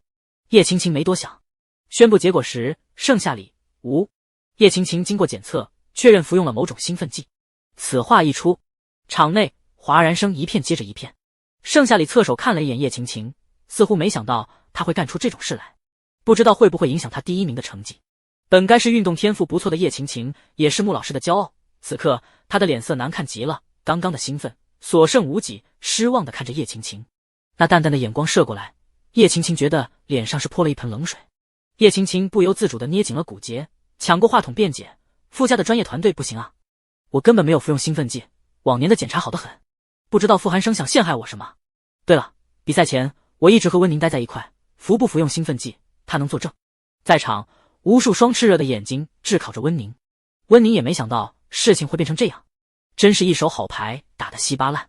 温宁想独善其身，没曾想叶青青这个没用的棋子居然倒打一耙，该死！不过没关系，棋子没了就没了，他是不会让自己的人生被毁了的。温宁换上了一副善解人意的表情，接过话筒，在众目睽睽下温柔道：我和晴晴是最好的闺蜜，什么事情我都可以帮她隐瞒，唯独这件事我做不到。晴晴，你就认了吧，说不定能从轻处罚呢。叶晴晴将希望寄托在他的身上，却没想到等来的是重击一下。叶晴晴倏然一愣，难以置信地问他：温宁，这药不是你给我的吗？你让我毁了盛夏里，让他跑错道，拿错接力棒，被赶出贵族学院。你说只要我这样，你就让我和顾青瓷坐在一起，还答应我下午就换位置。场内一片寂静，不可思议地看向温宁。温宁在他们心目中就是女神般的存在，干出这种事简直是奇耻大辱。下一秒，温宁一副受伤的模样。我听不懂你在说什么，明明这件事是你非要干的，无论我怎么阻止，你都执意如此。要不是因为你是我闺蜜，我是不可能包庇的。晴晴，就认了吧。温宁为她好的激情发言，就差当场落泪了。叶晴晴恍恍惚惚才发现温宁是如此的坏心眼，明明之前不是这样的。还有，你说换位置什么的，这也不是我能决定的，凡事还要问一下同桌顾青瓷的意见才行。你说的兴奋剂，我更是不敢偷。我在温家一直是一个乖乖女。温宁惹得众人垂怜，可怜兮兮的紧。听到这番发言，场内人都不由得心疼起温宁来。只有盛夏里觉得叶晴晴的那一番话有可信度，可叶晴晴并不擅长卖乖卖可怜，众人觉得她有错，定了罪，她一时间哑然，竟不知该如何辩驳。她现在看清了温宁，温宁才是真正的幕后黑手，指使她大难临头的时候抛弃她。什么好闺蜜换座位，都是利用。温宁喜欢顾青瓷，叶青青回想种种，才得到这个结论。可惜发现的有点晚了。看着观众席的学生们吵吵嚷嚷的让叶青青退学滚，叶青青才顿觉有些后悔，开口时苍白无力极了。我没有。证据确凿，还没有。退学吧，叶家千金也不过如此吗？以前次拿第一，也不知道是不是服用兴奋剂。就是啊，大难临头还被刺温宁，算什么好闺蜜？是我们错怪盛夏里了。众人七嘴八舌，叶青青捂住耳朵，恶狠狠看向温宁。温宁放下了话筒，一双楚楚可怜的含水秋眸，此刻却露出了恶毒。叶晴晴尽数捕捉，微微张唇，歇斯底里的怒吼：温宁！温宁被吼得一愣一愣的，肩膀一抖，随即低下头，藏住恶毒，抬起盈盈水眸，看样子被吓得不轻。不少人赶着上前安慰，同时贺泽也来到了操场投屏。就见大屏幕上是温宁和叶晴晴欺负盛夏里的画面，盛夏里被按在地上，浑身是血，看得真叫人揪心。可监控只拍到叶晴晴打的，温宁站在一旁，神情看起来是如此的害怕，想阻止却又不敢，似乎怕叶晴晴打疯了，朝他打一拳。看到这一幕，叶晴晴浑身无力，瘫软在地。原来贺泽不在，是去找证据了。明明是一起打的，温宁却满是心机的装作一脸同情的模样，给监控看的，合着他才是最傻的那一个。温宁比他有心机多了，好吗？叶晴晴觉得好可笑，哈哈大笑起来，只是笑声莫名的凄楚。监控画面播放完，众人纷纷心疼起盛夏里，指责叶晴晴的所作所为。可之前所有人才是冷眼旁观的那个。叶晴晴知道自己无论怎么解释也逃不掉接下来的命运了，索性不解释了，癫狂的笑着。国家队知道这件事，已经速速赶来，决定彻底查封叶家。叶晴晴被带走时，盛夏里冷冷开了口：等等。叶晴晴停了下来，不明所以的看着他。盛夏里还要嘲笑我？看到我这样，你很高兴吗？也是，被刺的是我，我如今好惨，等待我的会是怎样结局？盛夏里平静道：你打得我遍体鳞伤，陷害于我，就没什么想跟我说的。说起来，这一切的结局都是你咎由自取，怪不得我。虽然我时时刻刻都想报仇，但明明是你有错在先。叶青青红了眼，我们之间没什么可聊的。下一秒，他被警察拉回了现实，又失神落魄的喃喃自语：是，都是我眼下信了别人，其实我本性并不坏的。事已至此，谁又会相信？他有点后悔，可后悔有什么用？温宁才是造成一切的幕后黑手，你还是不肯承认你有错吗？你差点害了我的一生，如今又被别人毁了一生，难道还没有感同身受？盛夏里不依不挠地说道，一字一句说得真切，没有其他嘲弄的意思。叶晴晴微怔，嘴角被紧紧抿着，偏要挤出一抹笑，眼尾皱起了一条浅浅的褶子，整个人看起来竟有几分的可怜楚楚。他透过盛夏里看到眼底的几丝认真，虽然神情依旧淡漠冰冷。但就是能够清晰地感觉到。是啊，一个陌生人都比温宁要好得多，没有任何的嘲讽算计，还是被他整日欺负过的人。叶晴晴突然就觉得对不起盛夏里了，愧疚如潮水般将他淹没。叶晴晴没了往日的高傲，哽咽道：“对不起，这一句我欠你的。以前欺负你，我感到抱歉，我不求你的原谅了，但真的很抱歉。”叶晴晴似乎是诚心悔过了，姿态也变得认真，像个落魄的千金。不用猜，叶晴晴的命运定格了。盛夏里没有说话，淡漠地望着他。叶晴晴被带走了。临走前，他大喊了一声：“温宁，错付了，我好恨你。”大概是他的模样太撕心裂肺，给众人留下了一个深刻的印象，心里种下了一颗怀疑的种子。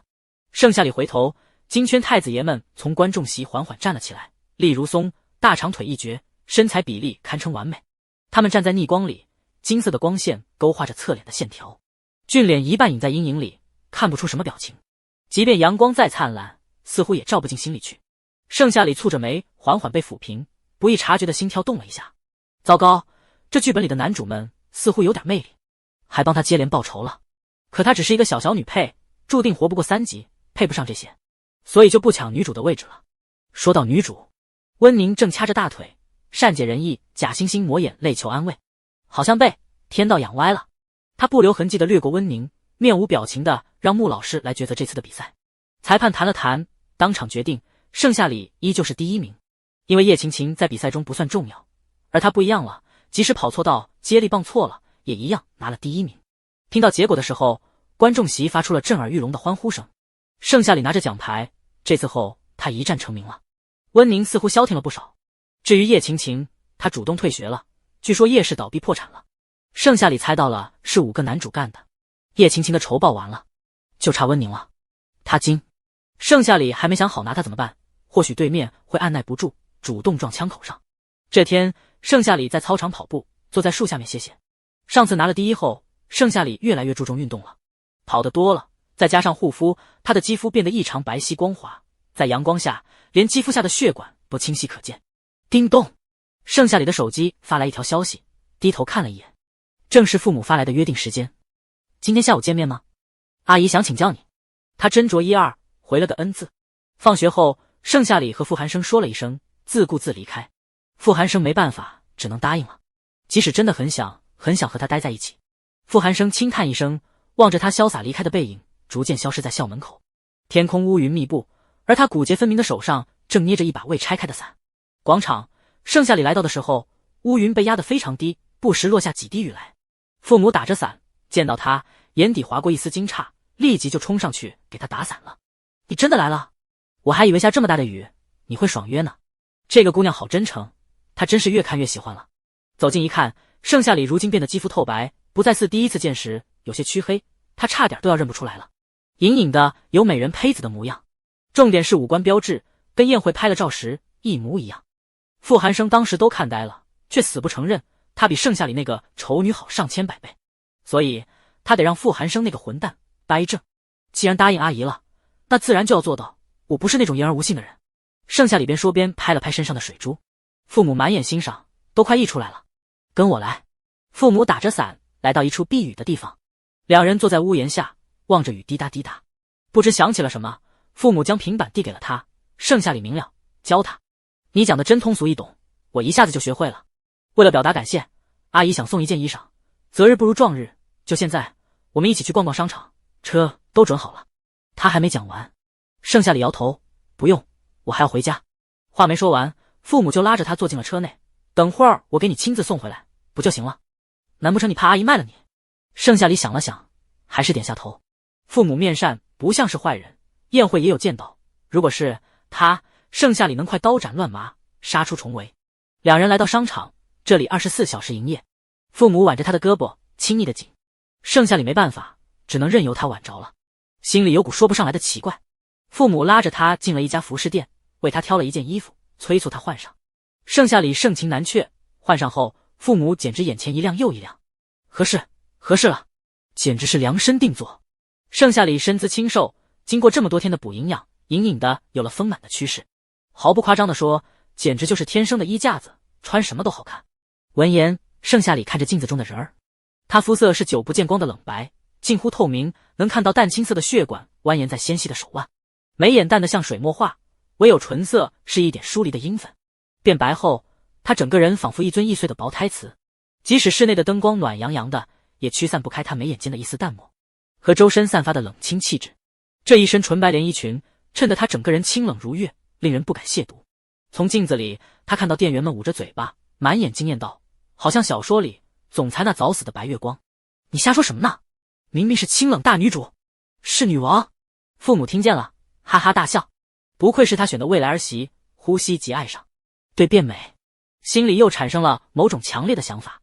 他就不信盛夏里彻底变美后，傅寒生会不动心。像这种清冷的衣裳，都给我包起来。我们店里起码有一半呢。确定都要吗？店员们不可思议地问道。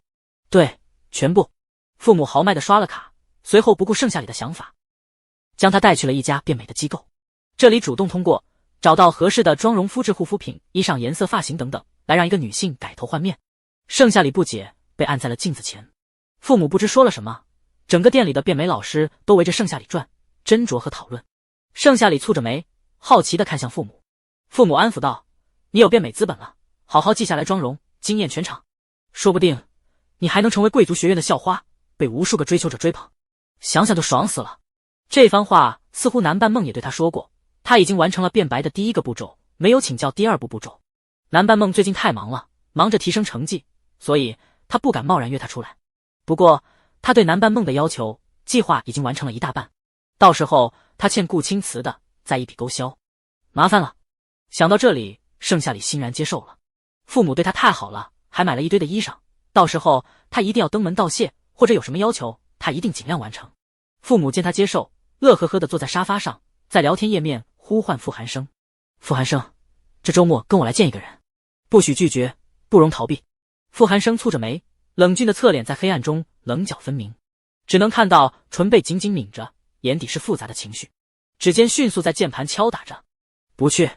父母一看，眼睛瞪圆。你的心里是不是还装着盛夏里呢？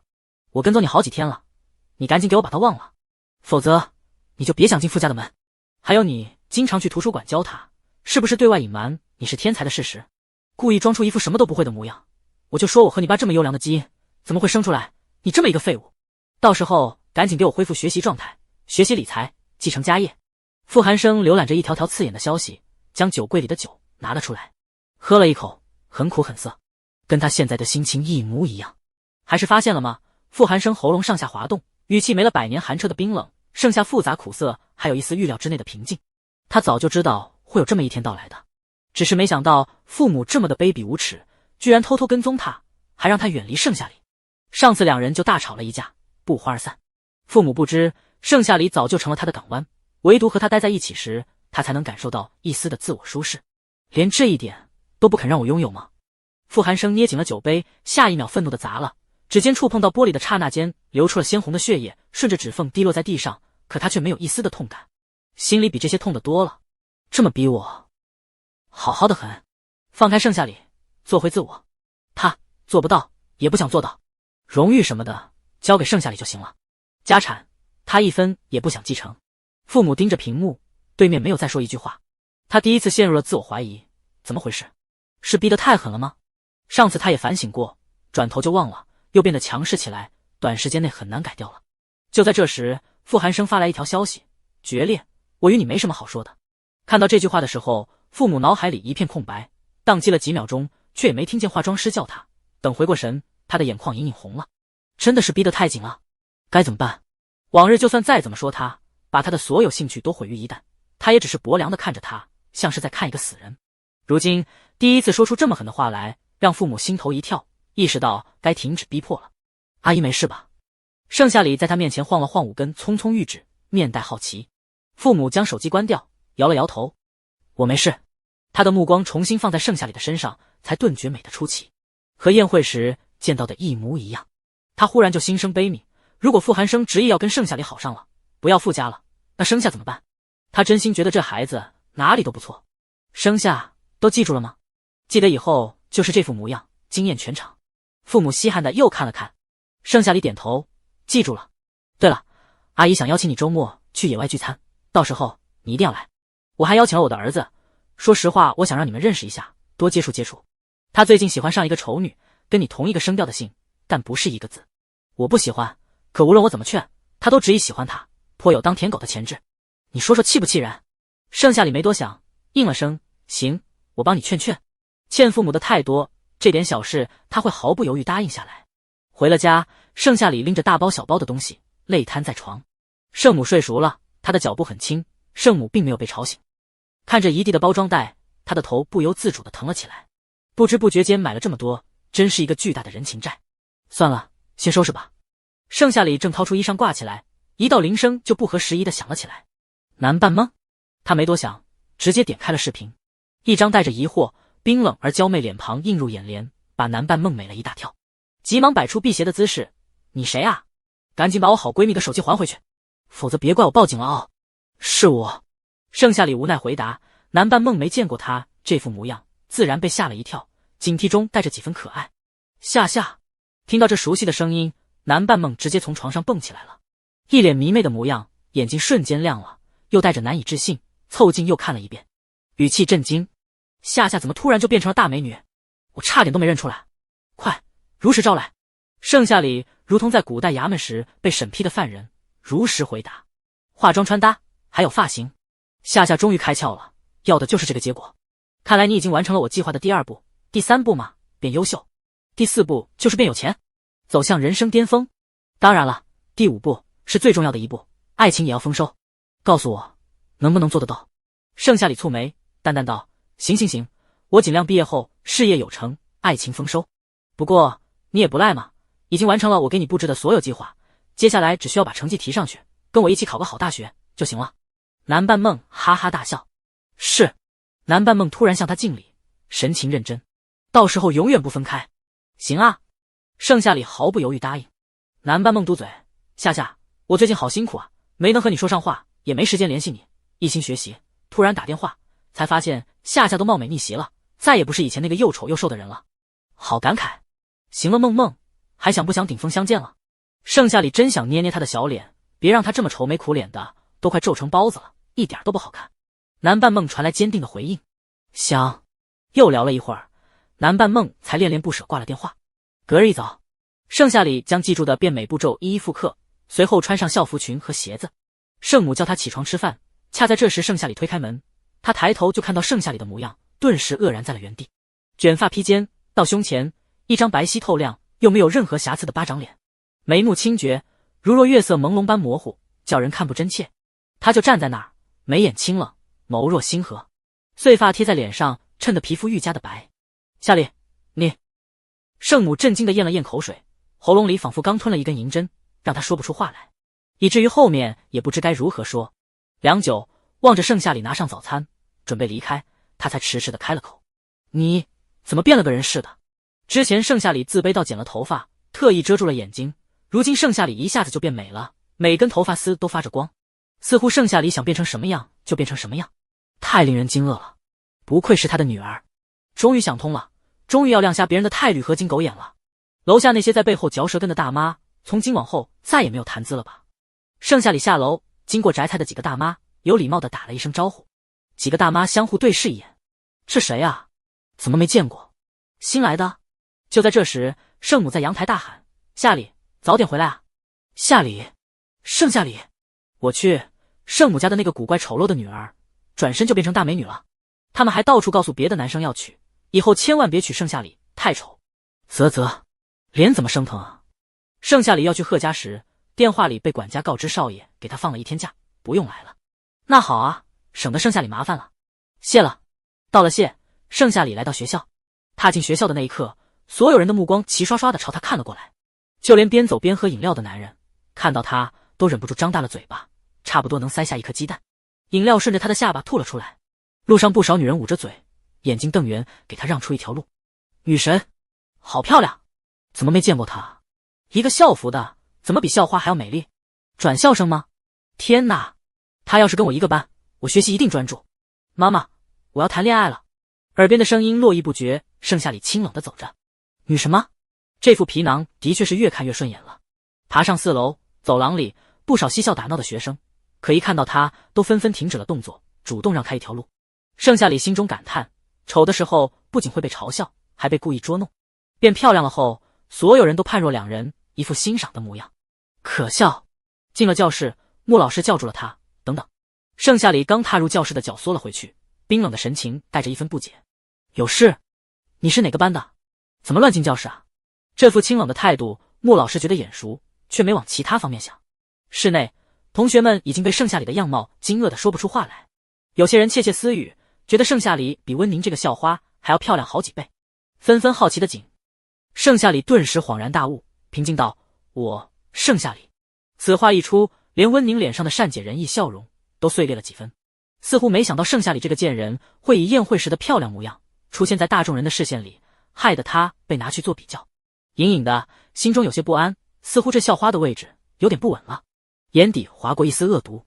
可恶！穆老师不可思议的左看看右看看，确认他胸牌没错，才惊艳的让他坐回位置上。与此同时，5个金圈太子爷的视线也纷纷粘在了他身上。之前就曾见过，所以并没有太惊讶，但十分意外他这副模样出现。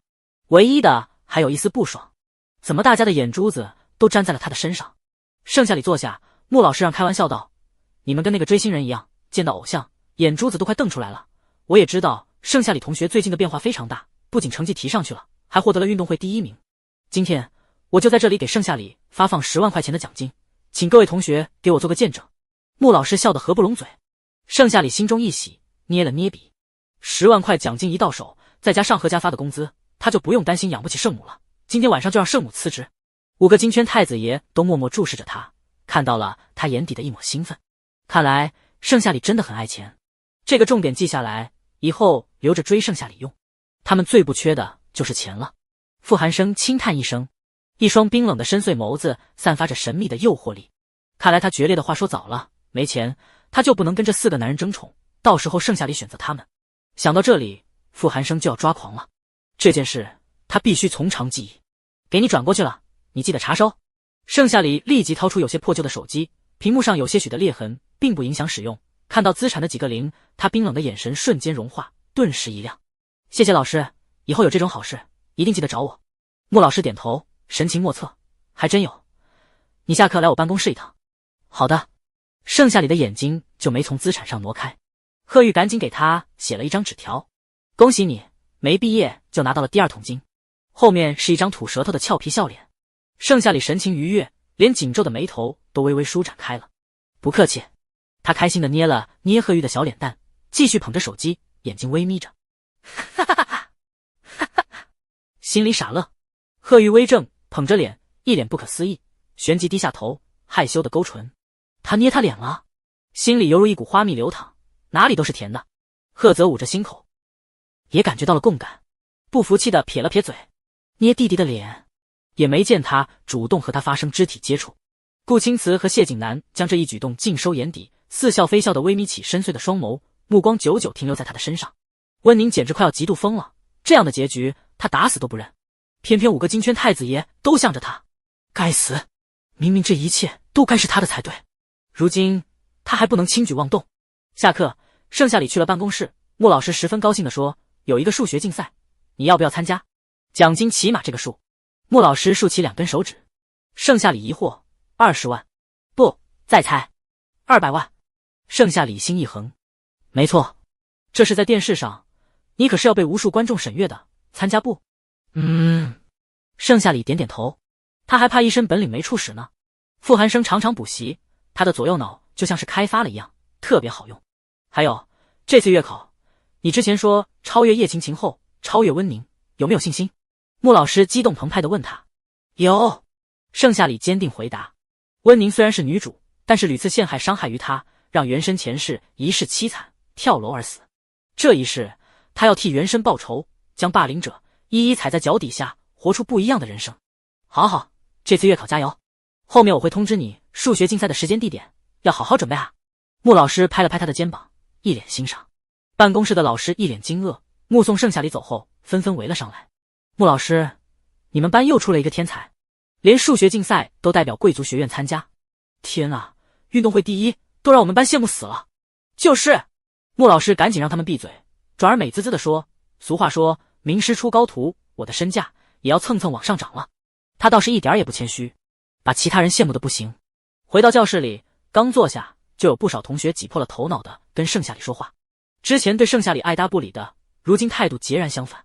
夏里用的什么粉底液？看起来好服帖哦。夏里，老师让你参加什么比赛？夏里的肌肤好白，看起来好嫩，突然间变美，都有点不习惯。夏里竟然比温宁这个大校花还要好看，有没有兴趣参加校花大赛？夏里学习成绩是怎么提升的？好厉害啊！夏里有没有兴趣参加社团？你一定很受欢迎。夏里，5个金圈太子爷是不是都对你有意思啊？夏里和我做朋友吧。声音太多，盛夏里刚开始还能回答，后面索性就绷着一张冷脸。贺玉看到盛夏里这般生无可恋，轻轻道：“你们打扰到他了，请离开。”他的声音虽然轻软又乖张，却莫名的有震慑力。他们一听这话，都老实的回去了。有些女同学竟害羞的点点头，娇滴滴道：“知道了，贺玉。”贺玉一张脸皱成了包子，浑身鸡皮疙瘩都起来了。盛夏里突然凑近说：“你要有情书收了。”话落，他又恢复了往常的冰冷，继续写作业。贺玉不明所以的低下头，心底不解，这些人怎么都变成了两副面孔？之前还非常讨厌盛夏里呢，一见人家又美，成绩又好，就扑了上来，讨厌死了。温宁捏了捏拳头，比在纸张停留的久了，一团化不开的墨水留在那里，又丑又刺眼。那些同学本该讨好他的，盛夏里这个贱人，家境贫寒，样貌也是化妆化出来的，到底哪里好了？顾青瓷将他的恶毒尽收眼底，似乎习以为常了。中午食堂，盛夏里寻了一处地方坐下，贺玉乖乖跟在后面，坐在他的旁边，贺泽坐在他的对面，傅寒生、顾青瓷和谢景南也纷纷坐在了他的周围。奇怪，怎么一个接一个的都要坐在他旁边？盛夏里刚夹了一块红烧肉放进嘴里，餐盘里就多了5块红烧肉。对上谢景南似笑非笑的双眸，他低笑一声：“看你瘦的，回到家阿姨一定数落我没好好看管好你。”盛夏里抽了抽嘴角，冰冷道：“你不说，我妈就不会知道。”此言一出，剩下4个男人纷纷看向了谢景南，异口同声的质问：“你住他家？”谢景南甩了甩头，自信道：“显而易见，不仅如此，我和他妈还特别熟，都说近水楼台先得月。你猜猜，我得不得到盛夏里这个月？”其他4个男人冷笑：“不就是特熟，搞得跟谁稀罕一样。”盛夏里无语了，莫名的闻到一股火药味。这5个男人除了金主外，其他几个跟狗皮膏药一样，甩都甩不掉。他解释道：“他是我邻居，经常和我妈一起买菜，混得特别熟。”贺玉嘴里塞着食物，鼓鼓道：“这还差不多。”就是。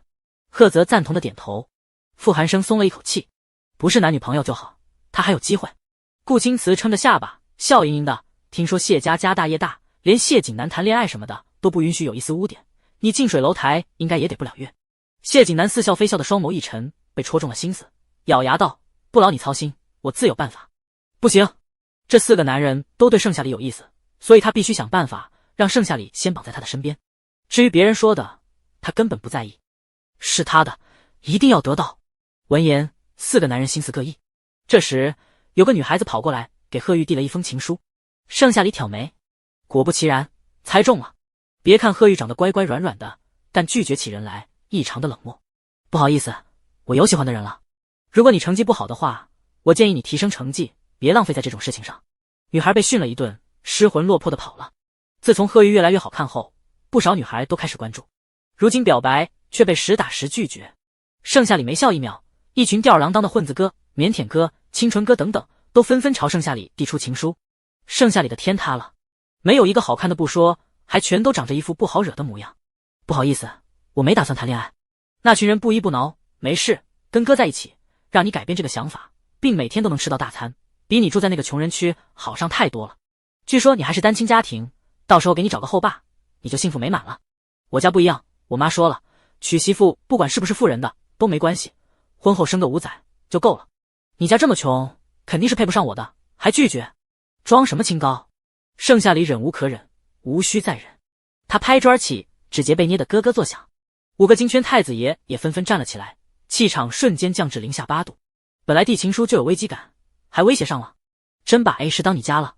食堂不少人都看了过来，有好奇，有看好戏，还有你们要干什么？一群人忍不住后退一步，盛夏里直接将其中一人踹飞出去。我说了，我不谈恋爱，你们也没有跟我谈条件的资格。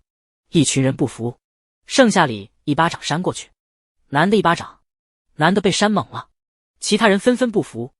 你干什么？盛夏里不听，继续抬手，丑的2巴掌，妈宝男3巴掌，大男子主义4巴掌。看这架势，5个金圈太子爷纷纷坐了下去，抵着唇偷笑。猛，太猛了，就得是这种冰清玉洁，还带了一丝的威猛。谢景南一双似笑非笑的幽暗双眸，微微散发着光芒。喜欢，好喜欢，突然就爱上了，怎么办？要是真的绑过来，还真不舍得甩了他，看他凄惨的模样。一群人逃走了，盛夏里冷笑，继续吃饭。食堂不少人竖起了大拇指，厉害。温宁捏了捏拳，可恶，这群人真是废物，连一个女人都搞不定，请他们来真是白瞎了钱。是的，5个金圈太子爷在他身侧，谁敢去招惹盛夏里？如果没有温宁指使，就没有这一件事。下午放学，盛夏里如常跟着傅寒生去了图书馆。刚踏进图书馆，傅寒生就感觉到了不对劲。狐疑道：“你是谁？”他走到第3个人跟前，记忆中这个人的身影总是在图书馆里，也总是拿着一本书挡住脸，像是刻意降低存在感一样。想起父母的话，傅寒生不得不质问他。那个人没说话。傅寒生微眯起眼睛，发现男人的肩膀隐隐发着抖，立即就将书拿了起来。果不其然，男人的手机放在桌上，正和父母报备着。完了完了，夫人，我要被少爷发现了。傅寒生清清楚楚看清了这一行字。下一秒，父母发来一条消息：发现就发现，千万别让他发现聊天记录，不就行了？晚了，少爷也看到了。傅寒生将手机拿了起来，那男人吓得一激灵，全招了。傅寒生浏览着聊天记录，眼神晦暗不明，让人看不清他到底在想什么。良久，他才敲键盘打了一行字：夫人，虚惊一场，吓死我了。父母并没有怀疑。好好好，还有没有什么重大发现？傅寒生思索一二，继续敲键盘。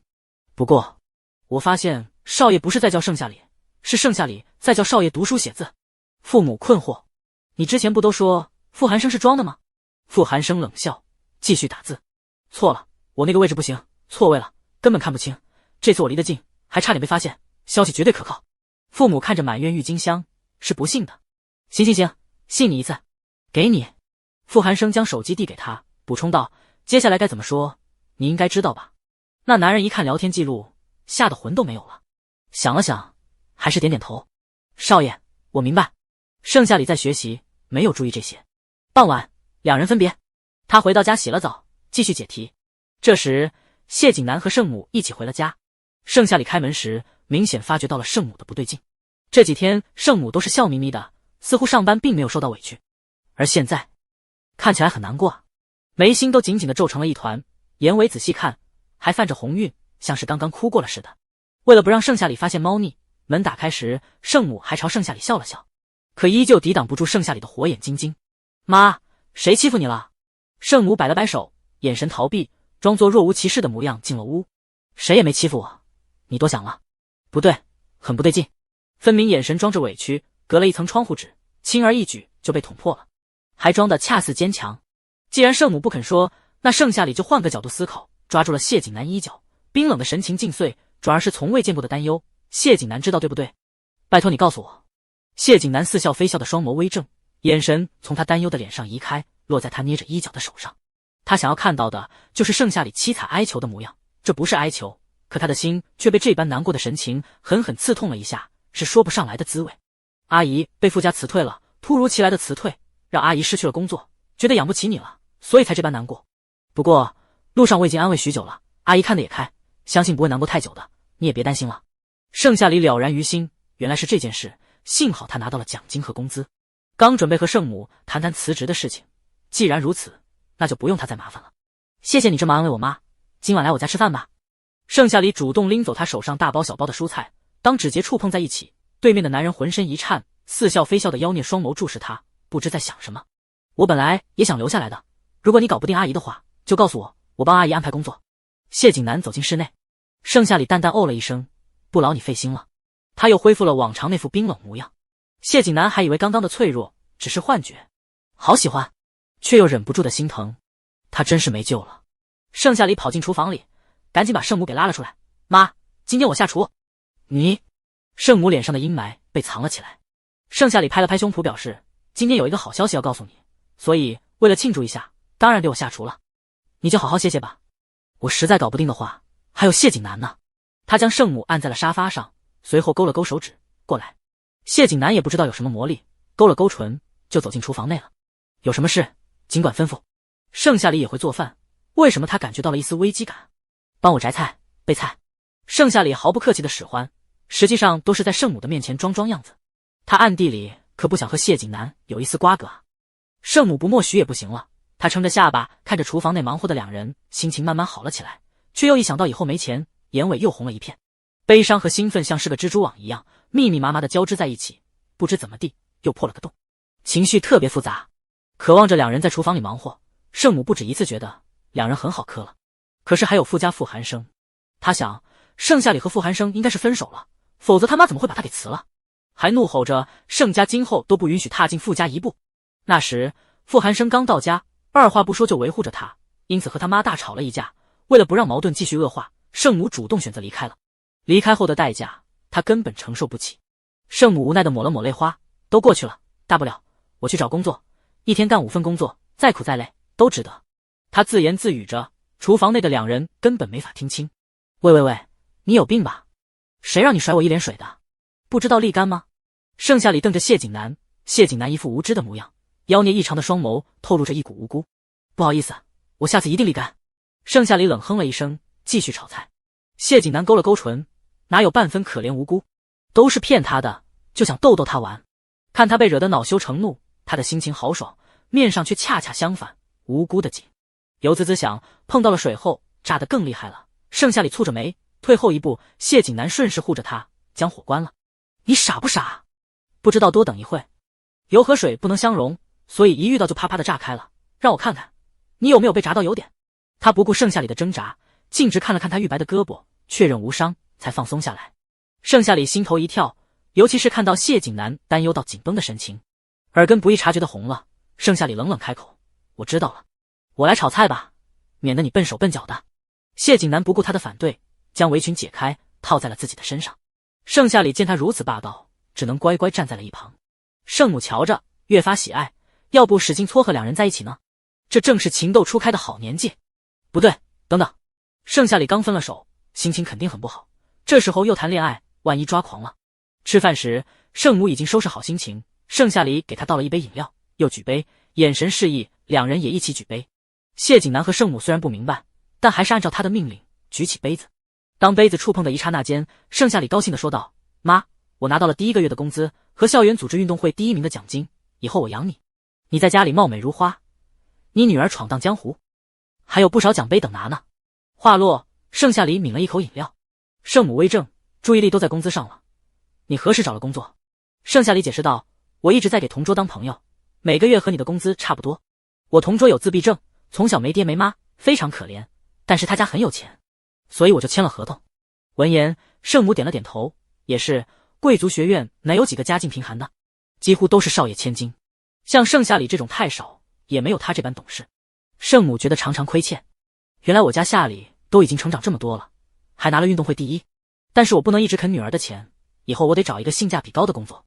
妈，你就放心啃，别人想啃还啃不到呢。盛夏里摸了摸他的手，手心布满了厚厚的茧，摸起来疙疙瘩瘩的。第一次摸贴窗口贴的时候，其实他早就想这么做了。圣母红了眼，答应了下来。女儿长大了，又懂事又有野性，真好，她也该休息一段时间了。愣着干嘛？干杯啊！盛夏里举杯，谢景南和圣母紧跟其后，一家子说说笑笑。谢景南的余光一直盯着盛夏里，第一次见他笑，如同冰山融化，一抹朝阳照亮了心角，暖暖的。晚饭结束，谢景南洗碗，盛夏里给程母切水果，递给他的嘴边。等谢景南洗好碗，盛夏里将水果递给他，一盘水果下肚，几人看了一会电视，盛夏里将他送走了。夜间的温凉参半的空气像一阵阵微风似的流进屋子里来，不时拂到他的脸上，美妙的无从察觉，像是丝绒拂着地面一样。谢谢你今天安慰我妈，还有再见。盛夏里的声音和夜一样冰凉。谢景南喉结上下滚动，声音沙哑起来，夏里，要不要签一个东西？我的付出也是需要代价的。什么代价？盛夏里想了想，谢景南的确在一直付出。妖孽的面孔下是温柔细致，虽然有时候喜欢逗他，但是并没有恶意。他看不清谢景南的表情，没听到对面回答，又补充，签什么？下一秒，谢景南的声音从他身后响起，把你签给我。盛夏里一个机灵，这个男人什么时候绕到他身后的？他刚要拒绝，谢景南冰凉的指节就捂住了他的唇。只听谢景南在耳边轻轻道：“你没有选择的，我想让你假扮我的女朋友，给谢家一个交代，把那些惹人讨厌的女人都吓跑。如果你拒绝我，我就把你藏起来，日日折磨。你猜猜，你的妈妈会是怎样的着急害怕？”无耻！盛夏里呜呜两声。谢景南病态的脸色缓和，渐渐浮现一抹惊喜。你说好的，我就知道你会答应的，所以契约书已经拟好了，我拿给你。话落，他松开了盛夏里，似知道他跑不掉，所以转身去拿契约书，嘴角在黑暗中绽放出一抹嗜血的笑容，眼眸泛着血红，十分危险。盛夏里哪里能想到，谢景南这个男人和剧情里完全不一样，倒有点像他在副本里攻略的阴湿男人。不行，他倒是要进去看看。盛夏里进了谢景南的家中，谢景南听着脚步声，似笑非笑的双眸微微挑起，却也没阻止。他能进来，把这个屋子沾满了他身上的味道，那才是真好。盛夏里浏览了一圈，并没有发现什么可疑的地方，目光停留在阳台，他走了进去，转头就发现这个位置能清楚地看到盛夏里的卧室，他的一举一动都能被观察得特别清楚。我靠！盛夏里瞬间毛骨悚然了，只因他最近总觉得有一双眼睛在黑暗中直直地注视着他，害得他做了一个全球爆发鼠疫的病毒梦，梦里一直在逃跑。没想到他的隐私全被谢景南给看光了。可恶！盛夏里如今知道了谢景南这个男人太危险，至于让他假扮女友什么的，还是谨慎考虑考虑吧。盛夏里转身，谢景南正定定注视着他，玩味的勾唇签下他。盛夏里面无表情冲上去，把契约书撕碎了。不签，滚！谢景南似笑非笑的从后背拿出了一沓纸张，还要撕吗？谢景南真是大变态，我打你都嫌弃被你舔了。盛夏里捕捉到他眼底的一抹兴奋的光芒，冷笑道：“被拆穿了。”谢景南丝毫不慌，我其实不是很变态的，可自从遇到你，我的心病好像加重了。你如果不签的话，那就只有来硬的了。语气骤然放凉，带着一抹兴奋。盛夏里警惕，谢景南，你敢？炸毛了！谢景南凑上前，盛夏里以为他要强迫之类的，给了他2个耳光，啪啪2声。谢景南别过侧脸，并没有生气，相反露出一个古怪的笑意。手疼不疼？不疼的话，就要被我握住了哟。盛夏里还算稳重，什么男人没见过？他嫌弃的退后2步。谢景南握住他的手，不容置疑，不容拒绝，力道并不算轻。谢景南将他的手覆盖在自己的俊脸上，似笑非笑道：“不疼，如果你再惩罚我，我会觉得很爽的。现在轮到我惩罚你了。”话音刚落，盛夏里的指尖被按在了印泥上，在合同按下一个指纹。盛夏里瞪了他一眼，冷冰地甩开了他。多长时间？谢景南知道他聪明，遇到事情也不惊慌。他就是这般无可救药的想捉弄他，不易察觉的喜欢他。半年。盛夏里踹了他一脚，半年就半年，到了时间立即分手。谢景南被踹得神情愉悦，点了点头。好的，老婆大人。盛夏里不敢骂他了，怕给他骂爽了，瞪了他一眼，匆匆离开。谢景南细心的将锁打开，恋恋不舍的挥了挥手。睡觉时，盛夏里在床上翻来覆去的睡不着，弹射起来将窗户给关死了。而对面的谢景南正撑着下巴，目光灼灼地注视着他，见到他毫不避讳地开了口：“老婆大人，要睡觉吗？晚安。”盛夏里没搭理他，又躺在床上，恨不得抽自己一巴掌。半年契约书一签，就代表着他要转学的计划泡汤了。可当时他又该怎么拒绝？该死，被盯上的滋味真不好受。幸好只是半年。正想着，盛夏里昏昏欲睡，他不知谢景南已经翻窗过来了，轻而易举打开窗户，抱着他入睡的。盛夏里的猜测还是太保守了，谢景南每当确认盛夏里睡着后，他就会翻过来，清早再离开。翌日，盛夏里如往常般坐公交车去了贺家。与不同的是，盛母留在了家里，给他准备了早餐。车上，盛夏里正吃着煎饼，一边想事情。谢景南仰头而睡，在他的身旁，他并未注意到，直到谢景南似笑非笑的声音突然响起：“女朋友，给我吃一口。”盛夏里回神，手里的煎饼已经被谢景南咬了一口。只见他洋洋得意地歪着头，似笑非笑地盯着他：“你怎么在这里？”盛夏里忍不住问他。奇怪，谢景南在他身上装了定位器吗？几乎每次都能相遇。他现在还对昨晚的事情心有余悸，不敢置信。清早下楼时，十分庆幸谢景南没有跟来，结果还是遇到了。煎饼不错，喜欢吃，以后我做给你吃，好不好？谢景南没有回答他，似笑非笑地勾着唇，又继续仰头睡了。盛夏里低头看着煎饼，冷着脸，没有说话。到了站点，盛夏里先下车了。谢景南露出一双深邃的双眸，朝他眨了眨眼，仿佛在告别，眼底还有几分的恋恋不舍。盛夏里蹙着眉，丝毫不接受他的 wink。盛小姐，大少爷和小少爷已经等候你多时了。管家赶紧把他请了出去。进了别墅，盛夏里总觉得哪里不对劲，却又说不上来。你终于来了，我们等你好久了。贺玉嘴快，一双干净又漂亮的琉璃眸藏不住任何东西。贺泽想阻止已然来不及，只能任由他说了。盛夏里好奇，等我？可是我今早吃过了，短信也发给你们了呀。贺玉都一一摇头，表示不是这件事。盛夏里眉心凝死，不是这件事，难不成要辞退他？心底顿时生出一抹警惕。马上就要月考了，贺玉的成绩一定会在这一次风靡全校的，我保证。盛夏里咬了咬牙，目前他非常需要这份工作啊。对于成绩，贺玉没有10足的把握，但也有60%的把握。你在想什么啊？等你来，的确也是因为合同的事情，我和哥哥已经商量过了。既然你这么不情愿，当初也是哥哥糊弄你签下的合同，违约的话就要赔付天价违约金。我们商量着，决定换个思路，让你自由一点。自由？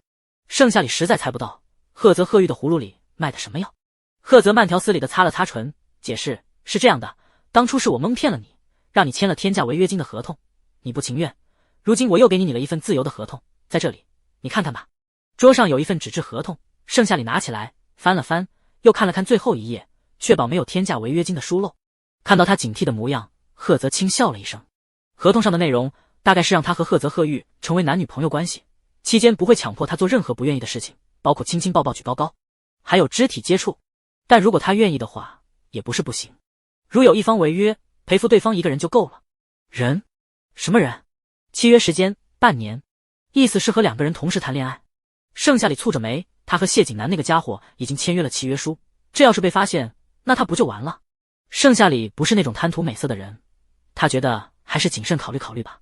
他的目光停留在最后一行，1个月付1次工资，期间所有转账通通归个人所有，以及送的礼物衣裳等等。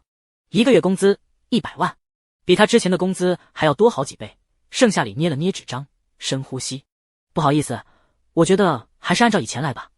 这个诱惑力实在太大了。别看盛夏里面无表情，实际上已经心动了。可是谢景南有约在先，他不能这般贪婪。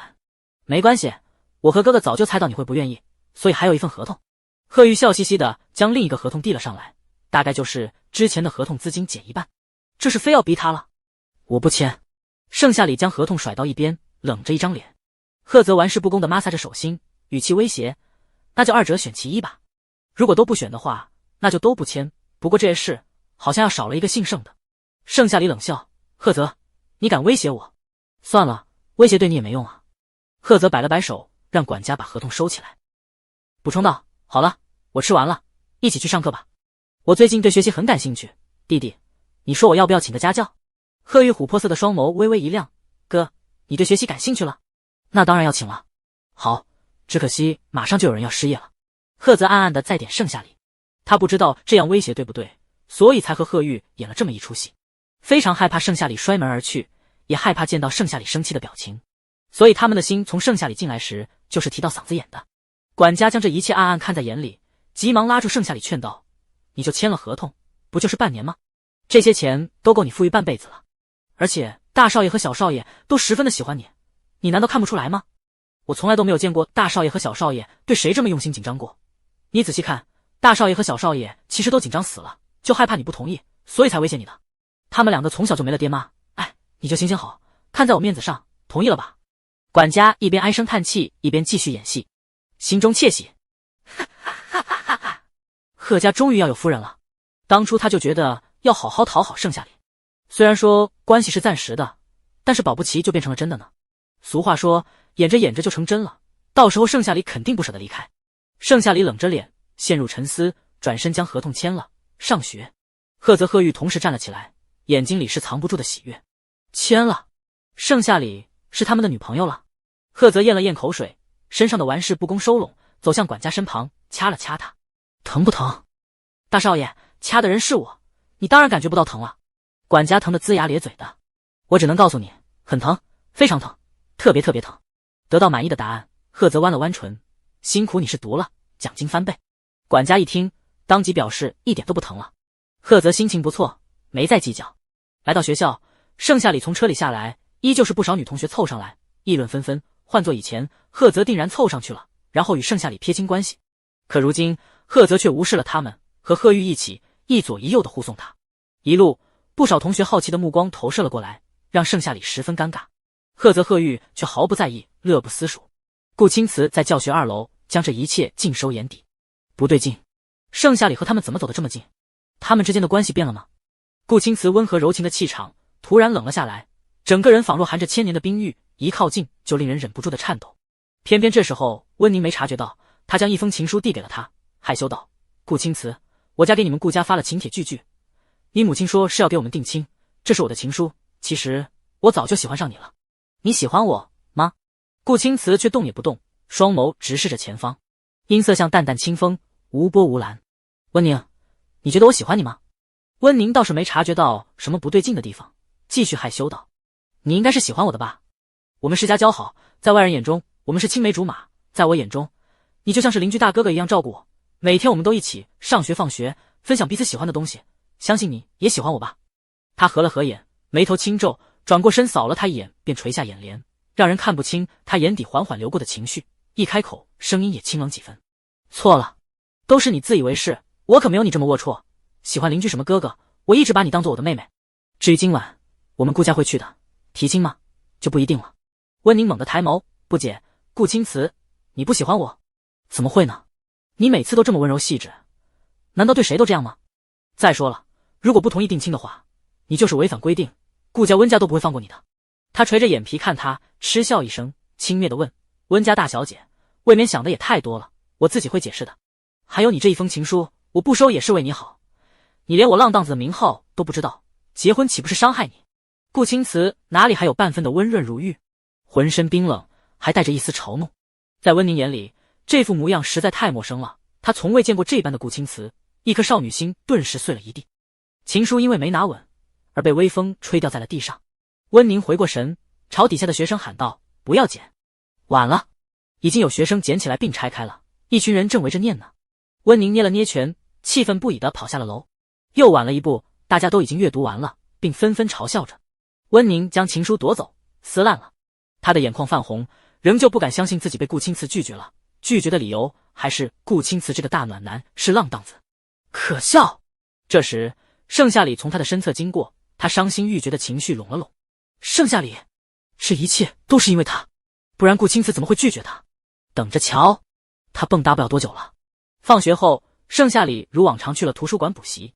傍晚，他与傅寒生告别，前往公交车站台。谢景南和贺泽贺玉坐在教室内，一直等到了夕阳落下，都没等来盛夏里来接。谢景南似笑非笑的妖孽双眸沉了下去，拍桌而起，大长腿一迈，离开了教室。女朋友好像忘了他有男朋友了，也忘了男朋友要一起回家的。算了，下不为例。贺泽贺玉相互对视一眼，就像是流浪猫在等待主人领走，主人却忘了。两只流浪猫可怜巴巴的等着，一直到星星在蓝灰的天空眨眨眼。哥，怎么办？贺玉琥珀色的双眸微微暗淡下来，眼睑垂下。贺泽踢了一下桌角，可能是百度出了问题，所以盛夏里才不等咱们的。既然这样，那我们就别等下去了。贺玉重重点头，不忘给盛夏里发了一条消息：你在哪？盛夏里坐在私家车内，与顾青瓷并排坐在一起，气氛安静，空气中散发着一股好闻的清香。他看到消息，立即就敲字：我到家了，怎么了？对面秒回：没什么，平安到家就好。看到这里，盛夏里关了手机。就在半个小时前，盛夏里在等公交车，突然被顾青瓷给拉进了车内，说是有一笔大生意要和他谈，报酬是500万。盛夏里快穷疯了，顿时答应下来。大生意很简单，假扮女友，定亲，吃饭，事成之后拿钱走人，甚至不需要多待1秒钟，顾青瓷也会帮助他的。有了底气，盛夏里还有什么怕的？还有，他早就将什么男女朋友抛在了脑后。车子稳稳地停在顾家，顾青瓷下车为他打开车门：请吧。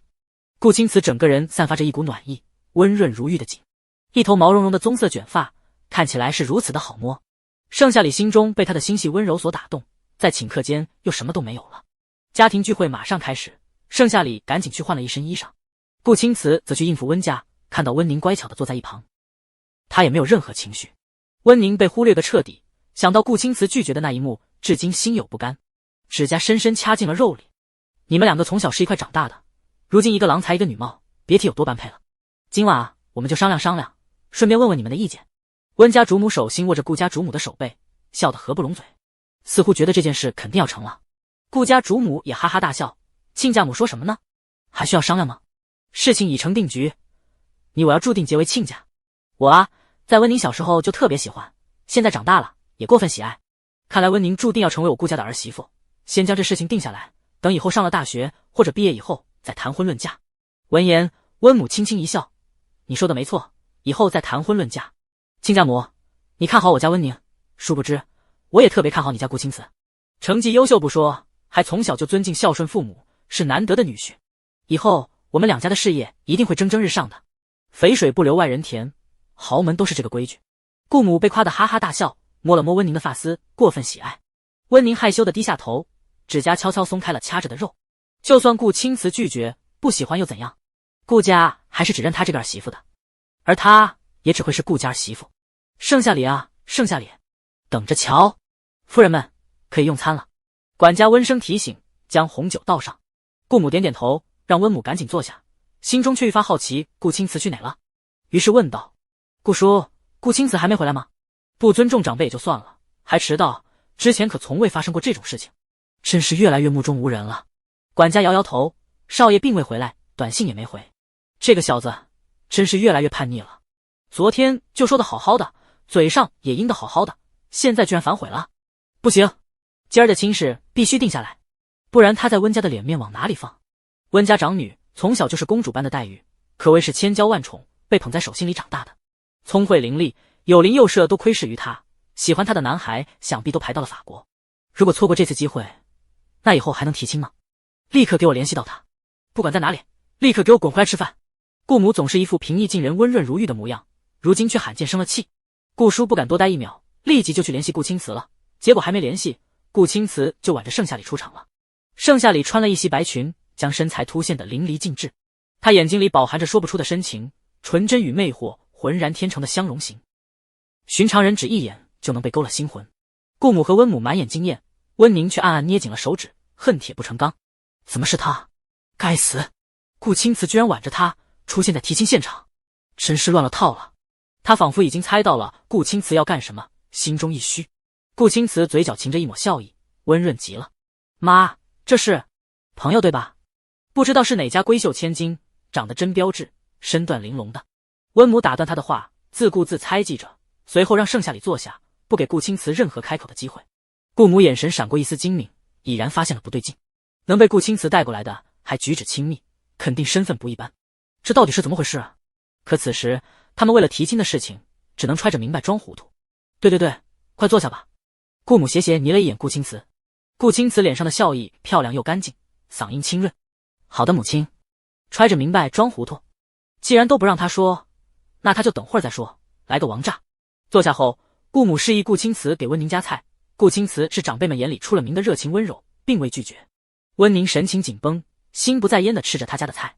只听嘎嘣一声，温宁眉心紧皱，脸色微白，嘴唇也在顷刻间破了皮，露出一丝朱红。温母赶紧看了看，原来顾青瓷给温宁夹的是龙虾头，温宁连看都没看，就朝着最硬的地方咬了下去，因此被刺破了嘴唇。察觉到温母的脸色变黑了，顾母才发现了不对劲，桌子底下的胳膊肘用力戳了戳顾青瓷。对不住，顾青瓷这个臭小子没怎么接触过女孩子，失态了。要不要紧啊？我让家庭医生给你处理处理。温母黑着脸，行，处理一下吧。我们温宁从小就是掌心里捧着长大的，娇贵无比。我懂。顾母连连点头，心里对顾青瓷今日的作为十分不满。那个谁，你也吃。顾母交代盛夏里，只把她当作顾青瓷的学妹或者是朋友，又或者是无关紧要的人物。看在盛夏里这么安静的份上，语气稍稍缓和。温宁正处理着伤口，心中一紧，嫉妒将他拉回了现实，眼中含着恶毒。顾母抬头就能瞧见，偏偏谁也没抬头。盛夏里清冷的应了声谢谢，妈你也吃。刚恢复正常交谈的众人突然被这么一声妈给呛得直咳嗽。顾青瓷侧眸含笑，似乎意外了一下，又捏了捏他的手，对顾母说道：妈，正式介绍一下，她是我的女朋友，不是那个谁，她的名字叫盛夏里，盛夏的盛夏，里面的里。这场订婚宴不是故意要来迟的，我女朋友穿衣打扮需要时间，所以等得久了些。盛夏里咬了咬牙，没甩开他的大掌，挤出一抹假笑，是的，你把我们温家当什么了？还亲家？真是可笑至极。温母一拍桌子，语气含恨，说什么他没接触过女孩子，难道从小接触温宁还少吗？顾母微怔，顾青瓷，你解释一下，这到底怎么回事？你不是说你单身吗？所以我才费尽心思给你组了局，没想到你居然转身带了女朋友，你要打谁的脸？大概是太愤怒了，顾母直接拍桌而起了。顾青瓷将盛夏礼护在身后，一身白衣十分养眼，面对喋喋不休的质问，神情依旧温和，嗓音清润。看来温宁没交代清楚，那我就说了，他昨天和我表白了，被我拒绝，我只把他当妹妹，本以为他会告诉你们取消订婚宴，没想到他什么都没说，自私的进行这场订婚。这件事于情于理是谁的错？顾青瓷不急不慢地说着，不忘去看温宁的脸，他的脸色难看。温母的脸也微微变白了，这件事情温宁根本没和他说过。温宁是这样吗？温母问他，在他的眼里，温宁一直都是识大体的模样，比同龄人早熟，街坊邻居都夸他聪慧伶俐，从未撒过谎，所以温母心底有几分失落的。温宁咬了咬唇，血珠再次溢了出来。她是父母眼中的乖乖女，此刻良好的形象却碎了一地。是真的。温母本来还占据上风，此刻却像一个无理的疯子。那个，今晚的事情是我们错怪你了，我们就不吃了，先走了。话落，温宁被温母给强拉硬拽拉走了。盛夏里和顾青瓷相互对视了一眼，任务圆满完成，酬金到手，空气又恢复了往常的安静浓稠，仿若刚刚的一切都没发生过一样。盛夏里冷冷开口：“那个，我先走了。”声音被压低，只有两个人之间才能听到。走。顾青瓷望着他，眸目温和，扯唇笑了笑，先吃饱再说。规则的确有一条，不按要求，酬金减半，所以盛夏里只能硬着头皮答应了下来。行。顾青瓷拉着他坐下，给他夹菜包虾，将空空如也的碗填满。哪有什么不会照顾女孩？刚刚的一切都是装的罢了。顾母将这一切尽收眼底，似乎没想到刚刚温宁会骗人，一下子就把他心中的信誉给弄低了。那个，你和顾青瓷谈了多久？姓盛的，这豪门世家倒是没听说过。不是宦家小姐？那是，反正顾母不接受穷人。看来任务还没结束，盛夏里面对盘问，轻描淡写的回答：10年。10年？顾母一口红酒喷了出来。想让他分手还可能吗？或者说顾青瓷舍得吗？你家里是干嘛的？盛夏里冷淡道：无业游民，家母以前是干保姆的，住在穷人区。穷人？这无疑是给他重击一下。这样啊，那你很喜欢顾青瓷吗？你到底看上他哪一点了？顾母继续盘问，步步惊心，心里盘算着怎么才能让两人分手。盛夏里看上了他成绩优秀，可以借我抄作业。这说的是人话吗？你的成绩很差吗？顾母又问他。盛夏里顺势接下话，倒数第2。顾青瓷看着自家母亲的脸都绿了，扯了扯唇，没有半分阻止的意味，反而是十足的感兴趣。他爱怎么编就怎么编吧，行为在他眼里十分可爱。顾母冷笑，看着一桌子的饭菜，顿时索然无味起来。这些爆炸的消息无疑让他心情全无。他收拢好情绪，问顾青瓷：你喜欢他什么？盛夏里看起来冷冰冰的，看来得从顾青瓷下手了。说不定顾青瓷是恋爱脑。顾青瓷将手套取下，微微勾起唇角，亲昵地帮他拨弄了一下额前细碎的刘海，含情脉脉道：喜欢他的冷清，目中无人，爱好吃饭时的模样。顾青瓷喋喋不休地说着，温柔快要将他溺死在里面了。你难道就不觉得他图你钱？果不其然，顾青瓷有大问题。顾母抽了抽嘴角，温柔难以维持。顾青瓷憧憬道：在我看来，钱在哪里，爱在哪里？他只图我的钱，为什么不图别人的？这还是他那个温润如玉的儿子吗？年年第一，老子死哪里去了？盛夏里点点头，乖，以后把钱都给我。好男人兜里都是没有钱的，你可不要学坏了。怎么越来越离谱了？关键顾青瓷点头答应了下来，看来拯救不了了。用餐结束，盛夏里被顾青瓷送回了家。酬金转进卡里的时候，盛夏里觉得一切都值了。还有他努力让顾母讨厌的戏份也演得声情并茂。以后有这种好事还找我。盛夏里盯着资产上的零，又惊又喜。顾青瓷眼底藏着细碎的月光，仿佛整个银河都在其中闪烁，嘴角轻扬，笑意盈盈。好，下一秒，盛夏里的卡里就多了8个零，1000万。盛夏里手一抖，手机掉落在顾青瓷的腿上，两人挨得近，彼此的呼吸若有若无地交织在一起，就连身上好闻的味道也相互交缠在一起。为了演得逼真秀恩爱的，顾青瓷慢悠悠捡起来看了一眼，他给你转账干什么？这时他的手机发来一条消息，正是顾母发来的。我同意了，但是你俩的婚事不能定，我还想再观察观察。这些钱给盛夏里买点好吃的。顾青瓷笑意逐渐深了，同意了。预料之中，他了解顾母的为人是稍微是一点好就会同意的，所以以前谈恋爱，顾青瓷从来不公开，甚至玩弄人家的感情。你妈说什么？盛夏里好奇地看着他。顾青瓷将手机关上，撑着下巴，这些钱都是我转给你的，我妈那里已经同意了，以后见面继续装，这些都是酬金，时间最多不会超过半年，如果不同意的话就转回来吧。顾青瓷似乎笃定了般，笑盈盈望着他。盛夏里的确忍不下肉疼，将钱转出去，一咬牙同意了。毕竟谁会和钱不过去？不就是装吗？一个也是装，两个也是装，我答应你。洗漱完，盛夏里懒洋洋地躺在床上，顺便瞄了一眼手机。手机里莫名的有一个新的添加好友提示，点进去备注是顾母。盛夏里点了同意，对面没说什么，盛夏里看了几眼就关上了。此刻一串消息又发了过来，低头一看，谢景南、贺泽、贺玉、顾青瓷、傅寒生。谢景南，周末野餐，通知一下亲亲宝贝。贺泽、贺玉，周末见个面，约会。顾青瓷，周末见面，不要让母亲发现猫腻。傅寒生，周六见面，提前一天。盛夏里冷冷地敲了敲键盘，一一应了下来。都是自己做的孽，当然要还了。第二天，周六，盛夏里按照约定坐车去找了傅寒生。商场，父母和傅寒生还在冷脸相对，吵吵嚷嚷的。父母冷笑，我告诉你，我给你找的儿媳妇一定是最好的，你必须分手。分手？你开什么玩笑？今天就让你见见盛夏里。傅寒生不堪示弱。行，我也想见盛夏里一面，好好打了你的脸。父母一副他不识抬举的模样，趾高气昂进了餐厅。这家餐厅是 A 市出了名的，里面的海鲜十足鲜美。你不是不喜欢吃海鲜吗？傅寒生蹙着眉，含着脸，十分不解。父母自顾自找了个位置坐下，拿起桌上的平板点餐。我当然要把最好的东西给我未来儿媳尝尝，分享分享。他脸色立刻变又冷了3分，嗓音微沉，行，我倒是要看看究竟是谁能入得了你的眼。父母微微蹙眉，面色不愉。我也倒要看看我的儿子眼光是有多么的独特，竟然看上了一个一无是处、没脸没皮、穷到离谱的女人，真是给我傅家蒙羞。不劳你费心了，他快到了。傅寒生低头看了一眼短信，漫不经心的冷笑，很低很沉的声音。父母也同样不屑，冷笑着。离远了看，两人简直就是一个模子里刻出来的。父母将菜单递给服务生，随后不甘示弱的给盛夏里发了短信。到哪了？盛夏里刚踏入商场的地界，看到消息，回了一行字：我到了，40桌对吧？父母发来一个笑脸，没了下文。盛夏里蹙着眉，总感觉哪里不对劲呢。这个爱请教游戏技巧的阿姨和傅寒生居然同时约见他，并且都在一个地点、一个餐厅，还一个桌子，难不成两人认识？没多想，盛夏里进了餐厅里，他的出现吸引不少妇人的视线。餐厅里也从不缺少妇人的哈哈笑声。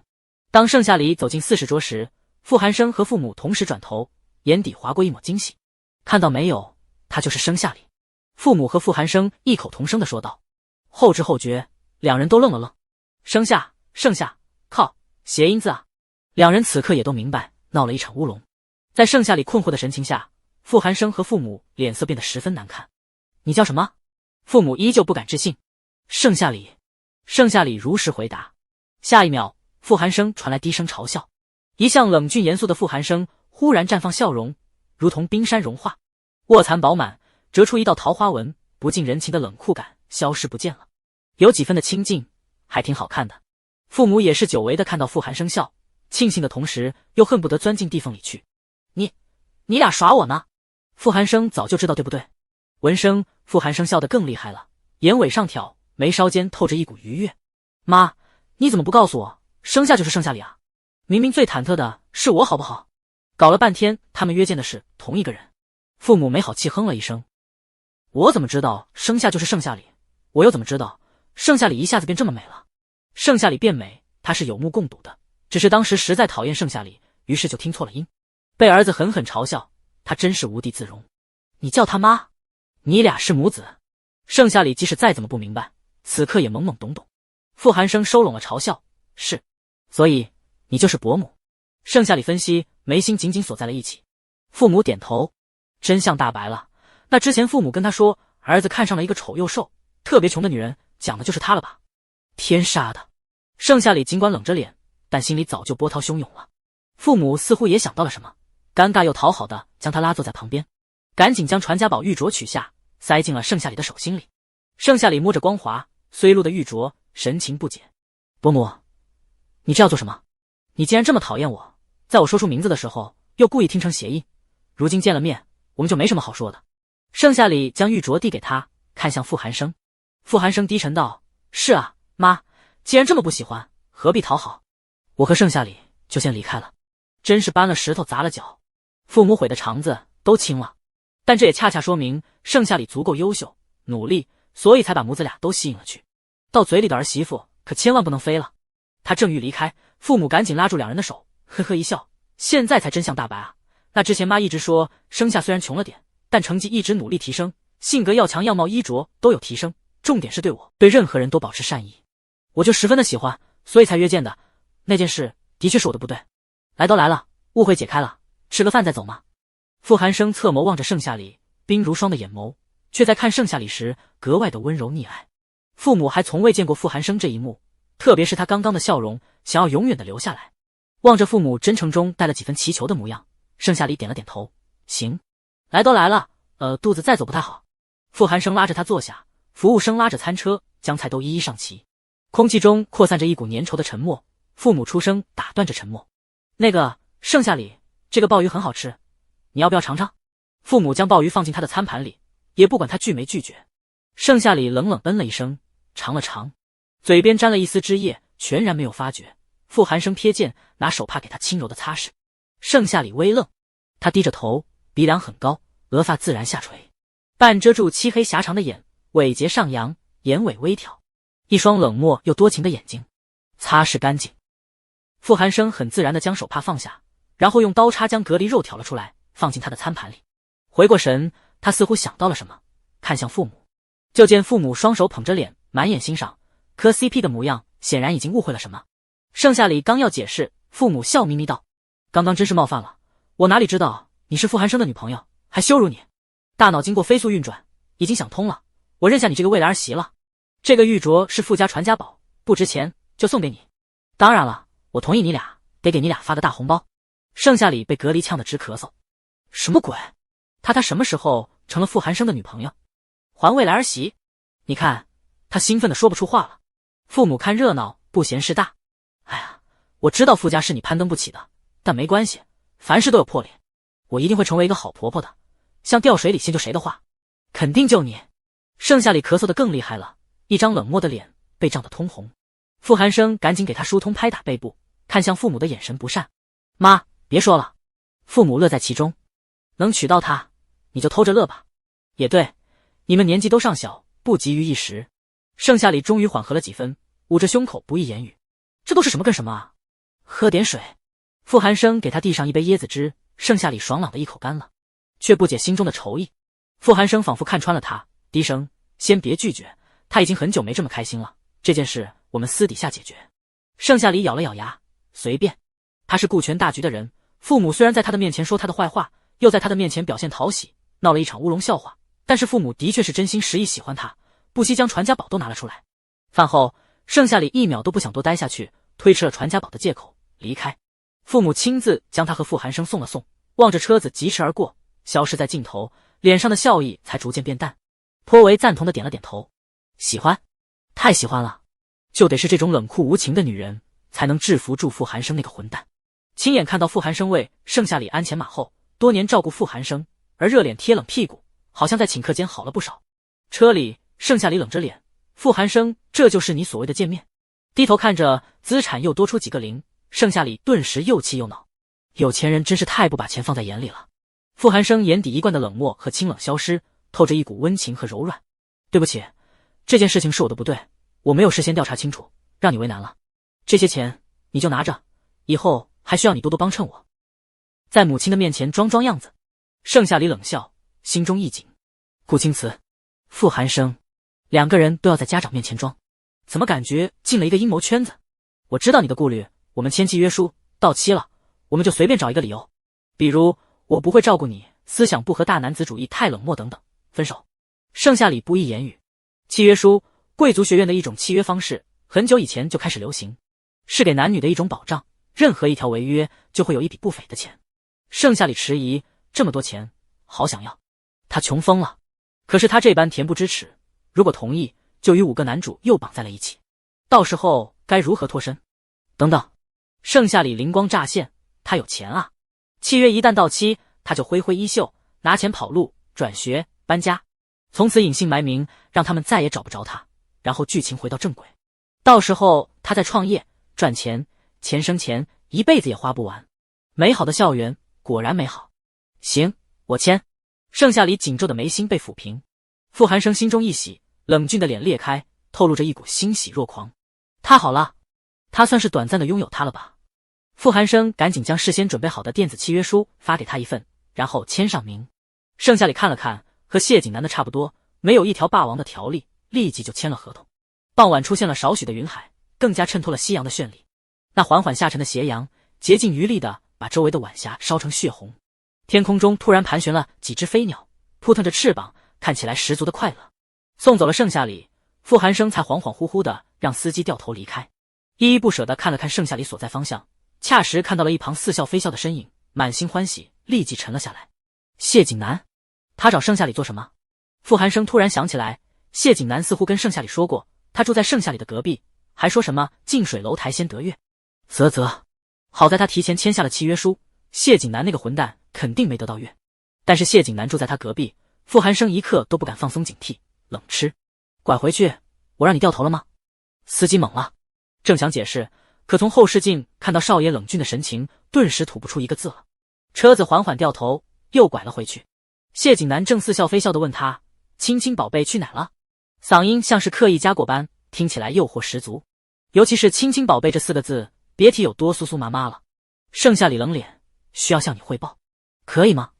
你知道的，如果你现男友和你前男友同时掉进水里，那我一定是你的新男友。谢景南真的好喜欢，他冷着一张脸，最好再捶他一下。明天去野餐，所以我去了商场。盛夏里隐瞒道，要是被发现他跟5个男主同时恋爱，那后果不堪设想，所以盛夏里想都没想就隐瞒了下来。谢景南似笑非笑，勾了勾唇，我就知道你把我放心上。是。盛夏里心虚，野餐我也要去。一道冷峻的声音传进2人耳朵里，正是本该离开的傅寒生。他怎么回来了？盛夏里心中一惊，要不是他贪图钱财，也不至于被这般场景。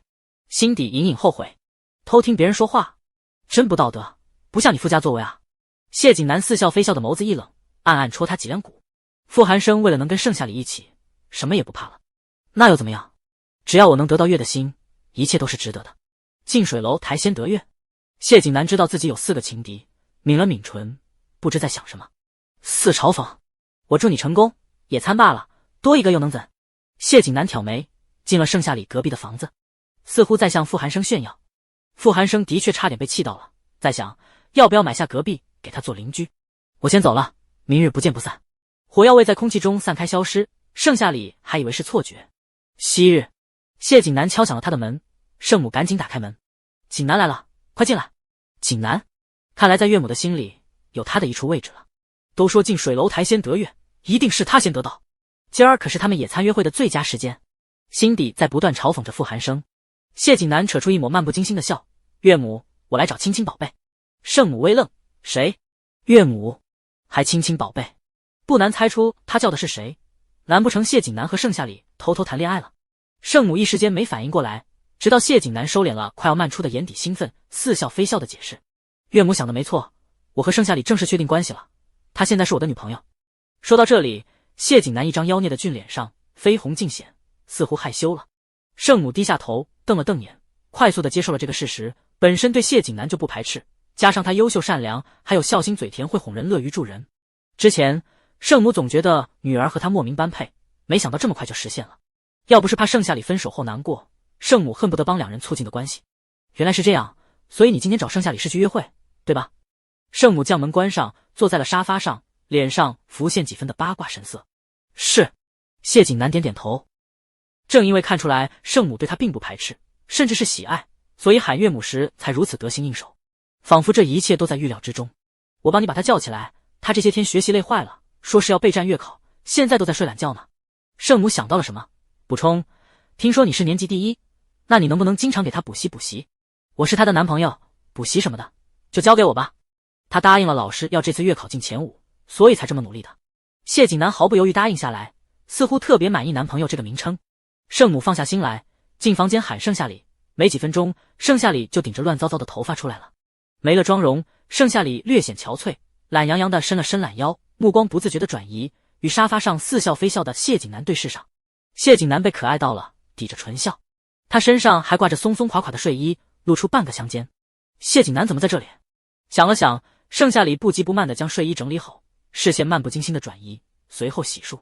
谢景南住在隔壁，没什么好稀奇的，在他家更没什么好稀奇的。他妈和谢景南熟络，嘴里总是挂着一句远亲不如近邻。谢景南来找他，无疑是野餐的事情。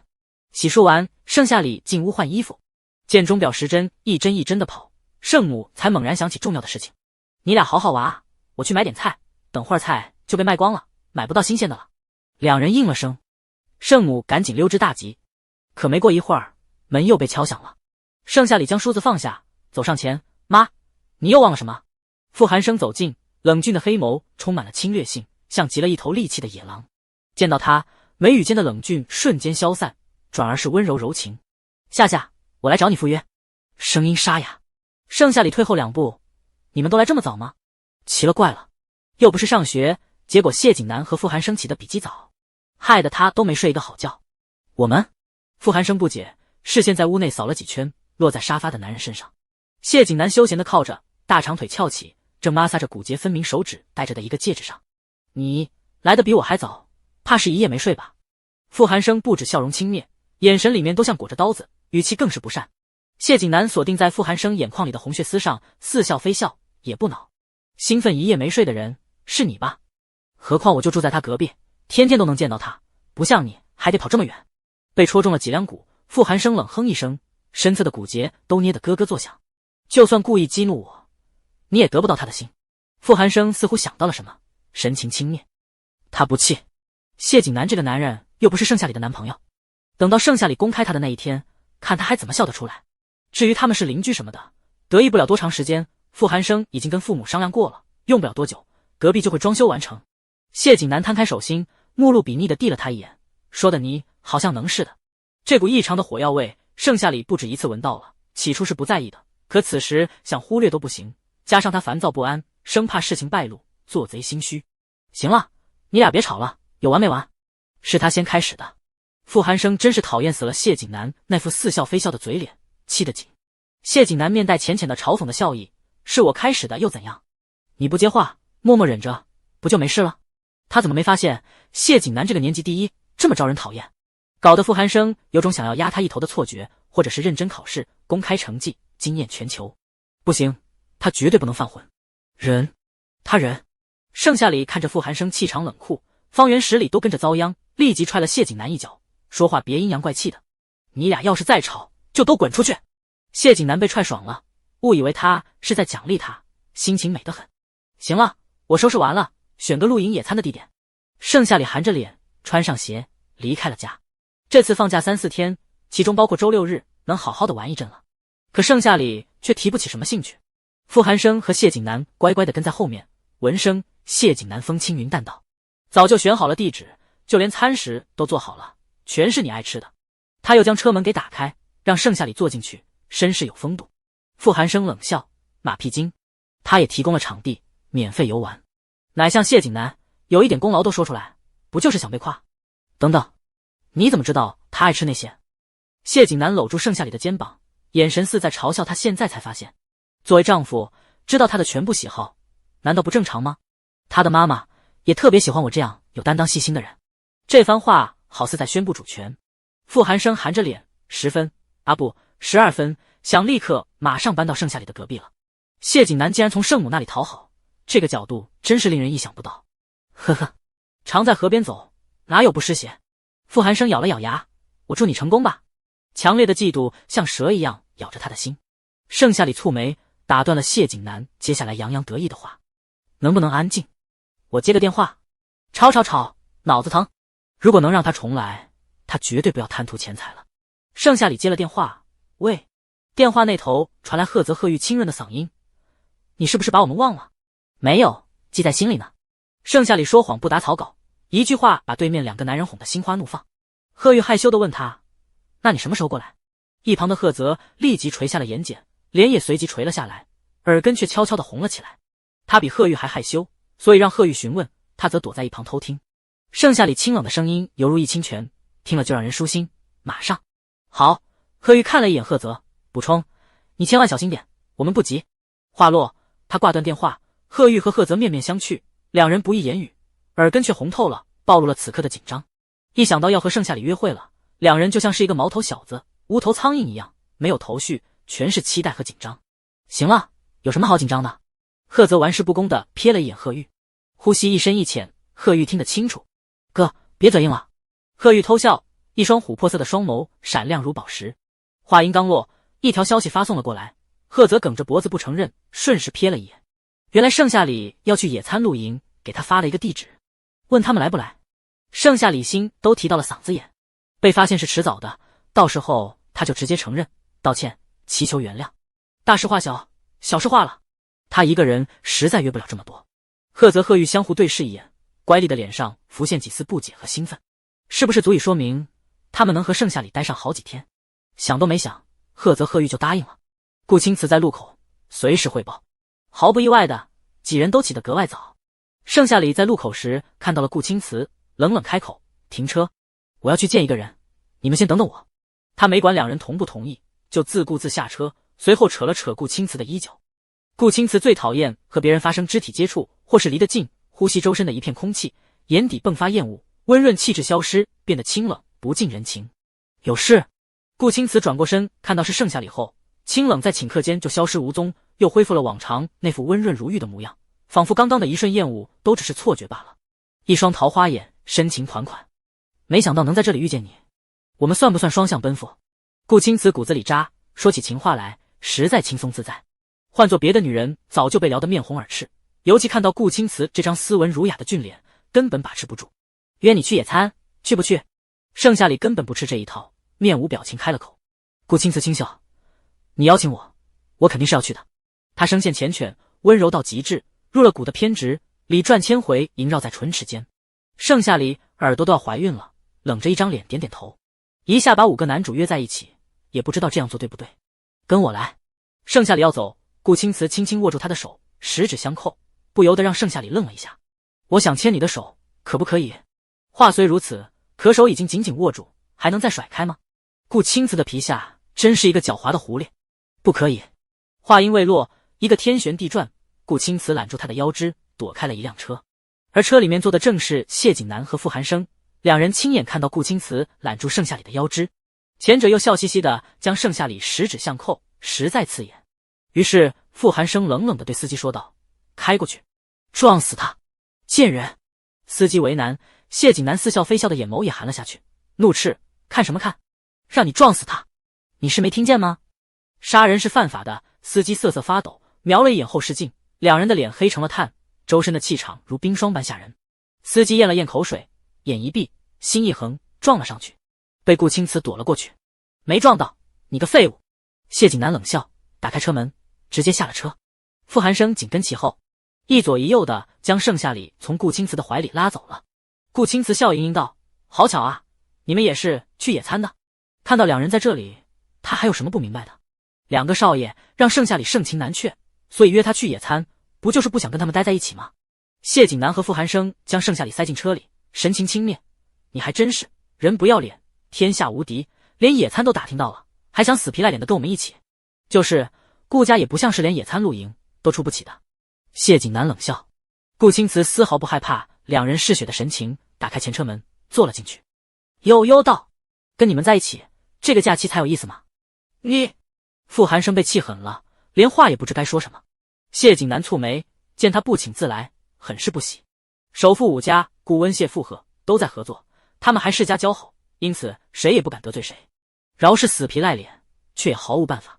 见顾青瓷坐在副驾驶，还算有点自知之明，傅寒生气急地坐了进去。刚刚撞我，请我野餐，不过分吧？顾青瓷瞥了一眼后视镜，正呼呼往外冒冷气的2个男人。傅寒生和谢景南有一瞬间尴尬。盛夏里在，他们更不敢多说什么了。心中不喜，顾青瓷的不请自来破坏了他们的计划。到了野餐地点，傅寒生和谢景南终于松了一口气。虽然气顾青瓷的不请自来，但好歹没有其他人跟着。下了车，赫泽、贺玉正满脸微笑的朝盛夏里挥了挥手。看到车内走下来3个男人，赫泽、贺玉各是一愣，动作微顿，缓缓的放下了。怎么是你们？傅寒生含着脸，我还想问你们呢，跟踪我们到底有什么目的？目的？什么目的？赫泽、贺玉看向他，眼底不明。见两人没有回答，傅寒生陷入沉思，猜测道：你们该不会也是奔着盛夏里来的吧？可恶，这两人是属狗的吗？闻着味就来了。赫泽捕捉到他眼底的嫌恶，冷笑：喂，懂不懂礼貌？什么叫做奔他来的？盛夏里身上写你名字了吗？我们为什么不能靠近？就是你为难也太霸道了。贺玉嘟嘴，一双琥珀色的双眸微暗。赫泽赞同，自作多情呗。双生子从娘胎里就有默契，一个唱白脸，一个唱红脸。傅寒生背对的哑口无言，他垂眸，若有所思地盯着不远处的两人，眼神里满是审视。赫泽吊儿郎当的，也不怕他盯着。倒是贺玉被盯得有点发怵了，他下意识地躲在了盛夏里的身后。盛夏里看他一副被受欺负的模样，腰杆直了起来。行了，傅寒生，他们是我邀请来的，这件事是我的不对，我以为几个人在一起就不会孤单了，你既然不喜欢，那就把我也赶走吧。盛夏里冷着一张脸，说出道歉的话，莫名的有几分反差和可爱。傅寒生的眼眸幽深，附上一层骇人的冰霜，却又眉头挑起，一双幽寒的眸子眯了眯。他的心像被一坛子酸醋浸透，觉得火烧火燎，难以忍耐，极度的发狂。他又怎么舍得撵他走？盛夏里都没有帮他说过话，贺玉就装得柔弱了一点，就激发了他的保护欲，这让他很不爽又无能为力。谢景南看热闹不嫌事大，似笑非笑道：他来就来呗，你急什么？既然大家都来了，那就一起露营，都是世家交好，何必生气？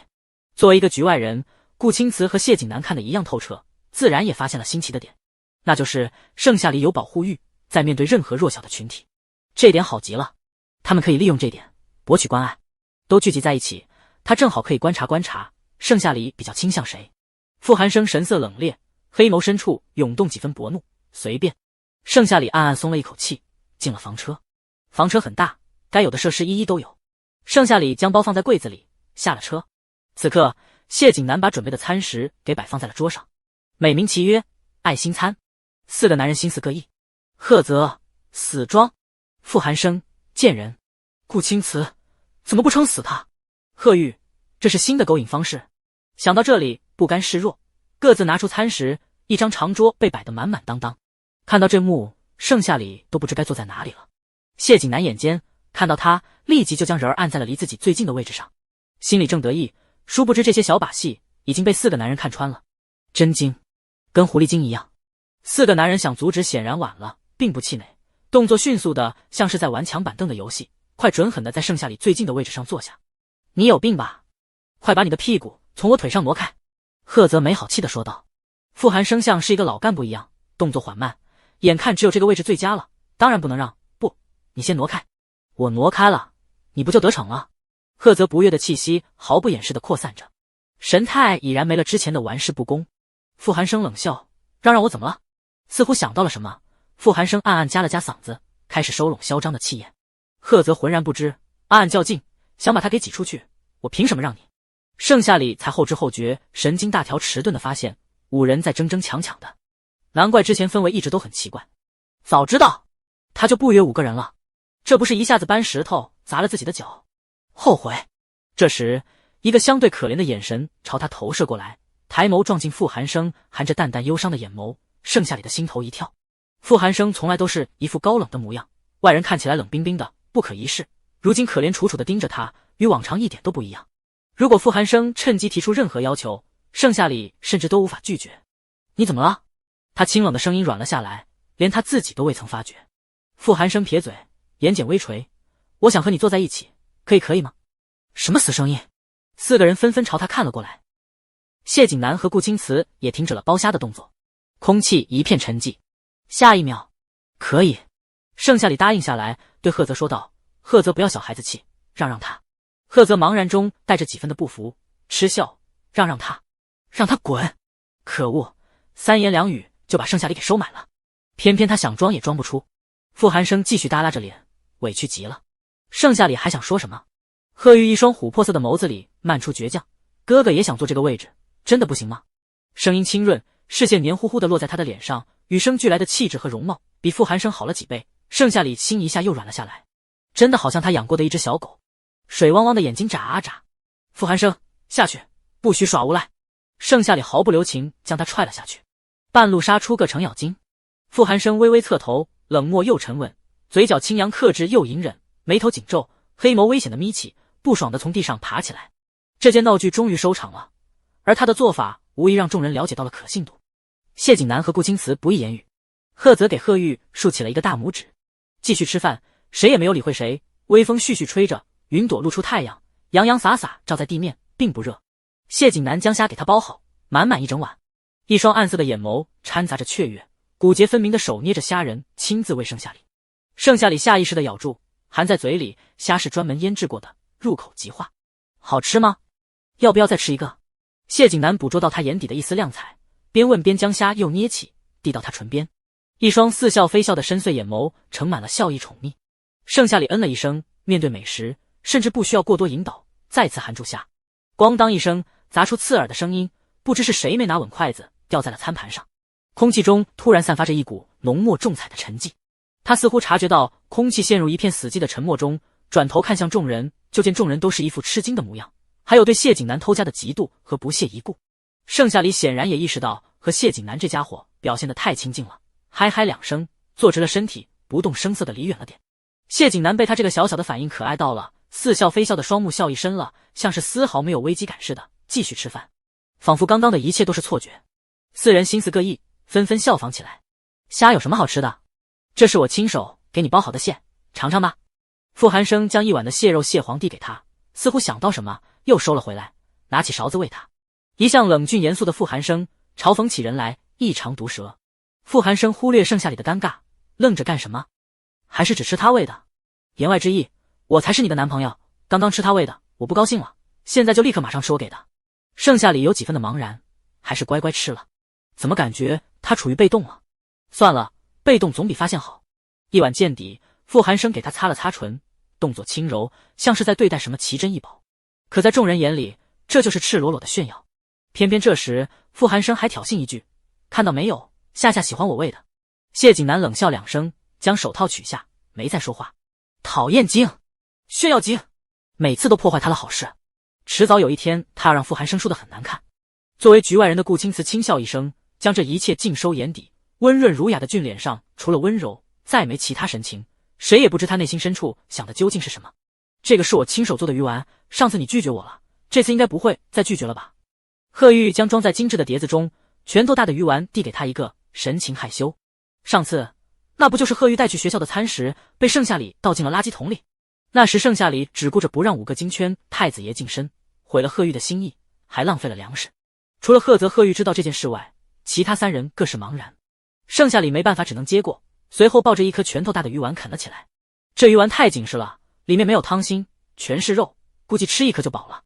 贺玉见他接受，一双琥珀色的清澈双眸微微弯了弯，露出2颗尖尖的虎牙，看起来乖顺的紧。贺泽心里泛着蜜，就知道此刻贺玉非常高兴，虽然也想投喂，但看着盛夏里腮帮子鼓鼓的，就知道没机会了。气氛又瞬间冷了下来。盛夏里终于把鱼丸给吃完了，因此饱了。他正想逃离这场饭局，一只手在桌子底下忽然被牵住，大掌独有的侵略性和安全感将他的手覆盖住，然后不顾他的挣扎，十指相扣。而那人正是顾青瓷。察觉到盛夏里的目光，顾青瓷看向他，唇畔笑得依旧如沐春风。盛夏里扯了扯，顾青瓷无动于衷。下一秒，另一只手被傅寒生握住，他身上独有的冷峻气质消散不少，整个人看起来只有一层淡然。盛夏里的脸却越来越黑了。这个小甜点不占肚子，夏里快尝尝。贺泽还没察觉到异样，向他推荐。想了想，他还是心有不甘，凭什么别人都能投喂，而他不行？都说女人有好几个胃，甜品、主食、零食、饮料、水果，他非得举荐一下下。甜品递到了半空，可盛夏里2只手都已经被扣得死死的，也不知道该怎么才能放开接下这块甜品。贺泽看他无动于衷，神情不禁开始怀疑。其他也纷纷露出了质疑的目光，看来他不喜欢吃甜品。谢景南为他辩解，贺玉摇头，不，他连我的小白兔奶糖就接下了。谢景南眼眸一眯，那就是单纯讨厌贺泽了呗。赫泽玩世不恭的气质消散，不知在想什么，半空的手慢慢放下。贺玉顿时心里也不好受起来。别胡说，他或许是吃饱了呢。盛夏里冷冷解释，对，我吃饱了，不是不想接的。那你为什么不早说？赫泽放下甜品，神情有几分黯然神伤。盛夏里的注意力太分散了，底下的手弄得他焦头烂额。他解释，我失神了，真无语死了，都是露营野餐的，就他带了一群男的，脸真白啊，还叽叽喳喳，让不让人睡觉了？盛夏里的声音被覆盖住，一个长相美艳飒爽英姿的女人从对面房车里下来，神情鄙夷，语气不屑，年纪看起来和他差不多大，浑身透露着一股不善。盛夏里借此机会，一个使劲甩开两个男人的手，顺势拍砖起，行了，我吃饱了，你们慢慢吃，小声说话，不要打扰别人休息。话落，他赶紧溜之大吉。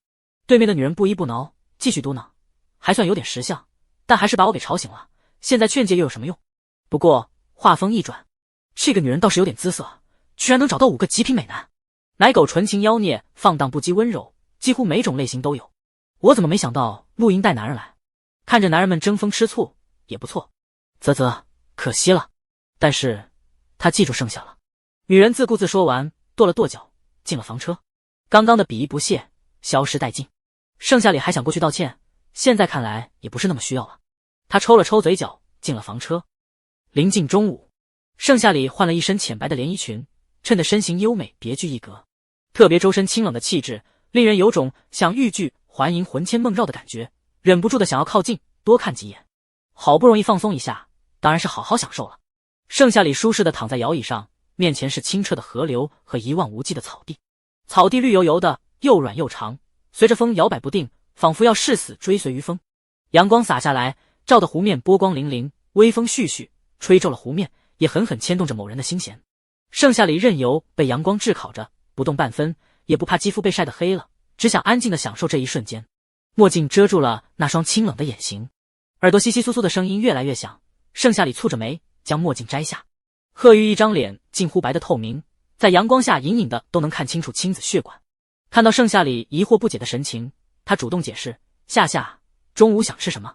盛夏里看着面前清澈的小溪，开玩笑道，我们抓鱼摸虾吃。啊！贺玉水性不好，乖顺的俊脸上红扑扑的，带着有几分的犹豫，随后仿佛下定了某种必死的决心般。好，我去拿工具。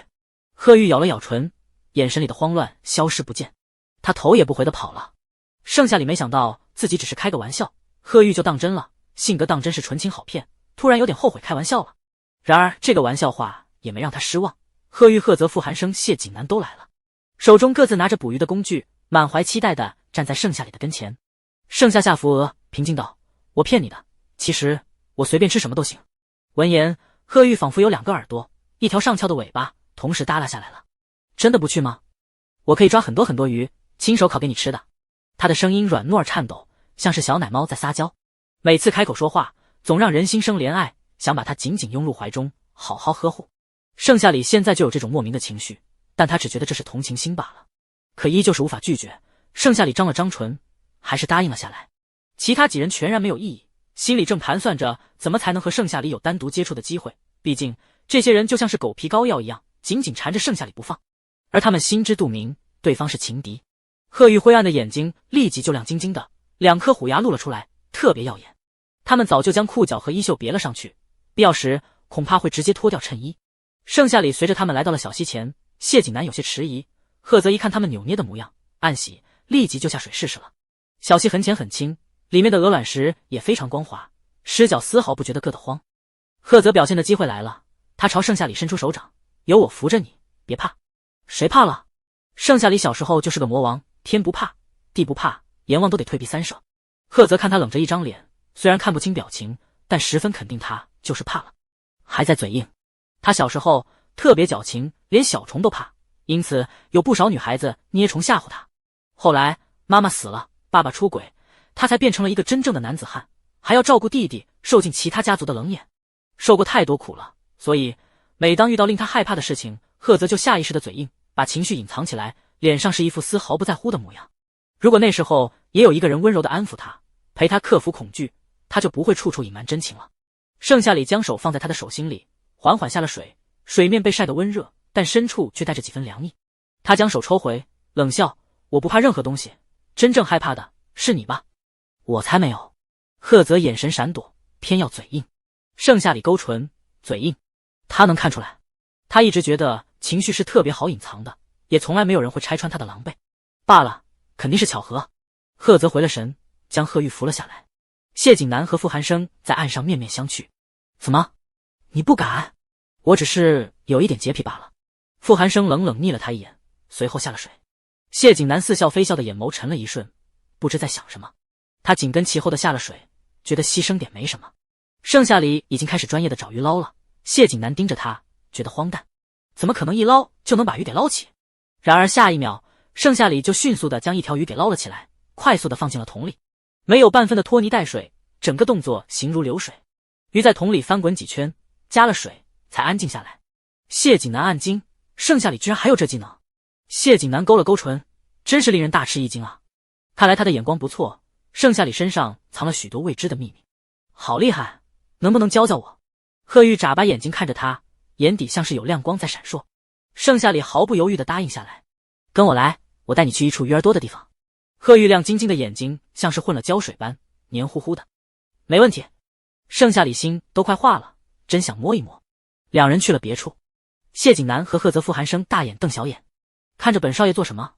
弟弟的魅力实在太大了，我能有什么办法？赫泽摆了摆手，继续专注地抓鱼。他想，即使不能单独在一起，但能吃到他抓的鱼，心里就仿佛有一股蜜在流淌，格外幸福。谢景南遗憾道：计划落空了，但幸好不止我一个人。后半句话是少有的幸灾乐祸。傅寒生紧紧抿着唇，贱人，可恶！他没办法，只能去捞鱼了，却不时瞄一眼盛夏里那边的情况。学会了吗？盛夏里演示一遍。贺玉崇拜的点点头。捞鱼时，眼神光微微闪烁，将鱼一抖，有些不好意思的冲他笑了笑。我好像有点笨，你能不能亲手教我？盛夏里没发现什么不对劲的地方。来，我教你。得逞了。贺玉将得逞的笑意收拢，露出两颗尖尖的虎牙，笑得眼睫弯弯。距离拉近，盛夏里握住他的手，冷清的讲解捞鱼的知识，随后手一抬，将浑然不知的小鱼给捞起来。他身上的味道淡淡的，带着一股幽兰的清香，十分好闻。尤其肢体在接触时，贺玉脸上会控制不住的浮起一抹诱人的红晕，甚至脑海里闪过一些不可理喻的画面，搞得他有一瞬间的不知所措，睫毛轻轻颤动着。你来试试。盛夏里松开他的手，那股气质清香缓缓消散。贺玉一愣，回了神，眼神恢复了几丝清滞，可他的动作却带着几分僵硬，眼睁睁地看着鱼儿从捞网里溜走了。盛夏里语气责备：不是这样的，我再给你演示一遍。在各个世界穿梭，他会的技能还挺多的。饥荒年代靠种田发家致富，年代抚养儿子打跑恶婆婆，就连在直播间也能靠神豪系统逆袭人生。随着他靠近，碎发飘扬，不偏不倚贴在了贺玉的脸颊上，痒痒的。贺玉的心弦像是被一根羽毛轻轻地挠了挠，奇痒无比，又波涛暗涌。他早就暗恋他了，此刻挨得这么近，每根睫毛都看得清楚，心跳格外清晰，声音大的似乎对方也能听见。盛夏里浑然不知，又教了一遍，看他不在状态，晃动5根手指问：你在听吗？我也喜欢你。贺玉愣愣道。盛夏里茫然。贺玉回了神，垂下头，没有说话。良久，只听盛夏里转移话题道：你试试刚刚的方法，一定行的。贺玉知道他不会同意的，并没有太伤心，亮晶晶的眼睛眨啊眨。没问题。他知道此刻的盛夏里是他的女朋友，虽然是协议上的。盛夏里嗯了一声，在一旁观摩。贺玉在试错几次后，果不其然成功了，笑得也格外的耀眼，似乎比这太阳还要耀眼。盛夏里的心头忍不住跳了一下，他发现了。盛夏里将这股异常压了下去。他和贺玉捞了半桶鱼，感觉够吃了。对比战绩时，盛夏里和贺玉明显完胜，傅寒生和谢景南的鱼寥寥无几。贺泽勉强有2条大的，几人中排第3，得意极了，恨不得到处炫耀。好了，处理鱼吧。盛夏里投给谢景南和傅寒生一个再接再厉的眼神。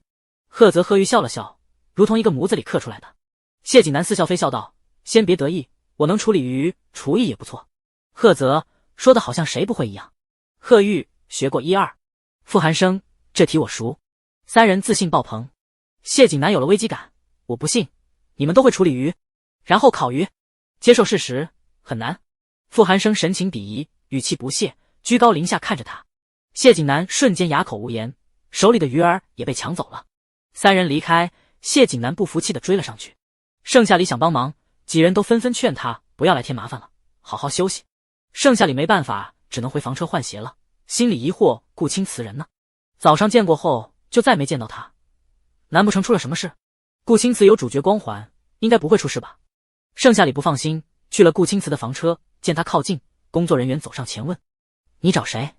顾青瓷：“这里面的人。”盛夏里如实回答：“哦，顾先生在睡觉呢，特意叮嘱我，不要让任何人上前打扰。”盛夏里了然于心，原来是这样，那没事了。工作人员嗯两声，离开了。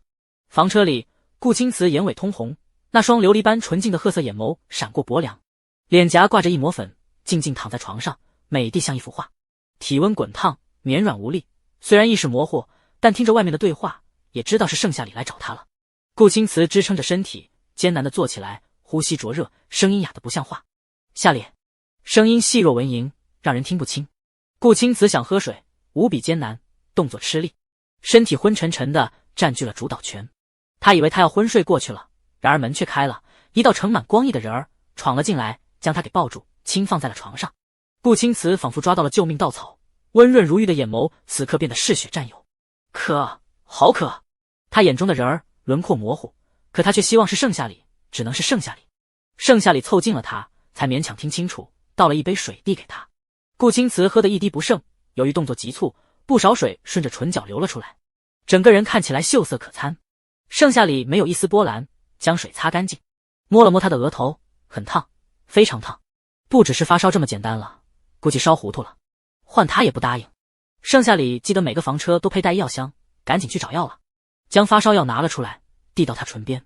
顾青瓷勉强看清楚了他，双手捧着他的脸，喃喃自语：“盛夏里。”这三个字在舌尖翻滚数遍，听起来情深似海。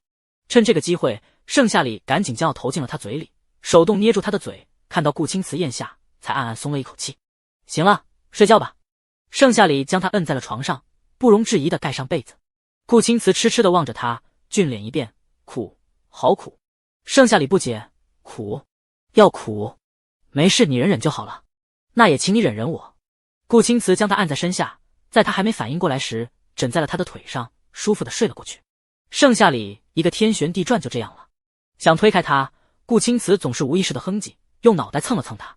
看着怀里垂下睫毛，高烧不退且没有安全感的男人，盛夏里终究还是心软了下来，心里生出一股异样。在河里捕鱼时也同样有。他意识到他可能变了。盛夏里无聊得很，静静靠在床头，没一会儿就睡着了。时间一点点流逝，顾青瓷的病情好转了不少，原本红扑扑的俊脸也恢复了正常。他是被几个男人的声音吵醒的，睫毛轻颤。不见几个男人的身影，顾青瓷抬眸撞入盛夏里的脸庞，他靠在床头，脸上有几分的疲惫，静静的酣睡着。他皮肤白皙，越发没有瑕疵，轮廓线条并非能给人凌厉美艳，反倒温柔似水的。可他大多时候不笑，映衬他自身的清冷，给人一种距离感。睫毛轻轻垂落，像一把小扇子。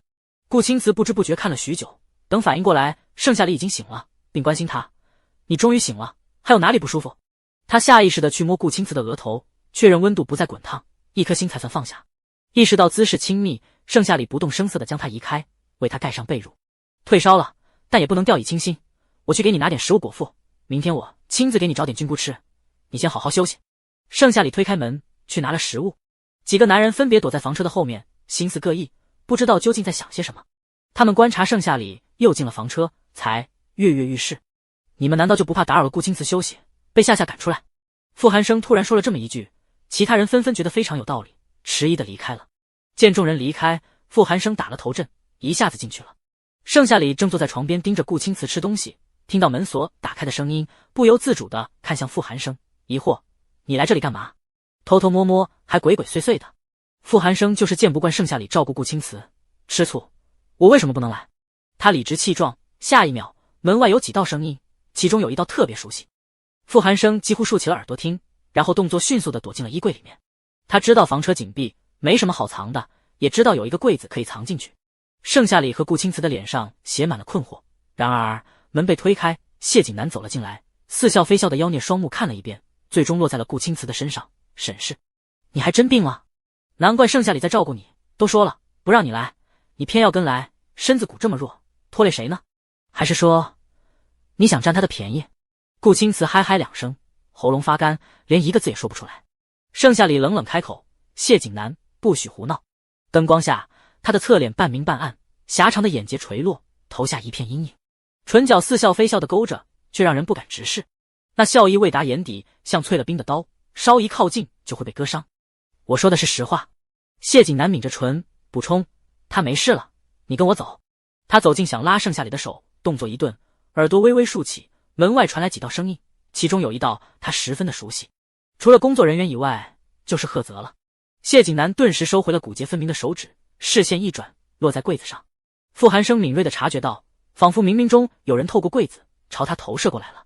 下一秒印证了猜想，谢景南打开了柜子，看到他时眼底全是震惊。傅寒生同样震惊地瞪圆了眼，眼神迸发好奇的光芒，仿若在质问他：你来干什么？真是黄鼠狼给鸡拜年，没安好心。谢景南勾唇眨了眨眼，什么叫做黄鼠狼给鸡拜年，没安好心？也不知道是谁先在这里埋伏的，还劝众人不要打扰他。所有人都离开后，他呢，居然最先反悔了。啧。傅寒生想让他滚，可门又被推开了。两人动作之迅速，将柜子关得严丝合缝，密不透风，连缝隙都没留。封闭的空间，两人深浅不一的呼吸声和砰砰跳的心都听得格外清楚。此刻，两人好像和解了，安静地听着外面的对话。大概是贺泽关心他几句，嘲讽顾青瓷怕水怕脏，所以才生病了。像他这种就不应该来，占有别人的女朋友，算什么英雄好汉？门外传来一道乖顺的声音：哥，你在里面吗？汉，好汉不吃眼前亏。贺泽脸色巨变，然后拉开了柜子。起初门有点难拉，但一使劲就拉开了。映入眼帘的是两个男人，傅寒生和谢景南。贺泽气笑了，为了不打草惊蛇，不被发现，果断地躲了进去。傅寒生和谢景南在心里暗骂两声：贱人，给我滚出去！他们想踹贺泽出去，大长腿在柜子里实在活动有限，不得已让开。看到这幕，顾青瓷咳嗽得更厉害了，盛夏里也忽然有种被捉掬的窘迫。贺玉推开门又关上，黏糊糊的视线如同胶水般落在了他的身上，又将周围不动声色的观察一遍，疑惑：夏夏，你见我哥了吗？我好像看到他来这里了。一步错步步错，盛夏里冷冷地指着柜子，在那里。柜子里的三个男人浑身一颤，此刻特别想钻进地缝里，连同柜子。贺玉嗯了一声，琉璃眸看不清别样的情绪，将门一拉开，三个男人眨了眨眼，显然想跑也跑不掉了，莫名的有种偷奸耍滑的刺激感。贺泽擦了擦不存在的汗水，离开了柜子。你也来关照夏里？贺玉主动开口，这无疑是给了一个台阶下。贺泽赶紧点点头。贺玉那双硕亮如尘的眸子微微一暗，没了下文。共感不苦涩，贺泽知道贺玉没有生气。傅寒生和谢景南被抓包了，藏进柜子里，此刻对方早就心知肚明，不一言语。几人假装问安，离开了房车，也顺便把盛夏里给带走了。夜深沉，盛夏里觉得待在顾青瓷房车里，相当于孤男寡女共处一室，对方还是病人，的确不太好。临走前，他让顾青瓷好好休息，明日再来找他，给他采蘑菇补补。四人听到他说采蘑菇，心思各异，都想去，但被盛夏里一句话劝退了，那就是山上有蛇，山路难行。贺泽想了想，依旧梗着脖子要跟着，盛夏里答应了。第二天一早，贺泽就把自己包裹得严严实实，和盛夏里来到山脚下。盛夏里抬步进入山林中，贺泽望着一望无际的山林，翠绿漠然，潜藏着危险，杂草丛生，是有些害怕的，但却也没办法。密林深处，千年古木拔地而起，树冠层叠如云海，阳光穿透枝叶间的缝隙，在地上洒下斑驳的光芒。两人一前一后的跟着，很快，盛夏里就在成堆成片的枯叶中看到了一颗小伞，轻轻拔起，放在了篮子中。贺泽有模有样的学着，视线流转，落在岩石边的蘑菇上，正欲去采，脚下一滑，整个不受控制往后仰。两人已经爬到了半山腰，如果掉下去，后果不堪设想。贺泽忍不住惊叫一声，突然身后有一股阻力，阻止了他往后倒的动作。回眸，是盛夏里单腿顶着他的后背，清冷看着他。一用力，贺泽整个人站直了，一颗心还在胸腔里扑通扑通的跳着。本以为会美救英雄，谁曾想是一只脚顶着他的后背，真的一绝。小心点，盛夏里冷冷开了口。贺泽咽了咽口水，眸底闪烁着几丝崇拜，小心翼翼地将蘑菇采了下来，炫耀似的晃了晃。厉害！盛夏里薄凉夸赞道。贺泽心底高兴，迫不及待地想表现，于是两人加快了寻找的速度，贺泽也越发的轻车熟路。这时，贺泽摸到了一个光滑的东西，软软的，似乎是个活体动物。他不解地将表面的东西擦掉，然后僵在了原地。是蛇，蛇！蛇被打搅到了，悠悠地转过头，树瞳冰冷嗜血，漠然地盯着他，丝丝地吐着蛇信子，仿佛在观察这个人类的体型是否能一口吞得下。赫泽呼吸一滞了，秉承着敌不动我不动的观念。盛夏里采了半天的蘑菇，回头要篮子，才发现身后早就少了赫泽，心里突然有一股不好的预感。他原路返回，看到了赫泽与蛇对视着，谁也不敢动。很显然蛇已经准备发起进攻了，试探性的往前一步。那种被毒蛇盯着的滋味一点也不好受。赫泽勉强的控制四肢，退后一步，身后就是万丈悬崖，保不齐从山上滚落，死伤惨重。盛夏里蹙眉，知道这种蛇没毒，也知道这种蛇体型小，吞不下人，但通常长得如同蛇蝎的毒蛇，所以令人恐惧。赫泽显然是不知道，所以就是被吓坏的那一个。嘶嘶，盛夏里收拢思绪，蛇已经发起进攻，朝赫泽的脸上咬。他迅速跑上前，将蛇精准地抓住了。近在咫尺的距离，赫泽早就被吓坏了，呼吸灼热，鼻息粗重。但幸好蛇被盛夏里给拿捏了，扔远后，赫泽一时间也没反应过来，双手不停地颤抖着，东西也随之掉落，脸色变得苍白，再没有血色。盛夏里走上前，在他跟前晃了晃5根手指，赫泽依旧没有反应，可仔细一看，他的眼眶微微红透了，隐隐的似乎还有泪花闪烁。你没事吧？盛夏里声音轻了下来。赫泽答非所问。我不怕，一点都不怕。他紧抿着唇，清澈的双目都开始渐渐赤红，阴雾目色渗着寒意，原本清冷气质倏然变得阴狠乖戾起来。吓哭了。剧情里的赫泽是个出了名的花花公子，实际上却如此的脆弱。盛夏里第一次真正的了解到赫泽了，他的另一面。盛夏里情难自禁的走上前，抱住了他，心里的感情在慢慢的变质。别怕，那不是毒蛇，再说了，我已经丢掉了，我会一直在你的身后护着你的。盛夏里轻轻拍打着他。赫泽终于出了声，喉咙哽咽，我怕，我好怕。他承认了，这是他第一次承认他很脆弱，是那么的需要保护。妈妈死后，他一直是家里的顶梁柱，隐藏了这么久的情绪都随着这一句话分崩离析，碎了一地。他泪水决堤，从未哭得如此凄惨，竟像个乞丐求怜悯般。盛夏里不言语，被紧紧抱在怀里，肩膀湿了一片。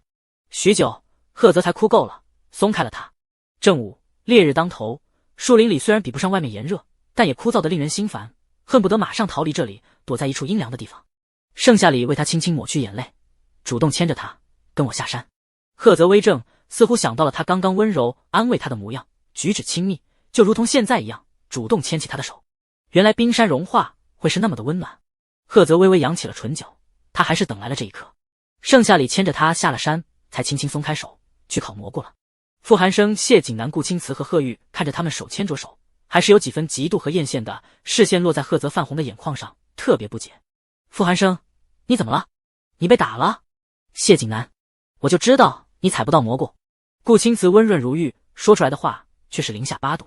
贺玉的共感告诉他，这绝对不是简单的哭泣悲伤，分明是喜极而泣愉悦，心里有一股暖流涌过，山上一定发生了特别的事情。他问道：哥，你哭了？怎么回事？没什么。赫泽似乎想到了什么，玩世不恭的神情变得扭捏起来。这种亲情是他们从未见过的，因此感觉新奇。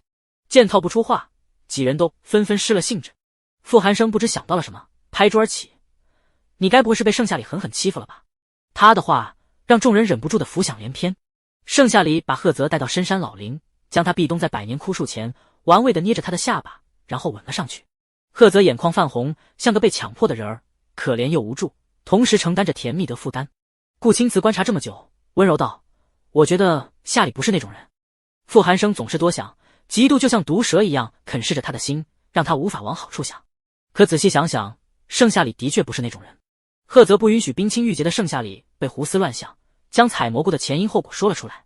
几人纷纷沉默了下来，他们哪里受到过这等待遇，心里已经极度惨了好吗？时间一点点流逝，盛夏里将香喷喷的烤蘑菇端了上来，冷着脸。几人伸出手，被他用力拍了下去。这个有营养，给顾青瓷补补。啊！几人纷纷叹息。顾青瓷那双温润如云的眸子带着几分喜悦，眉梢也带着几分愉悦，似乎很得意，隐隐的炫耀着，嗓音半隐哑着：辛苦了，你也吃。他骨节分明的手指捏着一串蘑菇，递到盛夏里的嘴边，不容置疑。盛夏里冷冷接过，含在了嘴里。蘑菇被烤得恰到好处，一口爆汁，十分美味。因此他的嘴角边留了一丝油渍，谢景南眼疾手快的为他轻轻擦掉，随后似笑非笑地勾着唇，将手指放进了嘴里。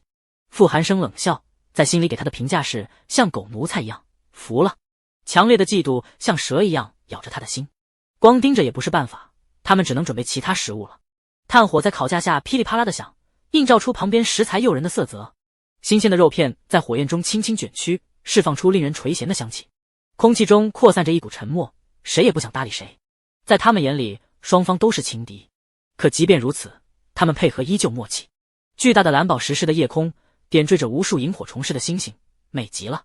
食材备好，盛夏里被叫了过来，还有顾青瓷。虽然极其不情愿叫情敌，但吃了一些蘑菇，显然会营养不足，饿死。盛夏里拿起肉串，静静地吃着。几人似乎也不愿意说话，安静极了。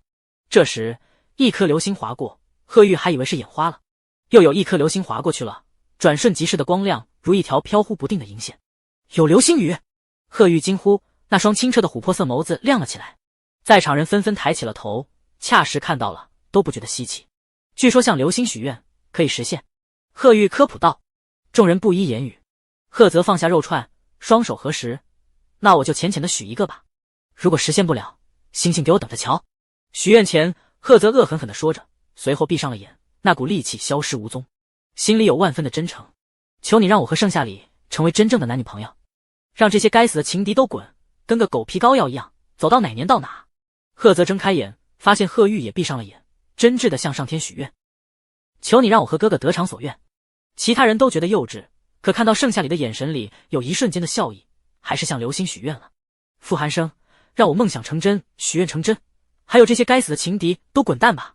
谢景南，我好像喜欢上他了，能不能让我和他单独待一会？顾青瓷，观察一个人就会发现其中的乐趣，蘑菇很好吃，而他在变化，让他笑起来，我从来没见过他对谁笑过。盛夏里不动声色地观察着众人，却没有对流星许愿，他要将这个愿望留下来，以后再许。你们许了什么愿望？谢景南似笑非笑地问他们。傅寒生冷笑，关你屁事，愿望说出来就不灵了。贺玉解释。行，不告诉就不告诉。谢景南勾唇补充道，像贺玉这样回答很难，整天耷拉着脸，说话刺刺的，跟谢家欠你傅家几亿一样。傅寒生不语。有吗？大概有。盛夏里也发现了傅寒生唯有对他才心平气和，对谁都是一副情敌模样，恨不得将对方千刀万剐。心里有问题，他觉得可能要找傅寒生谈谈心里话了。这时下雨了，可是很细很密，扑到人的脸上好像扑粉似的。草上树上慢慢开展到整个空阔无人的山峡里，都是这种轻飘的、流动的、潮湿的，令人思念的。几人快速将东西移动到帐篷底下。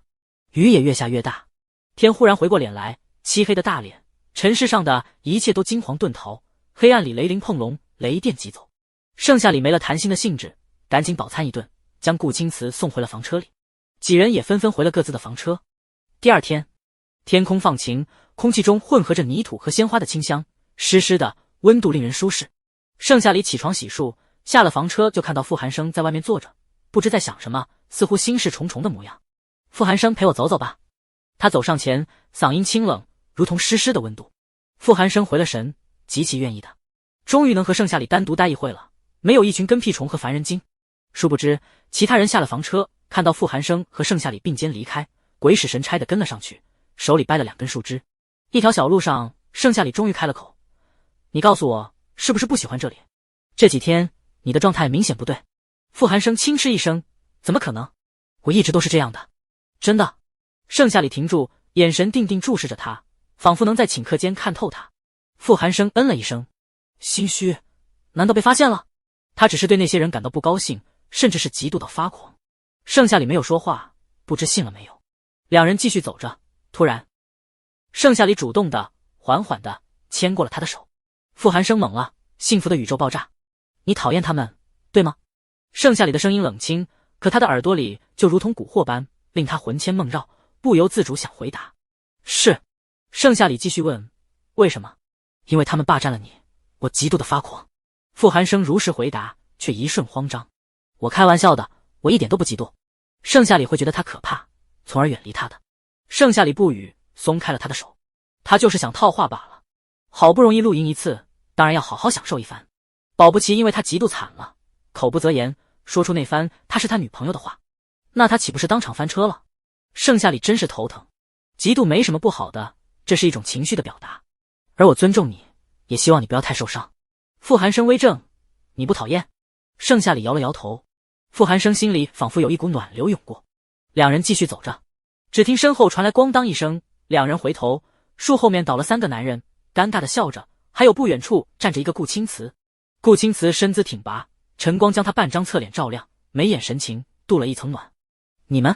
傅寒生微眯着眼睛，冷峻的脸上有一抹的薄怒。几人尴尬的环顾四周，不敢直视他们。顾青瓷解释道：他们偷看，我是来喊你们吃早餐的。闻言，谢景南、贺泽、贺玉冷笑几声，大抵是觉得顾青瓷价清高吧，分明就是来偷看的，还找什么理由？把自己特意衬托成一个好人的形象，显得其他人都是坏蛋。傅寒生，一群没有自知之明的家伙，还用来偷看？他最爱我了。自恋。谢景南。贺泽摇头，不见得。幻想症。贺玉。顾青瓷，我什么也没看到。傅寒生气笑了，就是羡慕嫉妒我，不肯承认罢了。等到他公开的那一天，非得羡慕死他们。一群跟屁虫。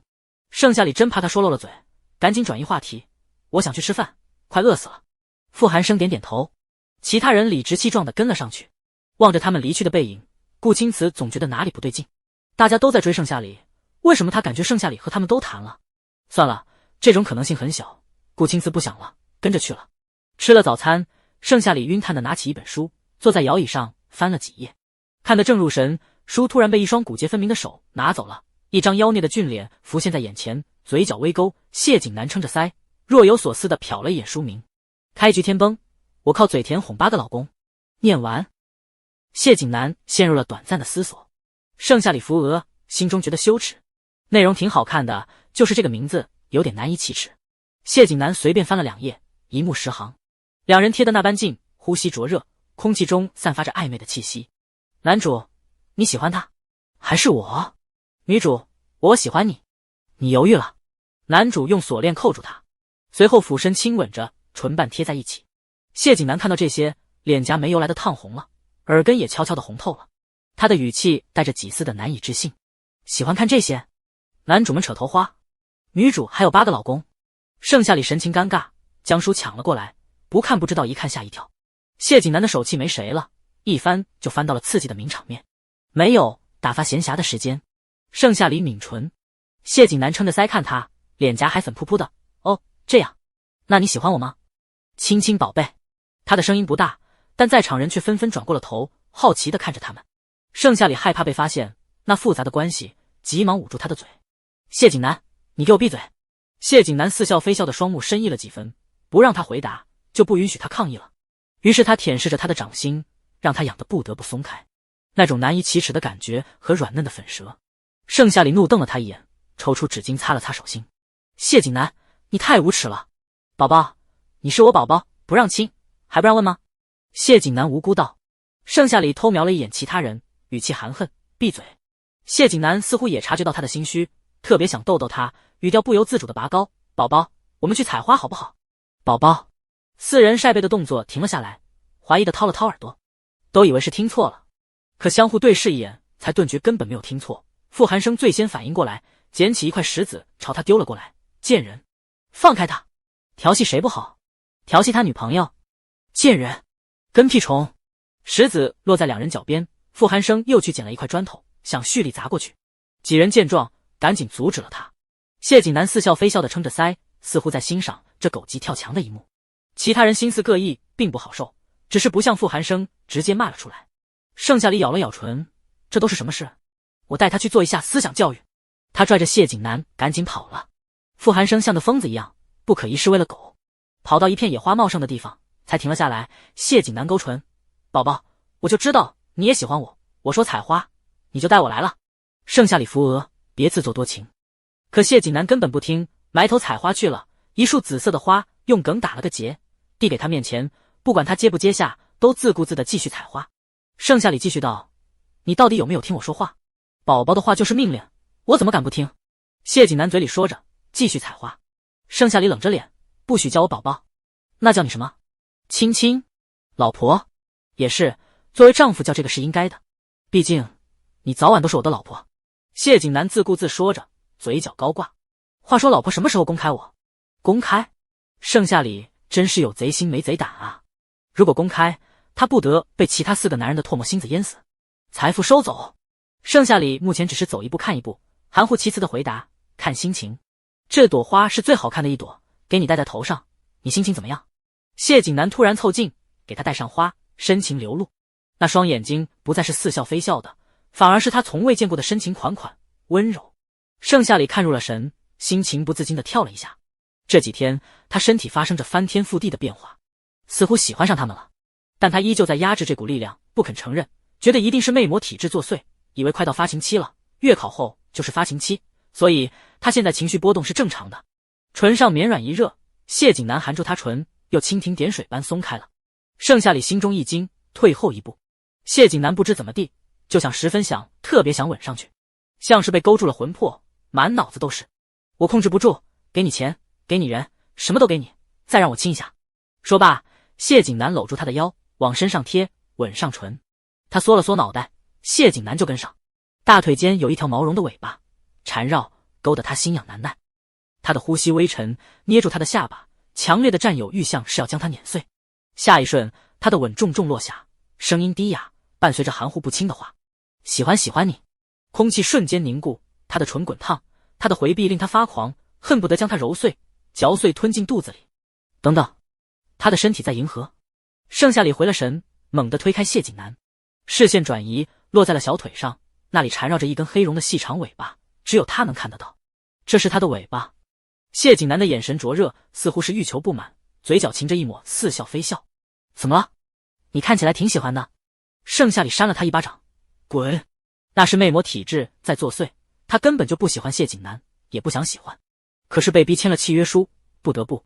谢景南微怔，神情巨变，欢喜地凑上前，想要拉住他的手，嘴上关怀。疼不疼？你打得我好爽，如果不疼的话，可以再打一下我吗？谢景南唇角翘起，妖孽的双目含着病态的偏执。盛夏里侧身躲开，拧眉，又扇了他一巴掌。自从知道谢景南是阴尸男后，打他都嫌弃舔他的手，这次显然被气到了，一时间也没收力。谢景南被打得侧脸，一个桃红的巴掌印在俊脸上。谢景南非常喜欢被打的感觉，也深知自己不是正常人，上赶着讨打。可看到盛夏里勃怒的样子，竟不易察觉地收敛了许多，黑眸恢复平静。我错了。谢景南拉住他的手，细碎地吻着他的手心，一边含糊其辞地道歉。他尊重他，不该这样，不该无视他的愤怒。这也是他第一次控制住了自己犯病。盛夏里居高临下地望着他，能清晰地看到他眼尾的一抹嫣红，以及掌心传来如同羽毛般轻轻拂过的触感。谢景南就像是上位者，在他的面前低下了头，收敛了锋芒，变得乖戾。他突然有几分的于心不忍，捏了捏拳，抽回了手。我原谅你了。谢谢宝宝。啊不，如果你不想我这么叫你，以后我都不叫了。谢景南深知盛夏里喜欢像贺玉那一款的，于是收敛了妖孽和逗弄，语调真诚。盛夏里心微不可察的又一软，冷冷道：私底下可以，但众人面前不行。谢谢宝宝。谢景南抱住他，唇角勾了一抹璀璨的笑容，不似往常。两人沿路走回去，谢景南的发梢被突如其来的弹弓一射，断了几根。此刻傅寒生正坐在房车顶上，闭上一只眼，瞄准了谢景南。傅寒生的旁边还有一堆小石子，底下晒日光浴的几个男人也懒得再管，只能劝谢景南好自为之。盛夏里扶额，真是没想到5个男主各有两面。傅寒生看起来是如此的冷傲，自从签了契约书后变得极度幼稚，真是一个妥妥恋爱脑。救我！谢景南躲在盛夏里身后，仿若求大人保护的小朋友。而傅寒生见到这幕，气得更紧了，嘴里含糊不清的骂谢景南一口一个贱人，想开房车撞死他。眼见傅寒生怒气飙到200，盛夏里果断离开了，他们的账自己清算。谢景南孤立无援的神情倏然消失，轻松躲开了傅寒生的石子，空气中仿佛有一股火药味。盛夏里来到顾青瓷身旁，摸了摸他的额头：你的病怎么样了？感觉好些了吗？好多了。顾青瓷额间传来微凉的触感，浑身不由得一颤。盛夏里全然没有发觉，坐下。3天的时间很快转瞬即逝，谢景南和傅寒生整日打打杀杀，相互都看不顺眼。至于贺泽贺玉不知在干什么，不见踪影。顾青瓷养病，常晒太阳。回到家，盛夏里一头倒在了床上。盛母笑眯眯地问他：跟你男朋友玩得怎么样？你指哪个？盛夏里急忙改口：挺好的。盛母点点头，心中埋下了一颗疑虑的种子：哪个？指哪个？难不成女儿一下谈好几个？不可能吧？不行，他得想办法让女儿的男朋友约到家里坐坐。圣母离开，盛夏里松了一口气。手机响了起来，拿起一看，南半梦打来的，随手按下接听。南半梦嘿嘿一笑，我没打扰你约会吧？南半梦不愧是情报员，这么快就知道了。没有，我都回来了。盛夏里如实回答。那就好。对了，这次月考，你我披荆斩棘，杀遍天下无敌手。南半梦看起来挺有自信的，与盛夏里刚认识的时候完全不同。行啊。盛夏里点点头，这次温宁引以为傲的成绩就不再是了。南半梦脸色一变，可惜了，我俩不是同一个学校的，你就只有我一个朋友，在偌大的贵族学院的多无聊。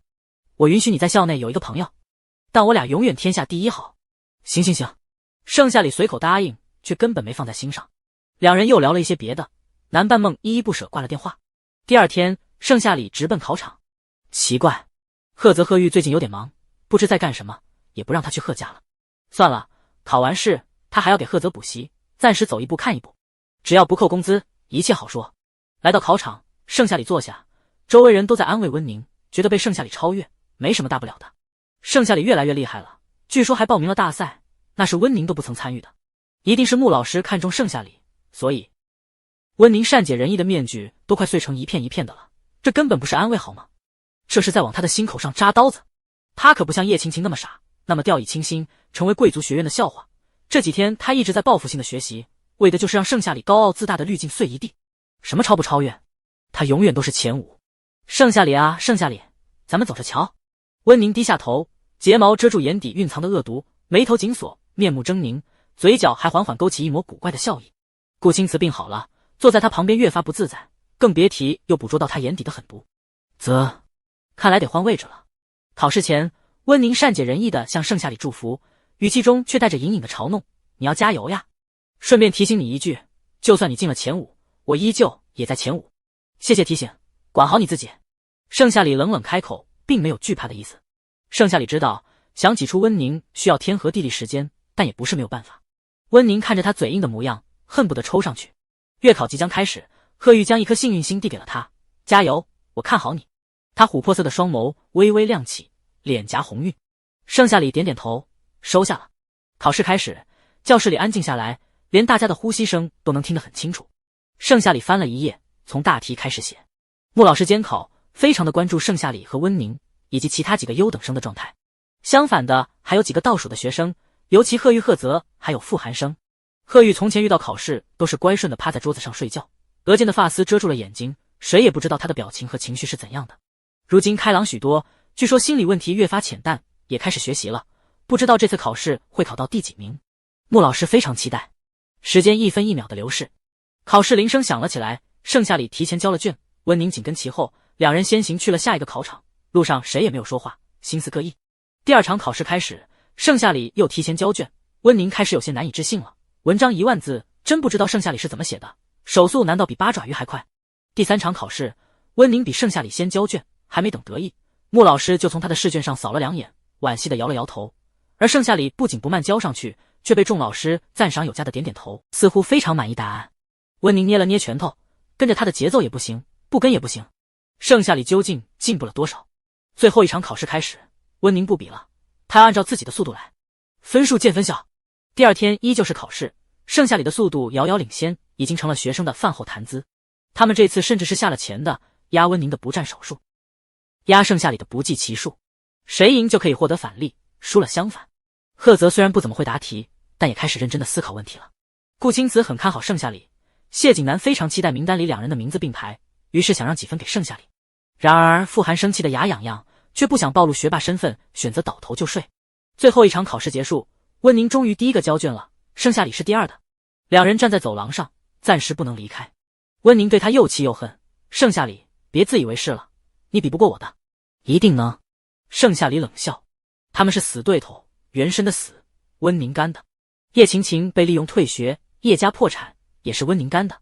他总是一副善解人意的模样，把人在无形之中利用死掉，然后一脸无辜。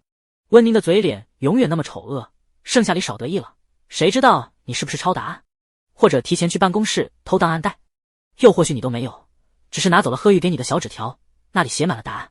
温宁少血口喷人，我什么时候拿小抄了？盛夏里十足的不解。温宁以为他是被说中了，于是得意洋洋地从他口袋里掏出一颗幸运星。这不是？盛夏里蹙眉，这是折的星星，你眼睛有问题。这个女主有点蠢，找他作弊的证据就算了，找不到硬说这颗幸运星也是。你急了，也是，那就让你先尝尝甜头，先让其狂，后者让你死无葬身之地，落得叶晴晴那样的下场。温宁神情悠扬，差点厉声笑起来。一想到盛夏里拿到分数被判定作弊，他就好想开怀大笑。盛夏里挑眉，跟看神经病一样的眼神看着他，又不紧不慢地将幸运星拆开，一张空白的毫无笔墨的纸张。看清了没？盛夏里将幸运星扔到他脸上，神情冷漠。温宁一看，眼皮突突的跳，非说这幸运星被调包了。盛夏里也不拦着他，让他去查监控。他是不可能让温宁成为叶晴晴的，仇报的太轻松了。当时叶晴晴也大喊他作弊，结果不得而知。这下温宁是彻底慌了，所有安慰都无济于事。他只能默默地往坏处想，比如盛夏里这么快交卷，肯定是写不出来呗。可如果全对，那他就把盛夏里给弄死。之前没打死他，真是便宜他了。温宁较好的面容满是狰狞，目光像是淬了毒一样，直直地瞪着盛夏里。下课铃声响了，考试结束，温宁的心也随着落了下来，仿若绑了一个巨大的铅球，一直往心海沉。监考老师离开，严肃的氛围没了，穆老师示意大家安静并坐好。同学们感到异常奇怪，穆老师神神秘秘的，究竟要说什么？穆老师轻轻咳嗽2声，2件事：第一，换位置冲刺期末考试；第二，有一个新的转校生来了。新的转校生？大家纷纷好奇的向外探了探脑袋。穆老师继续说道：转校生这2天也在我们学校考的试，成绩会加在名单上，位置是按照排名来的，等成绩出来换，所以咱们先热烈的欢迎转校生。穆老师啪啪的鼓掌2声，大家的目光一致放在了教室门口，屏息凝神，气氛逐渐安静下来。一个身穿校服的女生走了进来，外套着米黄色的大衣，脚踩着一双黑色长靴，头戴着鸭舌帽，露出略尖下巴，周身看起来很有气质，像个有钱人。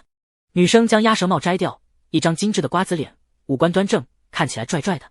盛夏里一眼就认出了她，露营遇到的那个女生。她还抱怨盛夏里带了5个男人，十分吵闹。女生似乎察觉到盛夏里的目光，视线撞了上去。女生嘴里嚼着口香糖，拽拽道：我叫萧玲，很高兴认识大家。萧玲，好好听的名字。大家七嘴八舌的讨论着，此刻都非常希望萧玲能坐在自己的旁边。穆老师询问萧玲的意见：萧同学，你要坐哪？座位只是暂时的，说不定明天成绩一出来，你就得重新选了。我知道，不用你提醒。萧玲嚼了嚼口香糖，语气有一丝的不尊重。可穆老师却没有说什么。盛夏里猜测，这个萧玲的背景一定不简单。前一世未曾出现这样的人物，看来因为他的改变，让许多轨道都发生了改变。盛夏里还是警惕一点比较好。盛夏里与他的视线交汇，萧玲邪魅一笑：我要坐他的旁边。萧玲往盛夏里的身上一指，穆老师一愣，仿佛没预料到会是这种情况。贺玉和盛夏里是同桌，难不成让贺玉坐其他位置？贺泽愿意吗？盛夏里微怔，贺玉在桌子底下捏了捏他的衣角，白皙的脸上写满了不情愿，琥珀色的双目微微一暗。我不想离开你。贺玉声音清润，视线仿若混合了胶水般粘在他脸上，控诉不公平。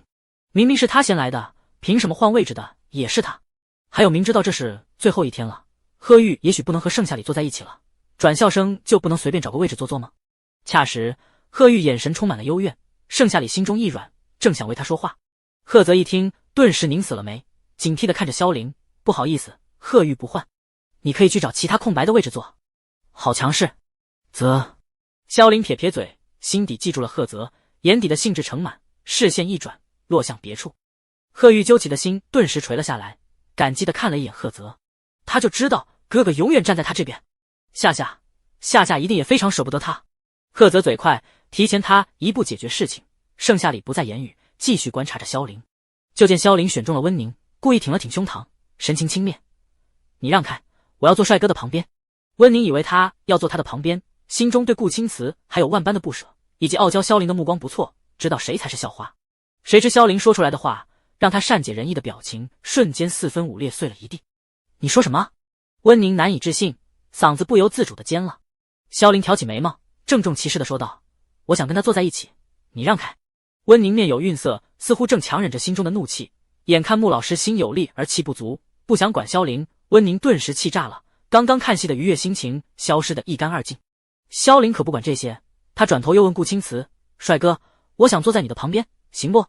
温宁也看向顾青瓷，他神情缓和，觉得顾青瓷一定会拒绝的。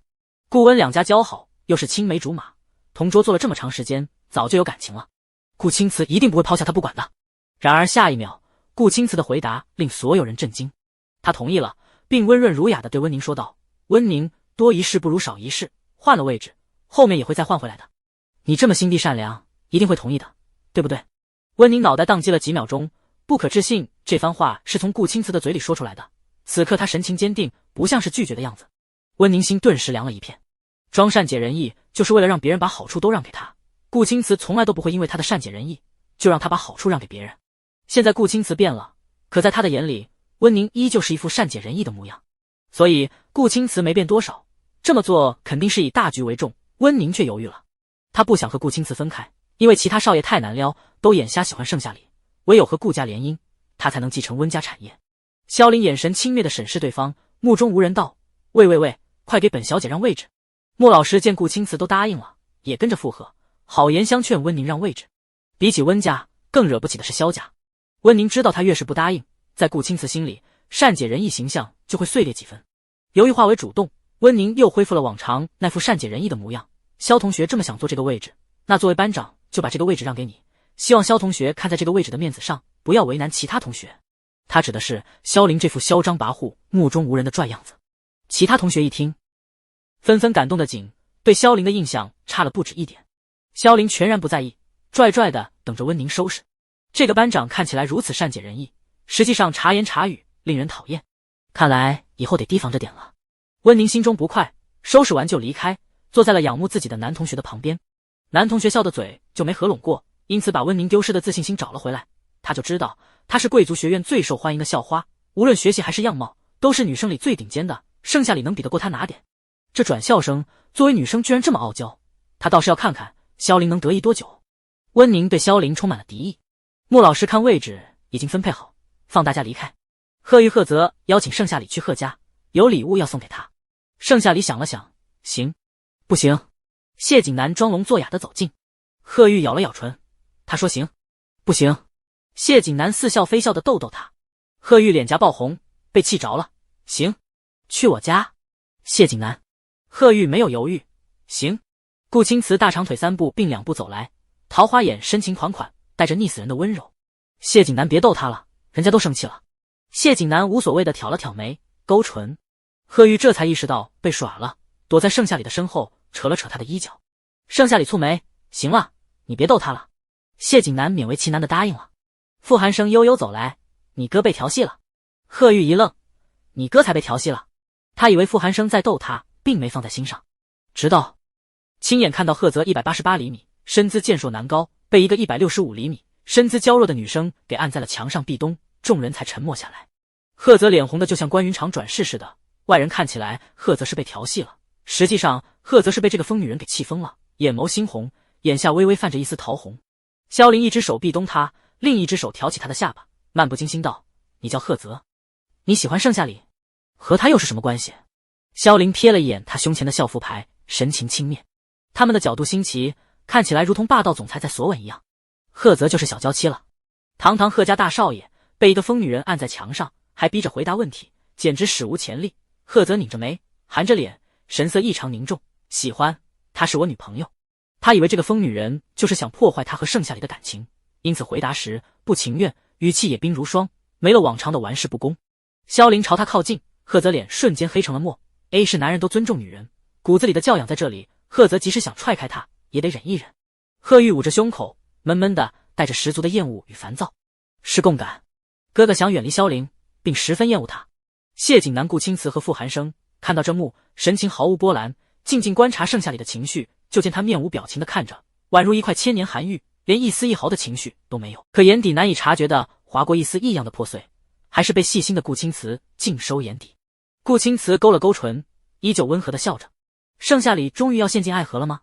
不知怎的，总是冷静睿智的盛夏里看到他们类似亲吻的角度，心毫无预兆地开始疼起来，一针一针的，如同一把钝刀，剜在心里特别的疼。盛夏里将这股情绪强压在心底，正欲离开，萧凌晃晃悠悠走过来，真可惜不能和你成为同桌，再接再厉。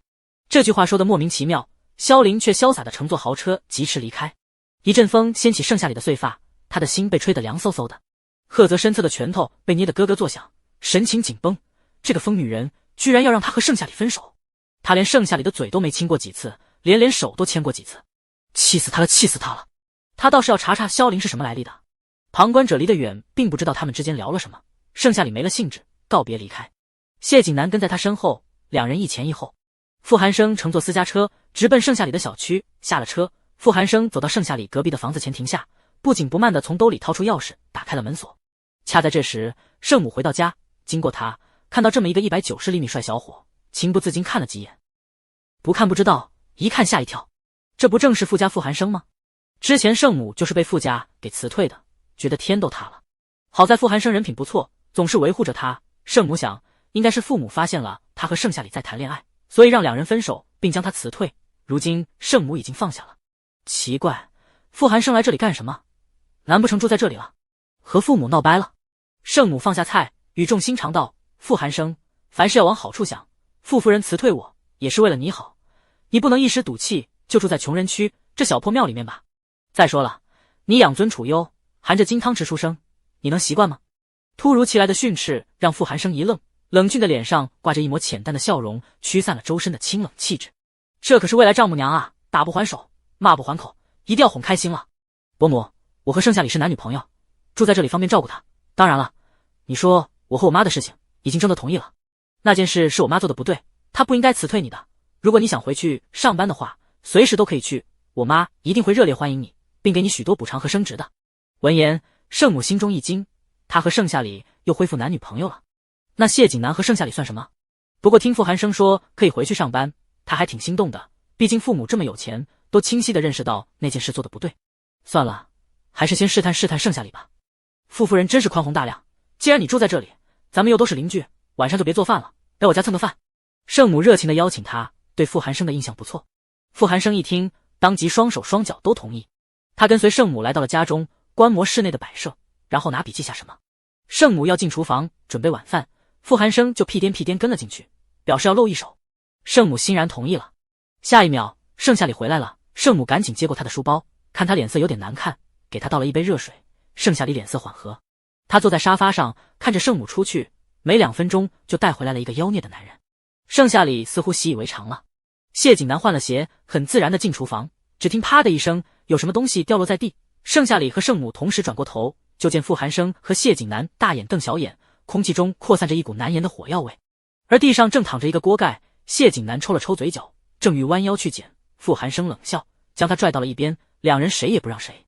如果眼神能杀人，两人那双深邃阴鸷的双眸早就化作一把利刃朝对面捅去。趁我不在，想偷家？谁给你的胆子？谢景南喉结上下滑动，语气如同万年寒冰，令人冷得直打哆嗦。傅寒生掏出钥匙，看到没有？我住在盛夏里的隔壁。谢景南冷笑，哦，着实没想到，但你凭什么进厨房种地？这可是未来女婿才能进的特权，伯母允许的呗。傅寒生摊开手心，一副你能拿我怎样的欠揍表情。地上的锅盖没人捡，空气凝滞。许久，盛夏里隐约闻到菜糊的气味，冲上去将锅盖捡起，把人都轰了出去。吃饭时，盛夏里冷着一张脸，谁也不敢开口，但依旧阻止不了两人暗暗较劲。桌子底下的2条大长腿踢来踢去，傅寒生先开始的，他精准地踢了一脚谢景南的腿，随后若无其事地扒拉着饭，还炫耀似的给盛夏里夹菜。谢景南似笑非笑，皮笑肉不笑地勾了勾唇，不甘示弱地在桌子底下回礼。力道真不算轻，傅寒生闷哼一声，暗暗捏紧了拳头，又踢了他一下。恰时谢景南正夹菜给盛夏里，手一抖掉到了桌上，心里早就恨不得将傅寒生碎尸万段。傅寒生倒是无辜，看我干嘛？自己手抖成这样，连菜都夹不住。我看啊，你以后可千万别找女朋友了，你女朋友想让你喂她一口，你都没办法。面上无辜，但嘴下不饶人，甚至毒舌的没话说。谢景南夹起一块菜放进他的碗里，真不好意思，刚刚用余光瞥了你一眼，被你丑恶的嘴脸吓了一跳，菜自然而然就掉了。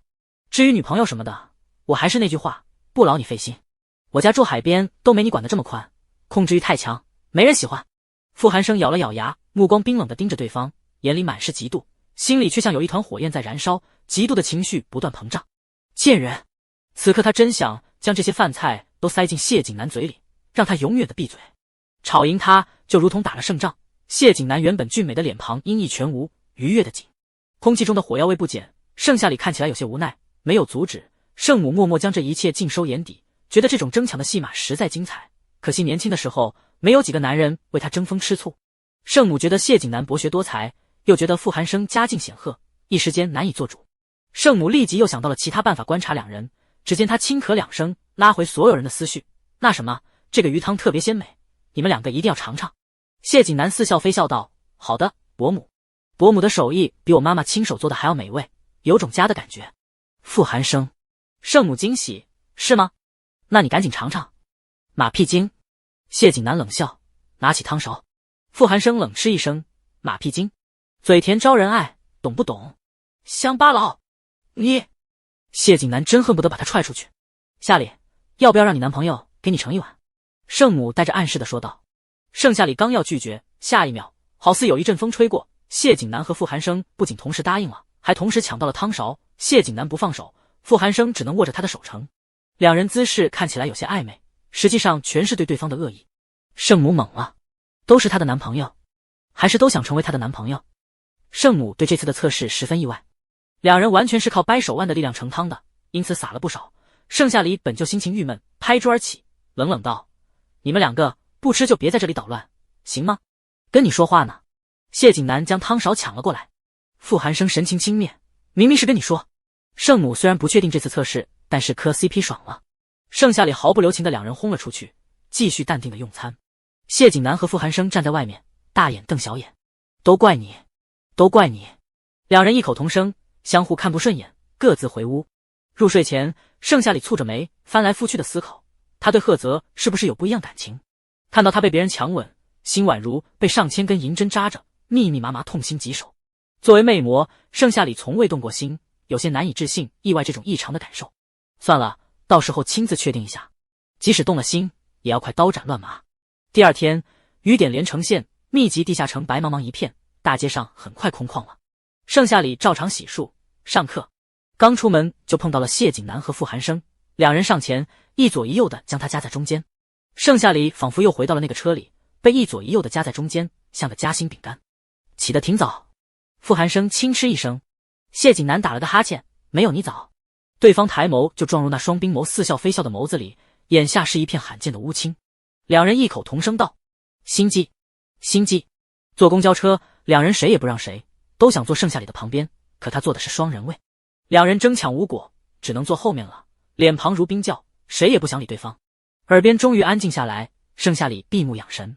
傅寒生突然捂住嘴，呕了一下。车里有一股很重的车味，混合着各种设施作为窗帘，以及一股浓烈的晕车味道。傅寒生被晃得快要吐了。司机赶紧道：你可千万别吐我车里。车内视线不由自主地落在傅寒生身上，傅寒生脸色煞白，说不了话。谢景南挑眉，好心的给他开了车窗。第一次。傅寒生点点头，真是难得，把你的第一次给他了。谢景南继续调侃。傅寒生又不能反驳，眼神冷冷注视着他。下了车，傅寒生终于活了过来，盛夏里这才发觉他脸色惨白，毫无血色。不用猜想，必是晕车了。傅寒生头晕吗？盛夏里蹙眉。傅寒生心里乐开了花，不晕了。这是他第一次被盛夏里关心，他就知道盛夏里的心不是冰做的。下次别这样了。盛夏里冷冷道。对他这么好，可怎么办？他的心好像在无形之中裂了一个口子，任何善意和温暖都能钻进去。盛夏里承认他有点慌，这是几千年都不曾出现的景象。傅寒生就不要，这是我自愿的。谢景南也劝他放弃，傅寒生就不。顾青瓷坐在校门口，见到盛夏里，大长腿优雅地走了过来，伞很自然地倾斜了，他温柔似水的眸子含情脉脉，低头在他的脸颊献上一吻，早安。盛夏里一愣，猝不及防的亲吻令他的心跳漏了节拍。贺玉走来，弯眸，两颗虎牙露出来了。夏夏，雨后的彩虹终于要来了。看到这微妙的氛围，萧凌非常艳羡，因此有了一个想法，疯狂的想要融入进去。他视线掠过盛夏里身边的莺莺燕燕，最后定格在盛夏里的身上，嘴角微微翘起，勾勒一抹浅淡的笑意。盛夏里进了教室，赫泽给他递上一罐五颜六色幸运星，可以拆开看看。玻璃罐沉甸甸的装满了上千颗幸运星。看到赫泽罕见的认真模样，盛夏里半信半疑的随手拆开了一颗幸运星，上面写着一行字，见字如见面，如果我有惹你不高兴的地方，请见谅；如果我有被你误会的地方，请原谅。因为我赫泽从来喜欢的只有盛夏里。突如其来的情话令盛夏里愣了一下，他又随手拆开了一颗星星，上面写着2句话：这是我亲手为你折的星星，我是贺玉，我和哥哥的心意都一样。你接受了我，就请不要拒绝哥哥，他会难过，我也会伤心。祝你快乐。满满一罐子，都是你们叠的。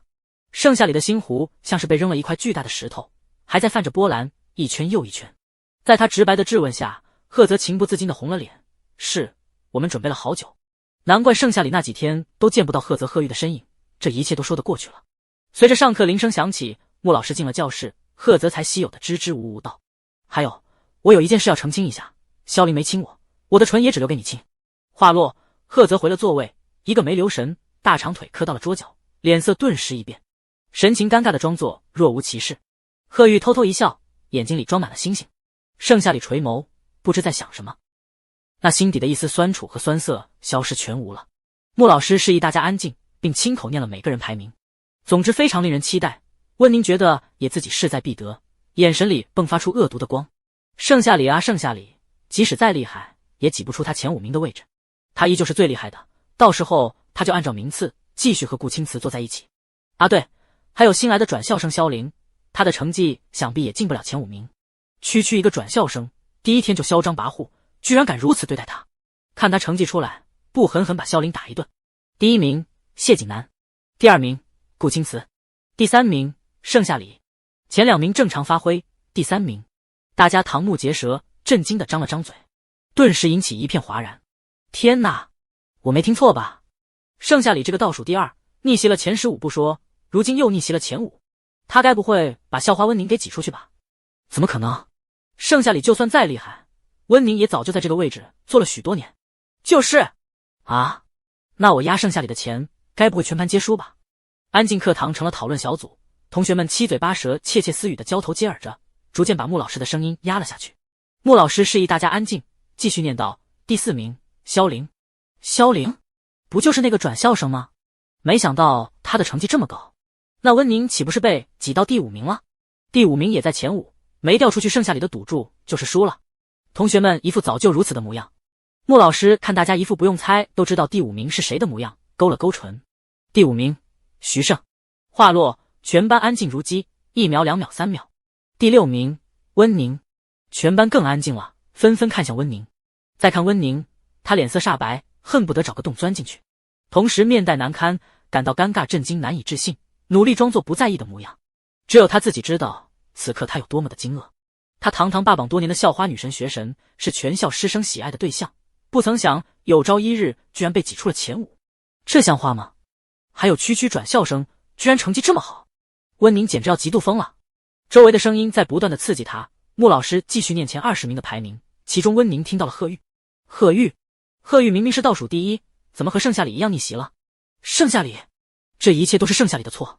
如果不是他野心勃勃，温宁怎么会掉到前10名？明明他考试前那么努力。温宁看似毫不在意，实际上疯狂的想法一个接着一个的冒出来。下一秒，温宁善解人意的人设破碎，他突然一下子爆发了，巨大板凳拉扯声让他成为了全班最亮的焦点。没有任何羞愧难当，只有对盛夏里的记恨，嫉妒一口口的痛咬他的心，然后又毛骨悚然穿透骨髓，钻进血管。盛夏里，你怎么可能考第3名？你肯定是作弊了！我要求穆老师让他现场做试卷。他吼声暴怒射人，紧握的拳头更是青筋暴起，一股寒意刹那冰封了众人。全班人哪里见过这么疯癫歇斯底里的温宁，心底那完美女神的形象碎了一地。同时，全班人内心积压许久的震惊全部在温宁的一声声暴吼声中爆发出来。全班人纷纷炸了锅，他们觉得太离谱了。盛夏里进前5名就算了，贺玉这个患有自闭心理疾病的人，一朝补习考进前20名，天杀的，这世界乱了吧？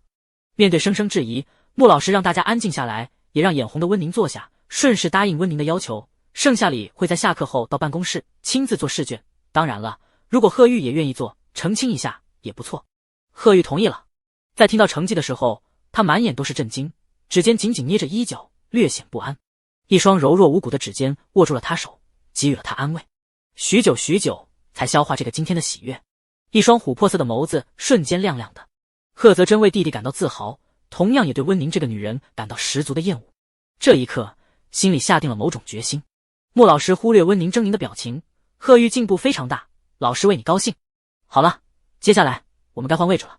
温宁捏着拳头，缓缓坐了下去，也不好再多说什么了，努力压制自己，压制住如同星火燎原的嫉妒情绪。萧凌微微翘起二郎腿，他还挺喜欢看温宁出糗的，第一次针锋相对，直觉就告诉他，温宁太绿茶，绝非善类。萧凌悠悠举手，穆老师，我想跟盛夏里坐在一起，行不行？萧凌嘴里总含着一个口香糖，说话间拽拽的，傲娇抬着下巴。贺玉指尖缩了缩，紧紧攥在了一起。他不想和夏夏分开，但按照目前来看，是不得不分开了，只是有点舍不得。盛夏里的手被反握住，掌心传来温热，他冷着脸，老师，我愿意。穆老师一直在等盛夏里的想法，就听他这般回答，瞬间领悟。行，萧凌同学，你如愿以偿了。萧凌势在必得的弯了弯唇，就没有他接近不了的人。他看上的，一定要得到。等等，温宁突然举手，全班人惊呼，以为温宁依旧接受不了成绩的事实，再度陷入无休止的癫狂中。一道道视线落在温宁的脸上，并没有探究到半分的疯狂情绪，仿佛刚刚的失智都是一场幻觉罢了。自从观察到温宁的两副嘴脸，穆老师便再也喜欢不起来了，示意他说，穆老师，我想让萧凌做我的同桌。温宁心里萌生了一个古怪的想法，他观察这么久，觉得萧凌人帅又聪明，成为一颗棋子，被他利用再好不过了，萧凌将会是下一个叶青青。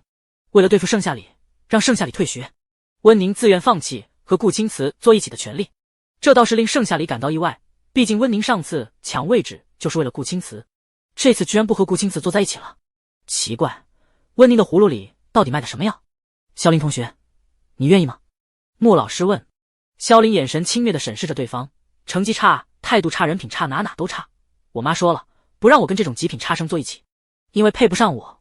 温宁咬了咬牙，脸一白，他以为只要屈尊降贵的提出来，萧凌就会同意，毕竟他在贵族学院无人不知，无人不晓，多少人挤破了脑袋的想跟他坐在一起，而这个转校生真是不识好歹，看来必须要把他打一顿了。温宁吃瘪地坐下，大家窃窃私语，从未见过温宁如此失态的模样，同时又觉得萧凌拽拽的，有点帅，但就是太目中无人了，不好相处。还有这么执着的想跟盛夏里坐一起，该不会看他不顺眼了，想打一顿吧？穆老师，其他人都想怎么分配？我和哥哥坐一起，给哥哥补习。贺玉那双硕亮如尘的眸子闪烁着光芒。穆老师点点头，允许了。以前他太目中无人了，居然没发现贺玉是这么好的苗子，多亏了盛夏里，在他心里对盛夏里又重视了不少。顾青瓷和谢景南坐，傅寒生仍旧单独坐，温宁和不起眼的男同学坐，心里憋屈的紧，至少他还是受欢迎的。萧凌拽拽入座，在昂贵的纸张上给他写了一行字，盛夏里冷冷瞥了一眼，你好，新同学，我查过你了，你家没钱还穷，给你一个发家致富的机会，给我当狗腿，1个月500W。换做契约前，盛夏里一定不会放过这大好前程的机会，现如今他无感。萧凌看他面无表情，将纸张撕碎扔掉。萧凌，他第一次体会到被无视的感觉，在家里在魔都，哪怕在帝都都没有敢这样对他说话。那时萧家落寞，他偷偷躲起来了，所以没人对他这样说话，基本都是背后说他的。这无疑把他的胜负欲激起了，莫名的还有一点爽。萧凌继续写道，庶民，赔我纸，这纸100块一张，赔我。如果不想赔我也行，给我当狗腿，任由我使唤。盛夏里看了一眼，从兜里掏出100块，萧凌直接抢了过来。没想到盛夏里这个穷人还挺大方的，钱被抽走的那一刻，盛夏里觉得亏了。萧凌炫耀似的晃了晃，下课铃声响起，盛夏里反悔似的抢了过来。萧凌指着他，哈哈大笑，抢钱，抢钱翻10倍，快还钱！声音很大，让全班人的视线都看了过来。萧凌依旧我行我素的大声嚷嚷着，盛夏里忍痛将钱塞给他，他偏不要，钱掉在了地上，盛夏里弯腰捡。温宁将这一幕尽收眼底，以为盛夏里真的欠萧凌钱，而萧凌之所以硬要坐盛夏里旁边，是因为想要更好欺负他。温宁的眼神里露出恶毒锋芒，有办法了，盛夏里啊，盛夏里，咱们走着瞧。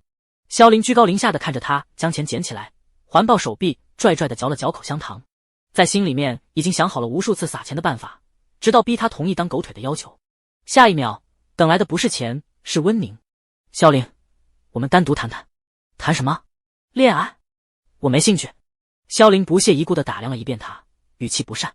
温宁被这种眼神冒犯到了，依旧强撑着善解人意的笑容，身侧捏紧了拳。盛夏里刚要递钱，就被温宁挡住了。而此刻穆老师在窗户旁喊他，让他去办公室做试卷，还有贺玉。贺玉紧张的和贺泽挥挥手，脸颊染了粉扑扑。有夏夏在，他不紧张的。盛夏里将钱塞进兜里，语气难得软了下来，别怕，我们一起并肩作战。好。贺玉抿唇，心跳毫无预兆的扑通扑通狂跳。喜欢这样温柔的夏夏。回眸一看，猎物没了，萧凌还是跟温宁走了，只因他说有办法让盛夏里还钱。萧凌还真对这种造谣的没头没尾的事情感兴趣，他倒是要听听温宁有什么办法。两人来到顶楼，雨下的不大，可是很细很密，扑到人的脸上好像扑粉似的，空气中散发着一股诡异的铁锈。这里没人，你刚刚的话是什么意思啊？萧凌懒懒地靠在墙面，眼底蕴藏讥讽。我知道他欠你钱，你接近他就是为了还钱欺负，和我的目的一样。我有办法让他吐出钱，同时你也要帮我把他引过来，让你我都好好打一顿，逼他这退学。萧凌挑眉，将口香糖吐了，撕开一包新的，将糖衣剥去，放进嘴里嚼，一副目中无人的态度，仿若丝毫不打算插手这件事。怎么？你觉得我会插手你的事情？萧凌眼神带着轻蔑的审视他。温宁微怔，似乎没想到他会这么说，误以为是没有足够的吸引力，于是自报家门道，就凭我是温家，温氏千金，你得听我的，我俩强强联手，事成之后我给你钱。萧凌象征性的点点头，一副原来如此的模样。温宁以为稳了，然而萧凌却拽拽道，温家千金表面装的这么温柔，实际上狼踩虎豹都不为过。我依旧还是那句话，凭什么帮你？我给你钱啊！温宁忍着怒意又重复了一遍。萧凌不为所动，叉着腰，自我介绍一下，我萧家千金，比你温家还要强，尤其叶家破产后。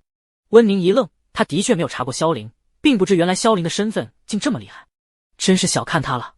难怪给他钱他也看不上，那他不是为了还钱，是单纯的就想欺负盛夏里。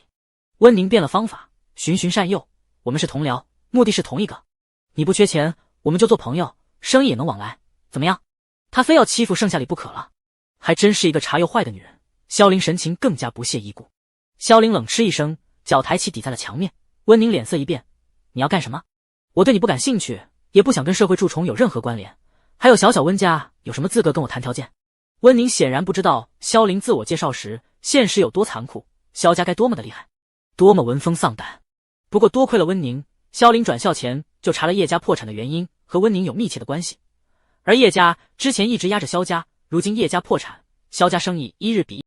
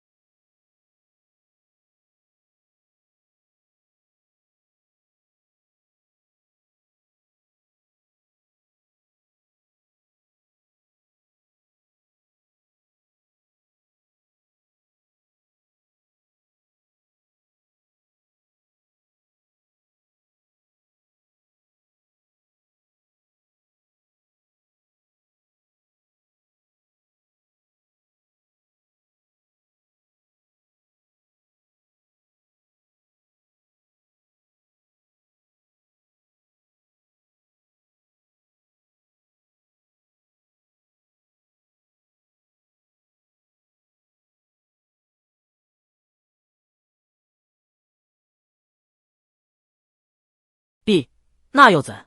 如何呢 ？C， 贺玉跟老师走，老师有糖给你吃。糖？都是骗3岁小孩的话，谁信？ D， 够了，真是够了。穆老师就这么2个新崛起的天才独苗，赶紧加入了混沌的战场，把学生抢过来，离开办公室。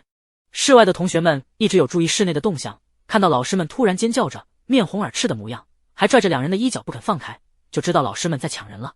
明明前一秒还那么风轻云淡，穆老师真是好不容易才把盛夏里和贺玉给推了出去，其他老师满眼不甘，却又不得不放手。一群人簇拥着回了教室，一道略显憔悴的身影站在走廊的尽头，极度如同成千上万的蚂蚁，啃食着他的身体，让他痛不欲生。他姣好的面容依旧，干净的校服却染了一层泥土，整个人看起来些许狼狈。盛夏里，我要你今日对我做过的事情，今后100倍1000倍的奉还。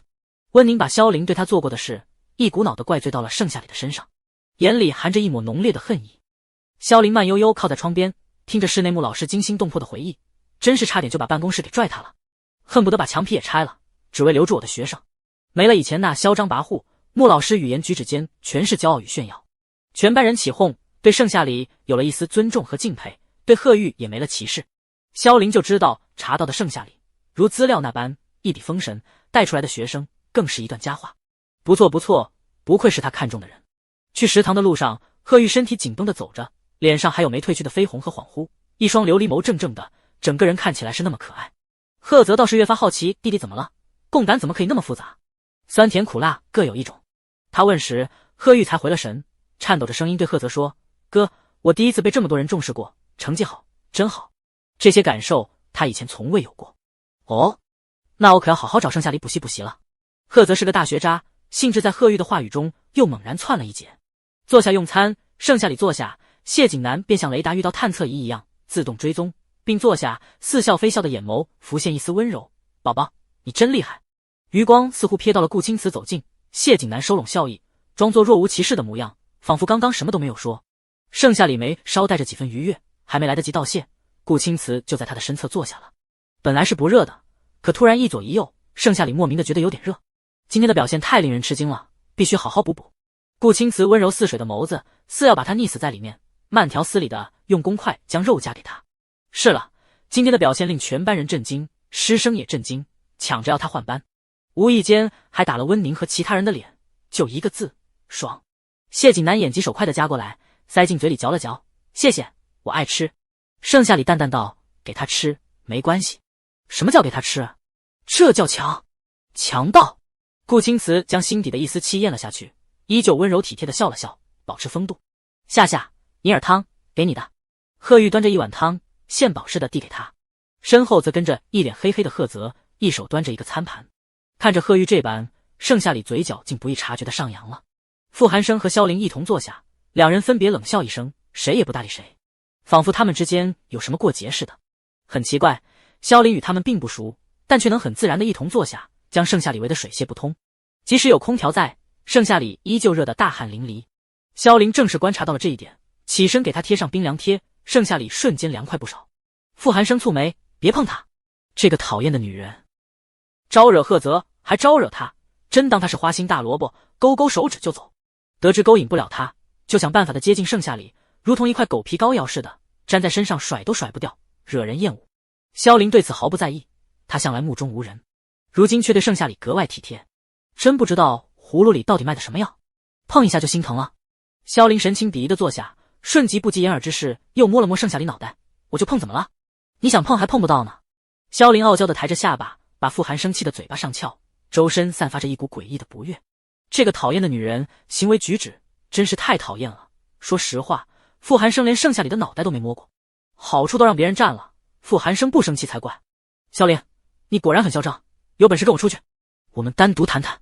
萧凌看着盛夏里微愣的神情，冰冷中带着几分的茫然，捧着脸欣赏。对于傅寒生的话，他毫不在意，孤男寡女共处一室，我倒是无所谓，可是你……傅寒生冷笑，不敢就不敢，找这种理由。他的确不是真谈谈，生气的扒拉口饭，嘴里被塞得满满当当，直到没有空间说话，才勉强将气给憋了回去。盛夏里回了神，萧凌，钱我会还你的，这个谢谢你。萧凌知道他说的是纸张和额头的冰凉贴，远远的看，盛夏里额间贴着白色冰凉贴，衬得他更加清冷妩媚，楚楚动人，眼尾带着一丝桃红，又增加了几分破碎感。萧凌喜欢，太喜欢了，觉得只有这种冰冷的人儿才配得上他，做他的狗腿，想必使唤起来也是极其不错的。还呀，这冰凉贴使用了1000块，不做亏本买卖，一共1100。闻言，傅寒生的饭当即喷了出来，俊脸一沉，挤出2个字：你抢钱。他知道萧凌不是什么好鸟，亲眼看见萧凌给盛夏里贴上，现在又笑眯眯的比了个数。对于富人来说根本不算什么，连零花钱都不算，可对于盛夏里来说这就是天价。萧凌怎么敢狮子大开口的？这天底下没有我不敢的。萧凌摆了摆手，盛夏里面无表情，我还你。贺玉觉得萧凌太过分了，一双琉璃眸子死死盯着他，怒瞪对方一眼，语气凶狠，这本来就是你亲自给的，哪有要这么多钱的？他都快热死了，这当然是救命钱了。萧凌觉得贺玉也真可爱，可是他对盛夏里以外的人并不感兴趣。贺玉被堵得哑口无言，抬眸看了看盛夏里白皙脖子上还有未消失的汗珠，心里无比自责，都怪他，要是不非要坐在一起，就能为他排忧解难了。身为未来丈夫，帮妻子还钱也是应该的。谢景南从兜里掏出厚厚的一沓子现金，递给了萧凌。萧凌接过，弯了弯唇，他仿佛间看到盛夏里眼底有一束光，在见到钞票之后，萧凌瞬间萌生了一个更加绝妙的办法，一定能让盛夏里做他的狗腿子。顾青瓷温润儒雅道：谢少还真是随身携带现金，不知道的还以为你和萧凌是自导自演的一对。就是，还大丈夫，怎么不是大豆腐？赫则鄙夷，像他们这种名门望族，口袋里除了卡之外再无其他。谢景南太心机了，像是自导自演的一场美救英雄。被暗暗戳脊梁骨，谢景南也不恼，这叫做以备不时之需，见到我能帮助盛夏里，所以羡慕嫉妒恨了。你，赫则哑然，看到谢景南这张脸就欠揍，下次他也要带，多多的带。萧凌起身离开，不忘补充，我和谢家没有半点关系。谢景南一副本来就是的模样。萧凌离开，食堂一下子就安静了不少。当然今日的事迹已经成了无数学生饭后的谈资，盛夏里隐隐的还能听到许多窃窃私语的声音，他是彻底在班里在全校师生面前出名了。盛夏里不知在想什么，静静的吃着饭，也没有夸赞谢景南的做法。温宁坐在空调下面，冻得嘴唇惨白，暗暗捏了捏拳，颤抖着手臂。周身没有一个同学愿意跟他坐在一起，都是看到他狰狞的面容和狼狈的校服衬衫，选择避开。盛夏里抢走了属于他的一切，就连顾青瓷也抢走了。可恶，他一定要找到盛夏里的把柄，拉他下18层地狱。盛夏里感觉到后背有一股阴恻恻的寒，回眸却是什么都没有。回了教室，盛夏里默不作声地写了一张欠条，塞进谢景南的手心里。谢景南下意识地握住纸和他的手，一双妖孽的眸子里分明是戏谑，明知故问道：怎么了？欠条。盛夏里冷冷道。谢景南低头一看，100块，明明1100，还有1000去哪了？盛夏里看出他眼底的疑惑，抿唇，我想还的是100，没说要还1000，那1000块我会要回来的。想了想，他还是觉得太亏了，他的钱不是大风刮过来的，所以只还100块。谢景南不舍得松开他的手，撑着下巴似笑非笑道：好，等你。盛夏里不是软柿子，好捏好捏，他有独立的思想，该还是不该还，他自己心里清楚。如果我做不到，你得帮我。盛夏里又道，耳尖泛粉。谢景南笑一声了，没问题。盛夏里这块冰封的石头终于要裂开了，居然主动找他帮忙服软。谢景南肯定不会错过这么好的机会。放学，盛夏里把萧凌约了出来，萧凌嘴上说着不要，谁也不可能使唤动他。实际上健步如飞，3步并2步就来到了盛夏里跟前。说吧，啥事？100我认，1000我不认，你这属于敲诈勒索，所以把1000还给我。盛夏里神情平静。萧凌嘴上说着不要，哪有给了钱还要回去的道理？实则把盛夏里约到一处干净的地方，从口袋里掏钱，1把2把3把4把。看着漫天的红票子，盛夏里微怔，眼神不自觉地放光了。连萧凌说了什么也没有听见，不过盛夏里还是十分诚恳的只拿了1000。抬眸，萧凌懒懒地靠在墙边，嘴里没有再嚼口香糖，收敛了几分拽，手里拿着一个录音笔，按了播放。捡了钱默认当我狗腿，工作简单，只要在学校跟着我就行，是不是帮点小忙我也会罩着你的。盛夏里指尖一松，钱掉了一地。萧凌非要他做狗腿子吗？这么一想，那些逼迫走奶年奶敲诈勒索等等，全是因为盛夏里不同意。萧凌眼神探究地看着他，勾唇，我们可以签订合同，你虽然是我狗腿，但你是自由的，想干嘛就干嘛，想辞职就辞职，相当于我的贴身小秘书，每个月每天都有钱花。你稳赚不赔啊？我呢，就缺一个拎包打杂的，你考虑考虑。盛夏里蹙眉，陷入沉思。萧凌气定神闲地看着他，不可一世的模样，仿佛盛夏里一定会答应他似的。他天不怕地不怕，萧家如今也风生水起，自然更加目中无人。是谁人不知贵族圈有个大小姐太傲娇，惹不起根本惹不起。盛夏里就算再拒绝他一次两次三次，萧凌总有机会缠着他，看他一副无可奈何毫无办法的模样。如此一来，盛夏里一定会答应的。事实如此，盛夏里辗转反思间还是勉强答应了，这也让他更加坚定了转学的想法。萧凌拍手叫好，随后褪去不可一世的高傲模样，为他捡钱。这些钱是本小姐赏你的。盛夏里不语，跟着捡。萧凌没有想象中的顽劣，撒钱本以为是羞辱他，让他一张张捡起来，萧凌则居高临下看着他，犹如看一个蝼蚁，但并没有，萧凌居然陪着他一起捡。钱捡完了，萧凌将钱塞进他的手里，盛夏里接过，在萧凌的目光下拿了10张，随后把剩下的钱都还给他。萧凌一愣，轻叹了一口气，还还给我干嘛？我送出去的钱就没有要回来的道理。这是第一次有人把钱中规中矩的还给了他。萧凌突然鼻尖一酸，想起了过世的奶奶，在世时他总是一副慈祥的模样。灵儿缺不缺钱？奶奶有钱。那段时间萧家几乎被打压到破产，资金断裂，人人嘲讽，追债到家中。萧凌也是第一次没了不可一世的嚣张，他躲债回老家，躲到奶奶那里，在奶奶那里躲过了最难熬的一段时间。奶奶听说他破产，一次次从兜里从塑料袋里掏出了钱塞进他的手里，他摸到奶奶的手背，皮肤变得皱巴巴的，又硬又薄，心里五味杂陈。可那些钱根本不够还债的，奶奶却总是笑着说，就算奶奶砸锅卖铁，也一定让囡囡有钱。所有人都在要钱，偏偏只有奶奶。你哭了。盛夏里原本做他狗腿子还非常勉强，看到萧凌红了眼，悬空的眼泪砸下，盛夏里冰硬的心一软，上前淡淡的关怀着。萧凌背对他，声音听起来微梗，却使劲装作不在意无所谓的模样。不关你的事，我不是你的狗腿吗？盛夏里神情茫然。萧凌擦了擦眼泪，暗骂自己不争气，人家递钱就哭，真没出息。狗腿太难听了，叫朋友。盛夏里冷冷哦了一声，没了下文。萧凌为了不让自己狼狈的模样被看到，挥了挥手让他离开。盛夏里了然，感觉在玩过家家一样，不玩小屁孩就非要缠着他，搞得他无可奈何，只能认栽。只要不触碰底线，盛夏里觉得也无所谓了。刚走出校门，手机就有了一串消息，低头一看，谢景南、傅寒生和贺泽、贺玉以及顾青瓷发来的，全都在问他去哪了。谢景南，宝宝在哪？怎么不等亲亲宝贝？顾青瓷，外面还有点雨，带伞了吗？我想送你回家。贺泽，你该不会被绑架了吧？萧凌绑的，我就知道他不安好心，为了确定位置你，麻烦大喊一声男朋友，我就立马从天而降。贺玉，夏没事吧？我好担心，好害怕你出事。傅寒生，这么快就离开了，连个招呼也不打，不知道男朋友要送女朋友回家这个流程吗？盛夏里刚要打字回答，背后传来一道男音，盛夏里准备溜之大吉。如此欠揍的语气，除了贺泽还有谁？盛夏里回头，5个男人站成一排，谢景南也似笑非笑地望着他，更是齐刷刷地朝他走来，羡煞旁人，周围人都发出羡慕的惊呼声。盛夏里蹙眉，顾青瓷步伐坚定，给他撑伞，其他人一见炸毛似的跑来，各自撑伞。阴沉沉的天空突然雷声大作，轰隆隆的一片，大滴大滴的雨水如子弹一般射来，打得树叶哗哗的响，落到人身上也有血疼。几人纷纷争抢着，自己身上湿了一片也不管，而盛夏里却被保护得很好，连一根头发丝都没有湿。校外有5辆低调奢华的车，盛夏里站在中间，耳朵是七嘴八舌的声音。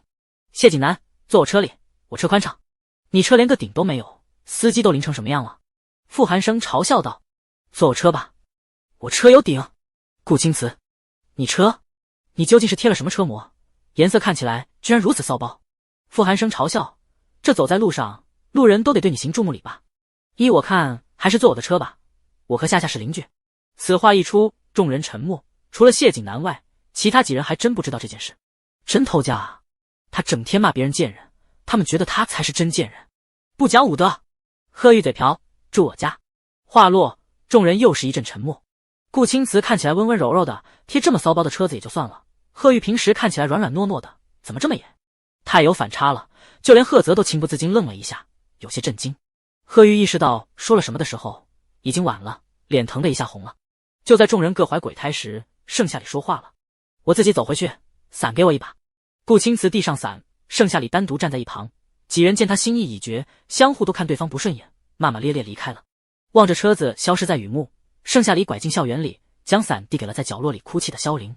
萧凌想奶奶了，一发不可收拾的那种。雨砸在脸上生疼，突然不砸了。萧凌难以置信的抬眸，就看到盛夏里居高临下的冰冷神情，心中一跳，似乎没想到盛夏里会出现在这里，还这般冷傲地看着他。萧凌分明是难过的，可盛夏里忽然蹲了下来，薄厚适中的唇一张一合。在这里干嘛？冷不冷？夏天阳光出来的时候，炙热的让人睁不开眼，蝉鸣滋滋的叫着，连风也热。可一旦下雨，带着丝丝的清凉，A 时又忽冷忽热，盛夏里才会这般问他。虽然说出来的话依旧那么没有温度，可萧凌的难过却全部转换为了委屈。萧凌嘟嘴，用不着你管。好了，要不要跟我回家？盛夏里伸手擦了擦他脸颊的雨珠，萧凌嘴硬，却没有躲开，委屈更甚了。萧凌又气又急，都说了不要管我，你怎么这么烦？我不是你狗腿吗？盛夏里真诚的发问，神情冷淡。下一秒，萧凌撇撇嘴，扑进了他的怀里，嚎啕大哭起来。心里是觉得丢人的，完全不像自己了。自己平时的人设就是拽里拽气的，不服就干，嚣张跋扈，还冷傲无情，哪里像现在这样，被关心一句就哭了，丢死人了。盛夏里没想到萧凌会哭，他最受不了了的就是别人哭，那样实在可怜。盛夏里冰硬的心总是会不自觉地变软，冰冷的眼神也淡了起来。他没有阻止萧凌啜泣，而是静静地抚摸着他，任由对方身上的湿染了胸前一片。盛夏里不怎么会安慰人，此刻也只能笨拙地陪着他。时间一点点流逝，萧凌才脱离了他的怀抱，吐槽道：喂，你怎么跟石头一样，冻死人了？也就只有本小姐愿意接纳你，成为我最忠诚的狗腿子了。你个合同发过来。盛夏里冷冷开口，接触之下了解不少萧凌真实的人格，似乎对他并不讨厌，那一丝勉强消失。萧凌哦了一声，叛逆地从他手里抢过伞，并给他打了车。目送盛夏里离开，萧凌才如释重负地擦干了眼角的泪。奇怪，我居然从一个冰冷的狗腿身上感受到了只有奶奶在时才有的温暖，看来我的眼光还不错嘛。今后这个朋友我交定了。自言自语完，萧凌坐上私家车，车子停在庄园，下了车，女仆赶紧上前迎接，并亲自打伞，还有管家的一声欢迎小姐回家。小姐辛苦了。萧凌习以为常的拿着伞走了进去，萧父萧母都坐在沙发上，听到外面的声音和脚步声越发的近，都忍不住回头，疑惑道：灵儿怎么了？一身湿。爱的勋章。萧凌摊开手，手心紧紧攥着一把伞，眼神透露着傲娇，补充道：从今往后我要攒钱。萧母和萧父一脸吃了屎的震惊的表情，萧凌才不管这些，自顾自离开了。萧父怎么回事？吃错药了？感觉不像，像被鬼附身了。萧母。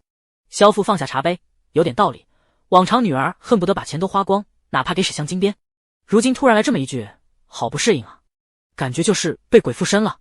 行了，变了也是好事，看看能坚持到什么时候。萧母打趣：5天，肯定不出5天，自信点儿。6天。萧母哈哈大笑。萧凌把伞擦干，用表框裱了起来，这可是他的第一个朋友，就先从狗腿开始吧。第二天，盛夏里接到贺泽发来的消息和转账，让他陪贺玉去一趟心理医院。盛夏里收了钱，请假去了心理医院。穆老师一听他请假，立即就答应了。办公室老师们觉得盛夏里有点飘了，不就是考了个全班第3，又不是全校第3，得意个什么劲？更不是全市第3，得意什么？穆老师知道他们是眼红，还真就沾了光，得意洋洋道：放心，就算是全国第3，我都拉他考，不像你们全班第3，连我们班第6名分高都没有。啧。办公室安静下来，不一言语。盛夏里和贺玉在岔路口见面，然后坐车去心理医院。贺玉有些紧张的红了脸。今天太阳是从云间出来的，一出来便是耀眼的一轮，迅速上升。盛夏里看出了他的紧张和无措，淡淡道：别紧张，医生看到你恢复的这么好，一定会很欣慰的。真的吗？贺玉那琥珀色的双眸微微一亮，虎牙露了出来，宛如一个明媚的小太阳，瞬间驱散阴霾。盛夏里点头，想了想，还是主动拉过他的手，握紧。贺玉深呼吸，腼腆又窃喜着，竟真的不觉得紧张了。进了医院，贺玉有种见到熟人的熟悉感，以前的记忆扑面而来，指尖忍不住的紧了紧。找到主治医生，贺玉被关到单独准备的治疗环境以及封闭的空间进行抗压测试，而盛夏里就坐在外面，身旁陪同一个护士。很快，医生和贺玉就出来了，然后转移到正常科室聊天，盛夏里跟了上去。似乎是测试结果不错，医生笑眯眯地说，上次是线上判断，这次是线下，更加清楚明了地感受到病人的一个状况，只能说非常的不错，比我的预期还要好上几分。按照这个趋势下去，不出几周就能痊愈了。但如果病人受到刺激的话，可能还会反弹，不确定到什么程度。盛夏里看了看老实巴交的贺玉，耳尖覆盖了一层淡淡的粉。我知道了，医生，你这个女朋友做得十分称职，病人能找到你作为疗愈师，恢复的也就自然快。我给她开一些软糖，心情不好就吃一些，千万要控制住心情。医生笑呵呵地说着。盛夏里一愣，没有反驳，心里猜测贺玉爱吃糖的原因就是这了。上次贺玉还把糖给他，原来是药吗？贺玉害羞的没有说话，心一针一针的跳动着，对他甘之如饴。他终于不用让哥哥担心了。谢谢夏夏。拿了药，盛夏里和他一并走出了医院，直奔贵族学院。萧林还有点不爽，毕竟当狗腿第一天就请假，真没意思。可他洗手时听到有人要使坏对付盛夏里，瞬间来了兴致。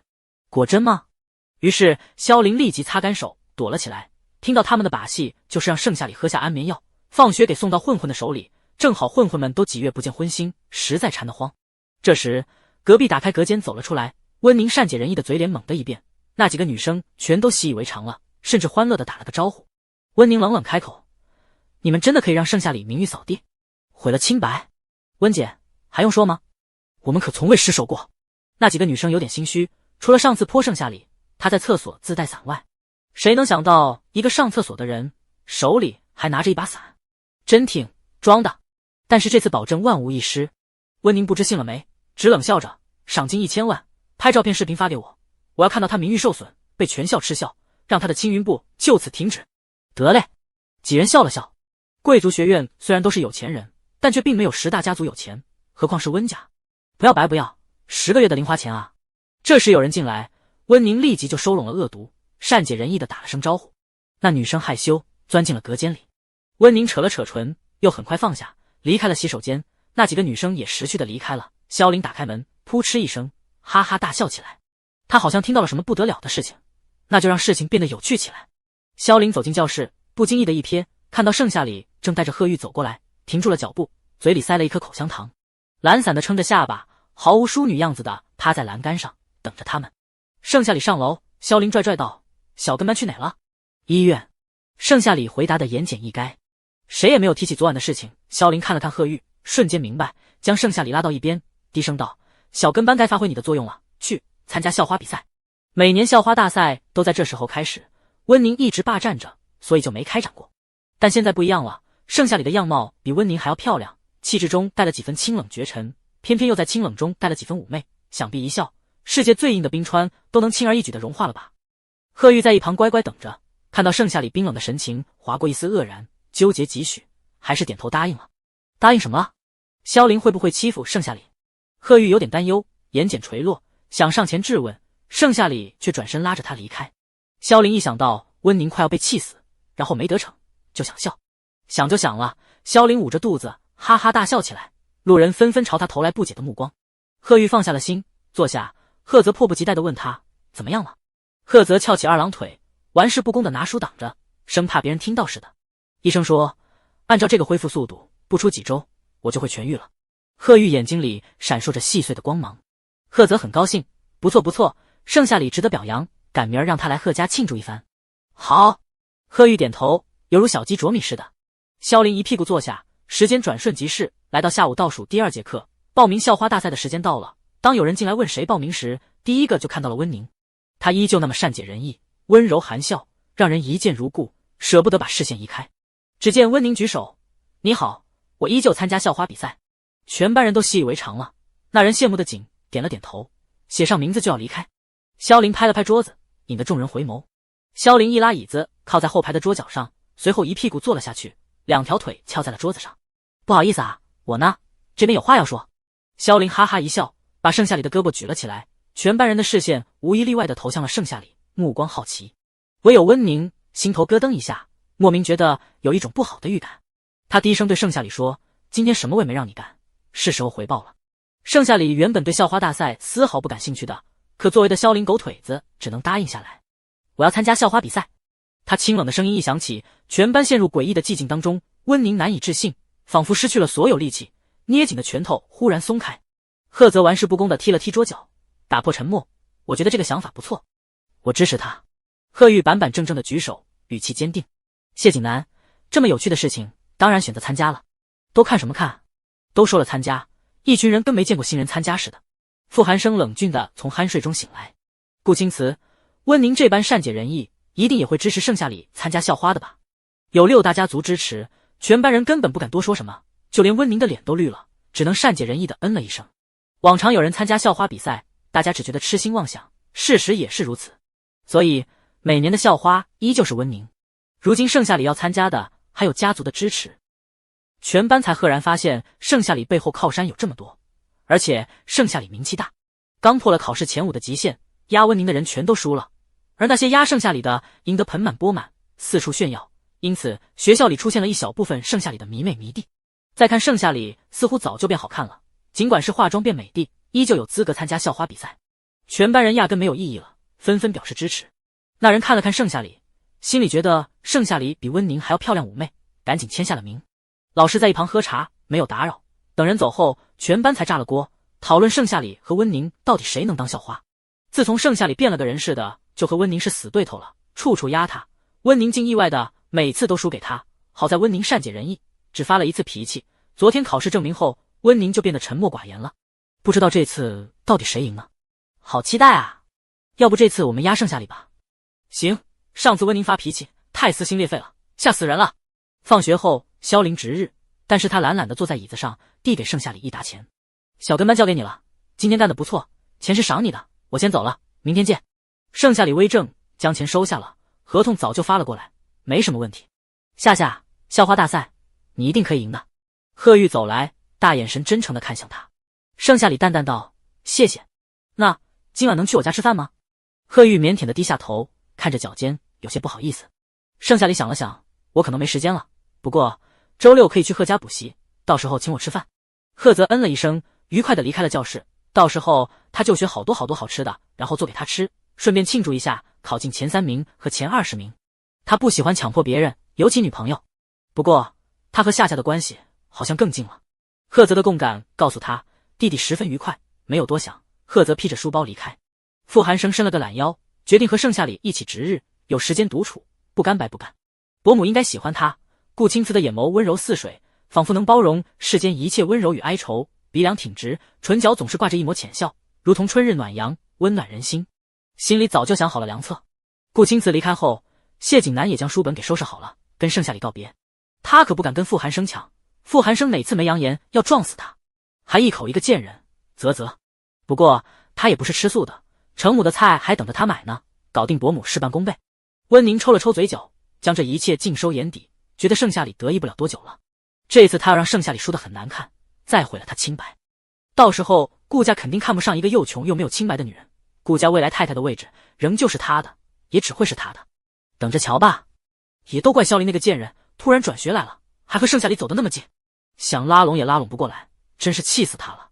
但是他温家也不是吃素的，萧家能被叶家压一头，肯定也有办法让温家压萧家一头，萧家暂时压温家一头，只是暂时的。温宁走出教室，立即给温父打了个电话，委屈道：爸爸，你女儿在学校被别人欺负了。谁欺负你了？告诉爸爸，爸爸来解决。都说女儿是爸爸的小棉袄，小棉袄就是心肝，爸爸平时都舍不得骂一句，居然在学校被欺负了去。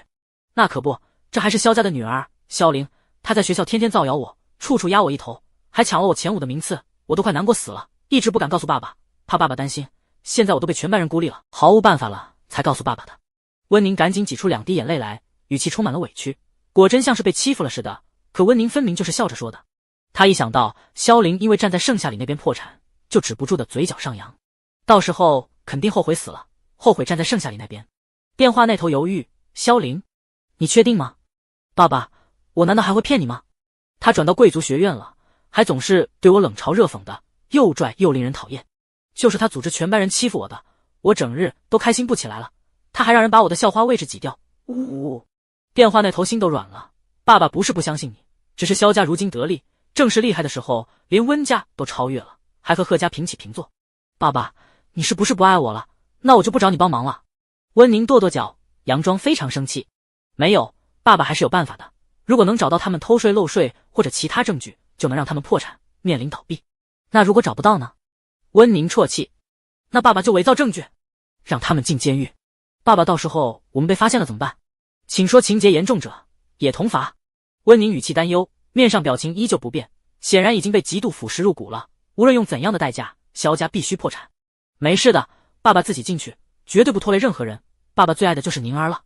温宁点点头，挂了电话，神情变得轻蔑。萧林也等着瞧吧。终于值日完了，盛夏里侧眸看着他，发现傅寒生在低声笑着，有些茫然。你笑什么？傅寒生看到他无知的模样，清冷少了点。他背对黑板，黑板上画了2个兔耳朵，正巧在他的头顶，莫名的一股萌感。没事，喜欢看着你。傅寒生放下最后一个凳子，神情掩饰，指尖悄悄一动，忍不住的掏出手机拍了一张照片。完美。盛夏里见他眼神闪躲时，偷偷藏不住的往这边看了几眼，回眸，2个粉白粉笔画的耳朵映入眼帘，2个耳朵离得近，人站在中间，显得格外可爱。盛夏里了然他在笑什么了，面无表情的将粉笔擦掉。傅寒生看他不喜欢，没再提及此事，又悄悄编辑朋友圈发送。我的女朋友像兔子一样可爱。3秒钟后，手机传来叮叮叮的声音。盛夏里与他并肩走着，来到图书馆坐下。偌大的图书馆全是他手机的提示音。傅寒生尴尬的咳嗽2声，偷偷静音看了看。盛夏里去拿书了。老板娘吃瓜似的看着傅寒生刚发的朋友圈，忍不住点了个赞。傅寒生刚点进朋友圈，就看到了一排消息。谢景南，你的？什么时候成你的了？贺玉，他才不是兔子，太柔软了，他是老虎。还有不许偷拍他，狡猾的人。贺泽，单相思，顾青瓷，微笑。微笑不是真笑，而是一种警告。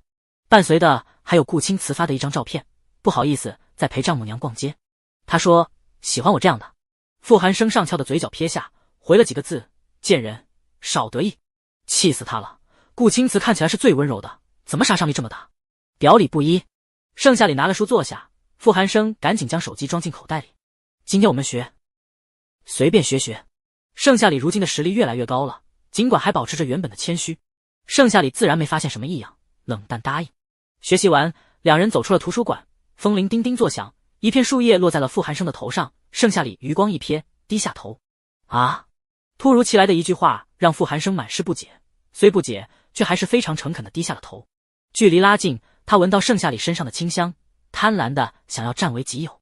眼眸中的寒意褪去，他的眼神中只剩下了炙热，就像是终年被阴霾笼罩的深山，烟消雾散，变得清澈透亮起来。盛夏里轻轻为他拿掉树叶，似乎觉得不够，将凌乱的头发摸了摸。傅寒生几乎享受的想要闭上眼，他看向他的眼神温柔而炙热，满脸的宠溺隐藏不住。他的心跳乱了，节奏短暂，停顿后猛烈跳动，无法控制内心的悸动。靠得好近，为什么只要接触到他，哪怕半片衣角，傅寒生脑海便会想入非非？那种情愫根本无法遏制。正想着，盛夏里嫣红的唇一张一合。好了，我们走吧。傅寒生回了神，骨节分明的指尖摸了摸脸颊，果然很烫。经过公交车站，傅寒生愣了愣，忍不住问：不坐吗？你晕车，不坐了。盛夏里冷淡的回答，心里对自己的资产有了评估，可以奢侈。傅寒生心中一跳，他记得，他全都记得，他关心，他在关心。傅寒生恋爱脑长出来了，他献宝似的把盛夏里的书包背起，有风轻轻吹过，吹动了少年的发梢，也吹起了湖面的水波。傅家，父母收到夕阳下并排行走2人的照片，就像是热恋中的情侣。父母看了几眼，实在不忍心拆散了。据说前几天盛夏里逆袭成全班第3名，就连校长都十分的欢喜，要认她为干女儿。他瞧着盛夏里越来越厉害了，更是趁热打铁报名了校花比赛，朝着优秀的方向发展了，感觉在不久之后就没人能配得上他了。有没有钱暂且不说，父母倍感欣慰和骄傲。与此同时，还有几段文字已经确认了傅寒生就是在装学渣，他甚至教盛夏里的时候没有一丝一毫的结巴，栩栩如生。父母回了个放下手机，看着私家的电影院正播放着最新上映的动漫，不知在想什么。良久才吐出一行字：看来我得求盛夏里了，我和寒生的关系也得重新出发了。回了家，盛母就坐在外面，看到傅寒生和盛夏里，热情地招了招手。这时候一般来说盛母都在准备晚餐，怎么会出现在这里？妈，你怎么？晚风絮絮，好久都没这么放松过了。对了，傅寒生来家里坐坐。傅寒生听到邀请，立即就答应了下来，将书包就要放下，然后进厨房。看到他如此火急火燎的模样，猜到了他要干嘛。盛母叫住了他：进来，傅夫人可安好？傅寒生一愣：安好，我妈最注重的就是养生了。那就好。圣母嗯了一声，又道：你不用去帮忙了，有人在忙。这跟听到我女儿有丈夫了，你追不到媳妇了有什么区别？傅寒生顿时警铃大作，飞速地跑上了楼，看看究竟是哪个贱人在做饭，心里已然有了谢景南的影子。谢景南，果然是你这个贱人！等等，顾青瓷，你居然勾搭来了！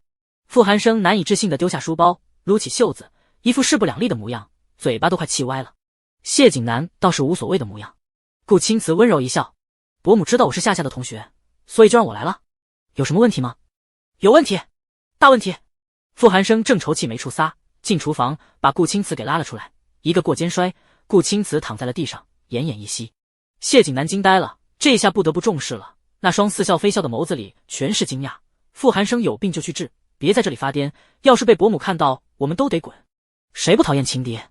谢景南也讨厌，却没有表现得很明显，也只是在顾青瓷切菜时偷偷在锅里加了一碗盐一碗辣椒而已。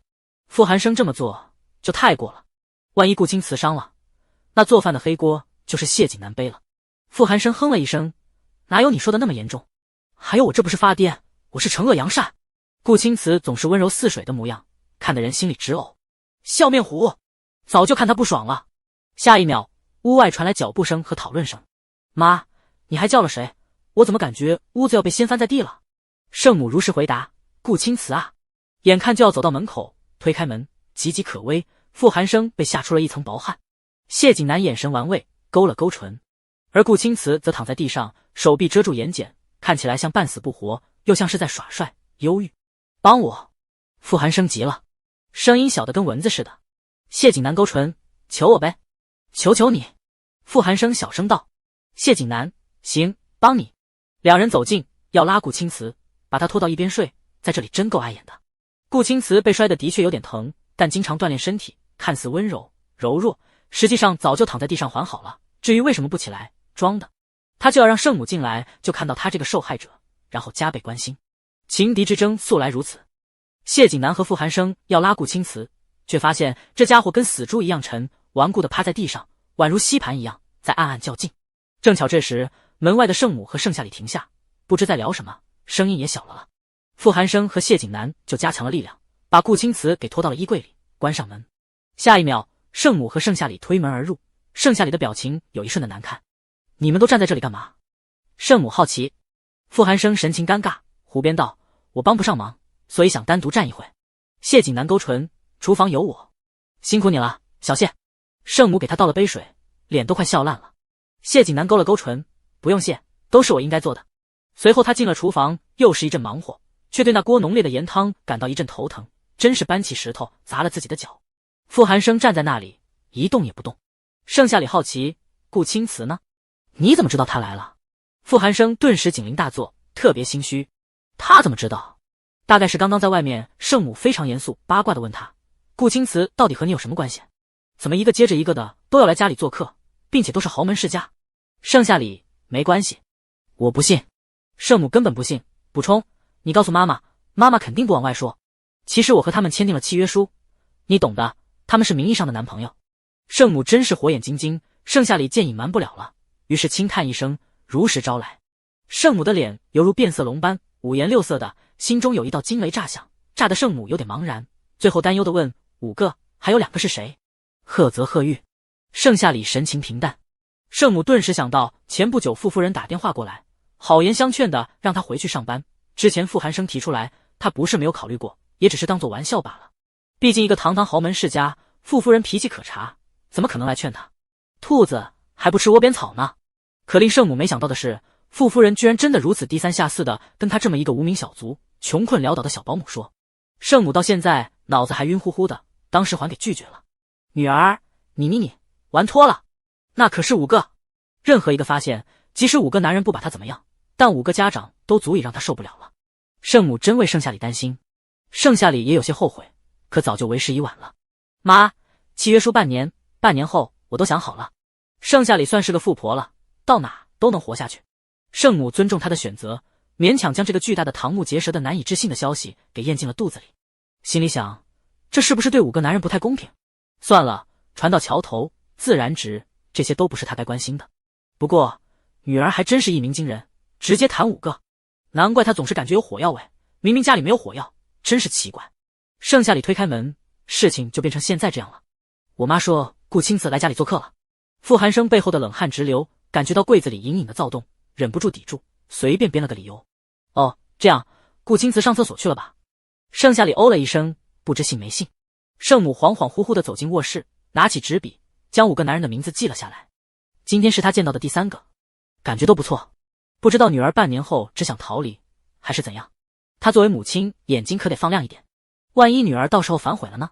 他得做好万全之策，留下最优秀的一个。其他的交给船吧，船到桥头自然直。盛夏里神情平静地离开，没走2步，柜子门就打开了。傅寒生迅速一闪，顾青瓷好巧不巧地摔了出来。顾青瓷这个表里不一的家伙，在里面暗暗较劲，身体素质一点都不差。傅寒生实在拿他没办法了，只能任由着了。此刻盛夏里转过头，傅寒生一脸心虚。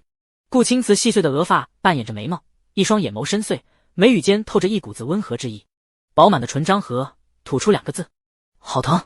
傅寒生听到这2个字，偏过头，紧张的不行。疼？怎么回事？盛夏里蹙眉，将摔倒的顾青瓷给扶了起来。顾青瓷顺势地倒在他的肩膀上，埋没在脖梗里。他的身体微微颤抖，带着几分恐惧。他非要把我藏进柜子里，还骂我是贱人。夏夏，我好害怕。盛夏里抬眸看向傅寒生，他一惊，眼神看了看他怀里的顾青瓷，才赫然发现顾青瓷眼睛眨了眨，无辜的紧，眼底划过几丝不易察觉的得意。傅寒生，你做的太过分了。盛夏里蹙眉，含着脸。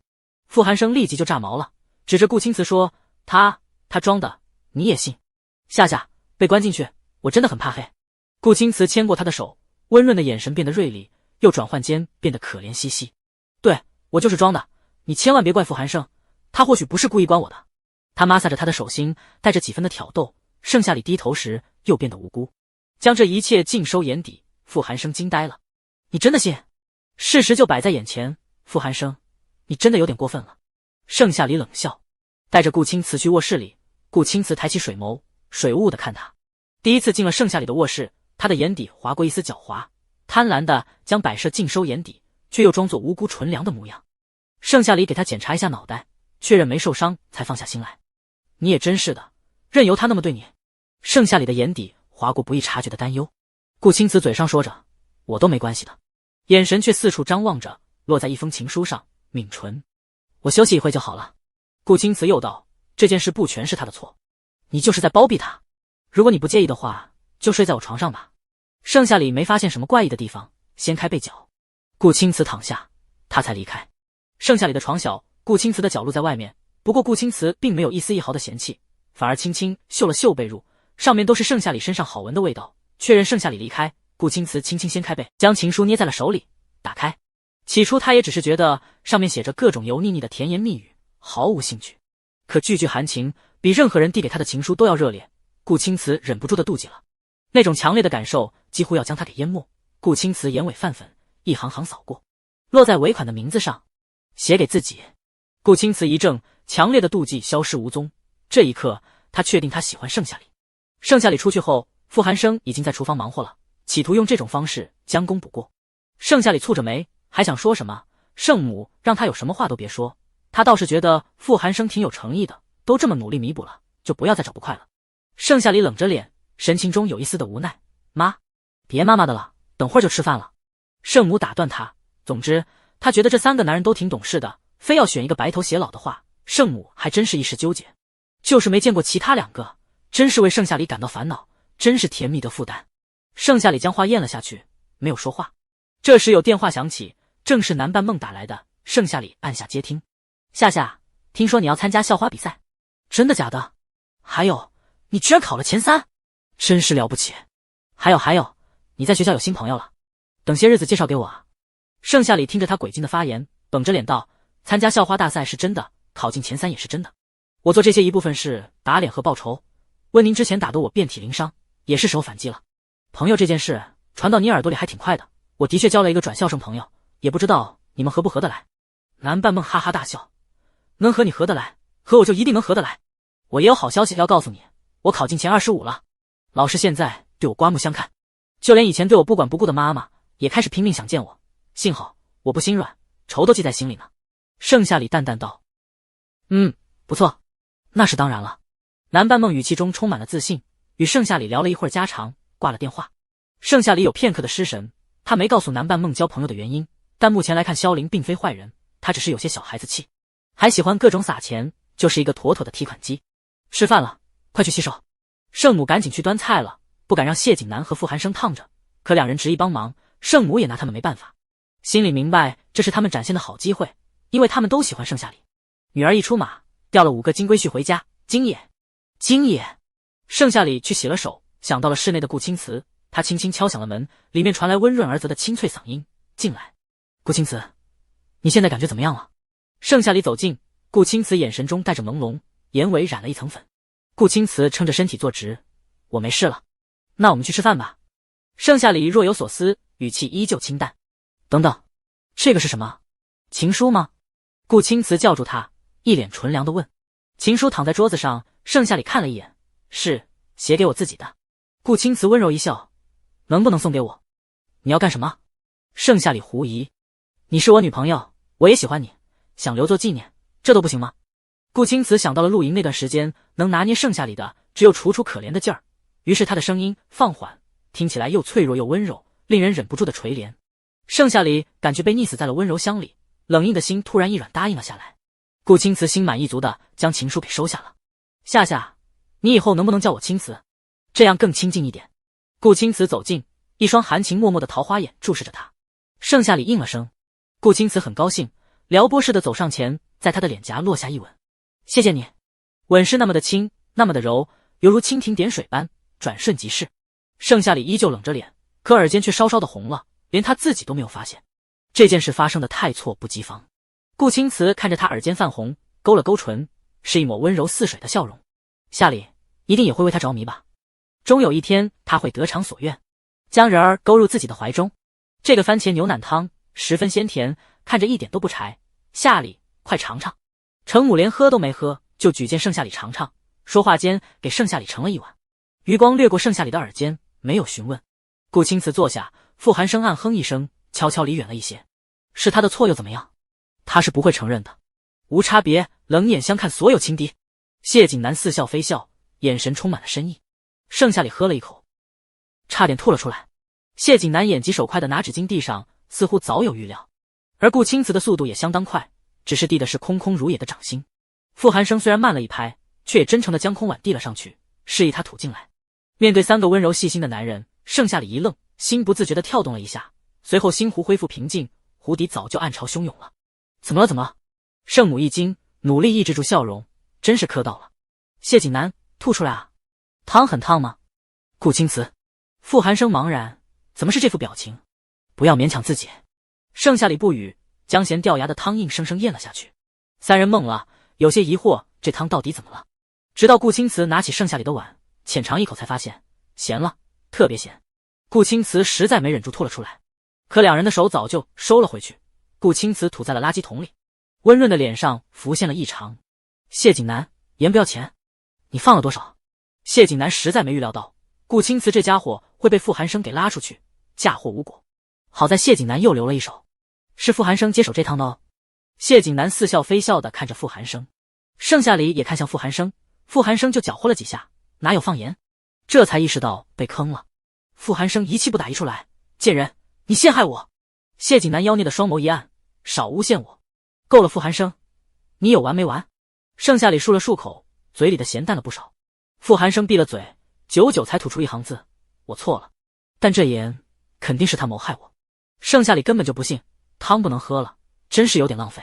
饭后，盛夏里把傅寒生第一个赶了出去，其他2人也各自回家。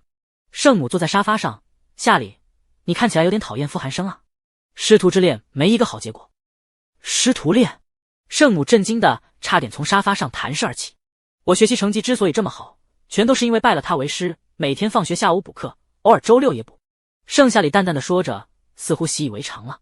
可圣母一听这话，心里对傅寒生又加了几分，笑呵呵的。原来你们还有这么一段过往，我倒是觉得傅寒生不错了，傅夫人也宽宏大量，世间难得。你们之间的隔阂，说不定都是一场误会，情敌之间哪有不勾心斗角的？好好了解了解傅寒生吧。盛夏里陷入沉思，这番话无疑点醒了他，虽然心中依旧不满，但淡了一些。知道了。行了，快去洗漱睡觉吧。听说你过2天就是校花大赛了，可千万不能熬夜。圣母将客厅的灯灭了，盛夏里默默回了房间。昔日，盛夏里如往常般去上学，出门就碰到了傅寒生和谢景南。傅寒生似乎也觉得自己惹了他不高兴，向来在情敌面前带有警惕，也默默地安静下来。谢景南挑眉，看出了异常。坐公交车前，一辆低调奢华的汽车在3人面前停下，车窗拉下，一张温润如玉，总是带着温柔倦意的俊脸映入眼帘。那双眼睛温柔似水，一笑清新，嗓音也柔软的可怕，犹如蛊惑般勾得人心痒痒的。别坐公交车了，坐我的车。顾青瓷热情地向众人邀请道。傅寒生周身冷峻，不近人情，可听到这话，莫名的心动了。他坐公交车每次都上吐下泻，要么难受的胃里翻江倒海，似乎很久都没有坐过正常的车了。但如果能和盛夏里一直待在一起，他愿意抛弃这些感受。好，盛夏里余光瞥了一眼傅寒生，话刚落下，手机铃声响了起来，低头一看，萧凌打来的。3人安静下来，盛夏里按下接听，找我有什么事吗？萧凌，10万火急，10万火急，救驾救驾！只有你能帮我了，快！打车来到。发生了什么？盛夏里心中一惊，听出了萧凌的不安分和焦急。来不及解释了，坐来。萧凌捧着电话，看着别墅门前被一群不知名的记者堵得水泄不通，还大喊萧家去死，做了违法乱纪的事情，要让萧父萧母出来解释解释。一看就不是什么好人。萧家走过一次鬼门关，早就有经验了，门被锁上，所以萧凌被困在里面了。没时间和你们解释了，你俩先坐青瓷的车，后面再会。盛夏里立即打了车，离开了3人的视线。那架势那着急的模样，一定是遇到麻烦了。顾青瓷弯了弯唇，知道他能自己解决，对这个称呼还是倍感满意的。谢景南似乎也发现了什么，那双似笑非笑的眸子里有说不清的情绪。来到萧家，盛夏里惊呆了，一群人来势汹汹，将萧家堵得水泄不通，这是要干嘛？难怪萧凌要找他，过分焦急。盛夏里一下子全都明白了。他聪明的让车子停在后院，然后给萧凌发消息。萧凌戴着墨镜，看到消息立即就从后院下来了。小跟班，你好聪明啊！萧凌差点就要抱他了。盛夏里疏离的退后一步，快迟到了，我们先离开。萧凌小鸡啄米似的点头，心里对他的赞赏快要从眼睛里溢出来了。事不宜迟，坐车离开。有记者发现后院冒出来一辆车，似乎是萧凌跑了，于是大声嚷嚷着大家追上去，讨要个说法。2条腿追究跑不过4个轮子的，一群记者憋红了脸，没再说话。盛夏里从萧凌的嘴里了解到，不知怎么地，一个偷税漏税不发员工工资的词条热搜冲了上来，然后萧家就遇到了现在的麻烦。盛夏里看了看热搜，评论底下是清一色铺天盖地的讨要说法，艾特和辱骂，将萧家贬得一文不值，甚至扒出地址，想要免费送上阴间祝福，对萧凌人格、长相的侮辱等等。越往下翻，盛夏里拧着眉，含着脸，神色异常凝重。干嘛这么严肃？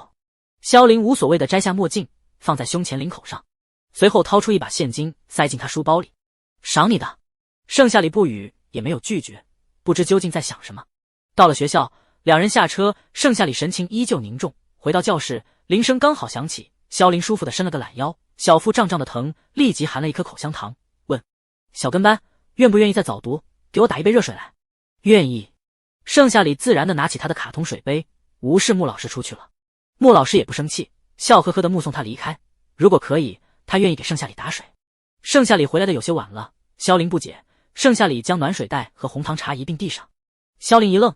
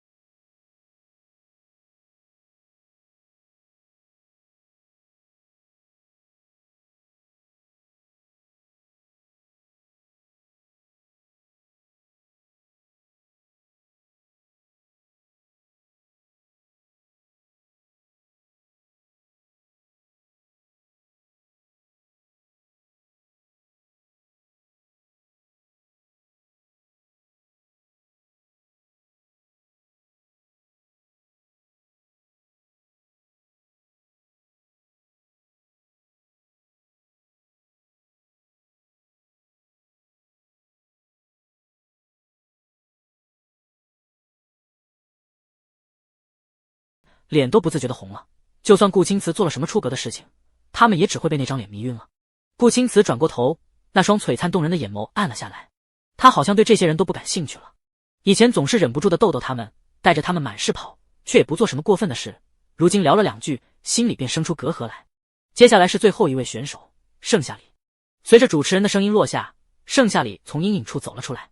他站在那儿，眉眼清冷，一张瓜子脸，又尖又小，面若冰，眸若星河，披散着秀发垂胸，碎发贴在脸上，衬得皮肤愈加的白。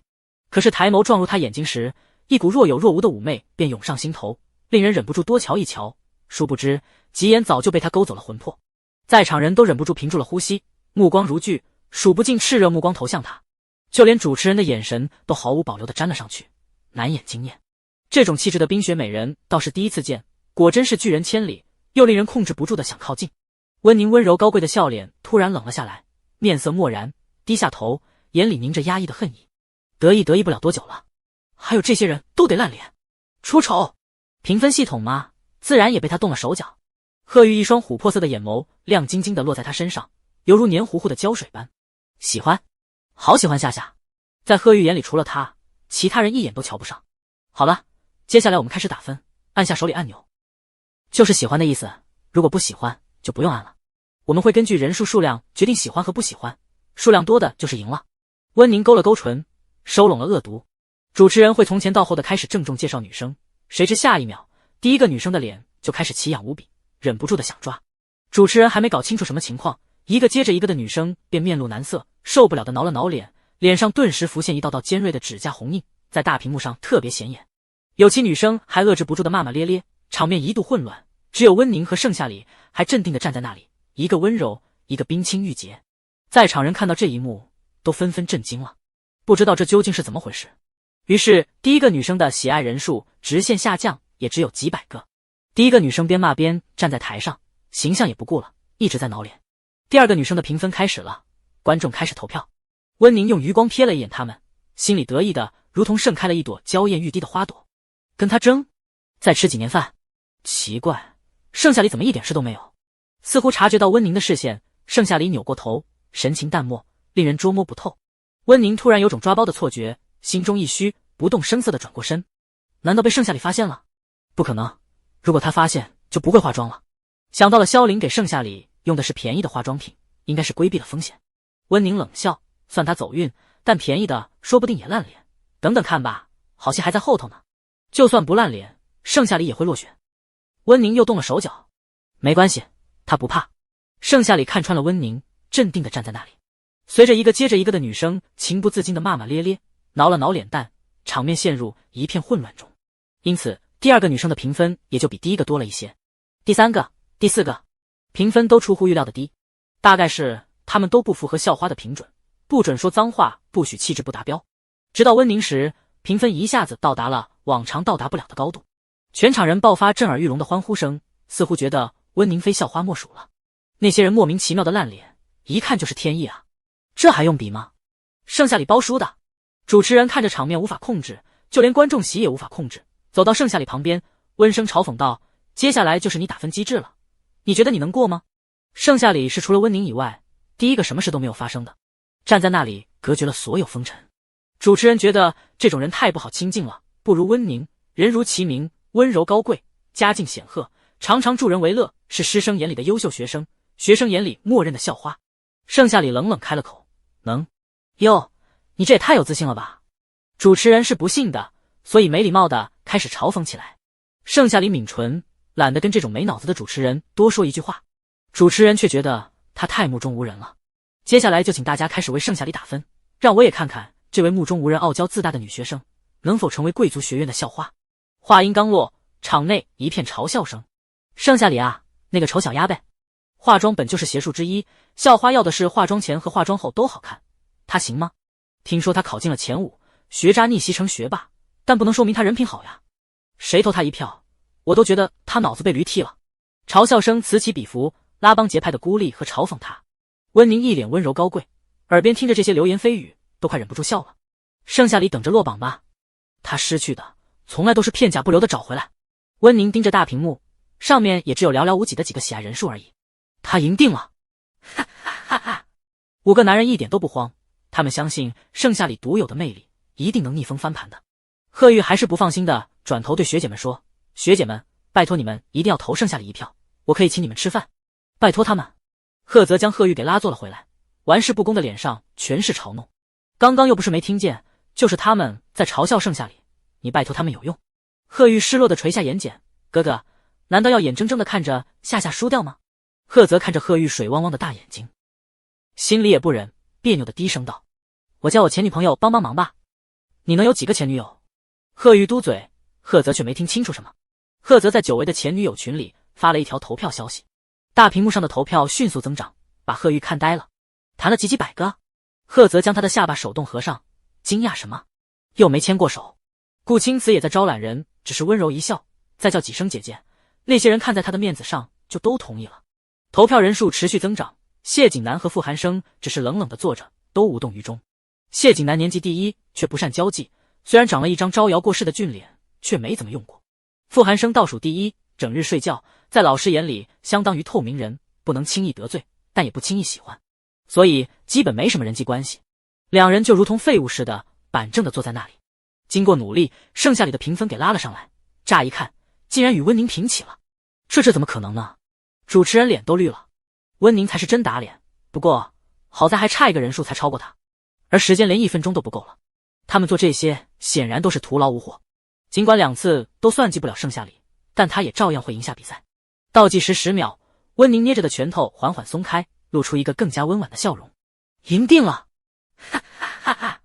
下一秒，盛夏里的人数超过了温宁，温宁的表情僵在了脸上，耳边传来一片哗然和震耳欲聋的掌声。主持人的脸说变就变，天哪！盛夏里居然超过温宁了，拿下首届校花大赛。盛夏里神情淡然，台上女生纷纷瞧不上盛夏里，觉得就算是温宁赢下比赛也不错，谁曾想居然是盛夏里。谁知道这化妆品有没有被盛夏里动过手脚？夏夏都赢了，他们什么表情啊？贺玉瞪着台上抓耳挠腮的女生，刚刚的同情在这一刻烟消云散了，羡慕嫉妒恨。谢景南勾唇，不可能，你不可能赢我的，这人数一定是坏了，从哪里蹦出来的一个？温宁傻眼，回过神的他，由嫉妒引来的悲哀已经达到不能再痛苦的境界了。主持人也没主持过这么精彩的比赛，一时间无法解释。这时一道拽里拽气的声音响起，那眸子直直地朝他投去，清秀的脸庞微微抬起，神情如此轻蔑。当然是我啊！萧凌悠悠地走出来，手里还拿着一个红色的按钮。温宁难以置信，你怎么会有这个？他大概是被气疯了，竟忘了只要是观众就会有按钮，所以萧凌心平气和解释的时候，温宁只觉得有一股寒意钻进了天灵盖里，特别凉。温宁瞬间眉心拧紧，含着愤怒，一张小脸全是狰狞。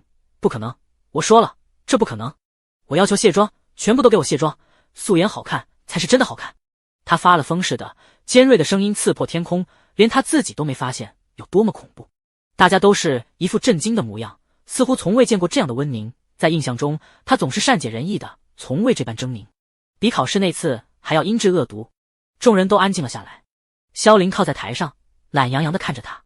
盛夏里也表示无异议，他就是要赢的。温宁心服口服，于是主持人就一脸茫然地将数盆清水和卸妆油拿来了，以及湿巾。萧凌倒是有自信，仍旧一副事不关己高高在上的模样。他的自信在于刚刚给盛夏里化妆时，亲眼所见盛夏里剥了壳似的鸡蛋，面对众人嘲笑和温宁的质疑时，也能从容面对，比他还像是一个高贵优雅的黑天鹅。如果盛夏里有钱，家境殷实，应该对温宁好上千百倍，而不是大声嚷嚷，面容狰狞，有失风度。那些女生看着清水，已经迫不及待地开始卸妆了，她们已经受不了脸上的粉质，好痒好痛。我还没喊开始，事已至此，那大家就速速卸妆吧。主持人看了几眼，赶紧找播。那些女生嘴里嚷嚷着什么，主持人忍不住的凑近，将话筒递了上去。只听生生骂盛夏里的话从话筒里溜了出去，我的脸好痛好痒，为什么盛夏里没事？这一定是盛夏里在化妆品上动了手脚，所以我才会这样，一脸狼狈不说，肯定都烂脸了。要让他做校花，我一个百个不愿意。哈哈！他气急败坏的声音越发尖锐，竟不知不觉中与温宁有几分的相似。观众席一片哗然，似乎都觉得不可思议，然后开始交头接耳的讨论，觉得不是没有这可能。为什么偏偏盛夏里的脸没事？盛夏里沾水的动作一停，拿过话筒解释道：“我的化妆品也被动过手脚了，仔细看，我用的都是200块不到的化妆品。”如果非要说不烂脸的，嫌疑最重的话，那我建议你们好好的去怀疑温宁，她的脸即使用贵的化妆品，依旧什么事都没有发生。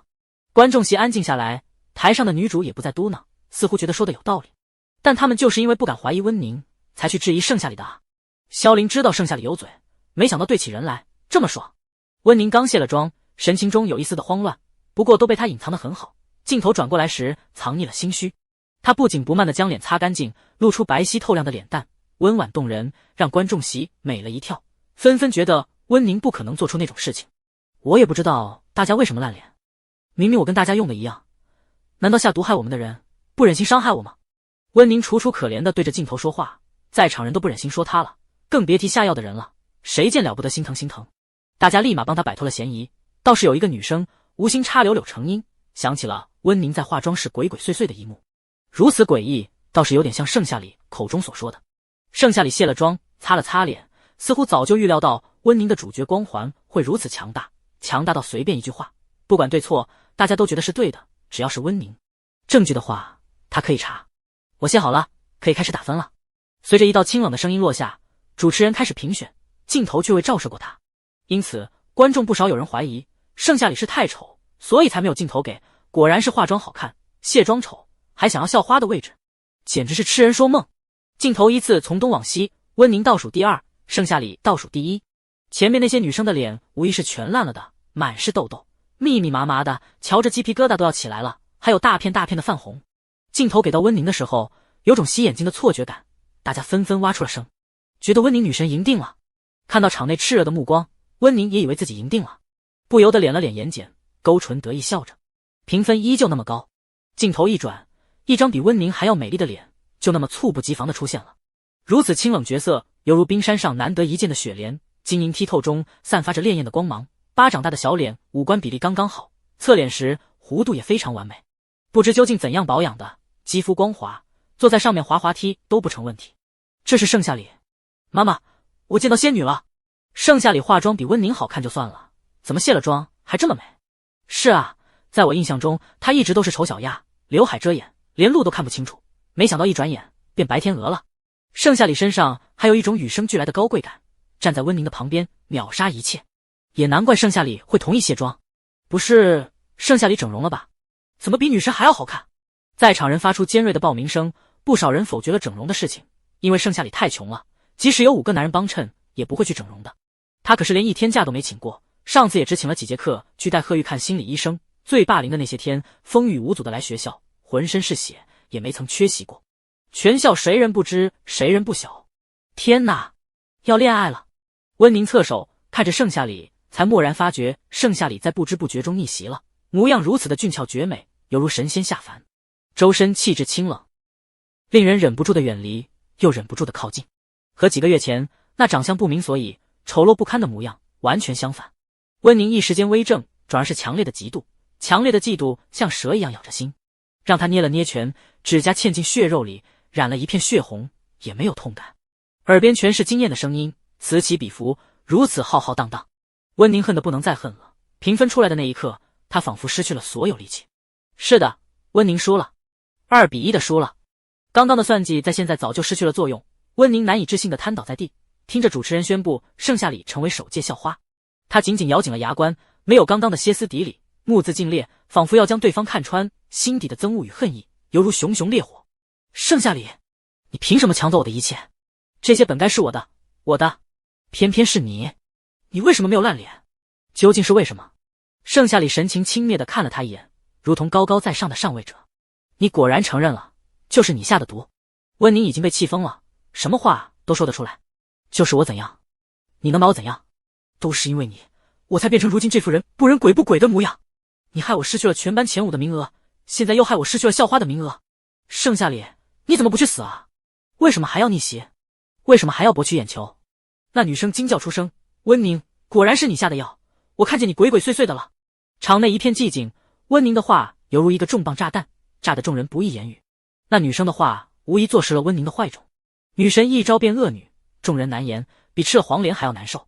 盛夏里看着她陷入癫狂的模样，知道她备受打击，抿唇，这些都是你自找的，是你之前一直想尽办法的打我、辱骂我，让我受尽嘲笑，人人唾弃。那时候我浑身浸染血污，连家都不敢回。我只是把之前所遭受的一切加倍的奉还给你罢了。你还没有遭受冷眼，怎么就被变成这样了？你的家庭不是很好吗？盛夏里的复仇还没结束，他要让温宁的主角光环被彻底的摘下来。5个男主，温宁也别想要了，就让这个大陆诞生出一个新的女主来掌管，接待5个男主吧。盛夏里，你卑鄙无耻！温宁恨毒了他，那眼光像火一样会把人灼伤，像鹰爪子似的会把人抓出血。难不成你还要对我的家庭下手？我告诉你，你得意不了多久了。温宁又看向萧凌，那双阴鸷的眸子如同嗜血般可怕，冰冷的手只朝外一指，寒意袭来，不留一丝情感。还有你，你这个贱人，帮他不帮我，我要让你千倍百倍的奉还。萧凌心有不好的预感，懒散的气质紧绷了一些。他的恨意使他五官扭曲，面部狰狞，如潮水般汹涌，让人感到窒息。你做了什么？萧凌问他。温宁却只是哈哈大笑着，似乎想到了萧家家道中落的凄惨模样，还有盛夏里会被混混给下药，失了清白。到时候他就转学离开，然后继续维持善解人意的模样，这天下也会跟着他一起。不知为何，温宁从小就是个小福星，娘胎里就有算命的说过，他长大后不仅有5个男人围着他团团转，就连世界的中心也是围绕着他转的，说是气运子都不为过。从那时候起，温宁就成了温家的小团宠，因此是独生女也。温家也从前10一下成为了豪门前5，家境殷实，温宁被培养了各种各样的技能。5岁那年就被豪门争抢着定娃娃亲，不过都被温母拒绝了。所以温宁根本就不怕什么暴露邪恶的嘴脸，他的人生依旧会精彩。盛夏里不过是他人生中的小配角，随着他转学，顾青瓷、谢景南他们也一定会跟随他而去。温宁早就知道，他们5个才是他的白马王子。温宁只是朝大家挥了挥手，离开了台上，消失无踪。可在所有人眼里，温宁身上的粉白滤镜好像淡了许多。仔细看，温宁的脸、气质好像也就那样。萧凌便眉心紧锁，心底生出了一抹怀疑，萧家的局势会不会是因为他？看来他得好好查查温家了。盛夏里含着脸，神情平静。既来之则安之，他倒是要看看温宁还有什么花招没有使出来。他已经明显感觉到温宁身上的主角光环在被一点点的吞噬，想必再做下去就没有光环在了。校花事件结束，在场人才收回了瞠目结舌、震惊的表情，随后散开。校园坛立即就有了一条视频冲上热点，并配文温宁暴露了善解人意的嘴脸等等。一下子，温宁成了全校人讨论的对象和笑柄，还有盛夏里霸气打脸和貌美逆袭的话题。盛夏里倒是无所谓，下了台就准备回家。今天是周六，5个男人却都想邀请他去庆祝庆祝，萧凌也不例外。贺玉眼睛亮晶晶地看着他，如同点缀了星星般。夏夏，你太厉害了，把温宁都给逼疯了。那个坏女人总是想办法欺负你，以后我们可得提防着点。提防什么？温宁也得意不了多久了。贺泽搂住贺玉的肩膀，话语中带着层层深意，玩世不恭的脸上也有了几分深沉。谢景南看了一眼天空和飘散的落叶，笑得充满邪气。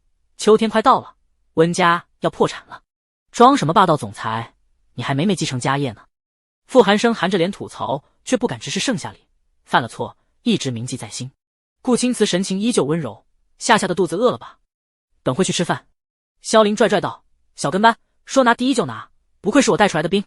盛夏里感觉自己就像是一根木头，被好几个人围着，也争不过他们，有了空闲才淡淡回答，可以，我先回去换一身便装。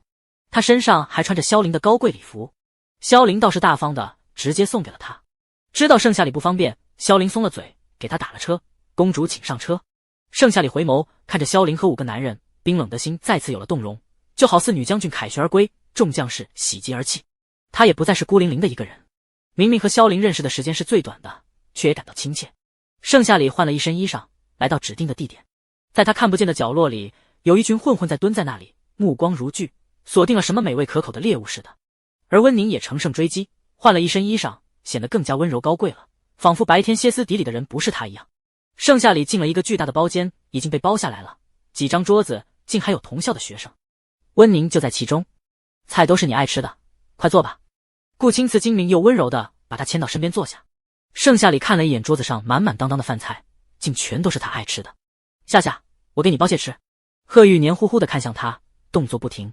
贺泽也参与其中，整个人乖戾不少。此刻一道啜泣声打断了温馨的场面。夏里，都是我的错，你能原谅我吗？他来干什么？扫兴。贺玉愤怒的想着，包蟹的动作也很利了起来。赫泽倒是也没想到温宁这个疯女人会出现在这里，好好雅兴都没了。温宁深知自己不被喜欢，所以将头埋得更深了，似乎想到要挽留顾青瓷的心，所以更加欲言又止起来。温宁紧紧地咬着嘴唇，强忍着不让自己哭出声来，眼角挂着的泪珠仿佛随时都会滚落下来，惹人怜爱。夏里，你能原谅我吗？他走到盛夏里的旁边，一脸的哀求和恳切。旁人看不清他的脸，但从肩膀的颤抖幅度来看，足以让人怜惜。因此不少人的目光都纷纷落在了他的身上，看向盛夏里这边。盛夏里面无表情，似乎没预料到温宁会这般，竟开始求原谅了。这又是玩的哪一招？他不相信刚才还那般咒骂他去死的人会在几个小时后洗心革面，只是静静地看着温宁演戏。都是我的错，是我不该嫉妒你的，我刚刚说的都是气话，是我小肚鸡肠了，你能原谅我吗？我真的想和你交朋友。他低下头，长发遮住脸庞，让人看不清楚他的表情，但那微微颤抖的肩膀却出卖了他的内心。盛夏里仍然无动于衷。萧凌挑眉，自顾自地夹起菜给盛夏里，然后旁若无人地开始吃饭，像是在看一场戏。没有得到回应，温宁更加卖力地啜泣，喉间滚动着压抑的哽咽，连呼吸都带着颤抖的波纹，单薄的肩膀不受控地抖动，像是风中即将折断的苇草，哭红的眼角像揉了桃色的胭脂。傅寒生冷笑，哭得这么惨，跟我们欺负了你似的，要哭滚一边哭，又像是哭丧，搞得人心情都不好了。温宁一噎，似乎没想到傅寒生说话能噎死人，可他分明是侧脸45度哭泣，最好看的角度，带着惹人怜惜的破碎感，眼眶悬着泪，似掉非掉，为的就是让顾青瓷怜悯他，然后同情他，为他求情，最好是能原谅他。这样的话，他的计划就能继续进行下去。对不起傅少，是我的哭声惹你不高兴了，我只是想求夏里的原谅，我想清楚了，夏里能拿到校花的位置，全靠他自己貌美，而我不该如此嫉妒痛恨，所以我想求夏里的原谅。如果夏里不愿意原谅我的话，我就喝酒来惩罚自己，直到夏里愿意原谅我。话落，温宁不顾一切地拿起白酒，倒上一杯，然后眼巴巴地等着盛夏里开口。其他校友的人都纷纷被感动到了，都觉得应该原谅温宁。温宁的确发了好大的脾气，歇斯底里的模样尤为恐怖，都不符合他善解人意、通情达理的人设了。但坏人都有回头是岸的机会，温宁也是，不能因为好人犯了一次错就揪着不放。大家都劝说盛夏里原谅温宁，包间里很快便变得热情高涨，声音一致：原谅他，原谅他，原谅他。温宁也委屈巴巴地看着他，在所有人看不见的角度勾了勾唇，原谅他，必须原谅他。他的最后一步计划还没有实行。眼看几分钟过去，盛夏里依旧波澜不惊地坐着，神情淡漠，好似这件事和他没有半毛钱的关系。谢景南也似笑非笑地勾唇，仿佛没有影响到他。顾青瓷是最温润如玉的，他一句话也没有说。温宁的手都举酸了，眼底迸发出毒蛇才有的恨意，一瞬间又消失不见，变得可怜楚楚。夏里，你还是不愿意原谅我吗？既然如此，那我就喝酒好了。雨落，温宁像是下定了某种决心，一杯酒下肚，他的表情难看，又像是被辣苦到，眼泪又瞬间出来了。校友们闭了嘴，看到这幕纷纷心疼起来，劝他不要再喝了，白酒喝多了会死人的。温宁快停手吧。温宁哭唧唧道，我没关系的，只要能得到夏里的原谅，我都没关系的，就算死了又有何妨。他这番话说的决绝，可在萧凌耳朵里就像是电视剧里才有的离谱情节，嘴上死死死的，心里根本不想死吧。萧凌轻嗤一声，继续吃饭。盛夏里也默不作声的将碗里的小山丘给吃干净了，眼下根本不想多问。其他人不满了，盛夏里，温宁已经这样了，你怎么还不原谅他？难道你真要看着他眼睁睁的死掉吗？没想到刚得了校花大赛第1名的人居然这么冷血无情，你就不配得到校花这个位置。就是长得漂亮，赛天仙，比温宁漂亮100倍1000倍，有什么用？温宁的脸有一瞬间的扭曲，却又在瞬间恢复，泪盈盈道，求求你们不要再说了，都是我的错，与夏里无关。这是第2杯酒，我先喝了。众人越来越心疼温宁了，甚至已经点燃了众怒，都在指责盛夏里的不作为。闭嘴，有完没完？傅寒生真是看不下去了，想把温宁丢出去，在这里真影响食欲，偏偏盛夏里不语，看着他哭闹，耳朵都要炸了。屋内安静下来，温宁也顺势停止了喝酒的动作。只听傅寒生又冷冷道，要哭要闹，请出去，这里是公共场所。大家都觉得傅寒生太冷血了，和盛夏里一样，又开始指责盛夏里。温宁一边求大家不要再说了，一边跃跃欲试的准备一饮而尽。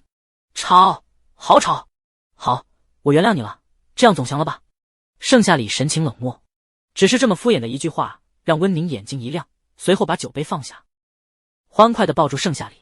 盛夏里蹙眉，忍着生理厌恶。不过瞬间，温宁又远离了他，一个劲儿的感谢，然后去拿准备好的甜糕递给他，又一个劲儿的献殷勤，哪有半点难过？大家都觉得盛夏里原谅的太，可温宁不管这么多，他知道盛夏里是不可能原谅他的，而他真正的目的也不是这个，所以无所谓了。贺玉将蟹腿放在盛夏里的碗里，看向了冰皮糕点，觉得哪里有古怪，一时间却又说不上来。盛夏里看着温宁谄媚的模样，狐疑的接过糕点，这个是我买的，超级好吃，我想分享给你。温宁害羞的埋下头，盛夏里放在鼻尖嗅了嗅，心底直犯冷意，有毒。果然没有他想象的那么简单，温宁也不可能变好的，这是新的报复方式罢了。只是这毒闻起来有些熟悉，盛夏里好像在哪个世界闻到过，也只有亲自尝过才知道到底是什么毒。温宁低下头，睫毛藏住眼底的杀意，轻吃，吓得要无色无味，他就不信盛夏里能闻出来。果不其然，盛夏里放下了糕点，像是并未察觉一样，只是有股警惕在的。贺玉想不出个所以然来，清亮的眸子一闪一闪的，夏夏，你不是不爱吃甜品吗？要不还是我吃了吧。他们都知道温宁不会轻易善罢甘休的，这么大费周章，那块糕点肯定有问题。如果下了毒，那就毒他好了，只要夏夏身体健康，他都没关系的。医疗水平如今这么发达，一定会把他从鬼门关拉回来的。妈妈说了，喜欢谁就要付出一切，哪怕是生命为代价。他喜欢夏夏，愿意付出生命。赫泽停住了动作，共感到了一股浓烈的悲悯气息，笼罩着他。弟弟要做什么？他不允许。没等赫泽开口，下一秒温宁就慌了神，阻止道：贺玉，你就不要抢了，这是我专门为夏里准备的，有我的心意在。他可不想让贺玉被女人玩弄，他的目的从来只有一个，毁了盛夏里。盛夏里将糕点又拿起，仔细端详，冷冷开了口，他说没错，是专门给我准备的，你就别掺和进来了。温宁，如果我不吃呢？盛夏里转头又对温宁犀利地问道。温宁心虚，表面佯装难过异常，低声抽泣，大家都有作证呢，你都原谅我了，如果你不吃的话，心底其实还是不愿意原谅我的，你就是说话不作数。闻言，周围人又开始起哄，觉得一块糕点没什么的，又不是酒，非喝不可。顾青瓷温柔一笑，你这不是道德绑架吗？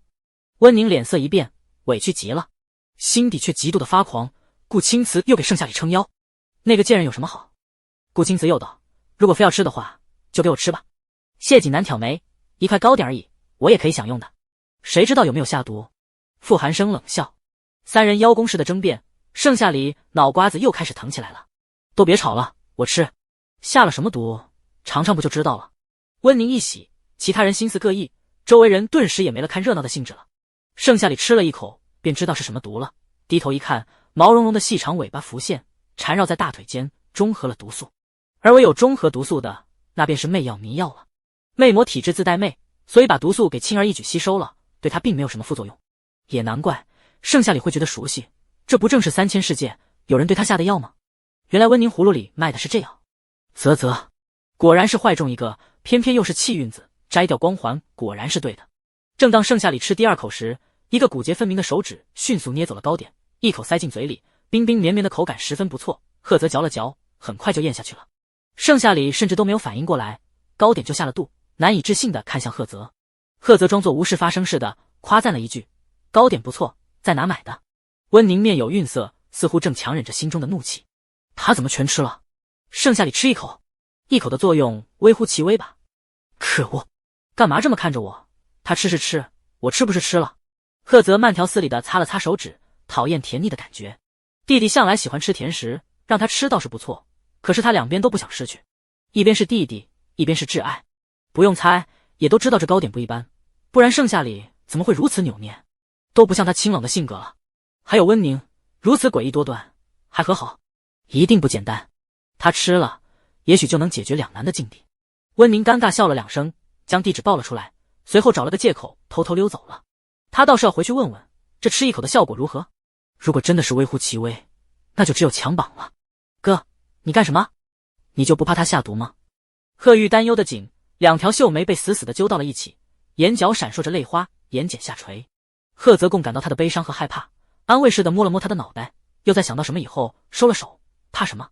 哥哥更怕失去你，哥哥永远都是你最坚强的后盾。失去亲人，他们只有彼此了，如果非要失去一个的话，那就失去他吧。贺玉和贺泽正惺惺相惜的说着话，下一秒不知要不要上演什么催泪的场景。盛夏里可不敢多待了，他吃没事，但是贺泽这个笨蛋居然抢着吃。他拍桌子而起，拉着贺泽走了。跟我走。贺泽猝不及防的被拉着走了，其他人心思各异，纷纷起身跟了上去。盛夏里打了车，将贺泽霸道的塞了进去，然后坐进去，对司机说道：“去附近的医院。”好的。司机点头。几人也走到车旁，盛夏里侧眸，将过分担忧的贺玉也给拉上了车，对其他人说道：“你们好好休息，我能解决。”萧凌拽拽道：“不愧是我的小跟班，那温宁的事情我会去查的，一定要平安无事。”顾青子温柔一笑，忧心忡忡。车子疾驰而过，消失在视野里。几人也都各自去调查了。没过多久，车子抛了锚，停在路边，在小巷口没有路灯的地方。司机不解地下车查看，才发现轮胎被扎了好几个洞，4个轮胎无一幸免，着实有点懵逼。什么情况？他有得罪人吗？这时贺玉闪烁着泪花，双眼水汪汪的。哥，你怎么了？贺泽的体温开始不正常了，脸颊泛红，额头滚烫，就连身体也热，这些根本就不是发烧的特征。贺玉被吓坏了，从而也忽略了共感带来的灼热，正在由下往上的吞噬着他，让他的眼神变得有些迷离。没事，我只是有点热，瞧把你吓的。贺泽为了让他安心，特地勾了勾唇微笑，并习惯性的摸了摸他的脑袋，看着贺玉眼睛湿漉漉的像一只小鹿。贺泽缩了缩手，想到了什么，强忍着燥热说道：“弟弟，我差点忘记了，你讨厌我摸你的脑袋。”贺玉撇撇嘴：“哥，你摸吧，我让你摸了，你千万不要有事。”双生子之间的感情颇为深厚，特别像他俩这样的。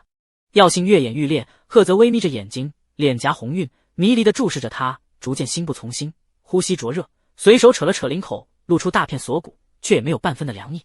贺玉和他说什么，他也全都听不见了，像是在沙漠里快渴死的骆驼，摸索着下了车，朝浓黑如墨的夜走去，只为找到解渴的水源。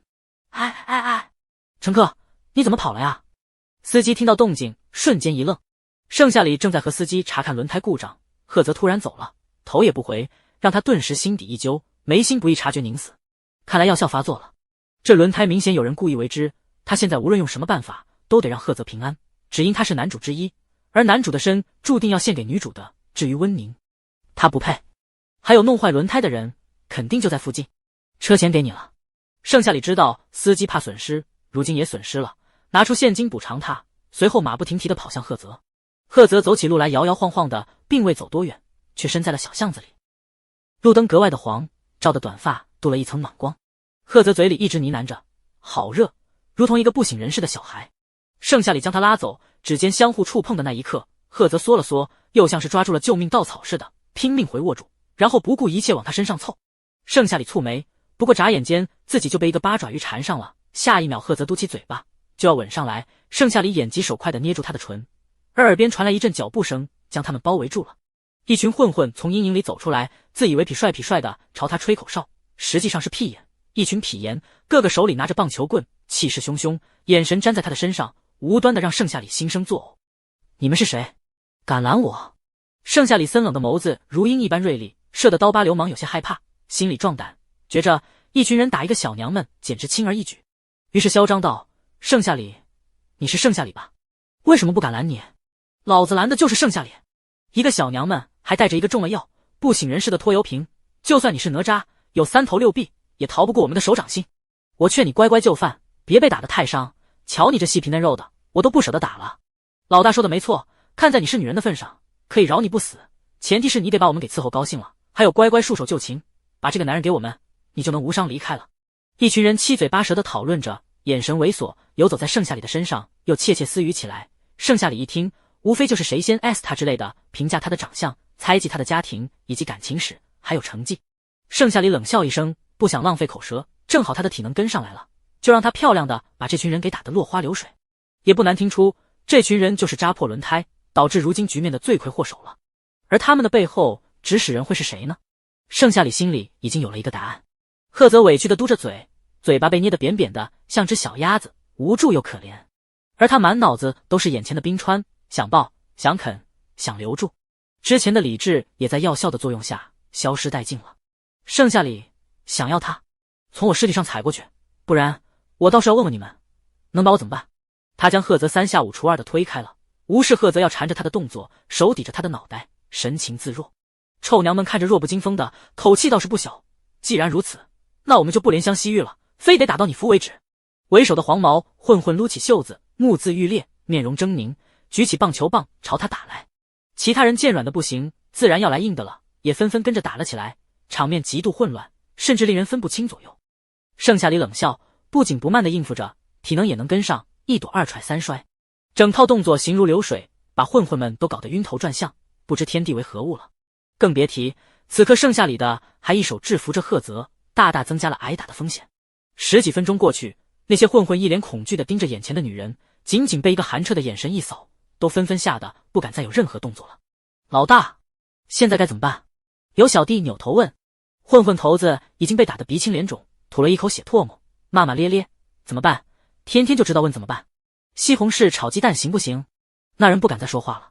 下一秒，混混头子又语：回去告诉温宁，这一单我们接不了了。还有那个男人实在被护得紧，他想要身子，做梦去吧。那人嗯嗯两声，在盛夏里的眼皮子底下溜走了。见此，盛夏里神情依旧毫无波澜，他全都听到了，果然是温宁。温宁的计划大概是让他被混混强绑尸身，而赫泽中要他绝对不能放过这千载难逢的机会，所以要挨死了他。可惜他的卦算错了，少用这种瘆人的眼神看我，不就是会点拳击、武功、散打，还有跆拳道？少得意了，我让手下去搬救兵了，你很快就不是我的对手了。混混头子吓唬他。盛夏里神情依旧毫无波澜，甚至用看傻子的眼神看着他。一旁的赫泽忍不住轻喘起来，打破了死寂的空气，惹得众人脸红一片。盛夏里也知道不能继续待下去了，赫泽越来越严重了，再拖下去估计身子受不了了，于是果断离开。临走前不忘抛下一句，告诉温宁他死定了。哥，我也好热。贺玉坐在车里口齿不清的呢喃着，声音早就沙哑了。他们走后，他才受不了了的下了车，没看司机一眼，朝他们消失的方向走去。他也不知哪里来的力气，此刻只想不顾一切的去找盛夏里，担忧他是不是出了什么事。可是眼前的一切都好模糊，而他浑身燥热，像一个火炉子一样，看见什么冰凉的东西都想贴上去。这是哥哥在承受的痛苦，所以供感给他了。贺玉才发现哥哥原来这么痛苦，难怪盛夏里这么焦急的去医院。意识逐渐被药效代替，他眼神朦胧，覆盖了一层薄薄的泪花，那张纯情软糯的俊脸上才闪过一丝的惊喜。盛夏里出来了，他看到他了。贺玉挪动身体走过去，不自觉地舔了舔唇，热得差点将衬衫扒了个光。赫泽紧紧地抱着他，盛夏里行动不便，却也稳重。回到路灯下，盛夏里眺望远方，才顿觉贺玉没跟来，司机的车消失不见，似乎是被拖走了。那贺玉呢？他是因为怕黑，所以才没有跟上来的吗？接触的久了，盛夏里知道贺玉绝对不会这样，他会黏糊糊地跟着他，走到哪都跟着，哪里会乖乖坐着。盛夏里回眸，贺玉果然跟着他，乖乖的就站在那里，手足无措，脸颊泛红，那双琥珀色的大眼睛湿漉漉的看着他，似乎想过来，却又不敢，强忍着燥热，压制身下那股邪火。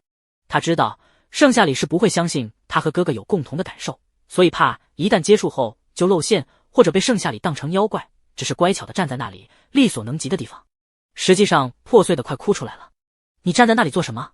盛夏里的声音带着莫名的关切，犹如一清泉，冷清清澈。贺玉满脑子都是冰，被他这么一说，差点没压制住，想要扑上去了。我没事。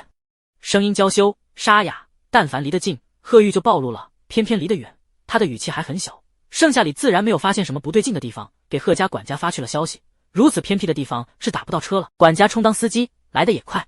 贺玉一直站在那里，眼眸泛红，贺泽则是牢牢抱着他，嘴巴被捏住。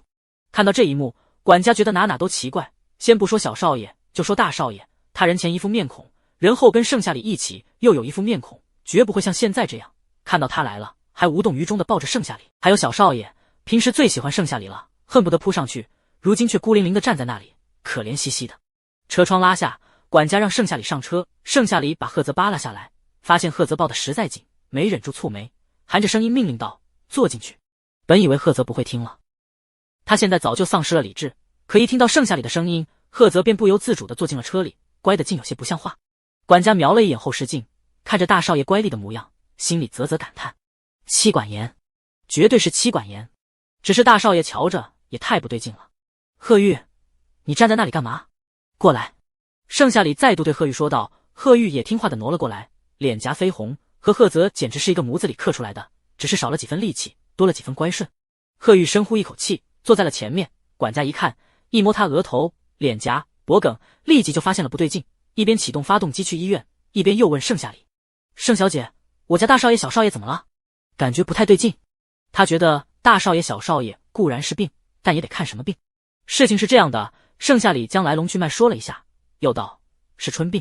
春病。”管家一个急刹车，让众人不由得往前倾。盛夏里蹙眉：“怎么了？”“没事。”管家点火，顺着路口拐了个弯，去了贺家。这医院是去不成了，他哪敢跟医生说大少爷有病传染了小少爷，还有小少爷、大少爷其实有共感。共感，这个无法诉说的秘密，怕是要被当成怪物喽。到时候10张嘴解释不清，还是回贺家找家庭医生吧。一路上，贺泽都在无意识的轻喘着。到了贺家，盛夏里才一愣：“不是去医院吗？没时间解释了，你先进去再说。”管家赶紧道，顺便联系了家庭医生，才发现人此刻在魔都度假，而且还是向贺泽请了假的。管家也不能把人赶回来，就算赶回来，黄花菜都凉了。管家急得焦头烂额，进了别墅，上了2楼。这时，盛夏里也发现了贺玉的不对劲，两人几乎同一种症状。于是，管家刚进门，一句质问就抛了出来：“贺玉怎么回事？”他可清楚贺玉没吃糕点，怎么也变成了这样。贺玉似乎知道自己隐瞒不住了，乖顺地坐在一边：“我就直说了，他们从娘胎里就产生了共感，一端受伤，另一端就会有感受，这下药也是同样的。”管家豁出去了，不忘去观察盛夏里的神情，才发现他依旧如此平静，让人根本猜不透他在想什么，又急忙告诉他家庭医生不在，还有不能去医院的原因。现在所有的路都没了。管家问他：“大少爷、小少爷都喜欢你，也快坚持不住了，能不能救救他们？”真是死到临头了。如果盛夏里不同意，那他就赶紧准备物理降温吧。可目前最好的办法就是盛夏里说愿意，贺家一定会赔偿他的。管家央求，跪在地上：“对不起，让你一下子解决2个，你的身体肯定也吃不消的。那我就把大少爷放进冰块里，忍着。”盛夏里低头一看，自己的尾巴不知何时已经缠住贺泽了，而他的发情期也到了，只是唯独不解为什么贺泽都成这样了，管家也不给他找女人。问题出来时，管家如实回答：“大少爷连女人的手都没牵过，还只喜欢你一个，当然不能便宜别人。”“行了，我知道了。”盛夏里将管家赶了出去。这是同意了。管家顿时喜极而泣，却也担忧盛夏里的身体吃不消。刚要离开，盛夏里的声音传进耳朵里：“7天，不要来打扰我。”“好的。”管家下意识回答，越想越不对劲，什么7天？可回头想问时，房间内已经传来令人面红耳赤的男声。一眨眼过了7天7夜，要不是圣母接到贺家管家的电话，怕是要去报警了。而圣母因此给学校请了假。这7天学校里也发生了翻天覆地的变化，那就是温宁温家破产了，被查出大量的伪造证据，还有对付萧家的证据，以及温宁霸凌同学。温父坐牢，温母被吓得精神失常，而温宁是依旧在贵族学院上课，因为老师们念及旧情，让他继续上。年级第6，只要是年级前10都可以继续上，家里有困难，校长也会帮扶的。温宁大概是贵族学院的第一个例子，因为贵族学院都是有钱人，根本不需要资助。第8天早，盛夏里终于从那扇门里出来了，管家就差苦哈哈的放鞭炮庆祝了。谁能想到他说的7天真是字面意思的7天，还带1夜。3人也因此7天7夜不吃不喝。管家向来没接触过这么炸裂的事情，急得圈圈转，看见盛夏里春光满面的出来了，赶紧笑嘻嘻道：“盛小姐辛苦了，赶快下楼用餐吧。今天是周末，不需要上课。”盛夏里伸了个懒腰，穿着褐泽的白衬衫，下面光着一双修长的美腿，看起来十分性感，半露香肩，媚眼如丝，轻挑了一下眉，便下楼去了。那腿上、脖颈间、唇上、手臂上，任何裸露在外的肌肤都染了一层粉，草莓印和青紫更是数之不尽，看得人心头一跳，唇裂欲中。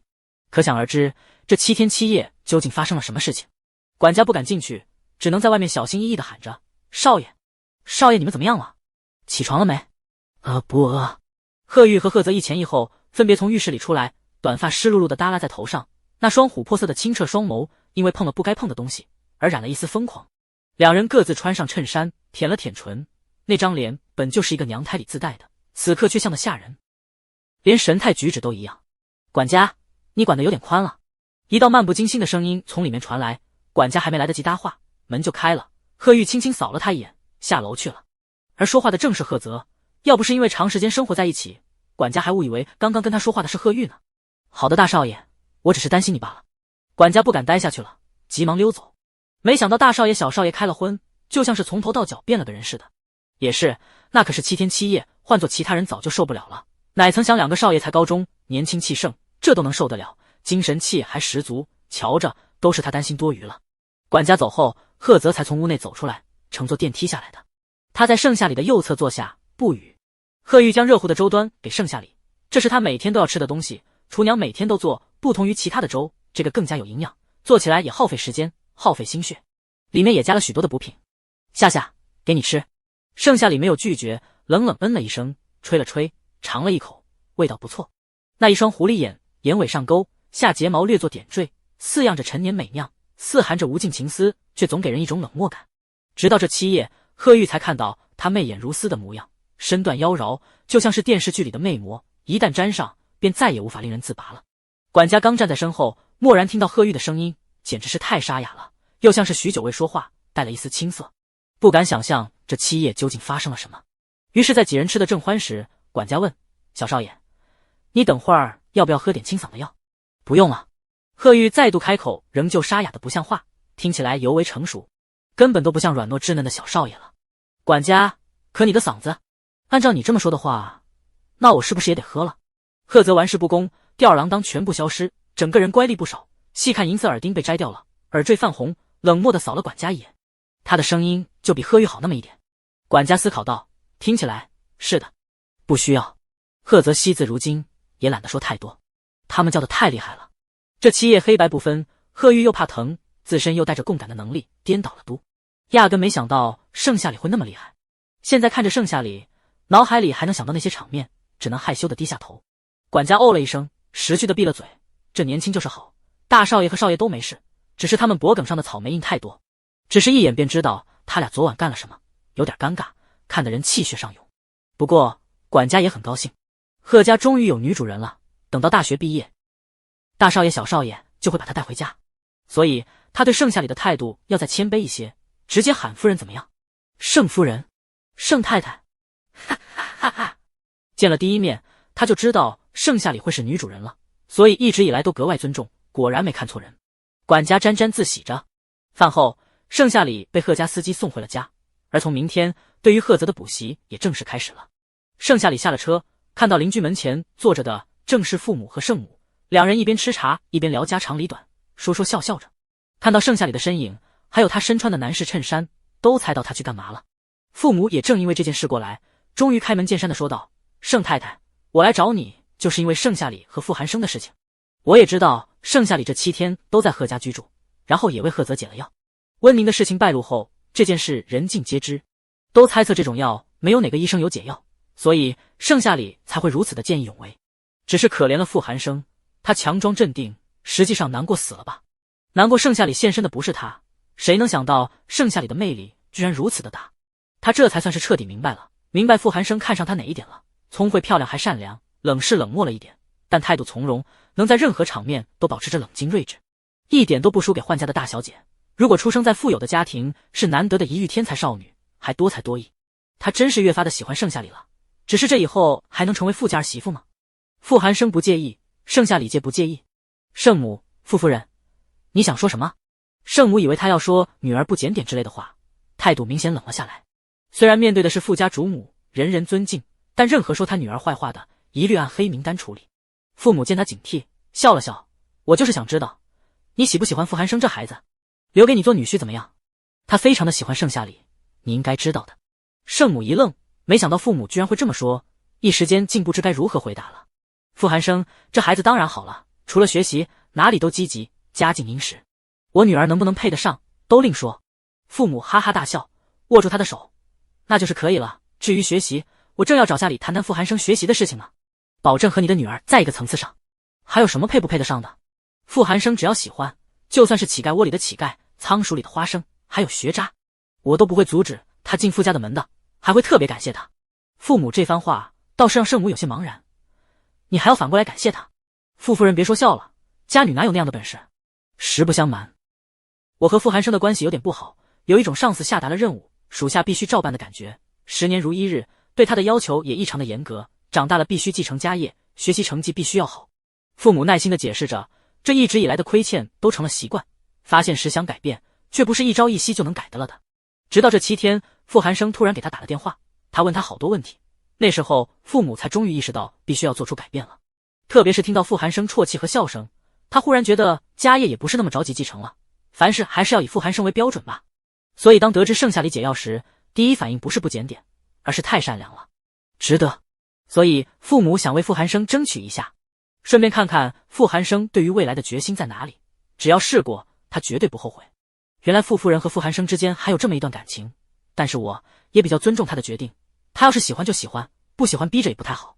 圣母表示理解，还有想要找他谈谈的话，如果不介意我这座庙小，那就进来坐。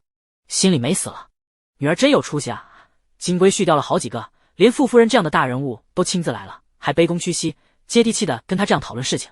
圣母一直都觉得傅寒生不错，如果盛夏里愿意的话，一下子娶8个美娇男，他也没有意见。相反，磕 CP 还挺爽。父母看他如此开明，也附和道：“你说的对，凡事看个人意愿，怎么会介意呢？巴不得进去坐坐。儿媳妇啊，他怎能说不？这倒是了解盛家的好机会。他以前根本没有发现圣母如此的善解人意，反而是想尽办法把他辞退了，凶得很。倒是现在才发现，他起身的时候忍不住问圣母：不知道你还愿不愿意回来上班？你都问好几次了，我依旧还是那句话，不用了，我现在已经有了新的上班选择。圣母将门打开，边解释：是顾青瓷给我介绍的，听说很是轻松呢，只需要打理打理花草，清洁墙壁，然后当个吉祥物摆在顾家，吃喝玩乐都是顾家报销，还提供各种旅游景点，随时随地回家待。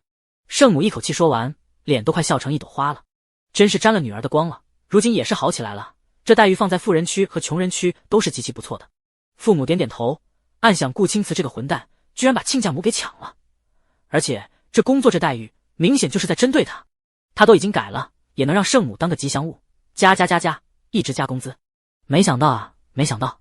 门内傅寒生黯然伤神地听着这一切，直到外面没了声音，他才坐在地板上，大长腿随意地摆放着，有几分的慵懒。干净利落的刘海扮演着灿若星辰的眸子，微眯的幽幽的眼眸如透彻湖水般泛着潋滟波。盛夏里上了楼，进了屋，换了一身舒适的衣裳。圣母问他愿不愿意和傅夫人聊一聊，傅夫人特意从富人区找他的。盛夏里自然是愿意的，于是进了圣母的卧室，父母正坐在那里，眼神巡视一圈，将周围的摆设都记录下来。虽然房间很小，连他家的厕所大都没有，但是摆设温馨，环境干净，不像傅家虽然很大很奢华，却哪都显得空旷清冷十足。父母并不反感。你找我？玩游戏久了，盛夏里的语气自然就没有刚开始的那般尊重与生疏了，很自然地坐下。父母嘻嘻一笑：你打到第几关了？怎么也不知道拉我一下？拉队友，一起组队的意思。盛夏里这几天都没玩，父母指的应该是前不久。近500了，看你不在线。盛夏里解释。父母嘟了嘟嘴，有点不满，见气氛差不多了，于是下一秒语气带着恳求道：夏里，你能不能帮我一个忙？那就是让傅寒生恢复学霸的身份。只有你能帮我了。你想要什么？我这里的筹码是2000万，不够再给。看样子父母是知道傅寒生隐瞒学霸的身份了，所以才如此迫切。对于2000万，盛夏里有太多不确定，不确定傅寒生愿不愿意，毕竟他在文中是被女主逼得情非得已才暴露的。2选1，盛夏里没那么复杂的场地，所以再三考虑后，盛夏里选择了拒绝。伯母，这个真不是我能决定的。傅寒生性格冷清果断，一旦做了决定是不会轻易改变的。之前你们一直对他漠不关心，要求严格的，他都记在心里，维持了10年，哪能是我2句话就哄好的？温宁从骨子里坏透了，和傅寒生的关系匪浅，是不可能成为女主的了，更不可能用爱感化傅寒生，让他恢复真正的实力，然后惊艳全场。感化傅寒生都是一朝一夕的事情，盛夏里根本没有把握，拒绝的也干脆。可父母一听，就差一把鼻涕一把泪的啜泣了，立即握住他的手，套近乎：夏里，阿姨都知道错了，你就帮帮阿姨吧。阿姨现在就把筹码都转给你，如果不够你再问阿姨要。父母不管不顾的赚了钱，可怜兮兮又道：现在真的只有你能帮阿姨了。你看这还有3周就放假了，期末考了，如果傅寒生不恢复实力的话，我和他爸的赌就输了，到时候家族那边的东西傅寒生就1分拿不到了。你难道忍心让他成为流浪街头的小乞丐吗？我知道他最喜欢的就是你了，所以我千丝百虑，觉得你劝他最合适了。父母并不觉得盛夏里怎样，尽管他替赫泽解药又如何，接触这么久下来，他甚至觉得盛夏里哪里都不错。盛夏里被紧紧握住了手，一时间有些怔愣。他在傅寒生的心里真的有那么重要吗？可是他自觉和傅寒生是有一些隔阂在的，好比上次请顾青瓷来家中做客，傅寒生却浪费了一锅汤，不肯承认。这些天他对傅寒生的态度明显冷了下来，傅寒生也知道似的，没有闹，安静的似乎回到了从前。我保证傅寒生恢复真正的实力后，傅家不会逼迫他做任何不想做的事情，还有筹码。你若是实在完不成，告诉我就行，所以拜托你了。父母看出了他的动容，于是更加卖力的恳求着，表现的迷途知返，诚心悔过，任谁见了都得思索一二。盛夏里心软的答应下来，父母温婉的开玩笑道，到时候你给我当儿媳妇好不好？我觉得你打游戏超级厉害，是一个靠谱的队友。你都到了500关，别忘了带带我。父母像是生怕他后悔似的，又转移了话题。看到盛夏里应了声，他才如释重负的离开了盛家，坐在车里扬长而去。儿啊，以前的都是妈不对，只想着让你变得更加优秀，学更多的东西，考上一个厉害的大学，然后规规矩矩的毕业继承家业，娶一个知书达理的贵族圈千金，事业蒸蒸日上。也看不上盛夏里这种小虾米，房间还没厕所大，一股子穷酸味。但这就是缘分，缘分让他相遇了盛夏里，让他这顽固的酸菜思想分崩离析。他早就认可了盛夏里做富家媳妇，剩下的路他们母子俩一起撮合。这一刻，父母下定了某种决心，不再喃喃自语。人走了，圣母才八卦的进了屋。夏里，看他笑容可掬的模样，想必你是答应了他的请求吧？盛夏里淡淡应了声，不愧是我的女儿，能让这么一个豪门阔太太都来亲自求你。圣母边嗑瓜子边打趣道，他好像还想让你成为儿媳妇哟。不过你就放心大胆的走你想走的路，无论是跟傅寒生在一起也好，还是跟贺家那2个双胞胎在一起也好，只要是你选的我都认了。只是还没见过贺家那2个双生子，不知道人怎么样。不过无论盛夏里选择谁，他都双手双脚赞同，因为都不错。妈，少上点网。盛夏里淡淡扫了他一眼，不知在想什么，又道，今晚把傅寒生邀请过来做客，我们现在就去买菜吧。圣母一听，立即就起身去查看冰箱了，果不其然没菜了。这几天盛夏里在外，他失了胃口，就没吃多少，基本上能糊弄一顿就糊弄一顿。听说盛夏里要回来，他正要去买菜做一桌丰盛的食物，结果刚出门就碰到了父母，聊了半天，竟然把这件重要的事给抛在了脑后。行，那就去买菜。盛夏里嗯了一声，穿上鞋。圣母拿上东西，2人就出门了。盛夏里好久没有和圣母一起出去买菜了，这么一出去竟有些恍恍惚惚。天空阴沉沉的，明明刚才还晴空万里。那渐变的云雾织成了一道厚厚的银灰色的帷幕，紧紧地裹住了天地间的一切。2人都已经来到了菜市场，才发现没有带伞。圣母安慰他，没事，肯定下的是小雨。下一秒，天空一声巨响，雷声闪亮登场，大雨猛烈地敲打着屋顶，冲击着玻璃，奏出激动人心的乐章。地面像是开了花似的。打脸来得真快，圣母呵呵一笑，赶紧拉着盛夏里买菜。菜市场肯定是淋不到雨的，买了很多菜，小推车已经被塞得满满当当。盛夏里又被安排去东边买2条鱼，最好是又肥又美的鱼儿。盛夏里来到鱼贩前，杀了2条鱼，装进袋子里面，随后转身离开。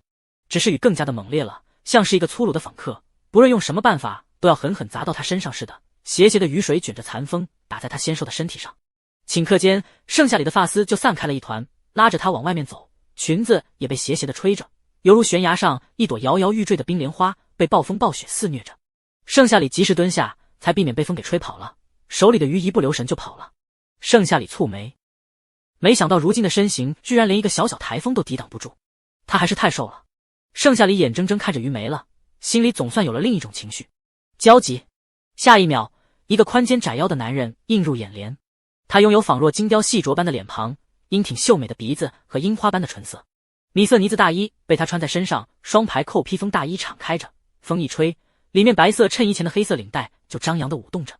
男人走近，短发被修剪得得体而优雅，骨节分明的手指捏住快要逃跑的袋子，薄唇轻轻张开，似乎在说什么。可离得远，盛夏里也只能勉强看清男人的阴唇，暴风暴雨肆虐着，耳边除了风声就什么也听不见了。男人身姿挺拔，在风中屹立不倒，立如松，大长腿一迈，将他扶起来。盛夏里抬眸，这才看清了男人，蹙紧的眉心微微抚平了。是你，傅寒生。不能是我。傅寒生将他抱了起来，松开了伞，任由着伞被吹跑了。盛夏里躲在他的怀里，满满的安全感，手指不自觉地攥紧了他的衣袖。此刻心里像是一瓶气泡水，表面是平和的，深处不停地冒泡泡，啪啪作响。这次傅寒生特意穿了大衣，将他包裹在里面，风吹不到，雨淋不到，抬眼就能看到男人挺拔的鼻尖和阴色的唇。你太瘦了，回去多补补。傅寒生察觉到他的视线，冷峻的开了口，走进了屋檐底下。惊涛骇浪瞬间化为一场平静，仿若刚刚的一切只是错觉。可放眼望去，外面依旧是台风残卷雨水，只要谁不怕死的靠近，他们就想尽办法把人留在那里。盛夏里被轻柔的放下，身上全湿了。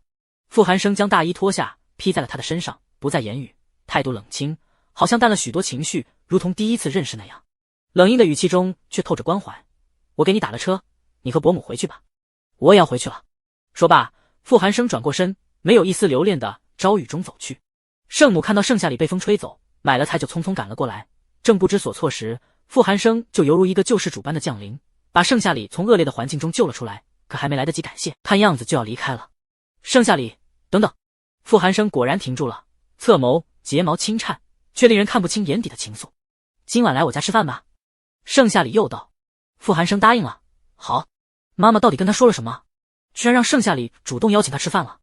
难道说盛夏里要和他好好谈谈，解开误会，原谅他了？哎，哪需要这么麻烦，随口一句原谅他了不就行了？他很好哄的。OK。啧，没办法，装逼装的有点太帅了。盛夏里也被他深深迷住了呢。哈哈。傅寒生抑制不住嘴角的上扬弧度，一身的冷峻冷傲刹那间就消失无踪了。盛母走上前，这时车也到了，两人不约而同地坐进车里，扬长而去。望着车子越来越远，傅寒生开车跟了上去。车上是轻松悠扬的音乐，听得人心里暖暖的，像是刚打了场胜仗。到了目的地，盛母和盛夏里下了车，直奔楼梯，然后快速开锁进了屋。傅寒生慢悠悠地将车停在车位上，随后下车，长腿一迈跟了上去。他进了隔壁，换了一身衣裳，大衣是留着装逼用的。这个天气对于气血方刚的傅寒生来说，实属有点多余了。而电视剧里的桥段都是这样写的。一转眼到了晚上，盛夏里敲响了他的门，并让他到家里做客。傅寒生假装矜持，冷峻地答应下来。进了屋，看到满满当当的一桌子菜，环顾四周，只有他一个人，没有多余的客人了，心里仿佛绽放了一朵花。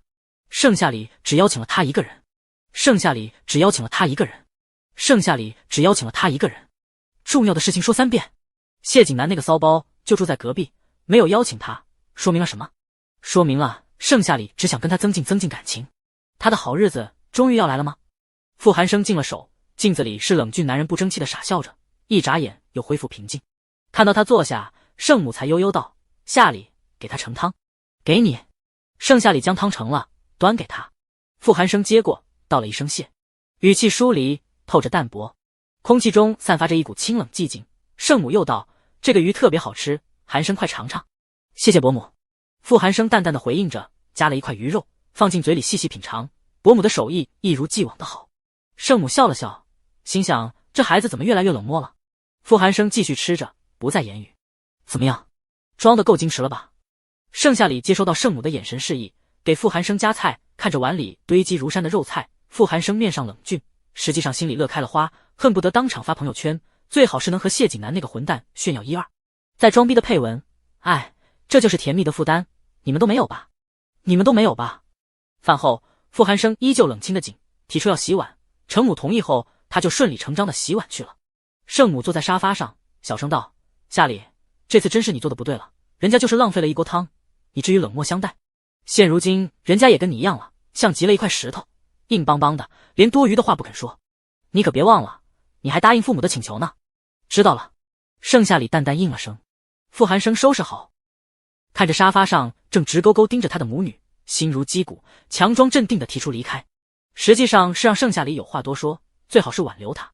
果不其然，盛夏里不咸不淡开了口：等一下，我觉得我们必要谈谈。傅寒生心中一喜，谈什么？跟我来。盛夏里起身，傅寒生却不怕死的又道：我和你没有什么好谈的。哈哈，不对，他不想这样说的，都怪那个电视剧，现在脑海里都是分手的戏码，让他得寸进尺了又。盛夏里冷笑，躲着我。他直接将人给拽进了房间里，没给他任何反驳和逃跑的机会，随后锁上门，一气呵成。傅寒生哪里见过这么霸道的他，一时间又爱又恨。你想说什么？之前是我不对，我在这里向你道歉。盛夏里冷酷的态度变得认真起来，继而道：对不起，请你原谅我。傅寒生哑然，道歉？盛夏里居然在道歉，有点可爱，是怎么回事？好想原谅他啊，现在原谅是不是太早了？不管了，他都道歉了，本少爷大发慈心，原谅一下吧。原谅了。傅寒生冷冷解释，但是我有必要和你解释一下，那番茄牛腩汤不是我放的盐，我只是接受了谢景南的手，指不定是他干的坏事呢。所以你冤枉我了，道歉的话我就收下了，下不为例。盛夏里嗯了一声，深吸了一口气。还有不止这一件事，我还想让你恢复真正的成绩水平。你是我师傅，师傅就应该树立榜样。借口。傅寒生才不信什么师傅树立榜样那样的话，他知道是父母祈求盛夏里的。这7天，父母一直有意无意的让他恢复身份，否则家族那边的权利他一分也没有。据说是父母和父打的赌。傅寒生一直没有回应父母，也对这件事并不感兴趣，只想让盛夏里参加竞赛，看着他在台上闪闪发光，这就够了。可如今一切都脱离了轨道，父母深知他不会恢复实力似的，于是果断找了盛夏里，他的软肋，来劝说他。傅寒生依然还是从前那般的思想，含着脸冷声道：盛夏里，你以为你是谁？凭什么来劝我？有用吗？既然是你的师傅，作为徒弟你就得听我的，其他人说的话作数吗？我是不会改变我以前的决定，你和母亲就死了那条心吧。原谅归原谅，但这件事唯独不能破例。傅寒生面有愠色，似乎正强忍着心中的怒气，打开门大步离开了。你是我男朋友。盛夏里也是豁出去了，说这话时没了以前的欲言又止和困难以及排斥等等，可傅寒生还是头也不回的离开了。不知道有没有听到这话？就算听到又如何？难不成会改变这一切？盛夏里蹙眉闭了嘴，他就知道不该答应父母的。傅寒生真的不是他能劝动的，应该让新的女主来劝，这对于他来说太强人所难。昔日盛夏里如同往常一样坐公交上学，奇怪，这一路都没有遇到谢景南和傅寒生。傅寒生因为昨天的事情生气了，先去上学，太正常不过了。那谢景南呢？最近好像特别忙，听圣母说已经有好几天没看见他了。不知怎么地，盛夏里总是想起他们几个，明明应该躲远一点才对。甩开这些想法，盛夏里进了学院。不少学生看见他都窃窃私语，似乎在讨论什么。盛夏里不动声色地凑近了，也就能听清了。无非就是他请假7天，还有温宁落魄的事情，当然还有盛夏里之前被温宁和叶青青殴打的事情，实属可怜。如今盛夏里能有现在的成就，离不开他披荆斩棘的决心，实在太勇敢了。所以这几天内，盛夏里成为了校园女神，不再是丑小鸭，彻底逆袭了，收获了不少迷妹迷弟不说，还成了全校最热的话题。大家都在讨论盛夏里看到了破产的温宁会怎么对待他。怎么对待他？盛夏里冷笑，加快了脚步，进了教室，冷冷地扫了一眼温宁所在的位置。温宁埋下头，校服不再是以前的干净，相反被弄了许多污渍，洗也洗不掉了，看起来有几分的可怜楚楚。可怜之人必有可恨之处，这一点盛夏里根本不同情。他坐下了，似乎察觉到一道冷清的视线，带着鄙夷，温宁立即就反射弧地看了过去。是盛夏里。温宁捏紧了拳头，紧紧揪着校服。盛夏，果然来了盛夏。该死该死该死！如今温家破产了，家破人亡，而盛夏里却正值茂盛，满面春光，获益获利，成了校园女神，情书多到数不完。明明她失身了，为什么造谣全都变成了她深明大义、勇敢善良？不是这样的，不是这样的。而她从高高在上的公主变成了灰姑娘，曾经那些被她欺负的学生都一一报复了回来，还有因貌美而吸引的男生，那些暗恋者也都蜂拥而至的找她麻烦，骂她狐狸精，勾引男人。不对，这样根本就不对，这些本该是盛夏里的人生才对。温宁恨死了，可是她连教室门都不敢出，害怕那些女生将她堵在厕所。小跟班1天就够了，你请了7天，也真够宝贝你身体的。萧凌掏出口香糖，剥开糖衣，塞进嘴里一颗，语气是那么的漫不经心和玩味，眼底也划过一丝暗淡。可怜了我，7天都没有小跟班。端茶倒水还得我亲自来，累死了。他也不想，可发情期刚好被赫泽给催了上来。盛夏里捕捉到他眼底的黯然伤神，听他这么一说，一切都变合理了起来。不然他还以为萧凌喜欢他。行了，我给你倒水喝。盛夏里放下书包，顺从地拿过水杯离开了。萧凌看着他远去的背影，那一丝落寞更加明显了。或许他也该将这龌龊的心思给扔掉了。盛夏里去接水，才赫然发现饮水机没水了，空空如也。这时顾青瓷拿着杯子去了办公室，他鬼使神差地跟进了办公室，老师们炽热的目光都一一朝他看来，充满了幻般的期待感。一瞬间让盛夏里十分尴尬，顾青瓷走上前接过他的杯子，温柔一笑：“送水的工人送错了，所以上午班里可能都没水了。不过没关系，想喝水来找我。”顾青瓷刚在办公室烧了茶，看着水咕噜咕噜冒泡，不紧不慢地拿了下来，顺便给他倒了水，贴心地拧紧了盖子，用隔热袋包裹上，生怕他烫了手。谢谢。盛夏里感受到男人的细心和温柔，不由得想起雨幕里他撑着伞走向他，早安吻的那一幕，心不由自主地跳动了几下，声音大的连他自己都能听得见。盛夏里压下怪异，落荒而逃，像是怕顾青瓷也听到似的。回了教室，萧凌迫不及待地接过，嘻嘻一笑：“哎呀，有小跟班就是美。由于你这5天都没有上学，2天也没跟着我，所以就不发你工资了。但是念在你积极的份上，有赏。”萧凌将口香糖吐掉，拽拽地从包里掏出了一沓现金，塞进他的手心，摸着厚厚一沓，盛夏里眼底划过一丝惊愕，冷冷开口：“这我不能要。”萧凌无所谓地摆了摆手，声音逐渐大了起来，像是专门讲给别人听的一样：“不要，那就扔进垃圾桶呗。反正如今的萧家已经很富有了，最不缺的就是钱了。”萧凌之前就是撒钱的性情，如今家大业大，更是狂野。这点蝇头小利对于萧家来说根本不算什么。盛夏里蹙眉，知道萧凌说扔进垃圾桶里的话是真的能干得出来，所以一时间有些迟疑地装进了口袋里。看着他的动作，萧凌微微挑眉，将水杯的盖子拧开，放在那里，声音又大了几分，像是在点某人似的：“这就对了吗？小跟班，你家里不是最缺钱了吗？我最喜欢的就是撒钱了。现如今我萧家干掉了温家，顺理成章的又进了一个名次，生意爆火，1分钟进账好几个零，根本不差钱。”果不其然，温宁听到这番话后特别不是滋味，眉心拧成了麻花，手指捏紧，暴露了他此刻的悲悯心情。多么的该死！失算，温家破产又如何？可偏偏没有把盛夏里拉下水里，这才是他最后悔的事。说什么都晚了，温宁穷的浑身上下连买早餐的钱都没了，还要担惊受怕，宁愿撒钱是给他的。萧凌挑眉，知道温宁后悔死了，而他爽死了要。温家伪造证据，陷害于萧家，真当上级和从头再来的萧家是吃素的。逮住温家的把柄后，温家被彻底查封，随后都各自有了报应，唯独这温宁还躲在贵族学院，没有受到影响。对于这一点，萧凌有点不爽。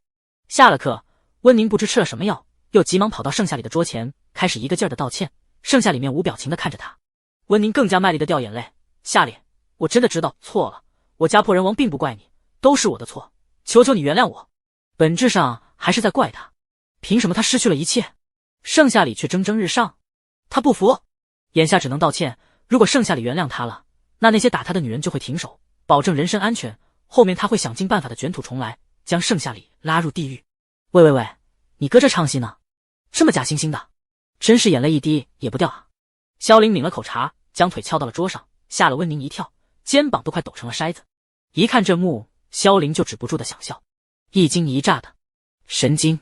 温宁立即挤出眼泪：“我真的知道错了，你就原谅我吧，我保证以后都不会。”他叽里咕噜说了一堆，盛夏里根本没在听，早就不知不觉间戴上了耳机。温宁嗓子都哑了：“萧凌，演得太假了，1天只能给100，如果你执意要演的话，就是150了。记住，是你给我，也就只有我肯看你演戏了。”温宁哑然，萧凌将他毫不留情给赶走了。温宁坐回位置上，越想越不甘心，凭什么？萧凌倒是好奇，盛夏里如今看到温宁落魄的样子，仇人家破人亡，比他还要穷苦，在面对时还淡定平静，并没有一丝的恨意，这让萧凌非常诧异。于是偷偷问盛夏里这个问题时，他也只是淡淡的说：“还没到时候。”那到底是什么时候？3周后。还有一丝丝的光环，温宁被学校庇佑着，除非3周后温宁考砸了才会退学。盛夏里怎么会轻易放过温宁？他必须要让温宁输得体无完肤，就像是叶晴晴一样。他们害了原神一条命啊！盛夏里心冷，不会手下留情的。看着盛夏里泛着冷意的眼神，萧凌倒是有点期待了。温宁的确不能留，是个大祸害。说到3周后，萧凌勾唇：“3周后期末考试，不知道某人会不会考砸，我倒是很期待呢。”期待温宁滚！敢打萧家破产的主意，等着瞧！温宁紧紧抓着书，纸张变得皱皱巴巴，神情紧张和慌乱。不行，他什么都没有了，这前10的成绩一定要保住，只有保住，他才有可能卷土重来。这时，有几个女生进教室，生疏的面孔根本没见过，她们的眼神迅速聚焦，锁定在温宁的身上，随后速度极快地将他给拽走了。温宁一惊，口中大喊：“放开我！我根本就不认识你们！你们要带我去干嘛？”那几个人才不管，只是将他拽了出去，没曾想走在走廊里，挣扎时刚好撞上了顾青瓷。温宁就像是抓住了救命稻草，眼神充满祈求：“青瓷，你快帮帮我！”语气充满了哭腔和绝望。他知道这些人都是来报复他的，顾青瓷和他青梅竹马，一定不会不帮他的。错算了。顾青瓷微微一笑，唇畔含温，饶是人见了都被化在无穷无尽的温柔里。那几个人还以为顾青瓷会让他们放开温宁，动作都松懈了下来。结果顾青瓷只是微微一笑，自动忽视了温宁祈求的嘴脸：“别让我听到声音，否则你们就别在这里待下去了。”话毕，顾青瓷挥挥衣袖进了教室。那几人才反应过来，面上一喜，拽着震惊的温宁走了。温宁寡不敌众，也毫无猜想，绝望的被拽走了。食堂用餐，谢景南递给盛夏里一个黑金邀请函，上面有漂亮的印章。盛夏里微微一愣：“这是我的生日。”谢景南似笑非笑道，双眸微微弯了弯，能看出笑意盈盈。盛夏里带着狐疑的打开了邀请函，看到了日期是放假的时候。他之前只参加过贺玉的生日，并没有大摆宴席，只冷清的邀请了他一个。这次是正式的场合，盛夏里淡淡嗯了一声，表示会参加的。给你的。谢景南把邀请函分了，唯独到了萧凌，他摇了摇头。由于萧凌跟盛夏里走得太近，被默认是朋友了。邀请函当然有他的一份，唯独没想到萧凌不要，众人不明所以。萧凌只是微微抬起下巴，傲娇得很：“我才不要这东西，就算没有你这东西，我萧家还不是想进就进。”也是。谢景南悻悻地收回了邀请函。萧凌太嚣张了，可如今他的确有嚣张的资本。不知想到什么，谢景南转头对盛夏里说道：“这几天我一直在忙于生日宴会的事情，需要提前1个月做准备，许久都没见你，你不会怪我吧？”盛夏里心底的疑惑淡了，那股令人焦躁不安的情绪也淡了，自然不计较这些。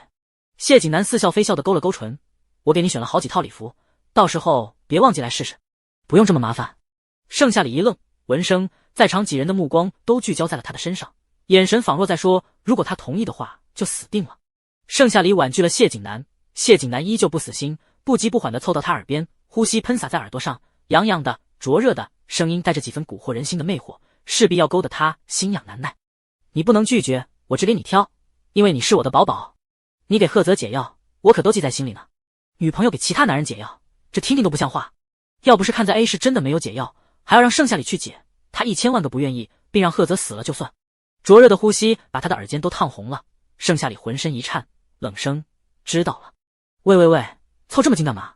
下一秒，赫泽将谢景南揪着衣领给拉远了，贺玉则拿起鸡腿把谢景南的嘴给堵住了。赫泽，你是在说悄悄话吗？你这分明是在口臭攻击，知不知道？我哥说的没错。贺玉在一旁附和，顺便煽风点火。赫泽，这群人里面就你最像个登徒子。贺玉，我哥说的没错。看什么看？眼珠子给你抠下来泡酒喝。赫泽十分不满。就是。贺玉继续附和。护妻，护哥。谢景南终于不再说话，顾青瓷温柔一笑，看着这场景十分逗趣，没有说话。而傅寒生则是低低的冷哼一声。3个招摇过市的贱人，除了会勾引盛夏里，还会干什么？哈哈哈哈！萧凌只要跟盛夏里在一起，就能看到这些争风吃醋的场景，偏偏谁都死鸭子嘴硬，说话一个比一个难听，心里怕是被嫉妒死了。时间一点点流逝，下午放学，穆老师把盛夏里喊到了办公室。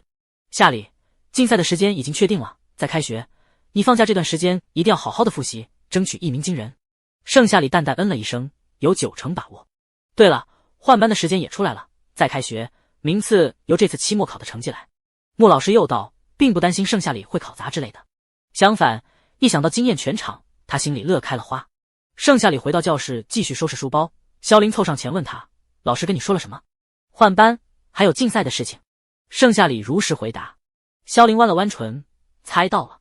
可惜换班了，就有人走的走，散的散，但是没关系，我一直陪着你。说者有意，听者更有意。傅寒生在这一刻下定了某种决心。走出教室，谢景南、顾青瓷、傅寒生、赫泽、贺玉还跟着。到了路口，谢景南和顾青瓷就先离开了，因为他要和傅寒生去补习。而今天赫泽、贺玉也带上。赫泽根本不想和他分开，当然了，贺玉也是。进了图书馆，傅寒生很自然地拉开门，让盛夏里先进，随后再进去，生怕让赫泽、贺玉霸占哪怕一丝丝的好处。风铃一响，老板娘就知道傅少带着女朋友来补习了，习以为常的继续埋头看书。盛夏里一屁股坐在那里，傅寒生赶紧去接水拿书，随后开始补习，动作太娴熟了，让赫泽、贺玉意识到这根本不是两人第一次来补习。联想到之前盛夏里和傅寒生一起走的画面，如今一切都能解释得通了。赫泽、贺玉嫉妒的都快疯了，却也只能在对面坐下，掏出练习册。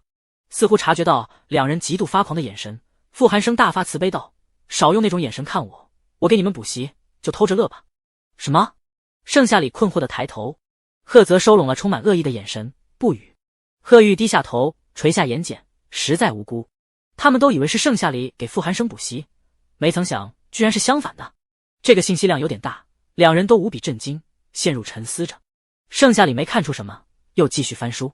补习在10几分钟前进行的十分顺利，10几分钟后，门框上的风铃又叮叮作响，微风摇曳，让人不由自主地抬眼望去，却发现是谢景南和顾青瓷还有萧凌走进来了。他们根本没有回家，见到这种补习场景，似乎早有预料，也并不惊讶。特别是顾青瓷微微一笑：“我早就知道盛夏里每天下午会来这里补习，还有傅寒生在隐藏实力，我也不赖。”谢景南似笑非笑，将单肩包放下，坐在了贺玉的旁边。顾青瓷也跟着坐下了。萧凌差点就要鼓掌了，没想到傅寒生这个倒数第一 A 是财阀有名的废物少爷，私底下居然是个天才，天天带着盛夏里补习。要不是我观察看顾青瓷和谢景南没离开，我都看不到这一幕了。贺玉也将心底的震惊给说了出来。我也没想到傅寒生居然这么厉害，讲的题目真是一个也听不懂。也就那样吧，等我成绩上来了，一定也不差。赫泽嘴硬道。如今秘密被揭露了出来，傅寒生也只好摆摆手，谦虚的表示还行，勉强世界第3，真是够可以的，期待你惊艳世俗。其他人懒得听他凡尔赛，萧凌耍嘴皮子，傅寒生却就此沉默了，气氛凝固。盛夏里拉着萧凌坐下，冷冷道：“他隐藏这么久，就是为了不被发现，所以他是不会惊艳世俗的。这件事已经跟父母那边已经说过了，有些遗憾。”声音虽然小，但傅寒生却听得一清二楚。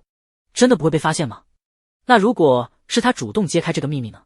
补习完毕，已经是晚上，谢景南和顾青瓷也非常惊诧傅寒生的业务能力，能同时补习3个人，根据不同的需求，这种学神真的不多见。顾青瓷感觉傅寒生复出，自己的排名要落后了。谢景南也有同样的警觉。时间一眨眼过去，已经来到了3周后，阳光正好暖和，绝不过暖，风息是温驯的，而且往往因为它是从繁花的山林里吹渡过来，带来一股悠远的淡香，连着一吸滋润的水汽，摩挲着人柔软的发丝和脸庞。教室里很安静，只能听到空调呼呼的风声以及笔在纸上划过的声音。安静的氛围下，大家都在思考和做题。监考老师在讲台上在走着，眼睛如同安装了雷达似的扫射一圈，将整个教室尽收眼底，将每个学生的神态举止也尽收眼底，丝毫不敢松懈地监考着。这个班里不仅有全年级第1、第2、第3、第4、第5和第6，如今还有学渣正在逆袭全年级前10，因此校长十分看重，监控也急速运转着。时间一分一秒的过去，傅寒生这个顶级学渣居然开始动笔了，而温宁往日的学霸居然停笔了。傅寒生没有任何表情，写试卷时奋笔疾书，就好像所有的题目他都知道答案一样。在所有监考老师看来，傅寒生不过是在试卷上画画罢了，毕竟一个长久睡着的人，还是常年拿倒数第一，更是被财阀世家称之为废物的少爷，总不可能一夜之间突然把所有的题目都做了吧？明显就是睡着太无聊了，想醒来活动活动。监考老师立即就将视线转移了。温宁脸上尽是焦灼和失措，因为所有的题目他全都不会，明明是补习了的，可是所有的题目全都变成了复杂的形式，令人看不懂。看着盛夏里速度非常之快，他都快急死了。越是着急，眼前的题目越是陌生。不是这样的，不是这样的，他明明全都会的，可为什么仅仅过了3周就什么都不认识了？不对，其他科目他一定会的。一张白卷最终被交了上去，第2张试卷发下来的时候，温宁信心满满，可看着眼前陌生的题目，他却只能干巴巴地盯着，依旧不会，什么都不会。上一批的监考老师收到了温宁的试卷，好奇看了一眼温宁的试卷，一张白卷。白卷？几个监考老师相互对视一眼，全都是不解，但想了想，温宁能够常年霸榜，说明他的实力不可预估，可能这次想要其他科目都满分呢，所以肯定想像电视剧里的那样装逼。对，一定是这样。傅寒生仍旧在动笔，他奋笔疾书，好似所有的题目在他眼里都变成了3岁小孩能看懂的题目，好简单。这种自由自在的感觉，傅寒生第一次体会到。他不装了，他要摊牌了，也是为了能够配得上盛夏里。考完试后，大家都格外担忧，几人聚在一起讨论题目，对答案。蝉鸣在树间吱吱地叫着，傍晚的黄昏将他们的翅膀照亮透，在阳光下泛着彩。温宁失魂落魄地走在路上，他没有想到以前那些引以为傲、最简单的题目，如今居然变得如此复杂，无论如何都看不透了。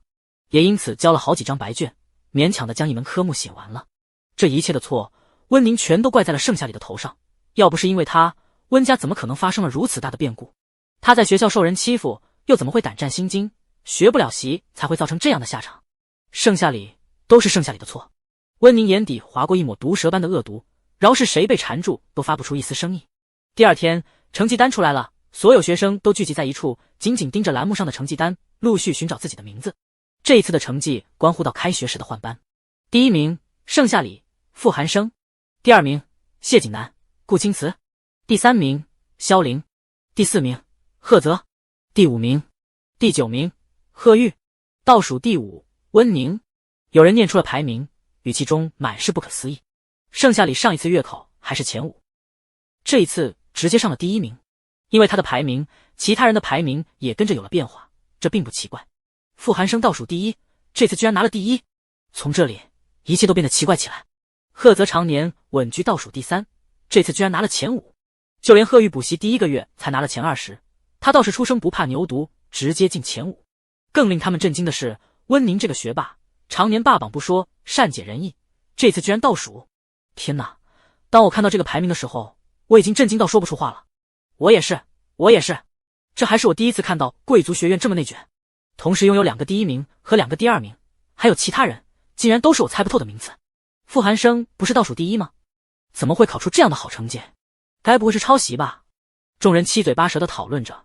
当穆老师拿到成绩单的时候，也被震惊得久久说不出话，半天嘴巴都没有合上过。其他老师听说了后，都变得尊敬了不少，再没了往日的嚣张。盛夏里不知他信息闭塞，和萧凌、傅寒生、顾青瓷、谢景南、贺泽、贺玉去看成绩排行榜，看热闹的人群立即就为他敞开了一条路，窃窃私语什么。盛夏里神情淡漠，一看排名，怔愣了一下。萧凌凑近一看，嘴里的口香糖都变得色泽无味了起来，拍手叫绝：厉害啊厉害！我称之为史上最牛逼的逆袭之一了。我之前猜过你的成绩会是前5，但是我没有想到你居然这么厉害。傅寒生冷峻道：彼此。两人的成绩根本不在一条线上。傅寒生去看盛夏里的神情，见他慢慢收拢了震惊，他又恢复了往日的冷静，仿佛刚刚的一切都只是错觉罢了。可亲眼见到，又怎么会认为这是一场幻觉？傅寒生等的就是他这样的神情，嘴角微微扬起一抹上翘的弧度。终于看到了盛夏里除了冰库以外的神情，这一切都是值得的。他来求他，这样的台阶肯定要下。盛夏里十分意外，他居然改变了之前的想法。分明之前提起这件事的时候，傅寒生还略显生气，似乎又让他们中间那一道无形的隔阂又加重了些许。更何况盛夏里已经将这件事不可能劝说完成的事情告知了父母，并深表遗憾。只是没想到打脸来得如此快，傅寒生好像和他想象的越来越不一样了。他听他的话，为了他宁愿破坏了10年来一直遵守的规矩。想必傅寒生也知道暴露成绩后将带来什么，可他依旧毅然决然地暴露了。这种女主才有的情节放到了他的身上，这样被重视的滋味让盛夏里如鲠在喉，心脏在抑制不住地跳动着，仿佛要从胸腔里蹦出来一样。他生性冷漠，是3000世界任务中最好的任务者，不带一丝感情。能够感动盛夏里的几乎少之又少，因为见过形形色色的人，所以很难动情。但像傅寒生这样的，他却没见过。无形的屏障好似在这一刻碎裂了，他们之间的关系好像又进了一步。傅寒生继续盯着他，却猛然发现他眼尾泛粉，冰蓝的眼眸里带了一层水雾，看起来是有些动容了。没等反应过来，温宁就因为看到了自己的排名爆炸了，炸得颠沛流离，4分5裂，哭得梨花带雨，楚楚可怜，惹得周围同学议论纷纷。大家都觉得温宁的成绩不是一下子就变成这样的，温家突然破产被查封，无辜的温宁备受牵连，一定受了很大的刺激，才会变成如今这副模样，还成绩一落千丈，哭唧唧的模样看得真叫人揪心。因此大家也都开始怀疑傅寒生的成绩造假，一个一落千丈，一个步步高升，真是截然不同的差距。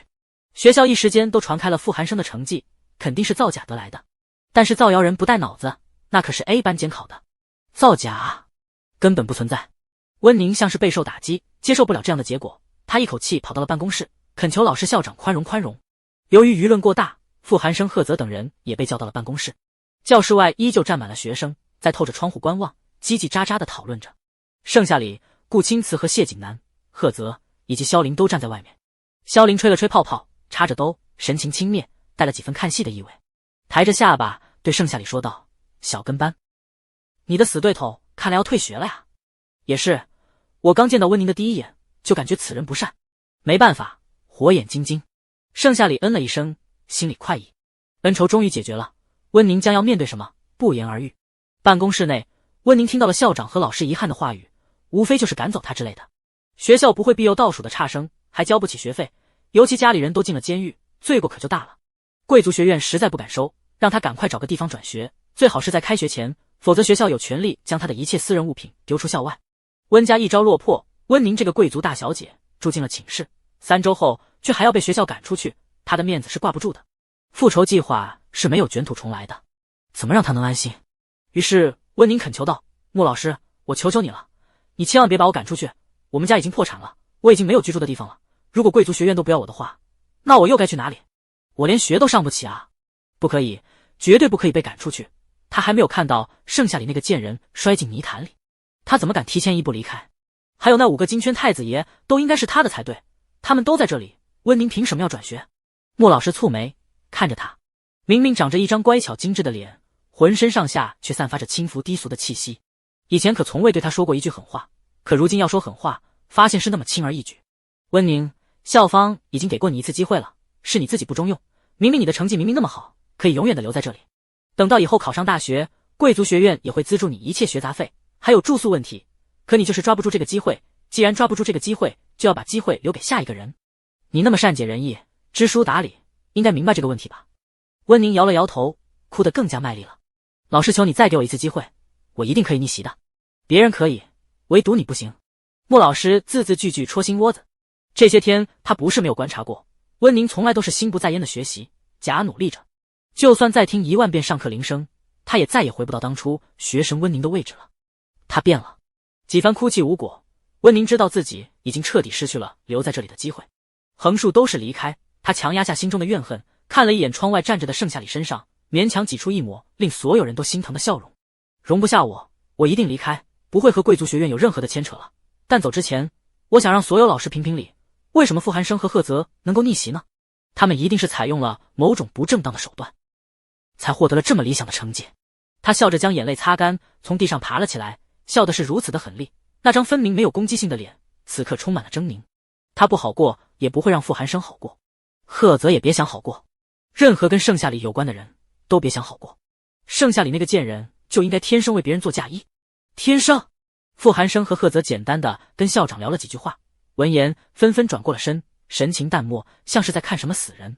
校长被他的发言搞得一头雾水，他何尝不认识这个温宁，从前都是几乎满分的学霸，还曾提拔过他，校园生活极其优越，如今一朝变了，哪有一点学生样？他浑身都散发着一股邪恶气息，恨不得将所有人都碾死。校长甚至都有点不敢直视他的眼睛。温宁，你是温宁对吧？那你怎么能考得这么差？你有什么资格去评价别人？我们已经给过你机会了，是你没有把握住，事后又来诬陷别人，看不得别人一步青云。这么跟你说吧，这次监考班是 A 班，监控设备都启动了，360度无死角，你们的一举一动全被记录了下来，考完试我们就盯着看了，每一个同学都从头看到了尾。毫不夸张地说，连你抠了几次鼻屎，皱了几次眉，都在档案上写得清清楚楚。温宁一愣，从来都没有像现在这么绝望过。校长还指着他的鼻子说，大家都不是3岁小孩，没时间陪你闹，你赶紧收拾收拾，换个地方重振旗鼓吧。希望能在未来看到你的表现。表现？努力。温宁一瞬间瘫软在地，又猛地抬起头，慢慢爬了起来，双手握拳，像一头想要吃人的毒蛇。温婉的面庞因为仇恨和绝望变得扭曲，带着蜿蜒的泪珠爬满了脸颊。他早就崩溃了。我做不到。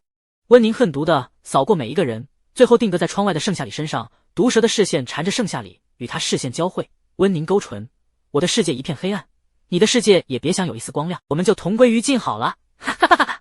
在所有人都没有反应过来的情况下，温宁冲着玻璃就去了，莫大的撞击力让玻璃碎了一地，其他人都后退几步，以免被抢到。谢景南也抱着盛夏里的腰肢旋转了一下，蹙着眉，那双似笑非笑的眼眸中有着冷意。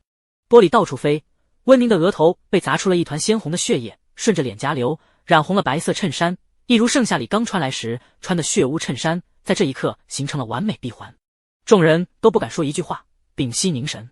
温宁摸着血，突然厉声尖叫起来，又疯狂擦血，那张小脸全是一抹红，看起来有些刺眼。盛夏里，这都是你的错，你抢走了我的一切。他突然回过神，谁也不知道此刻他的脑回路是什么样的。怨恨埋没了他整个人，朝着盛夏里就疯狂的跑来，势必要将他推向楼下，一起摔死。顾青瓷出面了，他温润如玉的脸上没有一丝笑意和温柔，阻止道：温宁，不要再一错再错了。青瓷，温宁一瞬间的清醒，停住了脚步。青瓷，你还是喜欢我的，对不对？他将所有的执念全部放在了顾青瓷的身上，渴望听到不一样的发言。只要顾青瓷还喜欢他，他就放弃挣扎，从头再来。比起现在，我更喜欢善解人意的你。顾青瓷略微思索，温宁不语，因为他们都知道善解人意根本不存在，全都是虚空。温宁的信念崩塌了，他没有再动一下，乖乖的收拾书包，离开了贵族学院，离开了这个曾经引以为傲地方。温宁的事情到此落幕，其他人纷纷散开。盛夏里被穆老师叫到了办公室里，大夸特夸一顿后才放他离开。小跟班，放学别去补习了，要不要一起去庆祝一下？萧凌偏头，语气不像是询问，倒像是施舍。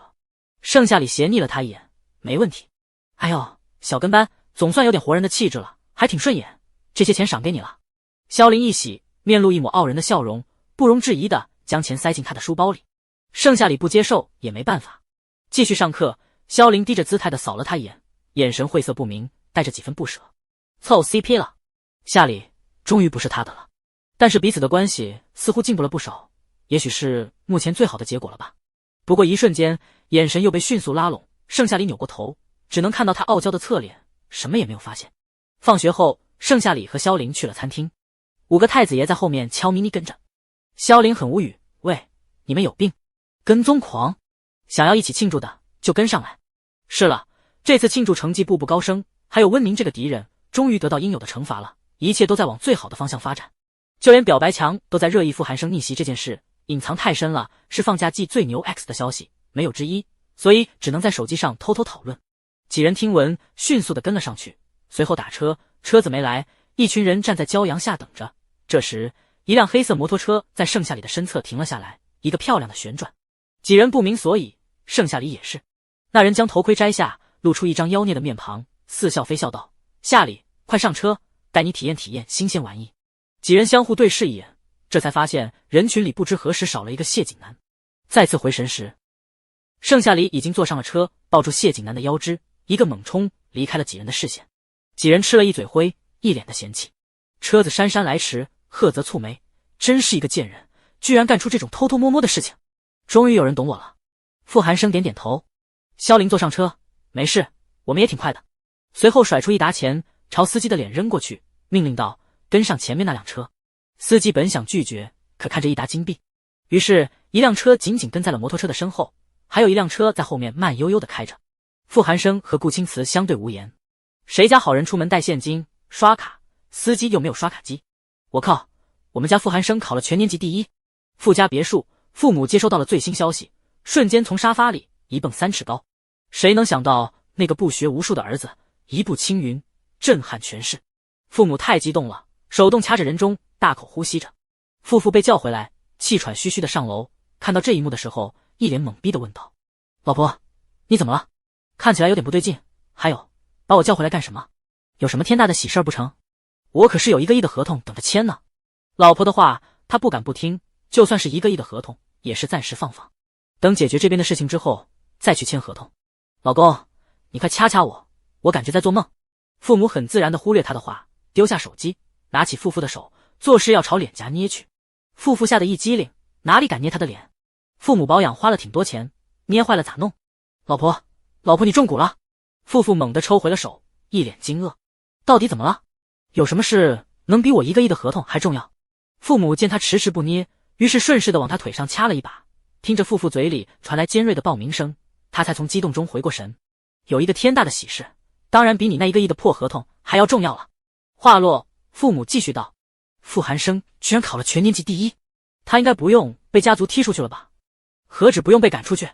这一个震惊的消息就像一道惊雷劈下来，再次劈得2人动也不敢动。2人面对面站着，神情惊骇。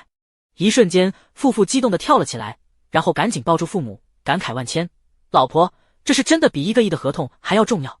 他竟然逆袭成了第一，明明之前他还是不学无术，成绩倒数，被称之为废物的太子爷，居然一招逆袭了。不行，我现在要立刻马上去炫耀这件事情，给全公司人都放1天假。父母嗯嗯2声，随后狂妄的哈哈哈大笑。父父离开，又似乎想到了什么，好奇，老婆，傅寒生到底是怎么逆袭的？事情是这样的，父母将跟踪一事还有盛夏里的功劳全盘托出，最后感叹道，我估计是他太喜欢盛夏里了。前不久盛夏里还告诉他这件事是不可能完成的，深表遗憾。起初父母是真的相信了，却没有想到假的全是假的。事情迎来了转机，傅寒生最终还是被真爱感动了。太好了，真是太好了，女朋友是吧？到时候把他的女朋友邀请傅家来做客，必须重重有赏。父父顿时喜极而泣。父母摇头，人家才不喜欢钱这种俗物。之前我还是觉得盛夏里家里穷，配不上傅寒生，还把新生的保姆给辞退了，没曾想傅寒生才配不上他。我当时真是瞎了眼，差点就把福星给往外推了。是了，盛夏里能有今天的成就，全靠他自己的聪明智慧。成绩这么好，人又漂亮，家境穷点又如何？待名声大噪，未来可期，钱还不得往他身上砸。这个儿媳妇他们必须要抓住，狠狠地抓住，因为其他4个家族全都喜欢盛夏里。父父瞠目结舌，脑子里一片空白。缘分，莫大的缘分啊！哈哈哈。路上摩托车疾驰而过，无数霓虹灯倒立着斜斜的影子被拉得很长，徐徐微风在耳朵旁都是温柔的，花草的叶子瑟瑟作响，带着凉爽的意味。盛夏里抱着谢景南的腰肢，靠在宽厚的后背上，微风将他的发丝吹起，增添了几分潇洒与自在。鼻尖充斥着谢景南身上好闻的味道，甚至能感觉到他结实精美的肌肉线条。两人靠得太近，近到谢景南能感受到盛夏里胸腔里的心跳声，一下又一下。害怕吗？谢景南侧手问他。盛夏里贴着他宽阔有力的肩膀，身体往前倾，不再感到害怕。我不怕。头盔里，谢景南勾了勾唇，笑得似邪非邪，拧了拧油门，只听轰隆一声，速度加快，谢景南很自然地压了个弯。恶趣味道，现在呢？怕不怕？盛夏里惊得抱紧了他，这一个细微的动作逗得谢景南勾唇笑。他发现盛夏里真是越来越有情感了，不再像以前那样冷冰冰的。目的达到了，谢景南收了手，全当一个恶趣味。到了餐厅，几人点了菜并坐下，选了一个包厢。窗外的风景不错，草地路灯灰蒙蒙的天空都一览无余，包括底下形形色色的人们，以及一棵参天大树。树下有下棋的老人，热闹非凡，给寂静的城市中增添了几分烟火气息。菜上齐了，酒也上齐了，萧林邪魅一笑，给几个男人倒酒。第一，庆祝温宁这个大恶人离开了贵族学院；第二，庆祝成绩上来了，可喜可贺，我们不醉不归哈。谢景南倒是没觉得有什么，顾青瓷温柔一笑，也表示能喝几杯。贺泽，我可以喝，弟弟不行。贺玉一双硕亮如尘的眸子闪闪的，主动解释，我没喝过，哥哥怕我醉。你们兄弟俩情根深重，我懂。萧凌掠过贺玉，给傅寒生倒了酒。傅寒生含着脸接过，先是抿了一口，又苦又涩，不喜欢。3000世界，盛夏里尝了不少酒，但是这副身体很显然没有尝过，容易醉。萧凌仿佛很了解他似的，没有倒。这酒可以不喝，但是游戏不能不玩。等下，我们玩真心话大冒险。萧凌暗戳戳地看着盛夏里，盛夏里冷着脸，有些无奈地答应。其他人没有异议。吃到一半，萧凌举杯，盛夏里以茶代酒，5个太子爷纷纷举起杯子，各自碰了一下。随着叮的一声，萧凌兴奋道：假期万岁，假期万岁！其他人纷纷跟着附和。抿了一口酒，傅寒生含着脸假装镇定，不好喝。行了，我们开始玩真心话大冒险，输的了人或者没有回答问题的人自罚一杯，中间还有其他隐藏的游戏等着你们来发掘。萧凌暗想，要把盛夏里推给别人了，心里虽然不是滋味，但如果他快乐，一切都值。随着勺子落下，旋转几圈，指向了盛夏里，选择真心话还是大冒险？几个太子爷的目光灼灼地看向他，盛夏里冷冰冰道：大冒险吧。那就背着一个人绕着饭桌跑几圈。萧凌遗憾，却也没有表现出来，因为后面刺激的事情还多着呢。盛夏里嗯了一声，指着贺玉，就他了。贺玉看起来是几个太子爷中最轻的，乖乖软软的，一双眸子总是亮晶晶的看向他，露出一个乖巧的笑容，2颗虎牙明晃晃的，格外俏皮。可以吗？贺玉眨了眨眼，害怕把盛夏里给压扁了，眸底划过一丝担忧。下一秒，盛夏里就背着他绕着饭桌跑了几圈，没有一丝喘气。显然贺玉是低估了盛夏里的实力，他在盛夏里的背上轻嗅着他发丝间好闻的洗发水味道，时刻担忧身下人儿的状态，如此的娇小可人，背着他连一丝泄气和无力都没有。贺玉感受到的是要比哥哥还要宽厚的安全感。不知不觉几圈落幕，贺玉被放了下来，盛夏里像没事人一样坐下了。继续吧。贺玉重重嗯了一声，小鹿般下垂的眼睑微抬，闪烁着细碎的光芒，干净的俊脸上充满了对他的崇拜，笑得像个小太阳。太厉害，比哥哥还厉害。这让他情不自禁想起了服侍他的那几夜，日夜颠倒不说，他也在上。想得太入神，贺玉俊脸浮现一抹嫣红，萧凌伸出手指在他眼前晃了晃，他才终于回过神，看到大家都在盯着他，贺玉立即垂下了脸，盯着脚尖，恨不得钻进地缝里。萧凌意味深长地勾了勾唇，继续转勺子。真心话大冒险有许多玩法，在他这里转勺子是最容易作弊的一种。勺子转了几圈停下，指着贺泽，真心话还是大冒险？贺泽想了想，当然是真心话了，随便问，你和盛夏里是什么关系？萧凌。贺泽施了玩世不恭的姿态，整个人散发着一股沉稳的气息。她是我女朋友，情侣关系。不好，要翻身了。盛夏里含着脸，神情异常凝重，脑子里在想应对的办法以及坦白从宽的话。大仇已报，成绩升了，容貌美了，还有点小钱，除了没有转学远离5个太子爷，一切都在往最好的方向发展。他早就心软了，一直骗他们，总是不行。盛夏里刚要承认这件事，然而谢景南似笑非笑开了口，自以为是。傅寒生自作聪明，顾青瓷自我欺骗。贺泽，真有你的？现在还在做白日吗？萧凌毫不留情，自以为是的戳破了他的谎言。贺泽冷笑，真的，好不好？是真的。贺玉也作证。萧凌全当他们在开玩笑，毫不在意道，是，幻想双胞胎。贺泽懒得解释了，等到某天官宣的时候惊艳全场，狠狠打脸这些人。